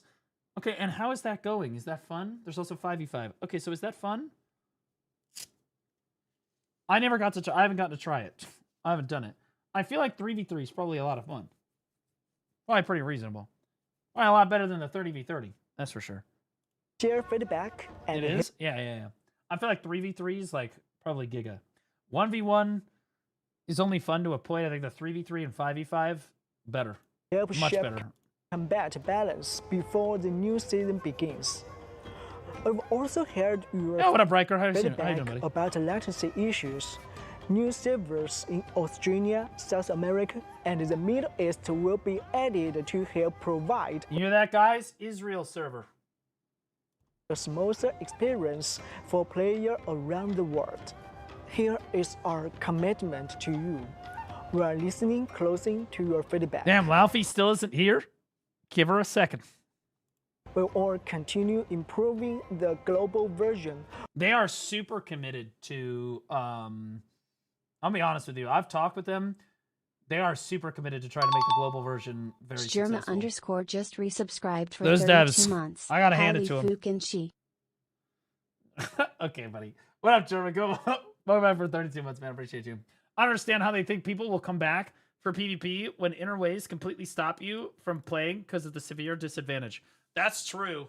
Interways are a little rough, but in fairness, it's kind of the only grind that you've got in the game now, right? Like, well, I mean, there is grind in the game, But I think the inner ways is kind of like the long-term grind of the game. And I don't know if that's necessarily the reason that people aren't going to come back for PvP. People aren't going to come back for PvP because the ultimate reason why a fuckload of people played this game when it came out was because of the main story. Like, the storyline was cinema, and the bosses were fucking crazy good. That's why the vast majority of players play it. And if they don't have a giga story or, like, the bosses to bring people back, it's going to be really hard to bring back the majority of the player base, because the majority of players are not interested in doing PvP. It's the truth. Like, total players. Now, I'll tell you that these players... Whispered Lorette Cheer Dex 100. Everybody left? Blue, it's me, your only viewer. Over the years, I've created the illusion that many people were watching you, but it was all me. Now, I will send this message from all of my accounts. Why would you do that to me? All right, I'm going to turn up... Okay, guys, I'm going to bury that. I'm going to turn up the bots real quick. You guys are going to see a bunch of W's in chat. That's just the bots entering the chat. Don't worry about that. Okay. Now, I think that the people left playing Where Winds Meet, this is the PvP community. This is the PvP community here. Okay? Almost exclusively PvPers. And then Laufey. No Blue, shit. It's me, your only viewer. Over the years, I've created the illusion that many Okay. people were watching Guys, you, but it was all right, all great. me. Yep. Now, I will send this. Thank you. Great. You're super smart. God, I feel like I'm running Sneaky's chat. Okay. I think that most of these are PvPers here, but you can see how small of a percentage that is compared to the peak player base. The normal player base wants story-driven bosses. Like, you look at Kinye. Kinye was peak. As much as people don't want to like say it, that was a big hook for a lot of players. Like, bro, that witch fight, she kills that fucking kid. You know what I mean? And you are just pissed with that bit. You're about it. You're like, oh, this bitch is gonna die, right? And then you go into this super fucking epic, like, crazy boss fight with her, and then it's like the boss fight was insanely cinematic with multiple phases and all this stuff, right? It was so fucking sick, and that really hooked you into the fucking game, right? And their boss fights have continued to be pretty good. Most of them are pretty good. What was that one? The big ship one where the ship comes to life. Yeah, that one kind of sucked. You just kind of ran away and it killed itself. You're like, okay, well that didn't really do anything, right? But the Moon Maiden was fucking awesome. The paint guy, fuck it, dude, I don't know his name. The illusion paint guy took me forever. That guy was super sick. He was a little buggy for sure, but I'm going to be honest with you, didn't matter. Super sick boss fight, really challenging. The wife, like the wife, like, bridal thing was really cool, where I was throwing, like, the soup guy constantly for fucking emotional support. Like, that was amazing. And they've come out with some great bosses since then. I don't think the problem is that the bosses are not, like, good. I think the problem is that they've stepped away at, like, the main story. Respectfully, the Kinye and the Kaifeng storyline were like 10 out of 10 good. Incredibly fucking good. Right? And then you step into Hershey, and the Hershey storyline, you go from like the fucking Kaifeng storyline where you're fighting fucking like the big emperor guy that's trying to take over the fucking government, and you're trying to keep this woman from robbing you and killing all these fucking things and all this shit, to just walking around with a dude with a sack on his back. And in fairness, I liked that storyline because I fucking knew what was going on. But for most people, they don't know what the burlap sap thing, most Westerners have no fucking idea what the fuck any of that meant. You're just an old guy walking around with a burlap sack trying to get where the fuck you're going. They don't understand that the sack fucking represents hope for the rest of China because he's carrying cotton seeds in the fucking bag. And if the cotton seeds make it to their destination, it represented hope for them because they were able to create like fucking cotton fabrics for the first time and survive the winter instead of all dying of the freezing cold, right? That was a big deal, right?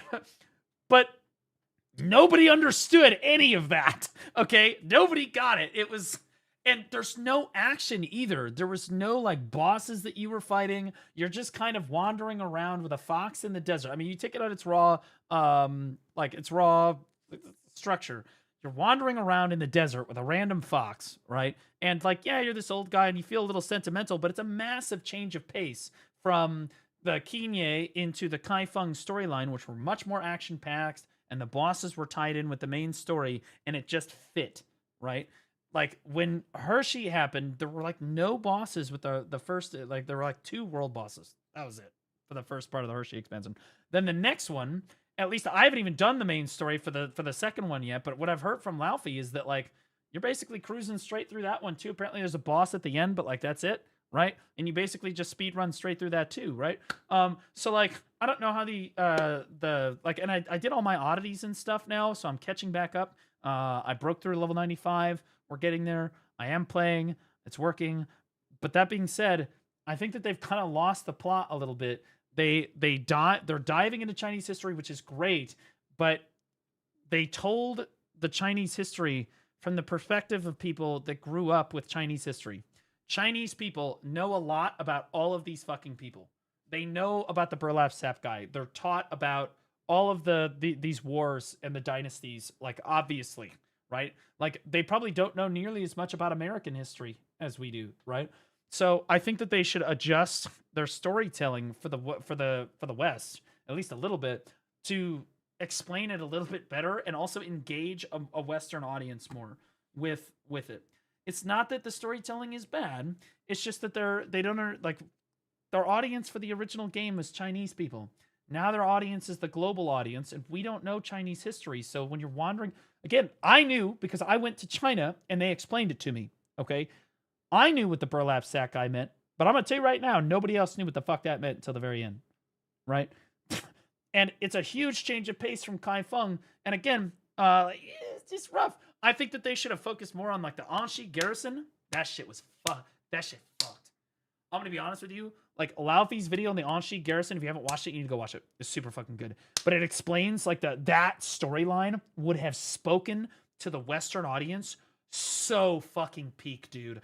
That's exactly what Western global players want right now. Men standing up for traditional men things.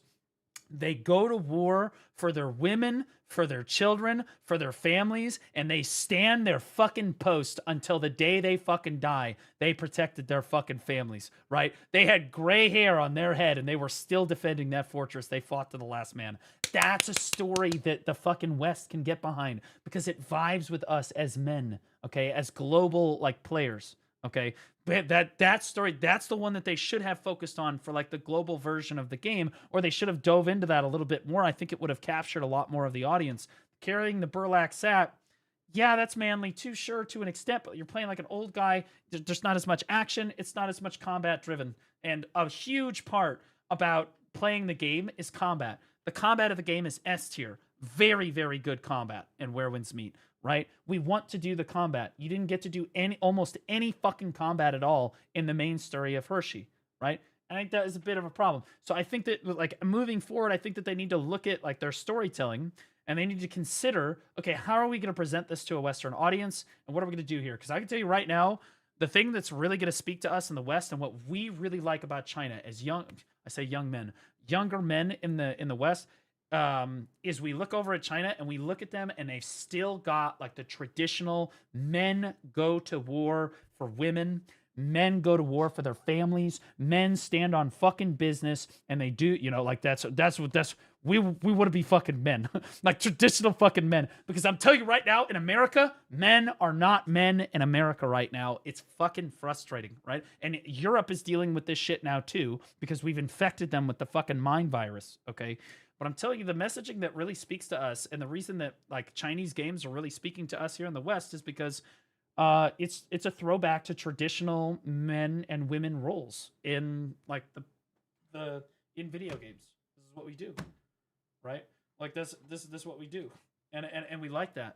It's super cool. Cursor Where Winds Meet, thanks already, buddy. Appreciate you. Twitch just gave me a pop up saying, "Are you sure you want to send that message?" Fuck that guy. Oh yeah. Yo, Cursor Where Winds Meet, thanks so much, buddy. We're talking about the game right now and the direction of the game. We're watching the developer update video, and I think they've done a really good job of starting to steer the game more in the right direction for like the long-term player base. But I was talking about how right now, I think the majority of the player base are PvPers. I think that we can agree with that. But if they want all of the other players to come back and play the game, they have to appeal to more of a PvE audience, in my opinion. And I think that the reason that the PvE audience plays the game is because the storyline is typically supposed to be really fucking good and speaks to us, like global Western men, or just global Western players. Even women. It speaks to women too, in a lot of ways, right? Or the bosses and the combat are just really fucking good, right? And so all of these things, I think, are things that they should keep in mind moving forward when they're telling stories. They need to think about what's going to resonate with young men and young women and like just global gamers, right? And they need to tell the story a little bit more from the perspective of, you know, if they wanted to succeed in the West, they're going to have to tell the story from more of a Western perspective that speaks to Western audiences. And to be clear, most of Chinese history speaks to us, for sure. Like, absolutely. But, like, they do need to do a little bit better job of explaining it, though, and including combat with the quest line. Because if you don't include combat with the quest line, it's a little cooked. Because part of the reason we love the game is the combat. It would be like taking the combat out of BDO. Grinding, right? How many people would like that? Probably nobody, right? That's just not it, right? True, I struggle to find a team in HR. Wait, what? I don't know about that. Even if the story was more Western, I'm still skipping half that shit. Well, you're a PvPer, right? You're probably a PvPer. Am I wrong? I could be wrong, Coast. But I'm going to be honest with you. Most PvPers don't really care too much about the story. But here's the thing. You make up the minority of the overall player base. If I look at the Steam charts for Where Winds Meet. Total players. You. Okay. Total players. You. All right. A large reason why this game was very popular in the West was because it spoke to us. It was like really cool. And yeah, we got to learn about Eastern culture, but the combat was super fucking good, really engaging. Storyline was cinema, fucking amazing, right? And the Hershey storyline is cinema, but you have to know Chinese history. And that's the problem with all of the side quests that I've done so far in Hershey and Longzhou and all that stuff. If you don't know anything about Chinese history, you don't know what the fuck is going on. You're just speedrunning. You're just basically clicking through it. You don't know what the fuck's happening, right? I can see how the game is so popular in China because they already know all the background fucking history that goes into all these goddamn stories. They need to make sure that they're explaining it so that people in the West understand what the fuck is going on. I like your taper fade cut. You mean my baldness? The key name was Peak Fiction. I don't know if it's fiction, sure, but it also had like undertones of what was really going on in the backline. The ending was pure cinema. Yeah, it was awesome, bro. With more quality of life updates and system enhancements. Thank you again for your patience and support. All of this to say, I think that they're moving in the right direction with the game. I think that all of the gear changes and all of the stuff that they've done to like address PvP on the servers and the lag and stuff, these are all very good steps in the correct direction. I know that a lot of content creators have like started dooming on it, being like, it's not enough, it's not enough, it's never enough, blah, blah, blah, blah, blah, blah, blah, blah, blah. I'll be honest with you. These things take time. I think that they are stepping in the right directions. They are. We have also launched the weekly optimizations. I love this boss. This boss was amazing. It's really challenging, rich story behind it. And the Dev A&A sessions.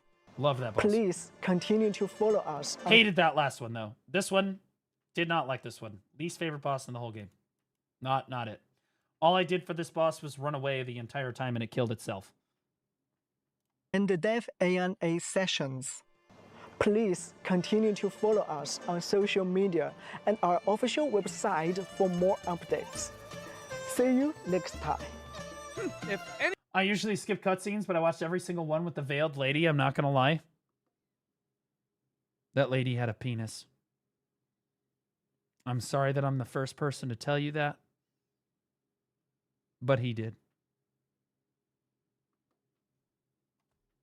Anything in your game. Look, I'm just being honest, okay? He's talking about the veiled, like the red woman with the red thing. And to be clear, they got me at the start too. I was like, oh shit, this is a honey. And then chat was like, that's a dude. And I was like, I gotta go.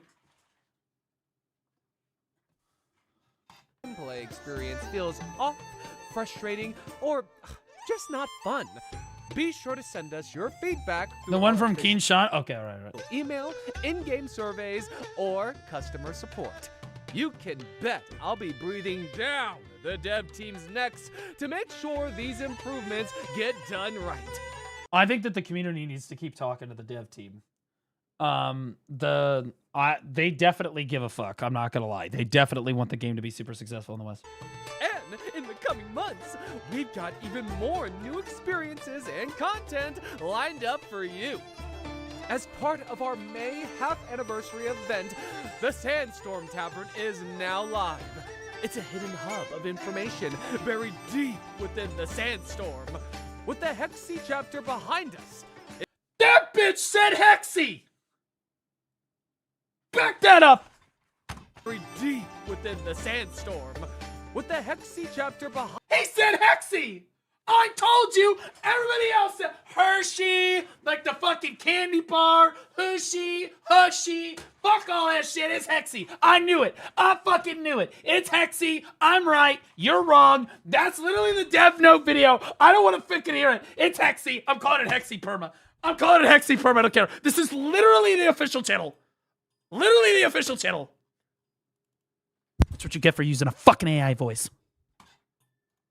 Behind us. It's time to head over and grab a drink. But as night falls, Although I don't even think this is an AI voice. Sudden knock at the door. Should I even answer? Remember the Imperial Palace in Kai? I'm surprised you're still up. What do you mean you're surprised? It's 3 in the morning. City, the heavily guarded forbidden area. So many of you have been asking me, when do we finally get to go inside? Well, don't worry. Thanks to my relentless nagging, the Imperial Palace expansion will go live in late May. This Forbidden Royal Zone spans a full one... Wait, what? Are you kidding me? Yeah, the Imperial Palace expansion... We're getting another expansion for Where Winds Meet at the end of May? Are you fucking kidding me? Didn't China just get this fucking expansion? Also, that expansion fucks, by the way. The bosses in that expansion are insane, right? I've seen like glimpses of them here and there. Dude, they look sick. It's like a return to like the Kai Feng storyline that we like so much. Like that's absolutely gonna fuck. Will go live in late May. This Forbidden Royal Zone spans a full... So what the fuck are they gonna do after... Okay, I don't want to be a doomer here. Do they have another expansion after this that's already lined up that I don't know about? But at the end of May, this expansion comes out, which is great. But I feel like we're gonna catch up to China. Like, we're moving, bro. We're moving. The mountains? Okay, so we still have one more. 1 million square meters! Practically the size of Kai Feng City itself! And it's bustling with 3,000 NPCs. With dual season landscapes, palace chases, and even slack competitions. See, there we go. That's the shit we... Okay, all right. Court is an ocean of undercurrents and interwoven factions, and you are the one who will guide it to its final outcome. Just that cutscene right there tells me that we're returning to the Kai Feng story. It's already going to be better than the stories we saw here. Just saying. That story looks like it's already going to be better. So, start just being polishing honest. your lightning skill.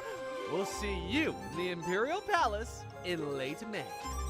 I've heard all your feedback asking for new game modes.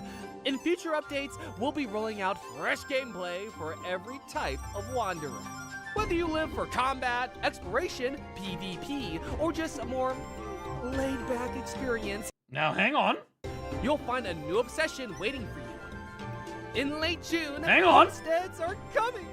Return to Qinghai, the place where our journey began, and live out your dream of farming like a true martial arts master. Dude, you can farm? Began and live out your dream. Okay, first of all, the bell to take down the crops and shit and harvest the crops. I respect it. dream of farming like a true martial Work smarter, not harder, brother. arts master. Build the home you've always imagined. At the same time, we'll be implementing the brand new tomb raiding mode. We're also adding the companion system, so you can have your own fluffy little followers. Where's the dog? Why you got 2 cats and a fucking goose here? Where my dog at? Where them dogs at? The pets look sick though. This is a good idea. People love this shit. As your bond deepens, their personalities and the way Being able to build and like do farming and stuff is giga. Yep. they speak will change based on your shared experiences. I suppose I can lend you a few of my underlings to get you started. Multiplayer PvE mode, Martial Path Domain, is unlocked for all. Team up in groups of 5 via matchmaking and advance floor by floor to the top. A brand new weapon. I am skeptical about that last one. This just looks like the shit that we already have. This just looks like the fucking we already have this. Little outpost raiding with the friends shit. Looks just like this. Picture person is like Destiny. You know what I'm saying? But it's a tower. Yeah, but like, yeah, now we're going to make it like a tower defense mode. Like, okay. But like, so is it just going to get like really, really fucking hard? It could work. Yeah, if you have to clear basically the same stage, but it gets harder and harder and harder and harder and harder. Okay. That could work, as long as the rewards are comparable. Matchmaking and advance floor by floor to the top. A brand new weapon, the Gauntlet, will also launch this summer, complete. Laufey literally, never mind. I'm not gonna say it. She's gonna play Gauntlet. She told me in no uncertain terms that she is very excited about playing Gauntlet. With its own martial arts style. Get ready for some fast, impactful, and deeply satisfying brawler combat. She okay. She really wants to get the Gauntlet skin. Okay, and I was like, "That's great. You got $2,000?" And she was like, "No." And she was like, "No." But you do. And I'm like, "Bitch, get the fuck out of here. What you think about? No, hell no. Hell no. Get out. Get out with that shit. Get the fuck out of here." Nope, I've already got my weapons. I spent my money. I look great. It all matches. I don't need any more. No. Finally, in the second half of the year, the familiar Perception Forest will get a completely new map mode. Centered around a hidden desert treasure, you'll have to search through ruins and dark alleys, fight over the prize, and escape with the real treasure in hand. And when you're tired from all that adventuring, you can relax as a carefree wanderer. Horse racing chess, Wuzaki game, 2-player co-op stages, we're working on. Okay. That looks fun. That looks like a good time. All sorts of fun modes for you to enjoy. I get to run around as a dog. With friends. Dude, do you remember this? Oh, dude, can you guys imagine? They need to make this like fucking Mario Party. Do you guys remember Mario Party back in the day? Holy shit. If they just made this shit Mario Party, but for Werewolves Meet, that would go super hard. Holy shit. We would all hate each other by the end of it, but oh, fuck, it would be so good. With like little mini games and shit that you play against each other, right? When you stay, so, you know, somebody rolls like a 6, they force 6 spaces, they land on like the little mini game, and then you have to, whoever wins the mini game wins this extra prize, and then they get to move forward extra, and you're all racing to get to the end. Oh my god, dude, they need to make this like fucking Mario Party. That shit would kill. That would kill. Stages, we're working on all sorts of fun.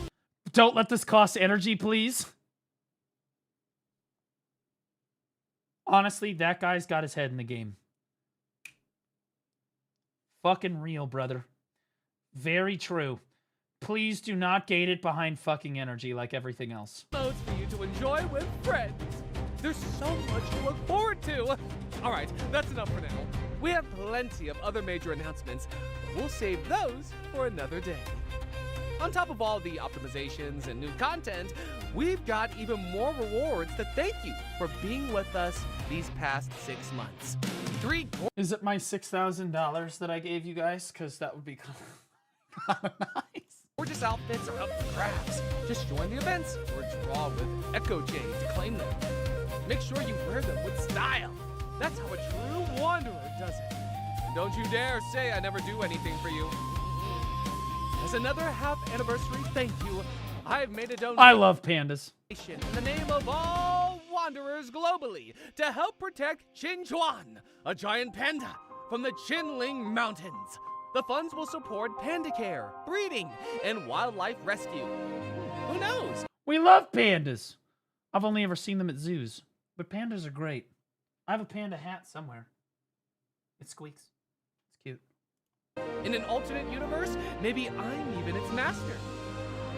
Over the past 6 months, you've face-planted using your lightness skill over 800 times.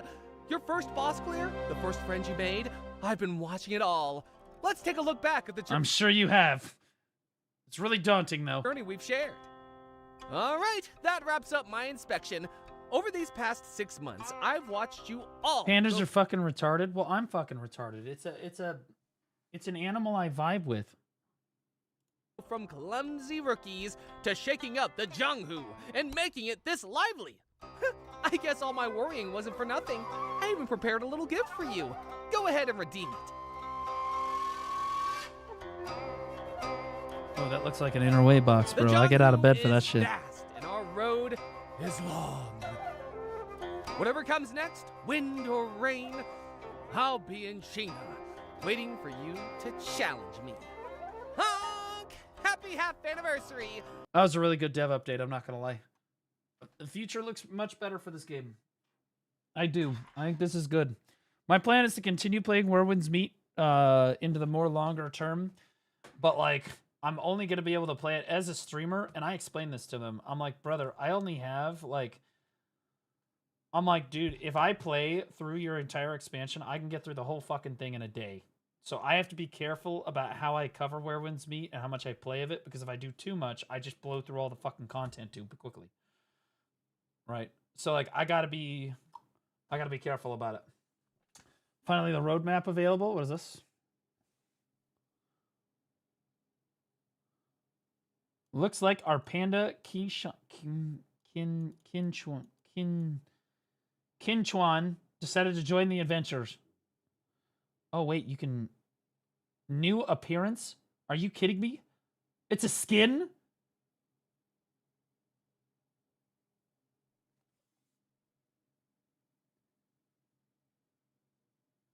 There's no way I'm gonna get... I spend over $6 grand on my fucking cosmetics and Where Winds Meet, and I'm gonna get mogged by a fucking 60 pearl panda. There is just no fucking way, bro. You're gonna do me like this.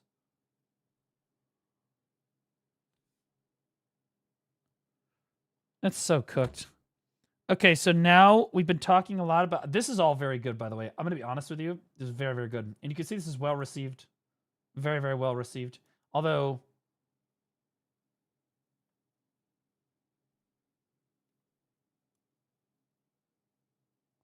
$310,000 views, 902 likes.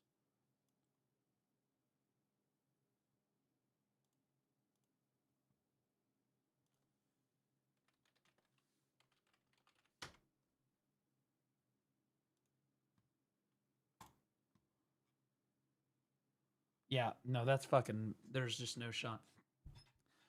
This only has 112,000 views, and that's got 2.4K likes. Okay. And 371 comments. This has 173 comments and 902 likes, which means it's probably less than half of this, so it's probably like 40,000. 40,000. That being said, the like ratio on this is really good. Like ratio on this is really good. 48 dislikes, what, on my video? Yeah, whatever. 2.4K to 48, I'd say that like ratio is, what is that, 98%, 99%? It's insane. Literally insane. Very well received by the community. I think they're headed in the right direction. Hi, everyone. And now on to, okay, so we said good things about the game. All good things, all good things. And now we're going to talk about how the devs ruined PvP in one patch.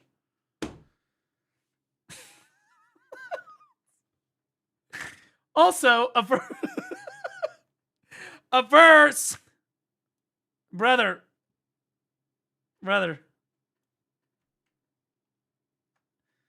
This is his thumbnail. This is his thumbnail for this video.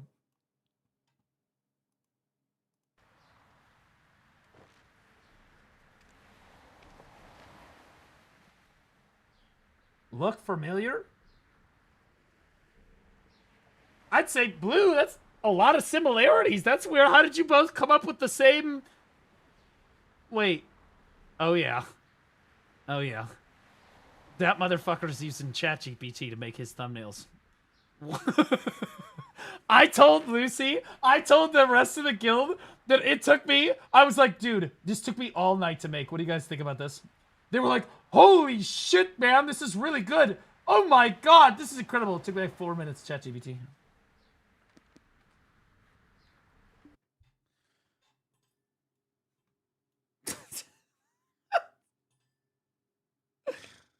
Fuck me, bro. That's some tech. It is not some tech. And I'm gonna be honest with you, I think people engage less with AI. People do not like the AI is not well received on YouTube. Even what are we listened to Domfang earlier or whatever the fuck his name is. People do not like his AI voice. They're not a fan. Right? It's very polarizing. For those who don't know, my name is Averse, and pretty much when I queue Werewolves Meet, I The AI diss track of you is golden. There's so many of them. Which one? play Arena PvP. I'll be doing that from now on. Hypernova, that would require you to actually do YouTube, but we both know you're too fucking lazy for that, so shut up. PvP is a very large part of this game. As you check the Twitch category and the YouTube streams, most of the top streams, when people aren't sponsored to play the game, are all PvPers. That's not true. Laufey plays this game too, and she told me the other day that she's probably going to start PvPing because she doesn't have enough to do. There is quite a large majority of people that play PvP in this game. And ever since the patch on April 30th, the devs of Werewolves Meet Global Version have effectively Dude, is Averse poor? Why does the weapon... Why am I the only one that has weapon skins? What's going on here? You guys got to gift him enough subs so he can get himself a weapon skin. What are we doing? The game. Now, I'm going to go into detail on a few of the reasons why the devs have killed the game so you can get an understanding of all the bullshit that we have to deal with. I hope you guys enjoyed the video. Let's get right into it. I think the PvP scene is being really, really hard on the dev team. And like, I understand that look, I've dealt with the PvP communities. I'm like the PvP guy. Okay, for BDO, and then also like Throne and Liberty. I was a big PvP guy for that. And I've trended away from it over the last few years. Now I'm running the PvP Academy, but like that's kind of a last hurrah thing. Let me see if but I think that most of the PvP scene has been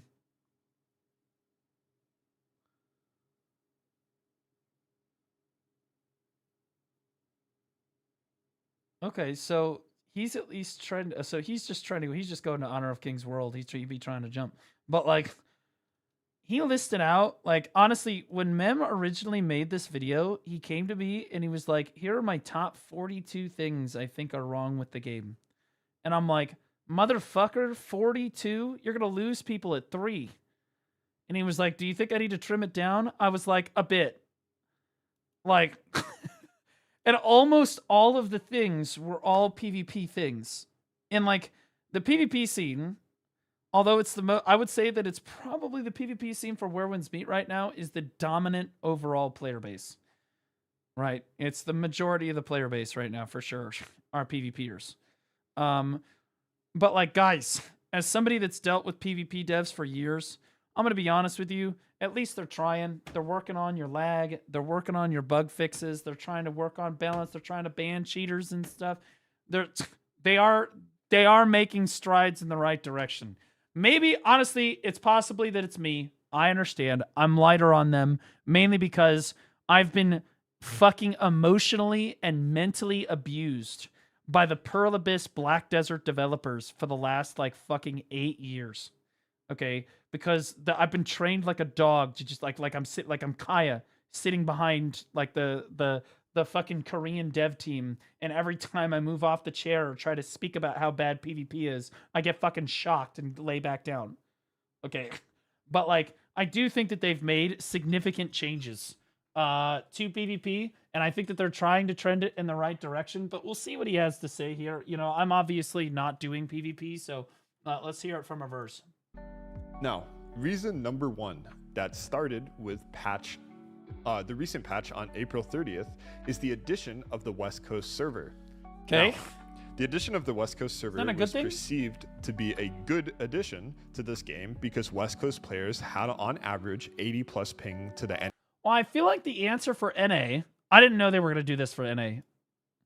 Okay, this is a rough sketch of the United States. Oh. There's Florida. Okay. This is the United States. California is over here, right? And I'm pretty sure that this is where the servers are. Correct me if I'm wrong. And this is the problem that a lot of game devs have, is like a lot of gamers are West Coast or they're East Coast. I happen to be the benefit. I'm literally right in the middle of the country, so I'm in Missouri. Okay. But like I do think it's in Virginia. You're at South Cali. I thought it was California. California isn't there. Yes, it is, bro. Alaska, where? Nobody cares about them. There's like 8 people that live in Alaska and they hate it. They keep putting their servers on like the West Coast or the East Coast. Real shit. You need to put all your servers in the middle. Okay, Chicago, St. Louis, even some Texas places, right, would technically be okay. But like ideally like Chicago or St. Louis is kind of like where you want to be. Okay? Because honestly, again, then you're kind of the best of both worlds. Splitting things into an East and West NA, I think you kind of just cut your already small player base in half, which is kind of rough. That's what they did for Throne and Liberty, and they ultimately had to end up merging the servers into one and then trying to make it more central.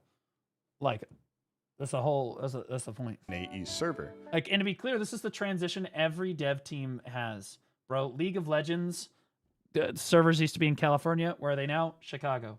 Pearl Abyss. Servers in California. Where are they talking about moving the servers to? Because they have talked about this. Chicago.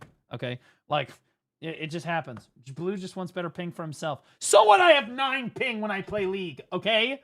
Why can't I have nice things too? Everybody wants to live in California. Bullshit. That state sucks. Right? So you would think this is a good change.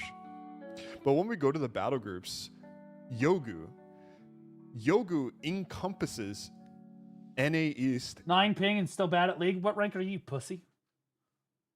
And NA West.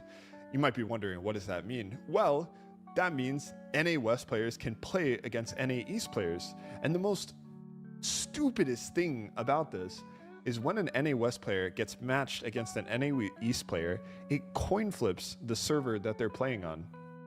And not Did all the Chinese people in my chat. Yo, did the recent network changes stagger help? I heard they have. And all the fucking players in chat, no, of course not. It's dog shit. It's terrible. Welcome to the PvP scene. I want to be clear. The PvP scene, as much as I love them in every game that I've played, are the most insufferable whining babies in every game. BDO, Throne, Where Winds Meet, you fucking name it, bro.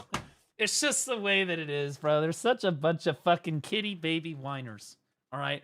And in fairness, I still think it's a good thing. You guys all asked for them to separate the servers. Now, you did not ask for a separate NA server, so I understand the complaint here. He makes a valid point. It's fair.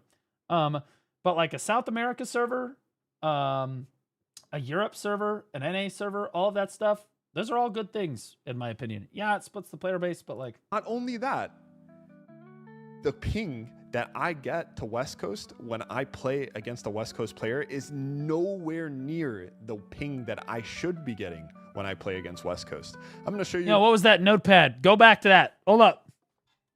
We got a Lakari situation. Go back to that notepad. An example here. So every time I see notepad now, I think some retarded shit's about to happen. I don't understand how streamers are so fucking stupid. I'm going to be honest. I don't think Averse is stupid. But Lakari is not the first person to have a problem with the notepad. We've had how many streamers in the last year or in the last 6 months have leaked shit via a notepad and just completely exposed themselves? You know what I mean? Like, Averse is obviously not doing anything wrong and he's not retarded. But, like, so many fucking streamers. Actually, just ridiculous. This is my Twin Blade test when my account was stuck on the West Coast server. If anyone is familiar with this, or sorry, if anyone is not familiar with this, 79 hits on the Twin Blade test, well, let me start. The Twin Blade test is when you auto a training dummy for 30 seconds, and the amount of hits you do basically directly correlates to your ping and your FPS. So if you have high ping, 79 hits is about, I believe it's over 100 ping. It's probably 130. So what you're saying is, and I can't believe the words coming out of my mouth because I sound like a veteran BDO player, but it sounds to me like you might be saying something along the lines of,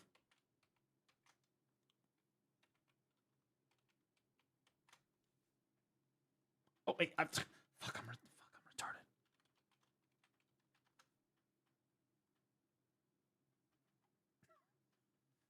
Gee, where have we heard this argument before? Golly gee Whitakers. Oh, shit. There's no other games that I play where this is the truth. Oh, man. Fuck no, dude. It's like this in every fucking game I have ever played. Every PvP game I have ever played has always had this. Every single problem. Every single time. FPS equals DPS. This is a no-win scenario because either for the devs, either they cap FPS so that everyone is doing the same DPS and everyone gets pissed because they have this really nice computer and now they can't fucking, play with the incredibly smooth 400 fucking FPS gaming that they had before. Or they don't cap it and everyone is doing different amounts of DPS. They're damned if they do, and they're damned if they don't. In my opinion, this is never going to get fixed. I've never seen it be fixed in any game. All the devs can do is just throw their hands up in like an XD shrug emote. They don't know, bro. What do you want them to do? It's like this in every PvP game I've ever played. It's even like this in Naraka. The problem, that's the problem in Naraka is right now. Exactly. It's like this in every single fucking game you will ever play for PvP. Every single one of them. Yes, it's literally this emote right here. That one. That's, what do you want them to do? What do you want the solution to be? The XDD shrug. That's it. That's what the devs, that's all the devs can do. If they cap FPS, they're going to piss off a bunch of the players, particularly the PvEers too.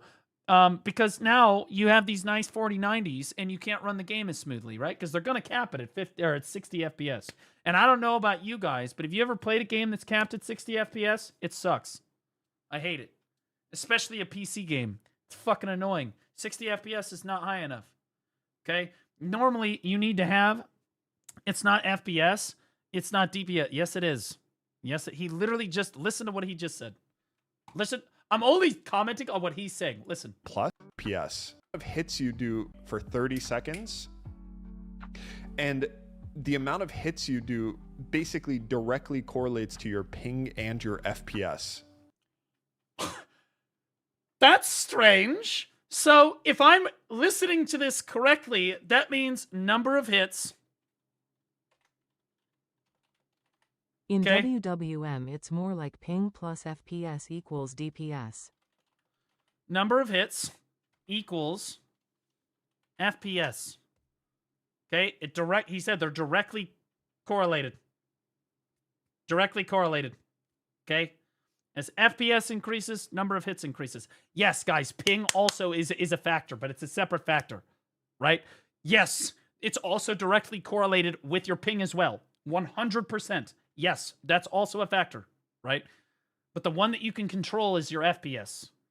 You can't really control your ping. Like, they can control the ping, which is why this is a fair argument out of a verse. Okay? Ping is the main factor. Yeah, and that's why I said before, they should just make just one central. So if this is the United States, but it's still, the argument is FPS equals DPS. FPS is partly dependent on your ping, and it's partly dependent on your computer setup.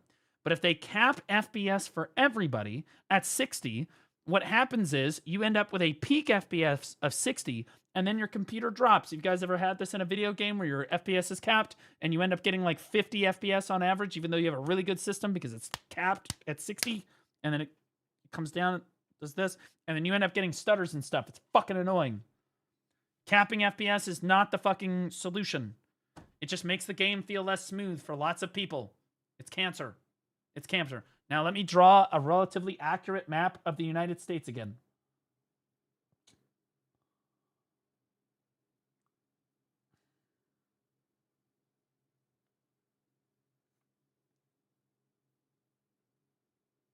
Okay. This is the United States of America, okay? And currently the problem is I'm fairly certain that the servers are over here, right? The servers, they just need to move them to like Chicago, and then everybody in NA is on the same server. Okay, and I want to be clear that when they do this, inevitably, because all fucking developers all do this eventually, regardless, okay? When they inevitably do this, people will still complain about ping. Ping, it's always... How many fucking PvP games have you ever played where the PvPers did not complain about ping? Every single fucking one of them! They complain it every time! Every time. It doesn't matter what the devs do. Okay? None except this one. What PvP games have you played? Nope. That's it. Fuck it. I'm tired of this shit. This fucking gotcha journalism. You're not gonna gotcha me, bitch. Come on, Lion. Let's see it. Make sure you have your fucking headphones in. Valorant. Are you telling me that Valorant... Don't worry about your ping in Valorant? Are you telling me that ping has absolutely nothing to do with the pinpoint precision fucking gunplay that you have to have? If I go to the Valorant fucking community right now and I say, hey guys, is ping ever a factor in your fucking games? Do you think that the fucking Valorant community is gonna be like, no, we really don't have any problems with ping. Ping's fine. Ping's good. Shut the fuck up. It's a problem in every fucking community. What a joke. Every fucking PvP community. It is particularly an issue here because they decided to put the fucking servers on one side of our giant fucking continent.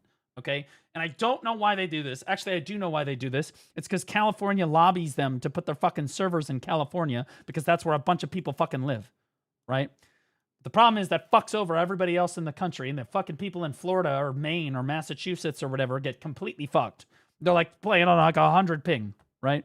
You just put the servers in the middle of the country. You're not going to make everybody happy. You will never make everybody happy. When it comes to ping, PvPers always complain about ping. Bro, PvPers in BDO complain about ping. They do. They fucking complain about ping. And the servers for BDO, I think now are in Chicago, I'm pretty sure. I think they moved them to Chicago. I'm almost positive that they did that a little while back. But, like, people complain about ping there, too. People complain about ping in League of Legends, too. People complain about ping in Valorant. People complain about ping in Naraka. You will never make everybody happy. But in fairness, they would make more people happy if they just put the servers in the middle of the country and let everybody play on the same server. In my experience, NA East and NA West, you eventually have to merge servers anyway because there's just not enough players on both servers. Just the way that it is. Okay? Not in Warframe. Warframe is literally a PvE game. Shut up. So if you have high ping, 79 hits is about, I believe it's over 100 ping. It's probably 130 plus. I usually get... I complain about ping in single player games. I might just be bad. Me and you both, brother. At 101 I play this single player game called Black Desert. I complain about ping in that all the time. It's when I play on NA East because I have 8 ping to the Ashburn, Virginia server. So 79 hits is 100 and 30 plus ping, I believe. But if we go to a ping checker program and I check my ping, Werewolves Meet is the only games we complain about ping more than every other game in my life. Oh my god, you guys are such drama queens. And that's coming from me. I'm a drama queen. I love getting dramatic. I'm all slay queen, yes. You know what I mean? Speak your truth, king. But here's the deal. Ping is a problem in every game. Every game. And I agree with you that your ping would be better if they just centralized the server. If they put the server in the center of our fucking continent, everyone will have better ping. But then you're going to have the fucking shills in California bitching about how their ping is higher now. Right? Like, it is always going to be an issue. No matter what happens, it's just going to be an issue. And yes, it's an issue in Where Winds Meet for sure. But it's also an issue in Naraka. It's an issue in League. It's an issue in Valorant, much to that retard's dismay. It's an issue in fucking BDO. It's an issue everywhere. Okay? They can minimize how much of an issue it is. And I think it's fair to say, if you're advocating for a centralized American server, for like the servers in St. Louis or Chicago, some central-ass fucking city in the country, I think that that's a reasonable complaint to have because it will minimize the amount of ping complaints that you have overall. Pearl Abyss eventually had to do this. Like I said, all devs have to do this. They always start out in California. They move the servers to Chicago. That's how it is every single time.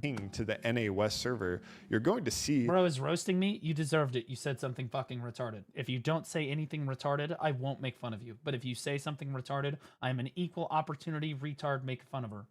I don't care if you're black, white, woman, man, Muslim, Christian, Buddhist. I don't fucking care. If you say something fucking retarded, I'm gonna make fun of you. That my ping is nowhere near 130. So not only is the game matching NA West players and NA East players for absolutely no fucking reason. Why? Okay, so that's a big problem. If you separated NA East and NA West, they should not be playing against each other. Period. Dot. That should never happen. Only NA West players should be fighting on NA West. And only NA East players should be fighting on NA East. What the fuck are we doing? But you're just making it even harder. Ping that I'm actually getting when I get matched against the NA West. 74 is not even that bad. I'm going to be honest with you. You people bitching about 74 fucking ping? Player and I play on NA West is nowhere near the ping that I should be getting. So one, this means... I used to play with like 120 fucking ping when I lived down in Florida for a while. For League. You guys have no... 74 is like fucking... That's a dream world. That the I played on 70 ping for League for in Missouri when the servers are in California. I play on 60 to 70 ping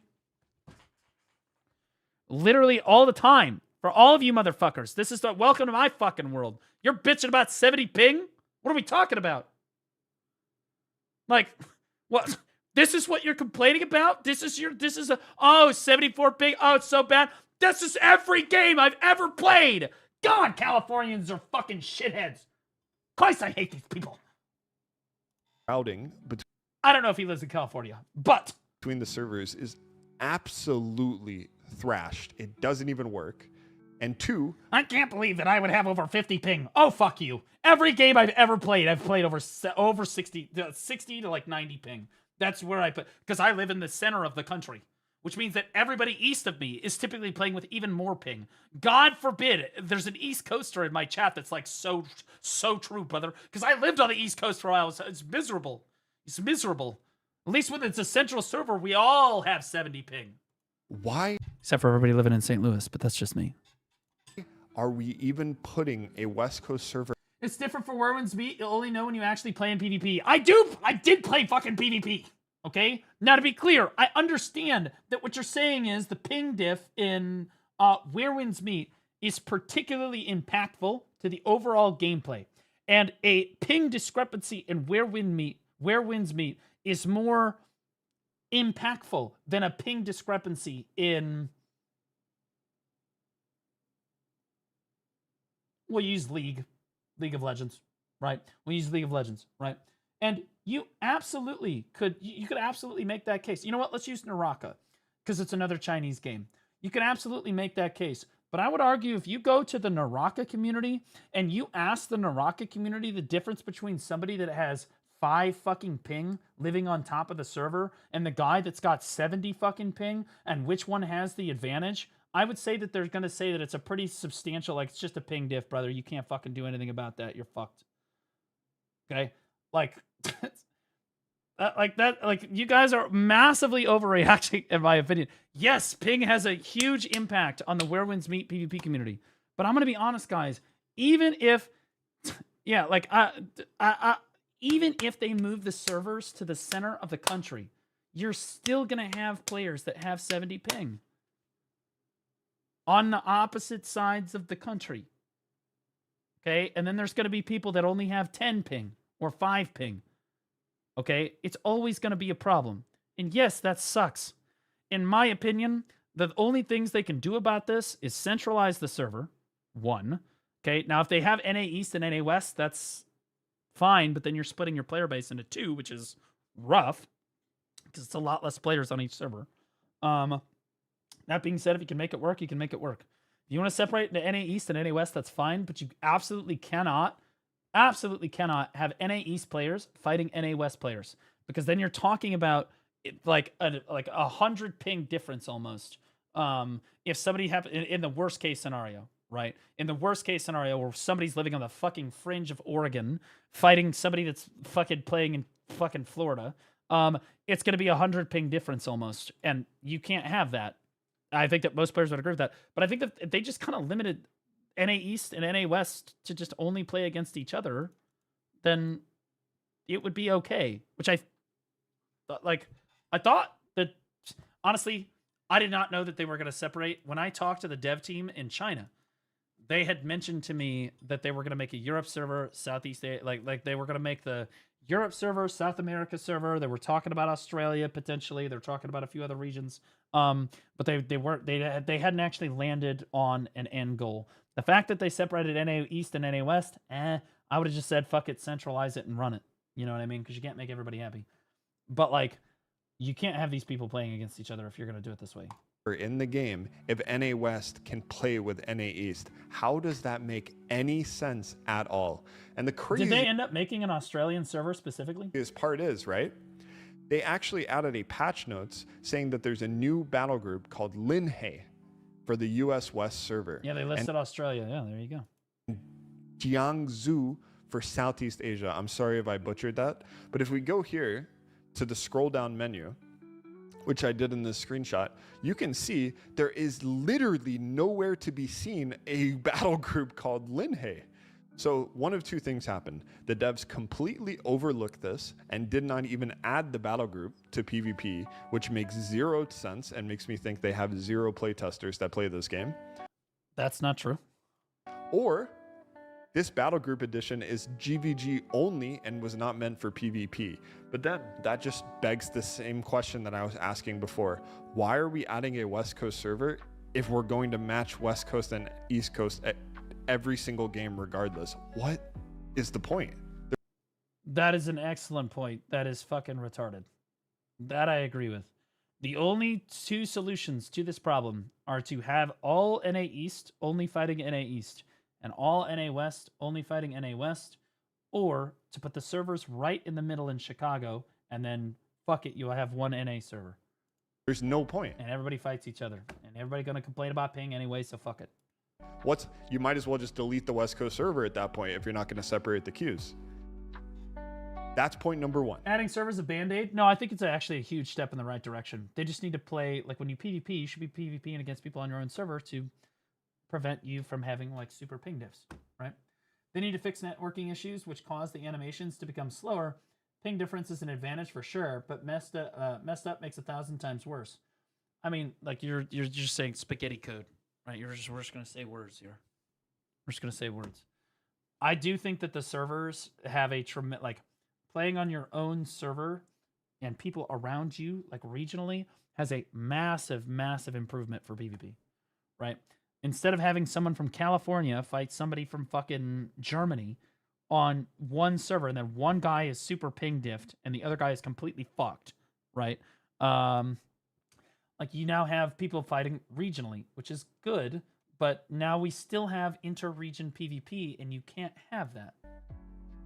Okay, we're going to talk about reason number 2. And this is actually something that I've talked about with the developers before, and they've gave me feedback saying that they know. If they centralize the server, wouldn't that mean that people on the coast would have high ping? Fuck it, I'm going in on this guy. Yes, Timmy. Yes, that good shot. Oh, look at you figuring. Oh my God, you're such a smart boy. Oh, you're super fucking smart. Let's draw our fucking map of the United States again, shall we? Boom. This is the United States.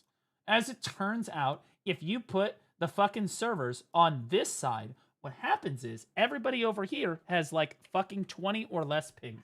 And then everybody here is 60 to 80 ping. And then everybody over here can go fucking kill themselves in game, of course. Okay? They're looking at 100 to 120 fucking ping, depending on where the fuck they are. Okay, so look at the range here. So you're looking at 0, this is 0 to 20 ping. Okay, depending on if they're sitting in the server room or not, right? All the way ranging up to 120. However, if you put the servers in the middle of the country, right here, then these people have 0 to 20 ping, and then the people on the fringes will have anywhere between 60 to 80 ping. You will notice that the integer 60 to 80, or the integer 60 and 80, are actually lower than the integer 120 in most mathematic equations.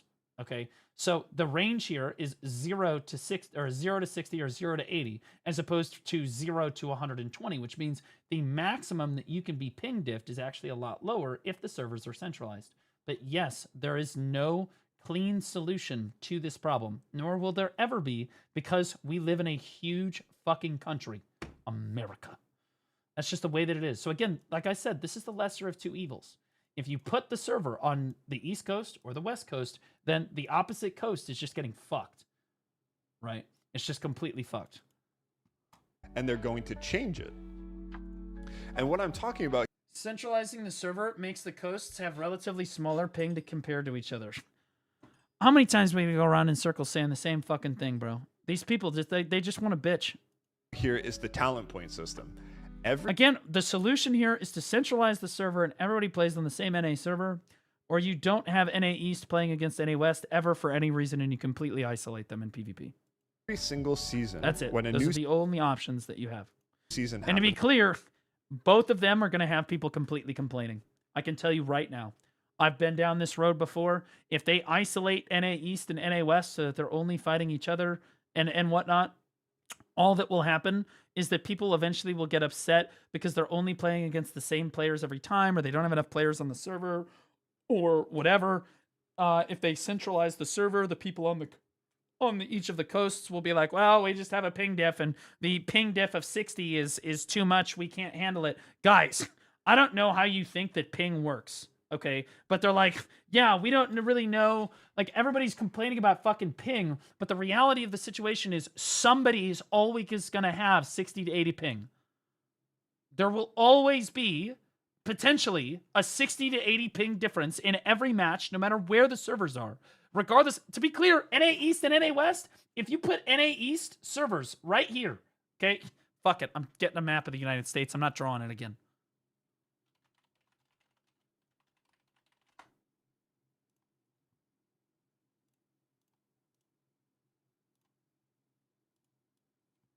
Okay, if you put the NA East servers right here, the people right here will be playing with 0 ping against the people in the tippy top of Maine and the Miami, Florida. Okay, this is a lot of ping. This is a ping diff right here. This is like 50 fucking ping.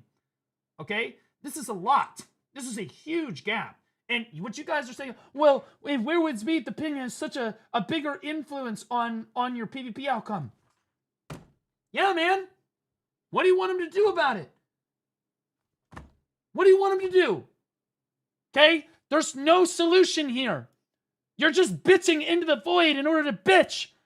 They can't fucking fix this for you. If PvP is unplayable at 50 ping diff, fuck it. Don't PvP. There's nothing you can do about it. If it's really that big of a deal, they can't fix this. The technology isn't there. okay? That's just the way that it is. No matter what happens, there's always going to be somebody, whether I'm playing in Missouri in the East Coast servers, guess what? Now I have 80 fucking ping, and the guy in fucking Virginia, ideally, has fucking 0 ping. Well, fuck me. Fuck me. There's no answer here. Someone will always, by adding servers. Oh, true. For the 30,000 players playing globally in the fucking West, let's add 30 more fucking servers down the East Coast so that fucking Timmy Tom can fucking PvP with less than 20 fucking ping. Okay? Yeah, that makes fucking sense. That sounds like a financially sound fucking investment. Really fucking smart. Fucking genius. The only answer to this problem is to centralize the servers. You put them like right through here. Okay? Right through here. This is what you got to do. You got to put them like right through here. All right? And all you do is like, okay, these people are going to have rough ping. These people are going to have rough ping. Fuck it. It's the way that it is. Do you know what we used to do in League of Legends? They used to show us the ping and the load screen.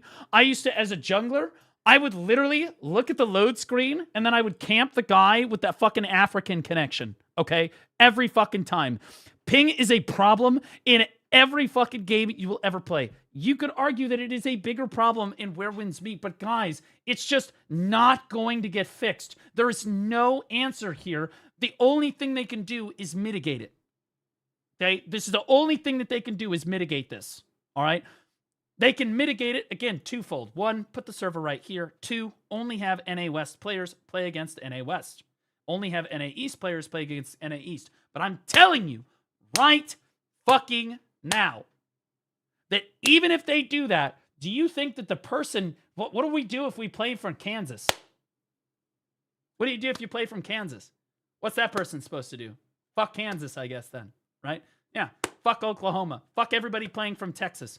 Fuck everybody playing from South Dakota. Fuck everybody playing from Iowa. Fuck everybody in Missouri. Fuck all of those people, right? No. The solution is not fixed, dude. There's no good solution here. I'm telling you, they're doing what they can, but there are 2 ways that they can help improve the situation, but it will never be completely resolved. It just won't be. And so you people looking for this magic fix, I can't believe they won't fix it. You're never going to get one. There's not a single game in the history of video games that has 0 ping problems in PvP. It's just not a thing. Okay? It's something every single game struggles with to a certain extent, some more than others, right? Because of how fucking technology works. Okay? Ping is always going to be a fucking problem. No matter what happens. Ping is always going to be an issue. All right? Whether it's a much bigger issue or a much smaller issue, the devs can only fucking try to mitigate it, right? So in this case, centralized servers, where they put one on the East Coast, one on the West Coast, and then they say, fuck it, only NA West plays with each other, and fuck it, only NA East plays with each other, and then everybody that lives in this area right here can go fuck themselves and die in a fire. Okay? Like, that's, like, there's still gonna be you see how there's a big section of the country that is still fucked? Okay? It doesn't matter. No matter what the fuck happens here, LAN, why didn't I think of true? Holy, that's it. We just have everybody that plays Where Winds Meet move to the same fucking state. Why didn't I think of that before? Holy shit. What a genius. What a fucking absolutely spectacularly good idea.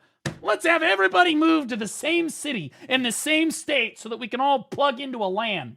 Great. Brilliant. Holy shit. I'm just telling you, you guys are bitching just to bitch. You are. It's just, look, I am an advocate for trying to help you guys change things with the game. But the BDO community does this too, and so does the Throne and Liberty community, okay? I think that there are only 2 real solutions to this problem. I think that you have valid concerns here, and what Averse is saying is absolutely valid. But I'm telling you right now that if you get what you want, and they isolate NA East and NA West onto separate servers like this, okay, in a perfect world, you're still going to be complaining about ping. You will be. You know it, I know it, and we all know it, okay? It will make the problem a little bit better for some people, and it will make the problem worse for other people. It just, there's no good answer here, okay? Because of how technology works and because of ping and the distance that our country has to cover. It's a problem in every game. Somebody's always struggling with ping, whether it's StarCraft 2, League of Legends, Where Winds Meet, Naraka Blade Point, Valorant, CSGO, whatever. Why are all CSGO tournaments played like in person? Right? Because they're LAN, so that they don't have to worry about fucking ping, right? Otherwise, everybody would just... Why are almost all esports tournaments played in person? Because they don't have to worry about ping. You know what I mean? Like, that's why. Because if it's not in person, somebody's getting fucked. And it's not fair. And I understand it's not fair. But guys, you gotta at least be understanding of the dev team a little bit here. Like, I'm not trying to suck their dicks. I'm just trying to be honest with you guys. Ping's a problem in every game. And no matter what they do, it's always going to be a problem for you. Especially if you're saying that 20 ping makes the difference between winning and losing a game. Okay, well then your solution is to just not PvP then. If it's really that big of a deal, then okay. It's all because that's always going to be a problem. Always. You're gobbling, not... Fuck it, I'm about to chat PvP like a motherfucker. Come here. I'll show you, Goblin. I'll show you, Goblin. Okay? Yo, zip up the dev's pants when you're done. What's your solution? What's your solution? What's your solution to the ping problem? Let's go, Gobbler. Let's go. What's your solution? You got all the answers. Let's see it. And top players on NA ladder right now can't even queue if each other aren't on because they will get matched with someone that's not on their server. God, what other game has that problem?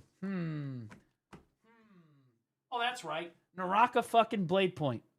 Conveniently, also a NetEase game. If you queue at the wrong time of the fucking day, you just won't get a fucking queue. Ask Hypernova how that fucking goes for him.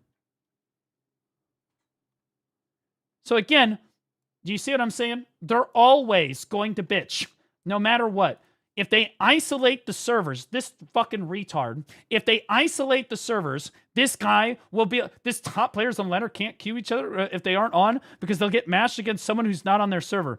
Okay, so the solution to this, playing this through, would be to only match people that are on your server, right? Okay, so now you're going to sit in queue for an hour and a half.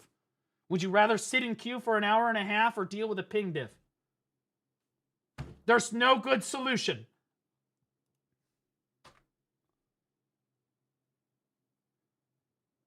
Exactly, Baldy. Well, the server problems obviously aren't going to be fixed. So you're telling me that I am sucking the developers' dicks by literally saying the server problems can't be fixed. And now you're like, well, obviously the server problems can't be fixed. Well, now who's now who's glibby glopping?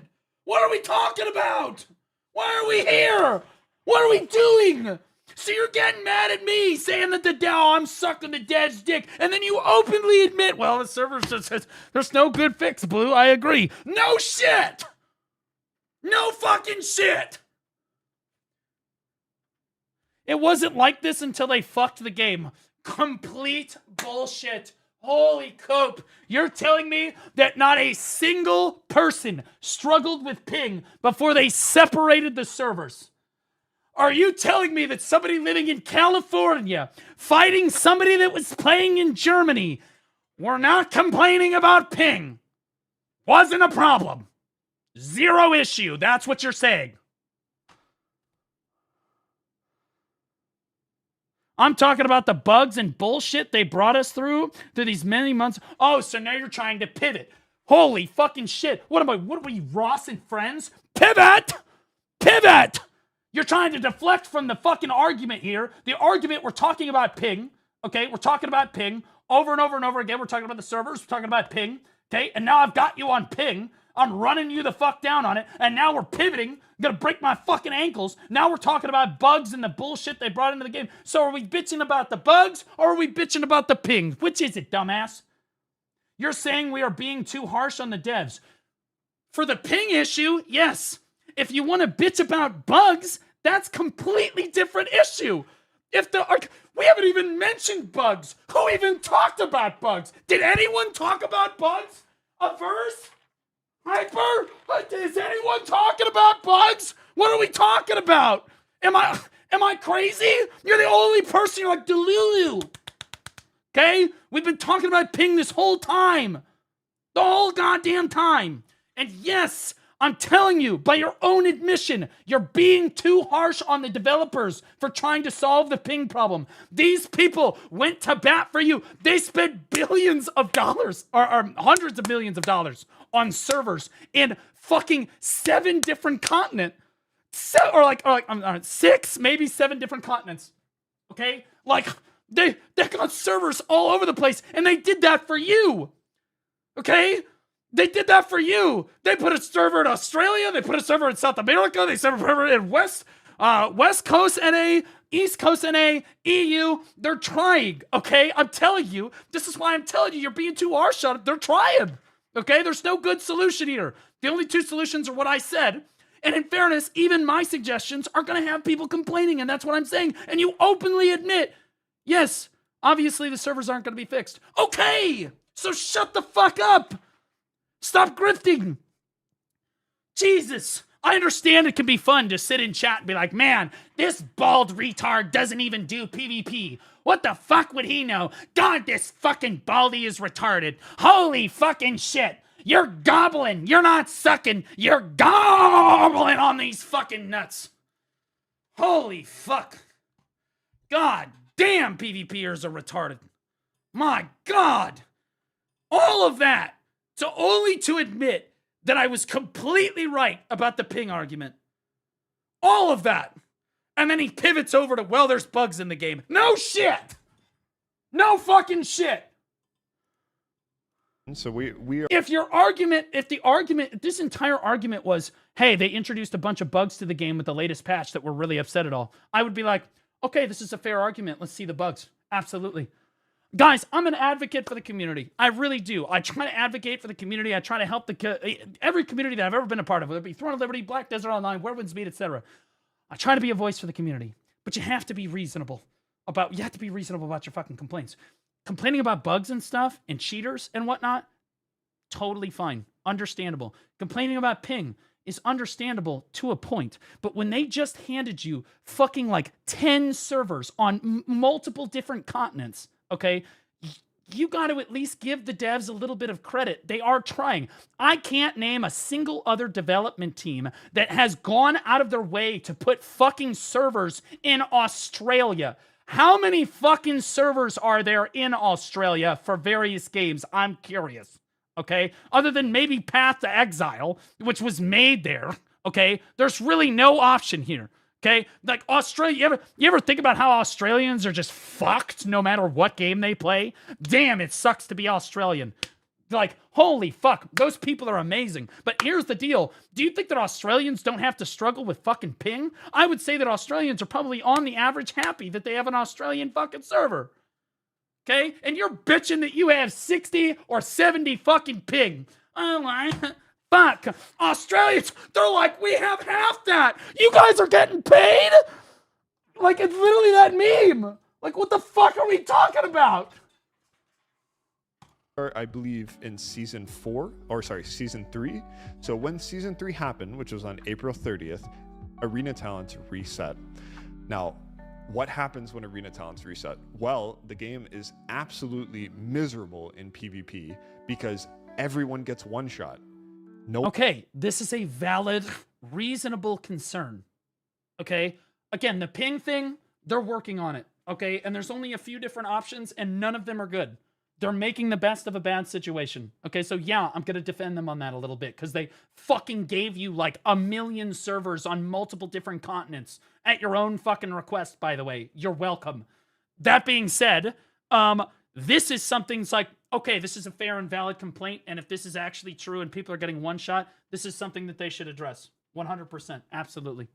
One has Be reasonable about how you're bringing feedback to them, bro. You can't like keep bitching about ping and saying that they're not doing anything and that they've ruined the game from a ping standpoint when they literally just gave you like hundreds of millions of dollars worth of investment to get servers on all these continents, and now you're gonna Slap them in the face. That's a great way to not have Where Winds Meet in the West anymore. I'm just being honest with you. Okay, when you're constantly like just being an ungrateful bunch of dipshit degenerates, you're gonna go backwards. Okay, when the developers do something good for your game, you need to reward them with a piece of candy. Okay, if they do something good for the game but it's mixed and you're like, okay, we're still not completely happy, then you say, hey, we're really happy that you guys are trying. We appreciate that you've made all these servers and stuff, but there's still a couple more adjustments that need to be made. Here's what we're going to do. You don't just fucking say how the devs ruined Where Winds Meet PvP in one patch. That's a little fucking rough. Okay? Because that means that the devs, I'm going to be honest with you, they go through hundreds of millions of dollars worth of investment to make you guys fucking happy, and you're still not happy, and you're just telling them they're not trying at all. I'm going to be honest with you, you'll be lucky if they don't pivot completely to the PvEers. You guys have to be reasonable. I speak with dev teams. I've spoken with the BDO dev team. I've spoken with the Throne dev team. I've spoken with the fucking Naraka dev team. I've spoken with the fucking Where Winds Meet dev team. I've spoken with these people. And at a certain point, no, they're not going to make everybody happy, but you have to acknowledge that they're trying. You have to acknowledge that. You can't be like, oh, yeah, they're still not trying. It's worthless. Just remove PvP. No, then everybody stops playing. I understand that the core of the player base right now is PvP, and I think that like a decent amount of their concerns are reasonable and addressable, but you have to be fucking reasonable about your feedback, guys. Like, you can't just fucking, like, this feedback, this is reasonable. Okay, I can get on board with this. I can help you with this, but I can't help you with the ping thing. You're just being unreasonable. You're just bitching just to bitch, right? Like, honestly, I feel like I'm at an ICE protest right now. Defense, and everyone just gets murdered because you have no second life. You have no you have no ability to survive damage. I think what the developers did to fix this, quote unquote, is they moved Second Life earlier in. So we actually got Second Life, I believe, on like day 2, right here. Yeah, they moved Second Life all the way here. Okay. Now, for those who might be unfamiliar with how PvP talents work, PvP talents are gate kept by time. So I cannot even get more arenas. It doesn't matter how much I play. I'm 46,000 over the cap of, or sorry, 300 is required. Which is fucking crazy, by the way. 46k over the 300 cap is literally my next talent point. I'm 46,000. It takes me, it's going to be 13 hours from now until I can get more arena talents. Now, if you have played PvP at all in the new season, you can quite literally die to any build in the game. And I'm not even joking when I say that. And some builds that already had high damage in previous patches now are tenfold more. Fan Umbrella DPS can one-shot your whole first life and your second life in one combo. Twin Blade Rope Dart can one-shot your whole first life and second life in one combo. Same with Strat Sword Nameless Spear. Same with most builds in this entire video game, because Mystic skills are a contributor to damage. And this is all super valid concerns, and I like the way that he's laid this out. This is great. The ping thing, absolutely not. That's ridiculous. Like, what are we talking about? This, super reasonable, and this is fixable by just not resetting arena talents or approaching this a lot differently, allowing people to fill out their arena talents a lot faster. Every single build has access to Mystic skills. Fire Breath is quite literally doing 70% of people's chi bars and doing so much of their HP. We used to have talents in the last season that reduced dot damage by 80% when you're low HP or something like that. Something along those lines. That is nowhere to be seen in this talent tree. But the whole point I'm trying to get at here is every single new season, talent points reset. And that effectively makes PvP the most miserable fucking experience on planet Earth for the first few weeks of PvP. Because these talents... Well, the trick, and hear me out, have you considered not having any PvP, not having any talent points, and then every season it just resets, but you don't actually lose anything?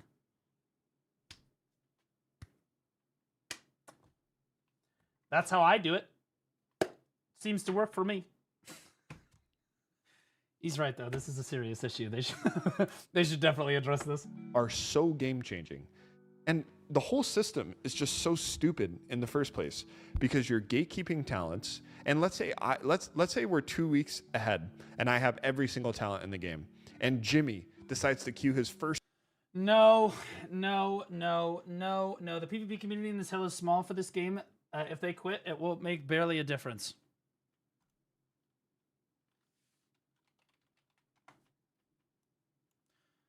First part of your statement. Correct. The PvP community is small. But if they quit, it will make a difference because you won't have anybody playing the fucking game. I think the majority of people that play this game currently, regularly, more than like 10 to 15 minutes a day or 20 minutes a day, are all PvPers. Almost exclusively PvPers. Okay? The people that are left, yes. Of the total player base, most people were PvEers. Most of that 250,000 didn't do PvP at all. The people that's left, I would say the majority of them are PvPers. For sure. Yeah, there's some PvE players in here, but they only log in for 20 or 30 minutes a day. And I'll be honest with you, there's only so much you can do for that. Game of PvP, and he fights someone that sure it's not ERPers? Why would you ERP in a game like Where Winds Meet when games like Final Fantasy or anything that has a bigger boob slider? I'm just gonna be honest. All their arena talents, and he has 0. He has such a low % chance of winning the game. He will do way less. Do you really think people only play on Steam? Oh no, he's retarded.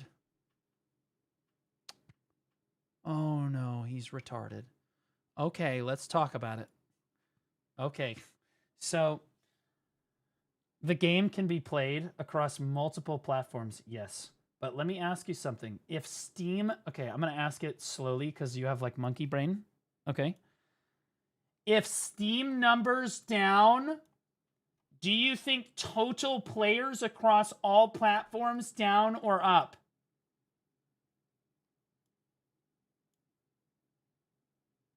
If Steam number go up, do you think total number go up or total number go down? Can be both. Honestly, you're completely fucking retarded and don't understand how graphs work. Total fucking retards. Okay? Incapable of understanding trends on a fucking graph.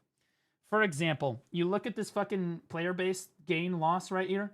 This is not indicative. Okay, these players are not indicative, like the numbers are not necessarily indicative of how many players are necessarily playing the game. But the percentage is, right? So if 14% of the players stop playing in the last 30 days, that means that there's a good chance that close to 14% of players across all platforms all declined over 30 days. Okay, except for maybe mobile, which could be a little bit different. Okay, mobile games are a little bit different, right? And yes, you can play Where Winds Meet on mobile, but hey, right? But like you're looking at a trend on a graph. So I'm saying, so when I said the total players is much higher, I'm not talking about the total players on Steam. I'm just using Steam as the overall example. This is the total players on Steam. The total players across all platforms is also extremely high. Right? And the current amount of players is also much lower than this total player base, right? So this total player base represents a lot of players that are PvE players.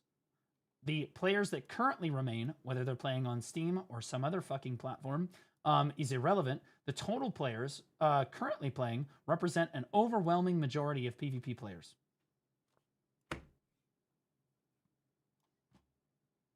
There's always, like, these people come in, there's always this argument, like, that they do this with BDO, too. They do this with BDO, too. Well, no, there's not 20,000 people playing BDO right now. The Steam numbers, the numbers aren't indicative of that. There's a client, too. Yeah, okay, Timmy. Yeah, we're aware. We're looking at the trend on the fucking graph, you complete butt-fucking retards. God, dude. The illiteracy of the American public is absolutely staggering sometimes. Damage. Like the mathematical illiteracy of fucking retards are just, it's just unbelievable. They're not able to think beyond like what is right in front of them. Like, oh, but wait, Steam number different than total number. Yep. That's why you look at total graph. You think big picture. Trend on graph. and he will take way more damage. These talents.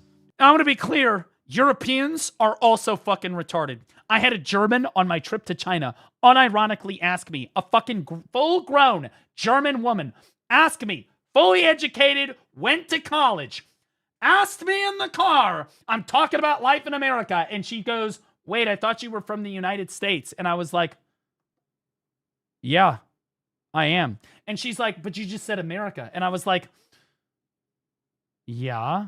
And she's like, well, are they the same place? Wait, are the United States and America the same place? And I'm like, I do not ever want to hear about how the United States is uneducated ever again. You fucking Europeans are absolutely just as fucking retarded as we are, and I don't want to hear it. Okay? That bitch didn't even know that America was the same place as the United States. Was she blonde? No, she was a brunette. That's how bad it is. The blondes are even worse. Contribute. You compare women versus men. First of all, no, I'm not. Okay? No, I am not. Just for starters, you compare our average woman to your average woman, I assure you that our women are just as retarded sometimes, and they will say retarded things. And you say our men could be mentally brain damaged too, buddy, in both sides. Men and women, nobody cares. So much damage. Stop making everything about gender, you fucking loser. And they contribute so much damage mitigation. Jesus. They are extremely important. They are extremely important. So the fact that they even time gate these is annoying, but the fact that they To be fair, it was a woman.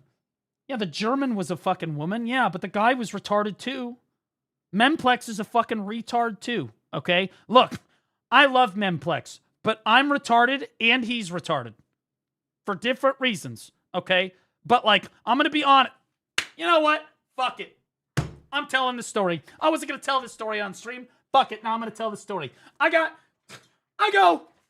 one point, we're driving through a huge Chinese city. I'm not going to speculate which one, or I'm not going to say which one, but we're driving through this giant fucking Chinese city. And I'm like, God damn. I haven't seen a single homeless person in all of China. And the fucking translator leans over to me and goes, oh no. We have no homeless problem in China. 0 homeless people. And I'm like, well, that sounds a little weird. Because your guys' world population is like really high. So like, you know, in crowded cities, which China has, there should be homeless people, theoretically. And he goes, and I quote, oh no, whenever somebody is homeless, the government comes, rounds them up, and then they send them to the farm. It gives them work.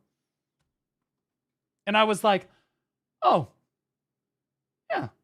I think I sent my dog to a farm once when I was growing up. Interesting. That's very interesting how that works. And fucking Memplex is back here in the back seat going, oh, wow. Oh, that's amazing. Oh, wow. They just give him a job just like that? They're like, just like that. I'm like, that's fucking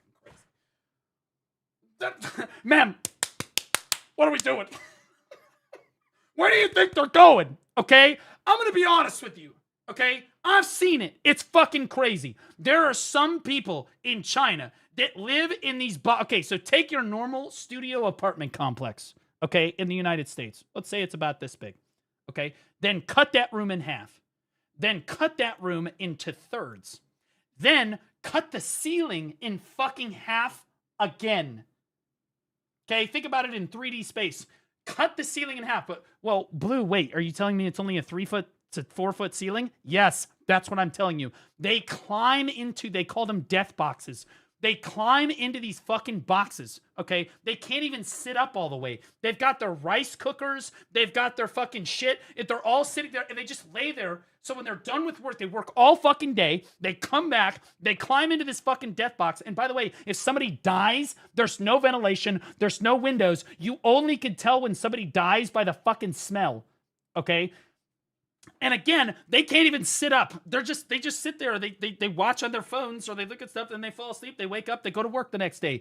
Welcome to fucking China sometimes. Welcome to the bottom percentage of China.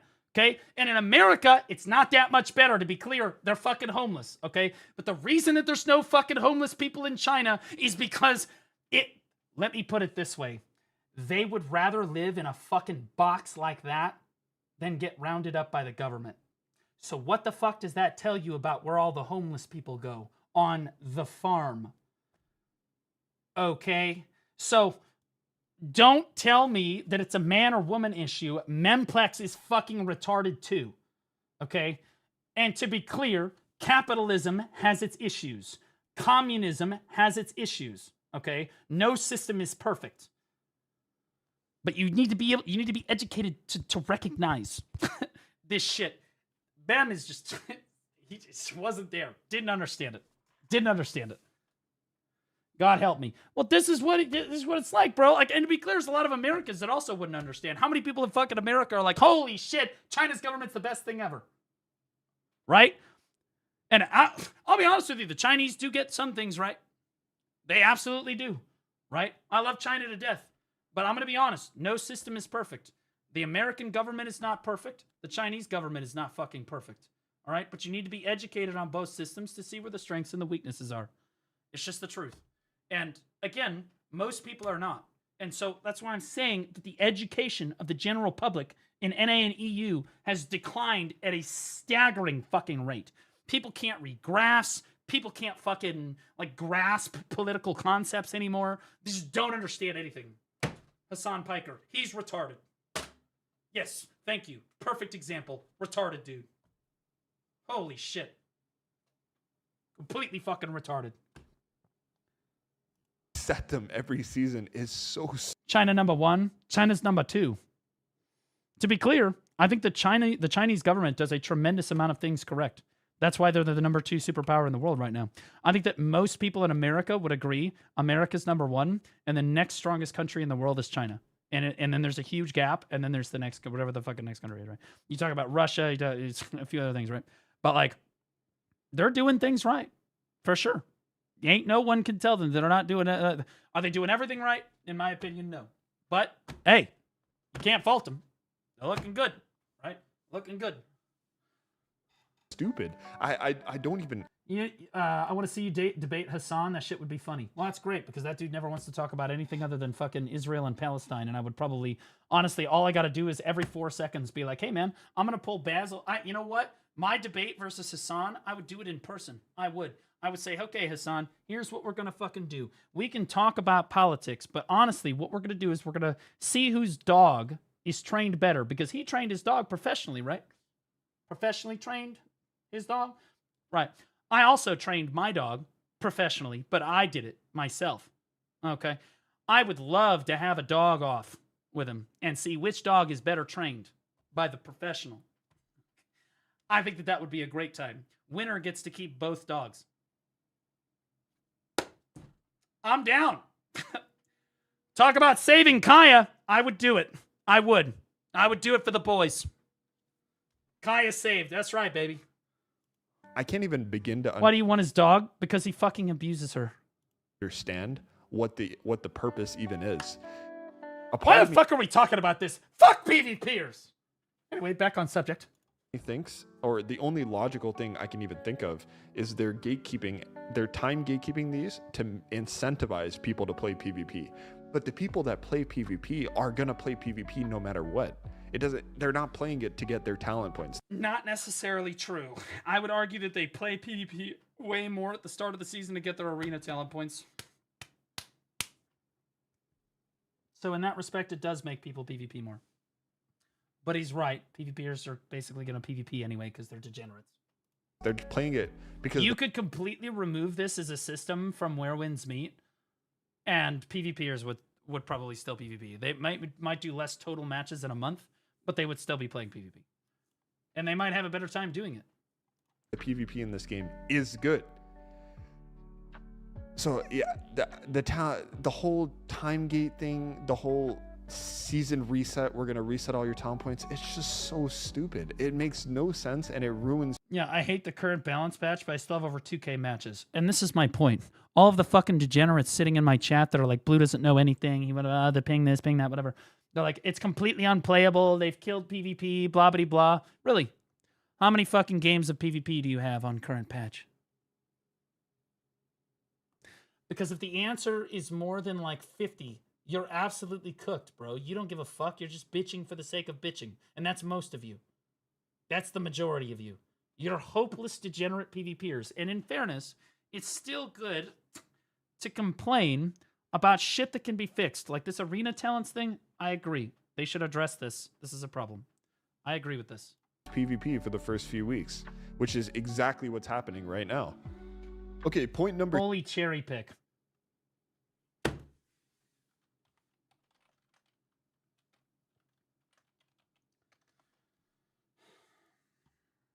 How am I cherry picking?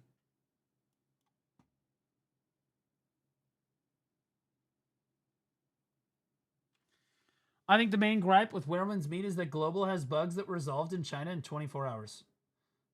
Like the Buddha Palm Execute Cancel. The resolved bug port kind of feels like a slap in the face alongside to the no big patch and patch delays despite promises made early. I think that that is a very fair complaint. If your argument is that they won't fix bugs at the same time that they're fixing them on China, I think that that's fair. That's reasonable. But that's not what he's talking about right now. Read above. If Global is their main release, it's understandable. This has been going on for way before Global. The main gripe is with the devs. Well, I'm going to be honest with you. Most Chinese players for this game, pretty happy. My understanding. I mean, I can ask my Billy. I still look at them. I see them in the comment. Hi, Billy. But I know that somebody's going to post this on that website. I think the majority of them are pretty happy with the game. Okay. He's not listening at all. It's rage bait. So how am I cherry picking? Let's see it. How am I cherry picking anything? Regarding ping and averse and Goodle. Are you asking me to just read everything that you've said in my chat in the last day, bro? I'm not reading all this fucking shit, bro. Because they're not playing PvP. I don't know if the devs necessarily PvP or not. That's a good question. And I think it's a good thing that the PvP player base gives feedback to them. And if this is your gripe right here, I think that this is a super reasonable complaint. This is totally fine. Like, this is, yes, you should complain about stuff like this, and I think that you should do it in a reasonably constructive way, and I think that they will hear you and try to work on fixing it. I do, right? This is reasonable. But as for the ping issues, I'm going to be honest with you, they just made a bunch of servers for you, and you guys are all still bitching about it.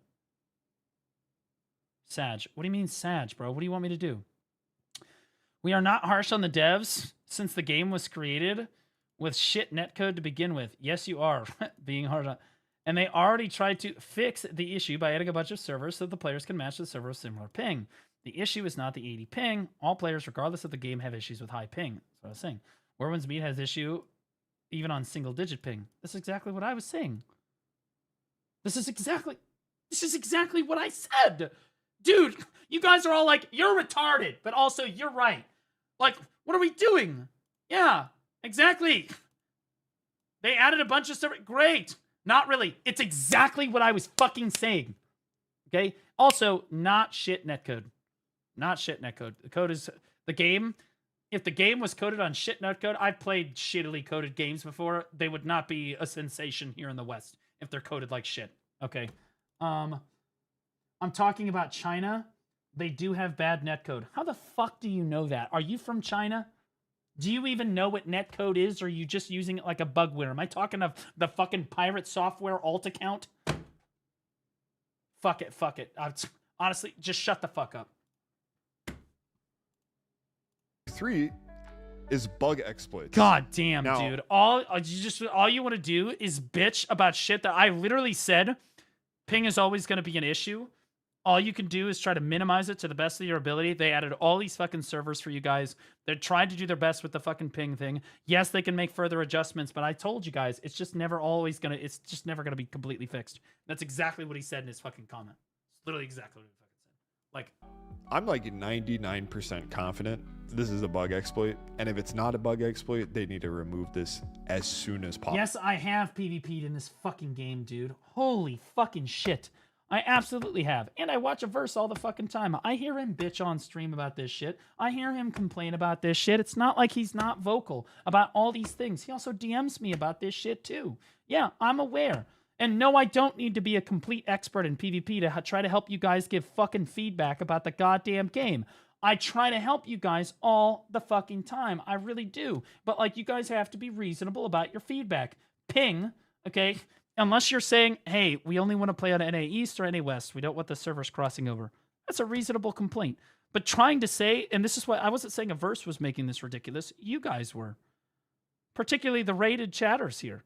We're like, I just don't understand it. You guys are like, oh, yeah, no, ping's a serious problem. They've ruined the fucking game. We can't, I have 80 ping. It's completely unplayable. Well, welcome to fucking Australia, brud. Like, I'm going to be honest. And honestly, Australia has way worse ping than that. How do you think they fucking have felt? Jesus fucking Christ. Are we too late to fix this game? No, god damn it! God, I hate PvPers sometimes. Holy shit! Insufferable fucking retards sometimes, I tell you. Possible. So basically, what this is... Fucking Jesus. When you execute someone, you can cancel it with Budapom. And when you execute someone, their chi bar resets. So the whole point of this is to execute someone, cancel execute, Budapom their second chi. I haven't been here before for a blue rant before. I'm so educated right now. I usually only come here to watch him spend money on costumes. LOL. And you know what? I bet your parents aren't exactly happy about their fucking their son Brian going on the internet under the fucking alias Casey Christina.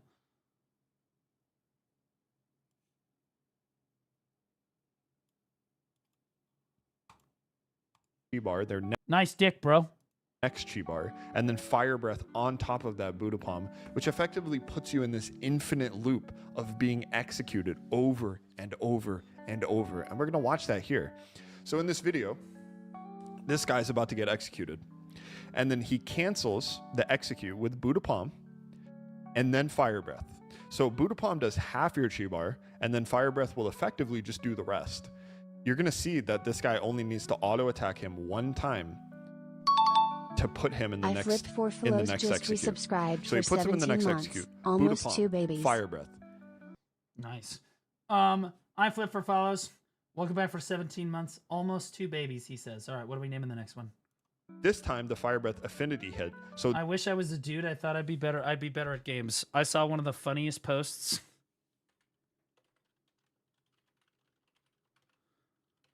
On fucking Twitter the other day.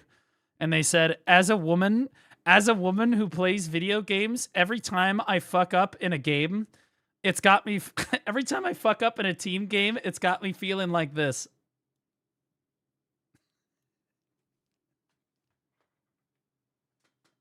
I'm not gonna lie. That shit took me the fuck out, bro.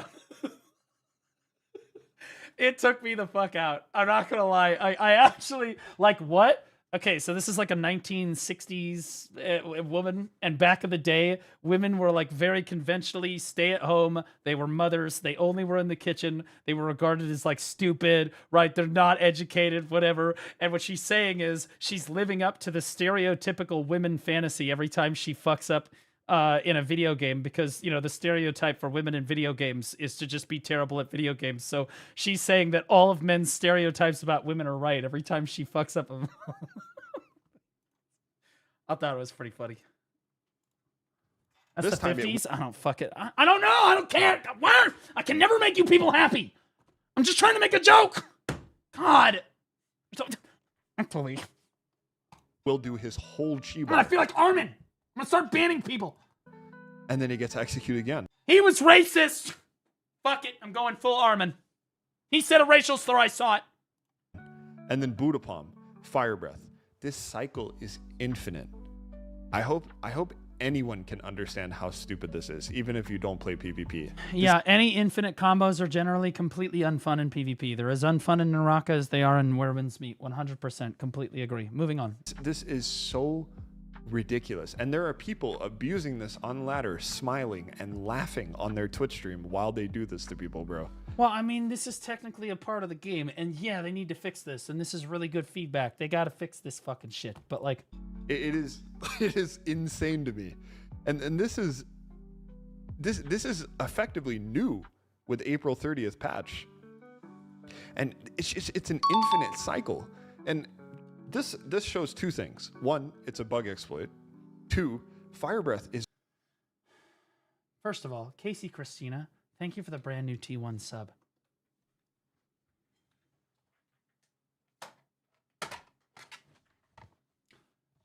Nothing makes me wetter than a brand new T1 subscriber. That's what the wet floor signs are for. Your safety from me.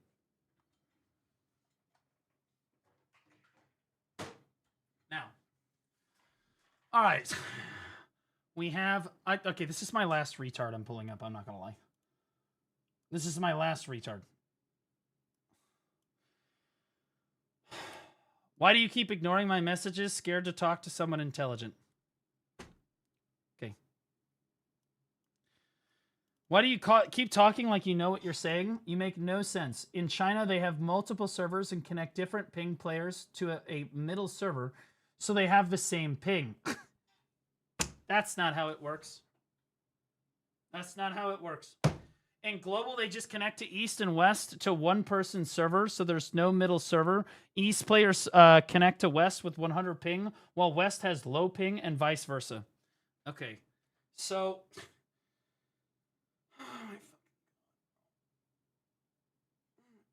okay, so there's so many issues with this. There's so many issues with this. Okay, first issue. Number one. First issue. You are saying exactly what my solution was, which is a middle server, right? How many times did I tell you that they like one of the two solutions that is possible here is to have a central server where everybody plays, right? Right? But here's the deal. Even on a central server, not everybody has the same ping. All right? Like it's just not going to work that way. Okay? Unless they have an incredible amount of servers like all around. Well, even still, it's just not going to work that way. In global, they just connect to East and West to one person's server. Yeah.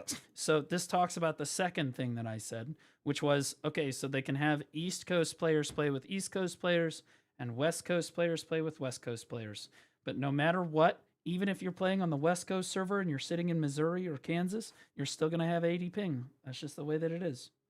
Right? That's just the way that it is.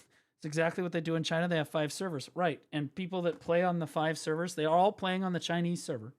Right? But they're all able to have... they're all connected to servers that are all over the nation. But the reality of the situation, as I said before, because I called that previous guy a retard too, is that it's a Chinese game. And they have a lot of Chinese players that support their game over there. Okay? How many American players do you feel like there actually are? Okay, because what you're proposing here is that they put enough servers in North America that everybody has the same ping regardless of where they're at.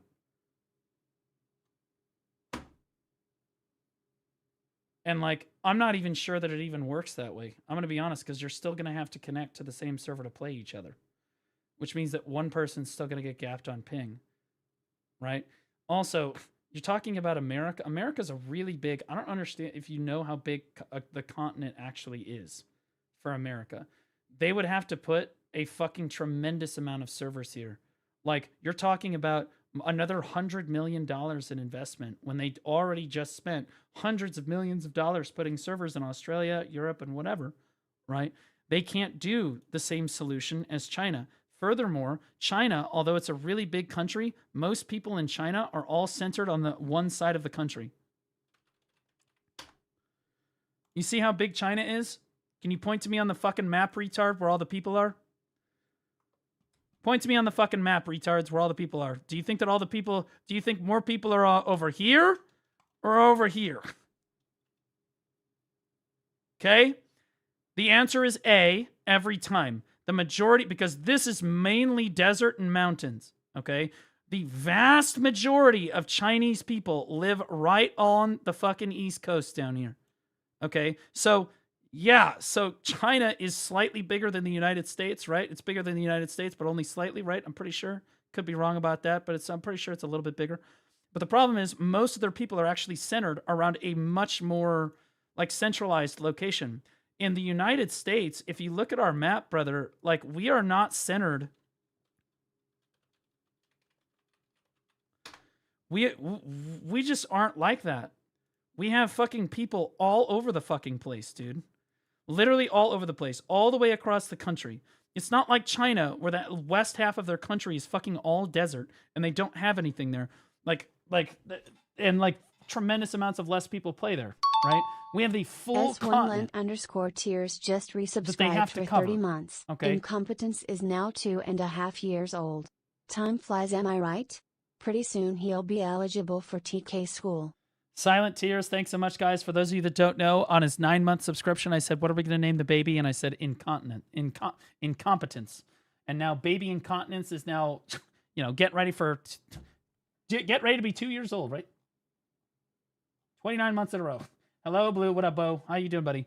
So again, what works for China is not necessarily going to work for the United States in terms of servers because, again, China has most of its population all along the East Coast here, along the major cities, right? And our country is much more spread out overall, which means that they can't really solve it with just a few servers. They would need dozens of fucking servers to make this work for all of the players that are spread out over the fucking country. It's just the truth. Right? So this delusional idea that we can just do what they do on the Chinese server is honestly just like fiction. You're just like, it's like some Reddit brain. I don't understand how geography works, and I don't understand how China works. You're operating under the assumption that China has 5 fucking servers across their country, and somehow it works for the whole country, just like the United States. That's just simply not how it's going to work. Okay? That's just simply not how it is. The fact is, again, they can put 5 servers right here and cover basically everybody. Right? We can't do that. If you put 5 servers across the center of the country, or like this, well, then Florida's fucked. Texas is fucked. Arizona's fucked. God forbid you live in Alaska, right? What if you live in Washington or California? You're talking about 30, 40 ping difference minimum. Minimum 30, 40 ping difference for the people that are far out from their closest server. And according to the PvPers in the chat, 30 to 40 ping is a game-breaking amount of ping, right? So again, we're back to square one. You don't have enough, you don't have a solution here. Nobody has a fucking solution here, okay? Why do you keep ignoring my messages? Talk to okay, finally, yes, this is exactly what they do in China. They have 5 servers, so if I give you a solution, you say no, huh? Did you not listen to a word? I don't believe that you are engaging this in good faith. I just dismantled your entire argument with very clear, logical reasoning that should be so easy a caveman could understand it. And then I give you a solution and you say no. Dude, you tried to present a solution, and I said, okay, well, that won't work for the following reason. And now you're just like, so you just say no. You are not engaging this argument in good faith, and I believe that you are a complete fucking retard. Okay?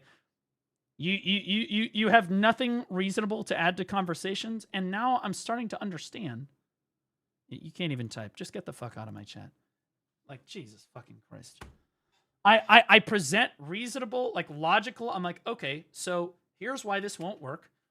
And then you come back and you don't have a rebuttal. You just say, oh, so you just ignore me, huh?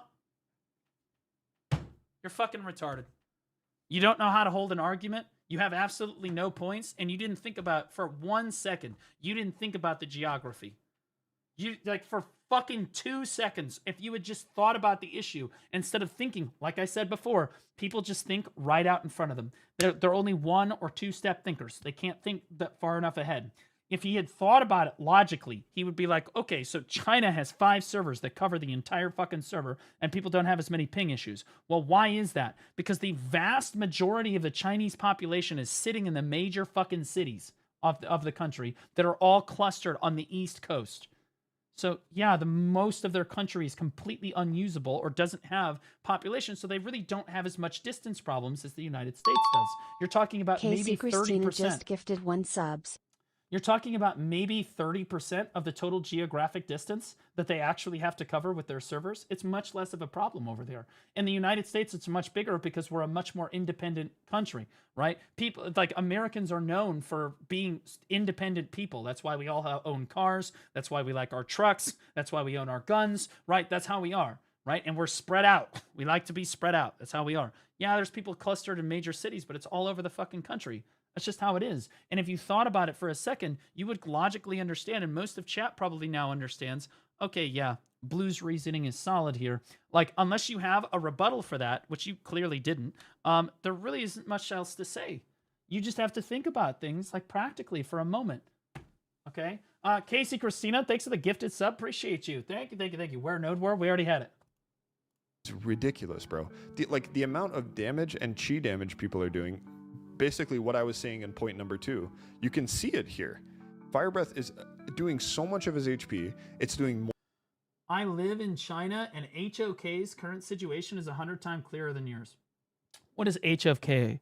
Is that Honor of Kings? The Honor of Kings world game? That game looks like it fucking sucks. I'm just being honest. I looked at that fucking game. Looks like shit. It's got worse graphics than Where Winds Meet. Don't really feel like it's presenting anything new as far as an MMO standpoint. I don't think that it tells Chinese history better than Where Winds Meet does. It's not as engaging. The combat is way fucking worse. Why the fuck would I play that game? Respectfully. If other people want to play it, that's great. Stop comparing it to Where Winds Meet. They clearly are just wannabes. In America, we have a saying for the knockoff brand product. We call it the Temu version. I'm going to go ahead and use that here. It might offend some people, but Honor of Kings World is the Temu version of Where Winds Meet. Great value. Make-A-Wish Foundation version. Yeah. More than half of his chi bar. If Fire Breath affinity hits, or I think they're just talking about another game. Most people, when they say HOK, especially in the context of where they're talking about Honor of Kings, crit hits, you're cooked. Now let's get back to, bro, I've been chat PvPing my own chat more than I've been fucking talking about a versus. It just takes someone like one divine counter or a couple of rats or a few hits to put you into that next execute, and they can just loop this. But with this bug exploit, it's even worse. They can literally loop it infinitely. Like, you will permanently be executed over and over in this loop. It is so stupid. I can't explain to you enough how stupid this actually is. Yeah, this is bullshit, and they should fix this 100%. Is. The fourth reason we're going to talk about is cheats. I actually made a previous video on this, exposing one of the notorious cheaters on NA East, which was Gacha, who has been banned. Those were injection cheats. Now we have a whole different type of cheating.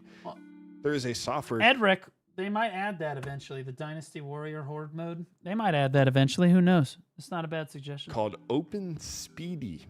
Yanzu. Sorry, let me mute this. Yanzu, a player from the Tokyo Japanese server who also plays on China. Okay, I'm not gonna lie, bro. I looked at these fucking characters right here. Look, I'm not the best with the whole culture thing. I thought that those were Chinese characters. That's my bad. I thought, what those is that Japanese? Fuck it, I don't know. Has let me know that this software is currently plaguing the Japanese servers. Apparently, the devs in China have stopped this software, like it no longer works on the Chinese server.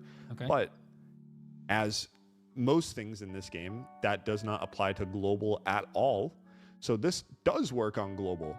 And he showcases in this video, for those of you who are unfamiliar with the Twin Blade test, I did talk about it earlier in this video, but I'll reiterate again.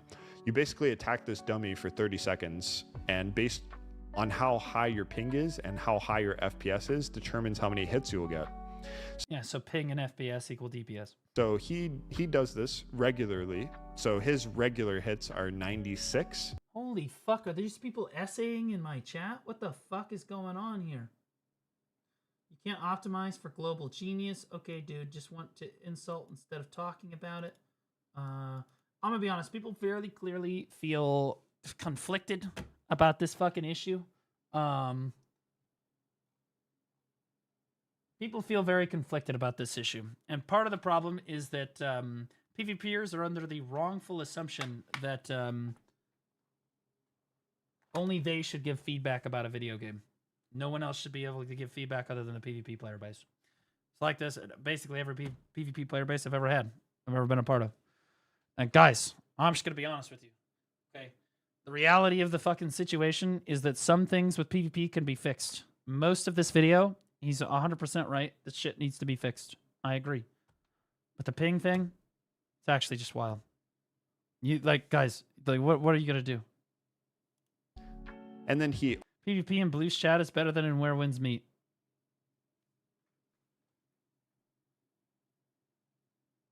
Okay, I'm gonna give that one to you. That one was pretty good. Opens this program. I'm gonna let you have that called one. OpenSpeedy. Changes his modifier to 0.05 higher, and he manages to get 99 hits. And in the comments here, he says, this video only used 1.05x speed acceleration, yet it increased the hit count from 96 to 99. At 1.1x speed, it could reach around 105. So he's saying a lot of people on the Japanese server are downloading this program. So this is it right here. It's a GitHub repository free software. To be clear, they should just permaban everybody that's using cheats, obviously. But they can't speak openly about cheats because if they say, hey guys, we're looking into banning these people that are using OpenSpeedy, do you know what's going to happen? Two things. One, people are going to stop using OpenSpeedy. And two, OpenSpeedy is going to get updated so that the cheat detection software can't detect it anymore. The developers do care about cheaters, but they cannot, under any circumstances, explain how close they are to actually banning these fucking people, period dot. So sadly, you're kind of in a position where you should report these people, and I think the way that Averse has presented this is really good. You should definitely show this to them and be like, hey, this is a problem. You should ban these people. But you got to understand that all the devs can say for something like this is okay, or just like a thumbs up.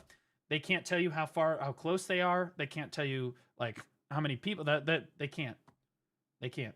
They just can't tell you anything, because if they do tell you anything, the cheaters will stop cheating, or they won't catch as many of the cheaters. And the goal is to ban all of the cheaters.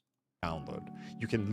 I can literally download this right now and implement it in my gameplay today. Keep in mind, just a fair warning, when they do start banning for stuff like this, if you actively use this in PvP, you are most likely going to have your whole account permanently banned. Yeah. I believe they issue I think they issue hardware bans. I would also, I'm going to be honest with you, Averse, I would be extremely careful about showing people the github.com link where they can download the fucking cheats.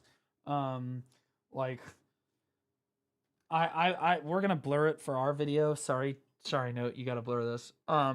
You really should not be showing people how to download cheats in a game. In fact, in most game TOSs, if you do show something like this, they're going to ban you.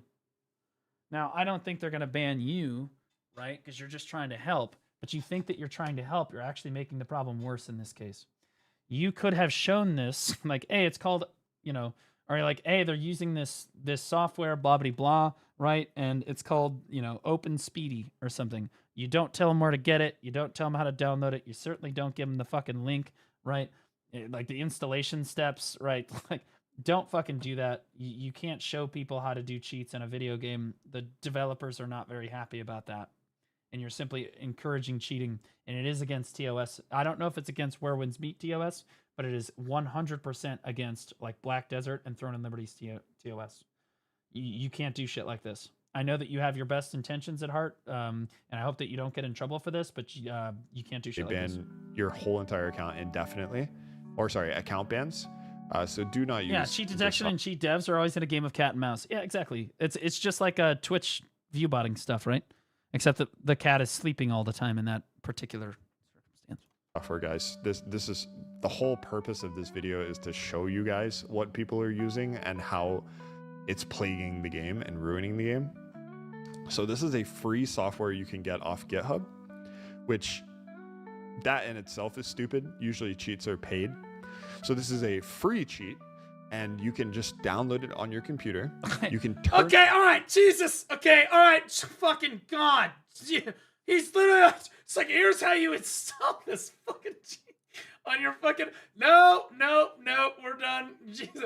Oh my God, he made me a fucking how-to tutorial, or I'm gonna get in trouble. Like, what are we doing, dude? You can't do this. You cannot do this. You cannot do this. Holy shit. Okay, hold on. Oh my fucking God, bro. And put yourself at 1.1 speed. If you had sent into me of a guy using auto parry, auto dodge cheats, and apparently Yanzuo knows about this cheat as well. This cheat, he said, uses AI software. Honestly, I know about it. People accuse me of using the auto cheat, auto dodge cheat because I've never missed a parry in my life. So like, they just think that that's completely unbelievable. The reality is, I'm just genetically a better human being. This is a popular cheat right now that lets you use AI to dodge and parry. That's what Yanzuo said, and apparently that's what this guy is using here. So this guy is getting AI to auto dodge and auto parry for him. The guy he's versing here, Delaraba. And this is the first time I've ever seen anything like this, so I wouldn't be surprised if this gets even more popular recently. As you see, this guy has the reaction time of a fucking god. He just instantly reacts to everything, instantly parries everything. This is a very clear, obvious case of cheating. If this wasn't cheating, bro, I fucking hate cheaters because you know what they say every time? It's always the same argument. I'm just that good. You know what I mean? You see, like, do you guys remember the fucking that one VTuber that was cheating in the Battleground or Battlefield 6 or whatever the fuck the one time, and like it was such a big controversy because they were trans or whatever the fuck, and then people were giving them shit. But like, bro, they walk up and their fucking crosshairs just lock onto somebody and you can't even see them. They're on the other side of a wall, and then he just steps out and starts shooting, and it's just immediately locked onto their head. Yeah, that guy's not cheating. I don't know what you're talking about. Like, nah, everything he's doing is completely possible. It's always the answer is always, oh no, they're just a god. I don't know what to tell you. Like he could fuck be them, playing ban them like all. this, but the fact that no one... I hate cheaters. I want to see cheaters banned more than anything else. Of all the things in this video that need to be addressed, I would rather have the cheaters all be perma'd first. That is like priority one. I fucking hate cheaters in every game that I fucking play. I hate them. I fucking hate them. And honestly, I blame the Black Desert community for doing this to me. The BDO community is like the most jaded, anti-cheat fucking... In the BDO community, you can be racist, you can be homophobic, you can be fucking like sexist. No one cares. I sleep. But if you put 2 workers on 1 worker node, oh, we are so woke right now. Holy shit. People, get your fucking pitchforks out. It is so over. Bro, the BDO community runs people the fuck down for cheating in every single case. And I'll be honest with you, based as fuck. I love them for that. Based as fuck. Justice for Blade. Blade had his justice. Okay? It is what it is. Knows who this guy is, and he's just doing this. Wait, how do I do that? Well, if you actually look at this GitHub software that I've... extremely positive chance that... Or not even a chance. This guy is 100% cheating. This is, if there was a player who could this guy looks like he's parry cheating, bro. this consistently on everything, they would be rank 1 undoubtedly. So not only is there an auto parry and auto dodge cheat going around, there's a free software you can download off. Oh my God! Stop! God damn it! Fuck! So who knows if people are using this, right? We need the developers to completely... God, stop! What are we doing? On to the next one. Why is this still here? Okay. Often. This game was launched on November 14th, 2025 for the global version. As for PvP, we've had one balance patch since the launch of this game. Dude. Okay. Yeah, you're right. They've not done anything for PvPers. You're totally right. PvPers have not had anything. They haven't added servers. They haven't tried to work to fix ping. They haven't tried to... Okay, dude. I'm going to be honest. They should work on balance. Yes. But as far as things go, I think that everything else in the video is much more pertinent than balance. Everything else, this is the last thing I would be looking at. The day I am posting this video is May 10th, 2026. This game was launched on November 14th, 2025, and the first balance patch we ever had, the only balance patch we've ever had, was in early January. So the only balance patch PvP has ever had is in early January, and we are currently in May 10th, and this game launched on November 14th.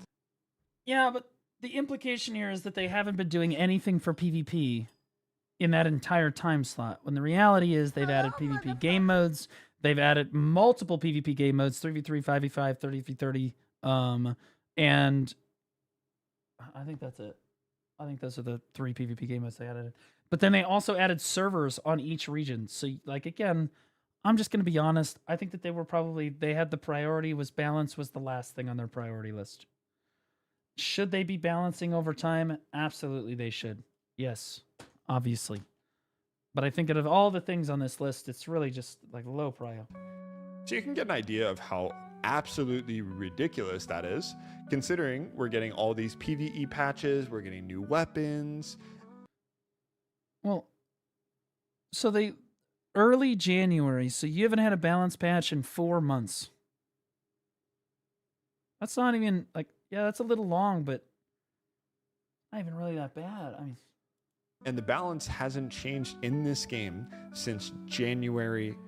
They should, in fairness, they should shake up the... I think that BDO started doing this recently. League does this, where they change a bunch of shit at the start of the season, and then they kind of balance shit as they go over time. I think that if they just, like, changed a bunch of shit at the same time, it would make the game, like, super interesting for people, and then they'd have to hotfix and, like, obviously balance over time. But I think that makes the game really engaging and fun. When you change a bunch of shit at the same time, everyone wants to log in and test and see what's OP and stuff, and I think that's really fun for players. Now, as they figure out what's OP, you need to nerf it and buff stuff, right, and adjust stuff. But, like, yeah. Early January. And what's even crazier is when the devs made these balance changes, they didn't include patch notes. So I actually made a 16-minute video where the community got together and listed all these changes in PvP that were basically shadow changes. There was no written details of this anywhere. I'm sorry, are you complaining that you had to make a very successful video explaining the PvP changes that everybody had to watch, that you profited off of? Oh, you poor thing. How terrible that must be. What are we talking about? You had to make this video. It was, oh, I had to do that. I had to make a few $100 on. Oh, God. That must have been terrible. Everyone had to go. No, they should have shared. See, he's right. They should have shared the PvP changes. But let's be honest, bro. You profited. Players themselves had to go compile all the things they changed and make like a doc out of it. And in this video, yeah, first time. You know, when BDO released, we didn't even know what the enhancement rates were. Somebody had to data mine it. He died for our sins, like Jesus on the cross. We call him. It's BDO Blue, not me. BLEU. He died on the cross for our sins. He data mined all of the fucking shit that they wouldn't tell. They didn't tell you accuracy on weapons. They didn't tell you fucking anything but the AP number. Everything else wasn't there. AP to mobs, accuracy, evasion, hidden DR, all of that was all fucking hidden. He data mined all of it and then exposed it to the public. They banned him for it. And then we knew. I go down a list. It starts at 1 and I believe it ends on... That being said, they should have just shared all this shit. Let's see how far it ends. There's 26 different changes that I found out about from my community and other people. plus all these interway changes and everything. And there was even more than this. I probably missed some. That's crazy. And honestly, the amount of subscribers you gained, absolutely fucking despicable. God, disgusting. And that creator program giving you that extra money for making the incentive to make this video, fucking atrocious, man.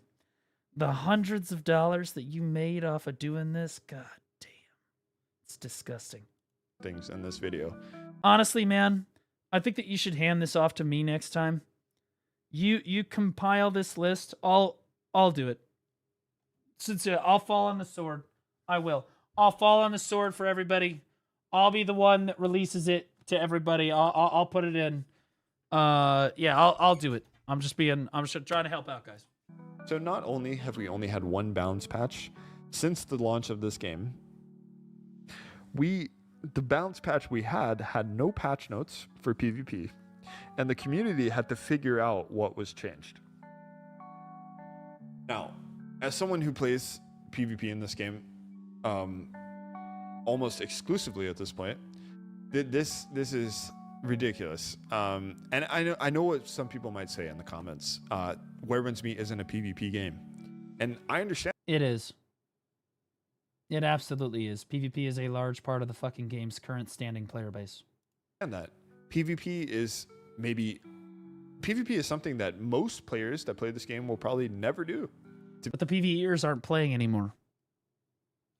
That's a part of the big problem. But it's only you guys. To be honest with you. But if you look at the Twitch categories, if you check YouTube, if you check Chinese players' VODs. What game is under 10 cent? What the fuck are you guys even talking about? Is that Honor of Kings World? Who makes that? Timmy Studio. See? It's not 10 cent. Never mind. Fuck. Maybe I'm the retard. Just forget it. Top Chinese streamers, a lot of them, almost all of them, sorry, not all of them, a lot of the top streamers are PvP players. I'm going to be honest with you. I don't really feel allegiance to any company. I don't know how you guys are. I don't really feel allegiance to game companies. I think in China it might be a little different because everything's technically owned by the government. And so they're all like low-key competing for the same resources, right? But I don't really give a shit. When I was younger, there was definitely an allegiance to Blizzard. You played like Blizzard games, bro. Like StarCraft 2, World of Warcraft, etc. Like you were playing that shit, bro. Like you were playing that shit. But now now that I'm older, I mean, maybe it's just the back pain getting to me, right? I don't really feel it's like, oh, it's a 10 cent game. I won't play it. No, I don't really care. The only company I do have companies on my blacklist. I have companies whose games I typically will not play. Period. Nexon is one of those. PvP. Nintendo is on that list too. Mainly because if you say the word Nintendo 3 times in a row, your channel gets copyright striked, and then that's it. They just purge you from the universe and sue you. Is a gigantic part of this game. Tencent is a publisher, not a dev. They're just a stockholder. Are you some kind of a retarded? Tencent owns Riot Games. Like they own it. Like the majority. How much of Riot Games does Tencent own? Oh, that's funny. That's weird that you would say that. Tencent is a publisher. They're just a stockholder. Yeah, except that they hold 100% of the fucking stock. So in a much realer sense, they own the fucking game. A lot of games. A lot of them, actually. Tencent owns a vast majority of, well, not majority yet, but like it's honestly an alarming number of game companies. Because China has decided that trying to push messaging, honestly, they think that they can appeal to gamers. And I'll be honest with you, on behalf of the gamers, I think that they're doing a great job. I can't lie. I'm going to be honest. I think that Black Myth Wukong, Where Winds Meet, etc., they've been kind of killing it. Okay? They've been kind of killing it. W. And as a gamer, I don't really care. Give me that Chinese, baby. I'm down. Naraka, yeah. In terms of like the community, because the PvP in this game, Thank God for China. So fucking true, brother. Good. It's very Yeah, the pets good. are gonna be awesome. If we pretend in an imaginary world where everyone had the same Fun ping fact, and pinged it. Tencent also owns WeChat. Tencent is not just a gaming publisher. I have WeChat on my phone because that's how I can talk to my Chinese honeys. I mean, respectful women. Very, very respectful. And I know that having it downloaded on my phone, that's just how it is, bro. Chinese, I have WeChat and Alipay. They be here. They be out here. Chinese honeys, I'm dead.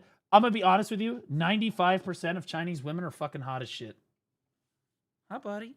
Hi. Where did your shot collar go? Oh my goodness. Come here. Oh, hi. Yes, who's a good boy. You have no idea how good you have it. Do you need to go potty outside? Oh, he needs to go potty. Okay, give me a second. Let me let Basil out real quick. I will leave you with some music.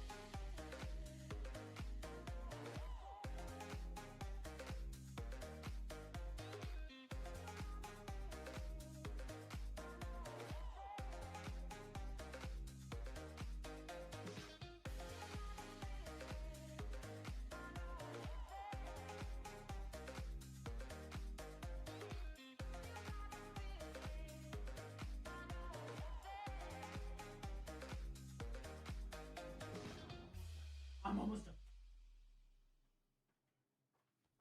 Okay. All right. The sun is coming up.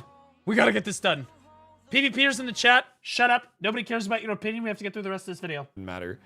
I would argue to say this PvP might be some of the best PvP I've ever played in ever since I was born. But aside all the issues, I'm not going to get. But what was that? If we pretend in an imaginary world where everyone had the same ping and ping didn't matter, I would argue to say this PvP might be some of the best PvP I've ever played in ever since I was born. But You guys and your fucking ping, dude. I'm gonna be honest with you. The entire rest of the fucking PvP community, about across the entire every game genre, is looking at you with a noose around their neck. First time? Ping issues? Interesting. Remove ping from the equation. Doesn't every single PvP game in the history of the universe get infinitely better without ping?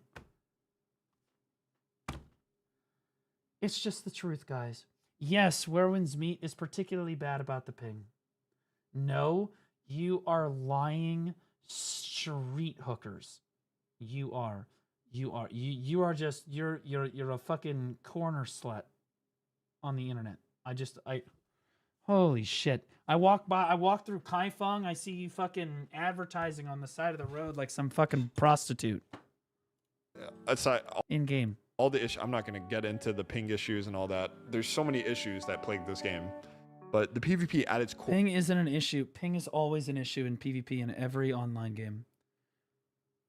Anyone that says it isn't is coping beyond reason or doesn't understand how the system works. False. No one cares about your opinion. I mean this sincerely. Please go back to Hassan's chat. Moving on. Is very, very good. And that's why it has so much popularity, even in China, global. Like, if you just say false Look at this. Look at this guy's argument. Look at this guy's argument. Some game pings, it's okay. Tick rate is bad, especially FPS. Ping isn't an issue. False. Presents zero argument.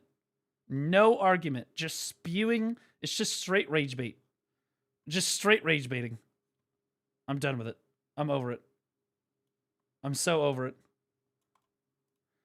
Like, present an argument. If you think I'm wrong, I'm more than happy to talk about it. Present an argument. And yeah, What up, Moy? So PvP is a part of the game, and the devs that I talked to said they want to focus on Freely PvP more. just resubscribed Now, for 3 months. I was so happy to hear that. That's cope as fuck, but Freely Beanie, thanks for the brand new T1.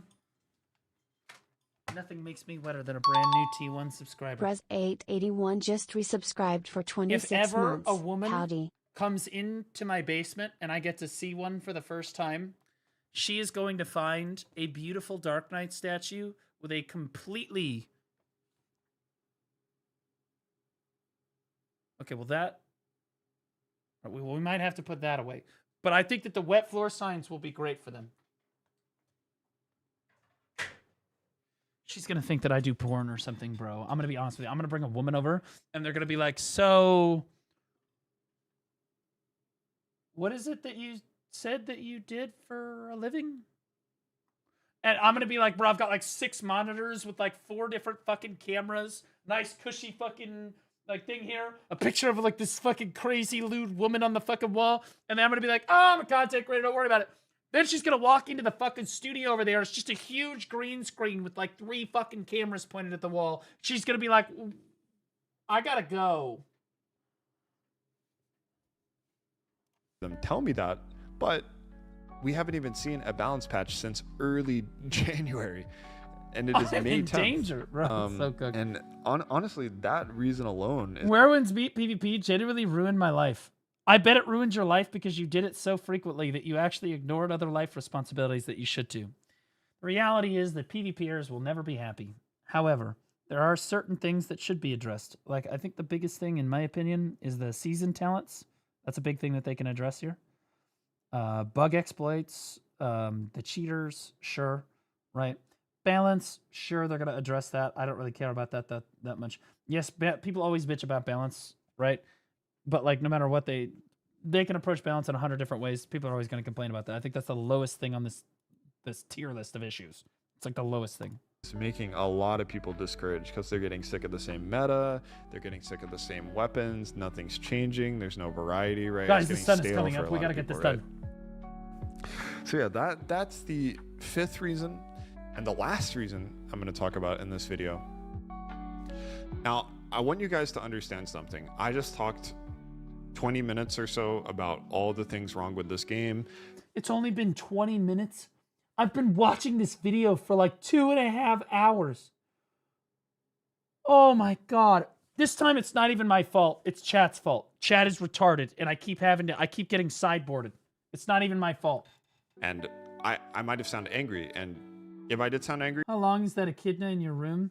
It's like a person. It's just roughly a...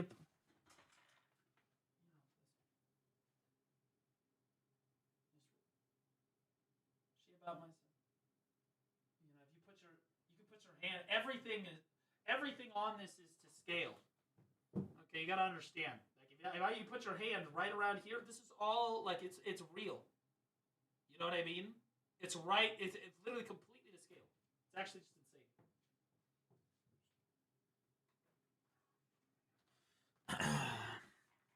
insane. well, that's because I am. And don't get me wrong, I love this game. Well, bro doesn't even play Lost Ark anymore. That's not true. You fucking uncultured swine. I'm gonna disprove you. You're gonna look like a retard.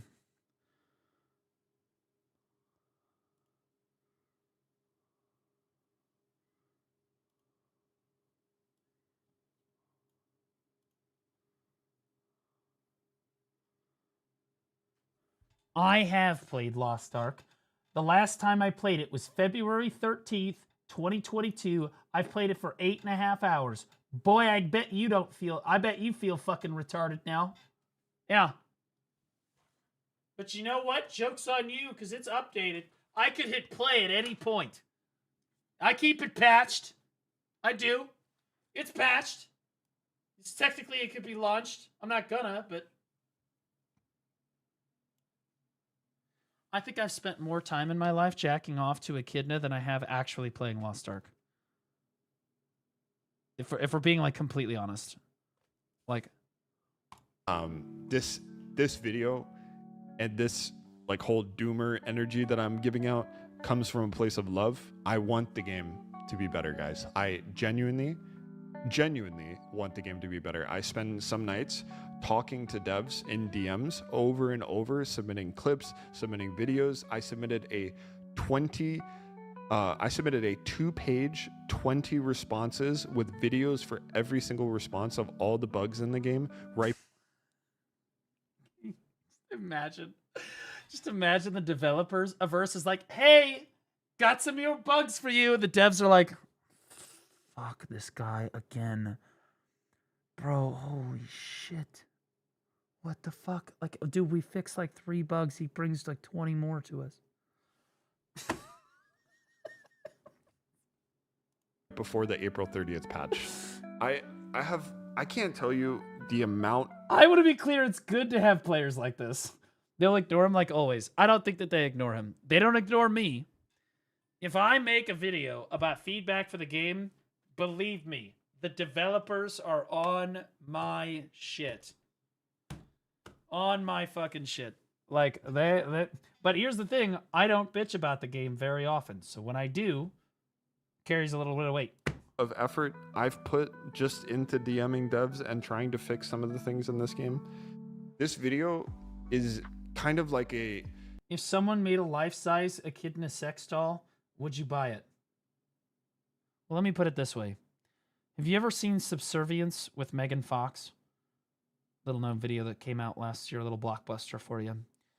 Well, just so that you're aware, if the movie is about this super hot robot woman who is Megan Fox is a robot. She's like a housemaid for like this guy whose wife is in the hospital. And the whole plot of the entire movie is that she seduces him. Best sex scene she's ever had in her life, by the way. Incredible acting performance for Megan Fox. She's really come a long way. That being said, the whole point of the movie is that she seduces him and like makes him subservient, right? Or is trying to make him subservient. In that same vein, if they made like housemaid, like fucking robots that were supposed to help you with daily chores and they made them look like Megan Fox or Echidna, everyone would just assume that I was fucking it. And they would be right. 100%. With absolutely no shame. Like, I'm fed up. Hey like, Blue, I genuinely, thanks for branching out. Now after quitting BDOI can still come here and have laughs 07. Hopefully I wasn't the reason that you quit BDO, okay? Everybody always says, it's like, hey, Blue, thanks, man, because of you I quit BDO. Appreciate all of it, everything you do. No, I'm not trying to get people to quit the game, okay? I don't want to... Fed up. This is the first time in PvP ever since I've started playing the game, and I've played this. Appreciate you though, brother. I've played PvP in this game a lot. Like Megan Fox from Transformers 1 was peak. I'm not gonna lie. When did Transformers 1 come out?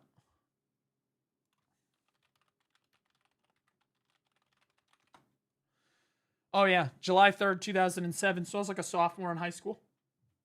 I'm gonna tell you right now, I walked into that fucking theater and I watched Megan Fox lean against that Camaro and I awakened. On like a spiritual level. I was like, I feel kind of weird. It was fucking crazy. I mean, women were already attractive to that point. I mean, like, I was attracted to them, but I had never seen anything like that. It was crazy, bro. It was insane. By the way, did you know that Megan Fox is 40 now? And I still fucking would. Like a fucking 2x4 would. Well over 20,000 matches. This is the first time I can confidently say I'm not having fun with it anymore. because of the reasons I've listed to you. There are so many problems implemented with the April 30th patch that it's quite ridiculous, to be honest. And most of the problems are reoccurring. Some of the problems are new. So have they fixed any of these problems? This was made 8 days ago. But overall, it's just, yeah, I'm fed up. I'm genuinely so fed up with it. Well, brother, it won't be the first time. I'm gonna be honest, Averse, this is your first like really big game that you've been attached to and you've built a following in. All right, I speak from somebody, I've been through multiple games, and I have been much more frustrated, believe me. I have been much more frustrated with the Black Desert devs or even the Throne and Liberty devs or whatever than you are currently with Where Winds Meet. But we all go through phases like this, brother, where we love the game, we hate the game, right? Or we're, you know, or anything in between. You go through phases, okay? And I'm sorry you're going through it.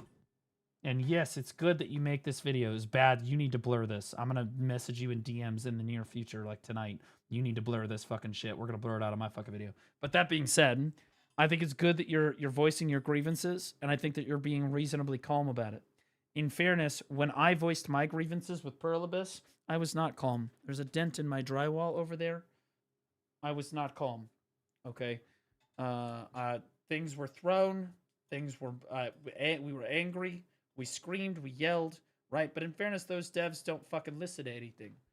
I think that it's good that you're making these videos. It's bad that you're frustrated, but I'm going to be honest. No matter what happens with the game, you're going to go through this where you're really frustrated.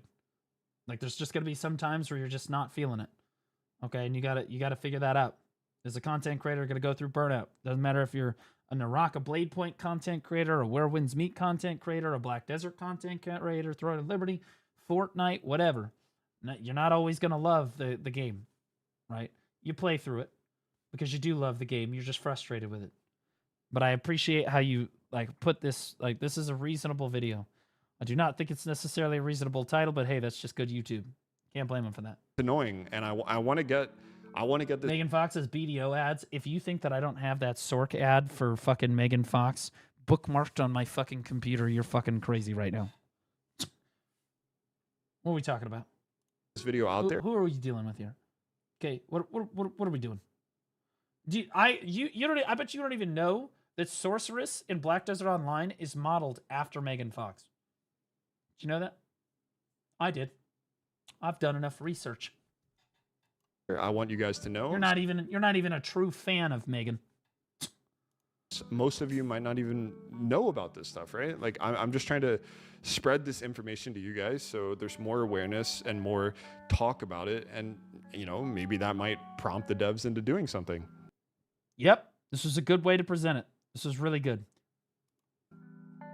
So they probably didn't like how severe you were. Sorry for Doomer video. I usually don't post stuff like this, but I hope you guys did enjoy the video. If you did, please drop a like and sub. I love it. I usually don't post stuff like this. The last video I watched of Averse's on stream, he was talking about a cheater and how he was annoyed that it took so long to fucking ban him.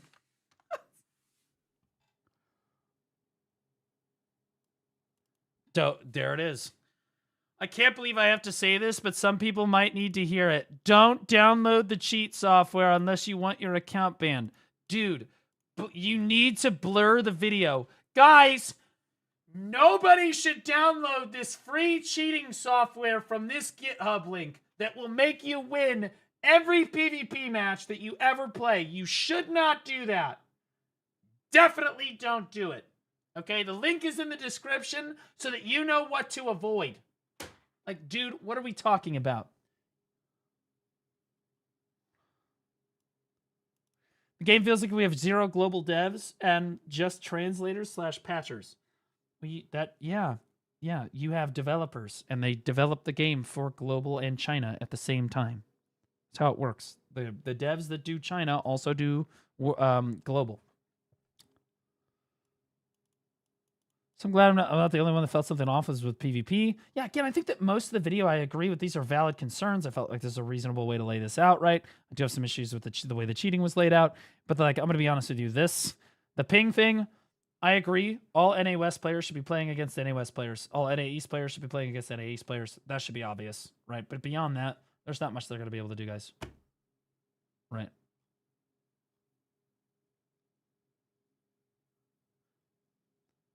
PvP players are the biggest grinders in the game. The devs really need to show way more love.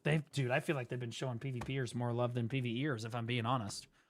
The PvEers have not gotten, 3 new game modes and, like, all of this fucking shit.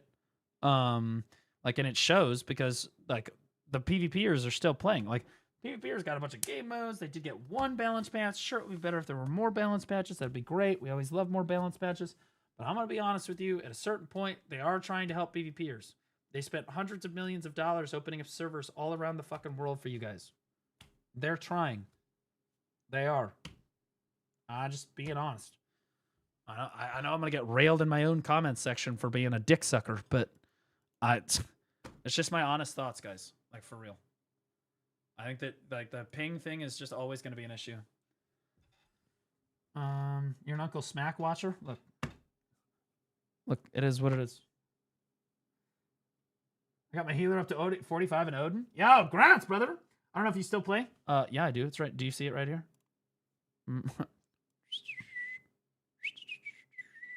Nothing to see here. I got it, brother. I'm right there with you, man.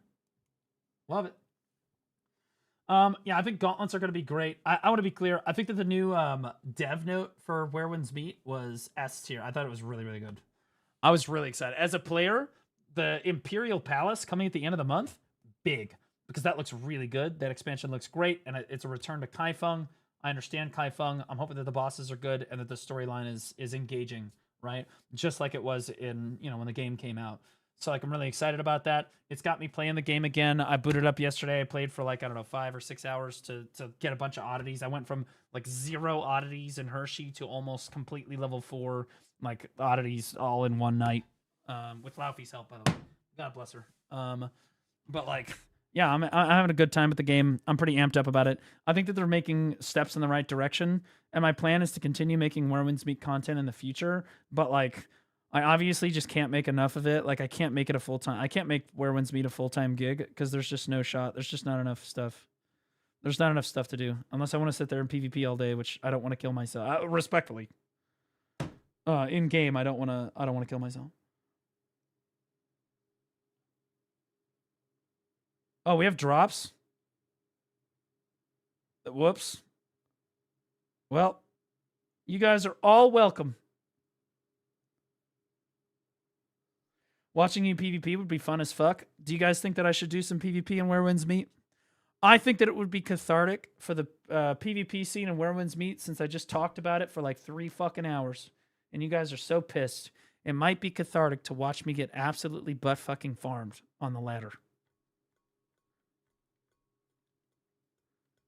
I'll tell you what. We'll play. All right. All right. I'll do some Where Winds Meet PvP. Okay. Host attorney. Did they even come out with the... I didn't hear them actually come out with the tournament, the spectate feature and stuff, right? You already have the pay-to-win skin for it? Yeah, I think that having as many cosmetics as I do actually helps people a ton in PvP because they get into the game and they see me, and then if they lose to me, they're like, well, that guy no lives, has no fucking job, and fucking only lives, eats, and breathes Where Winds Meet. You can see it is cosmetics, so I don't feel bad about losing. But then if they beat me and they look homeless, they're like, I'm still better than him, even though he spent all that money on the game, So it's kind of a win-win in terms of copium. You know what I mean? Is Laufey live? Dude, what the fuck is she doing?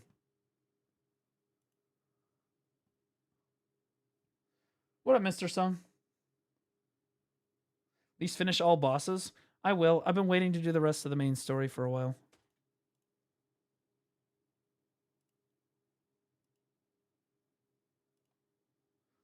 Dude, this guy is just sitting here. This guy has been just sitting here view-botting in our category for the last 8 straight hours. He's just chilling, bro. Not a single person Not a single person. 400 viewers, 8-hour stream, no chatters, none.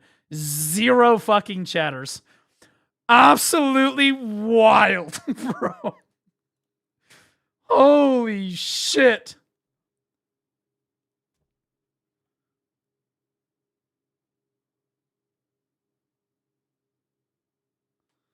Bro, am I...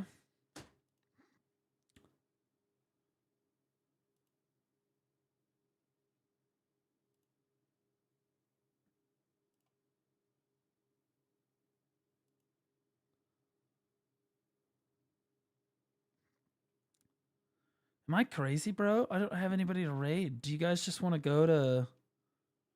You guys want to go to Kitty K? I mean, I could... Do you guys want to go to a Where Winds Meet streamer? I mean, I think Bicep's already doing really well. He's obviously going to do really well. This guy? Is this guy good? Can we go touch grass? I'm going to have to here in a second. Not a PvPer? Bro, there's nobody that is...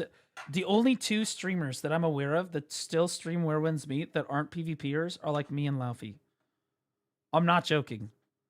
Unless they're a new player or they're sponsored to play the game, they basically fucking... They're all PvPers. See, this is a PvPer. I will take a VTuber over a PvPer. Is that the devil too? Do you not like VTubers? I love VTubers. I mean, like, I think they're titty honking good. You know what I mean? What's wrong with a couple of anime titties?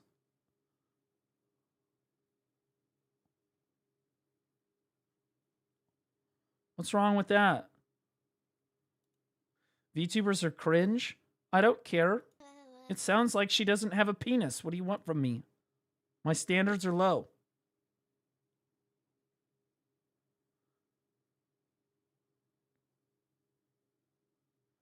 All right. Well, Godot seems good. We'll help him out. Just a PvPer. I can't make everybody happy. Call me a developer. Blame the ping. All right, guys. I'm going to send you over to Godot. This guy newer? Why is I not following this guy? He's got 10K followers. All right, guys. I love you guys so much. I'm going to try to stream today, but I'll be honest with you, it's already 6 a.m. I need to sleep for a while. I'll probably be live for Node War tomorrow, and then we'll keep going. I should be live earlier in the day. It really hurts me to be live like 7 p.m. or so. That's like the worst time slot ever.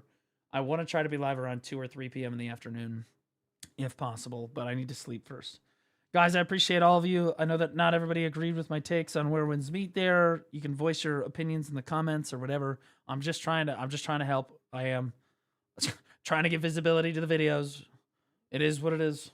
Love you guys so much. Have a great rest of your night. I'll catch you tomorrow, boys. Hopefully I get to stream the Node War tomorrow. Or today, I guess. Holy fuck, it's 6 a.m. Hold on. Wait. Dude.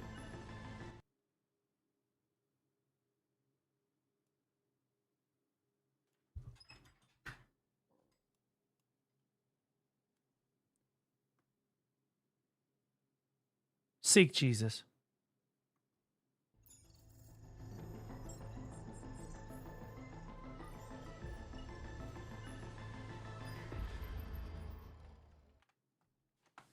What the fuck? Okay, how much money do you want?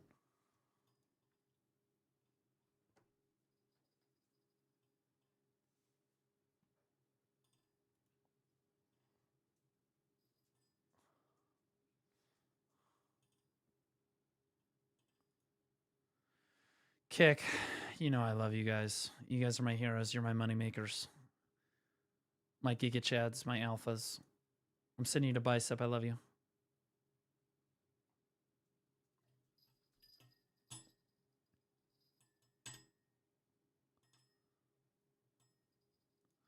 YouTube. You guys know you're my biggest dicks. Huge, huge favorites. I love you guys so much. Have a great rest of your night, guys. You guys support me all the time. Appreciate you so much. Good night, guys.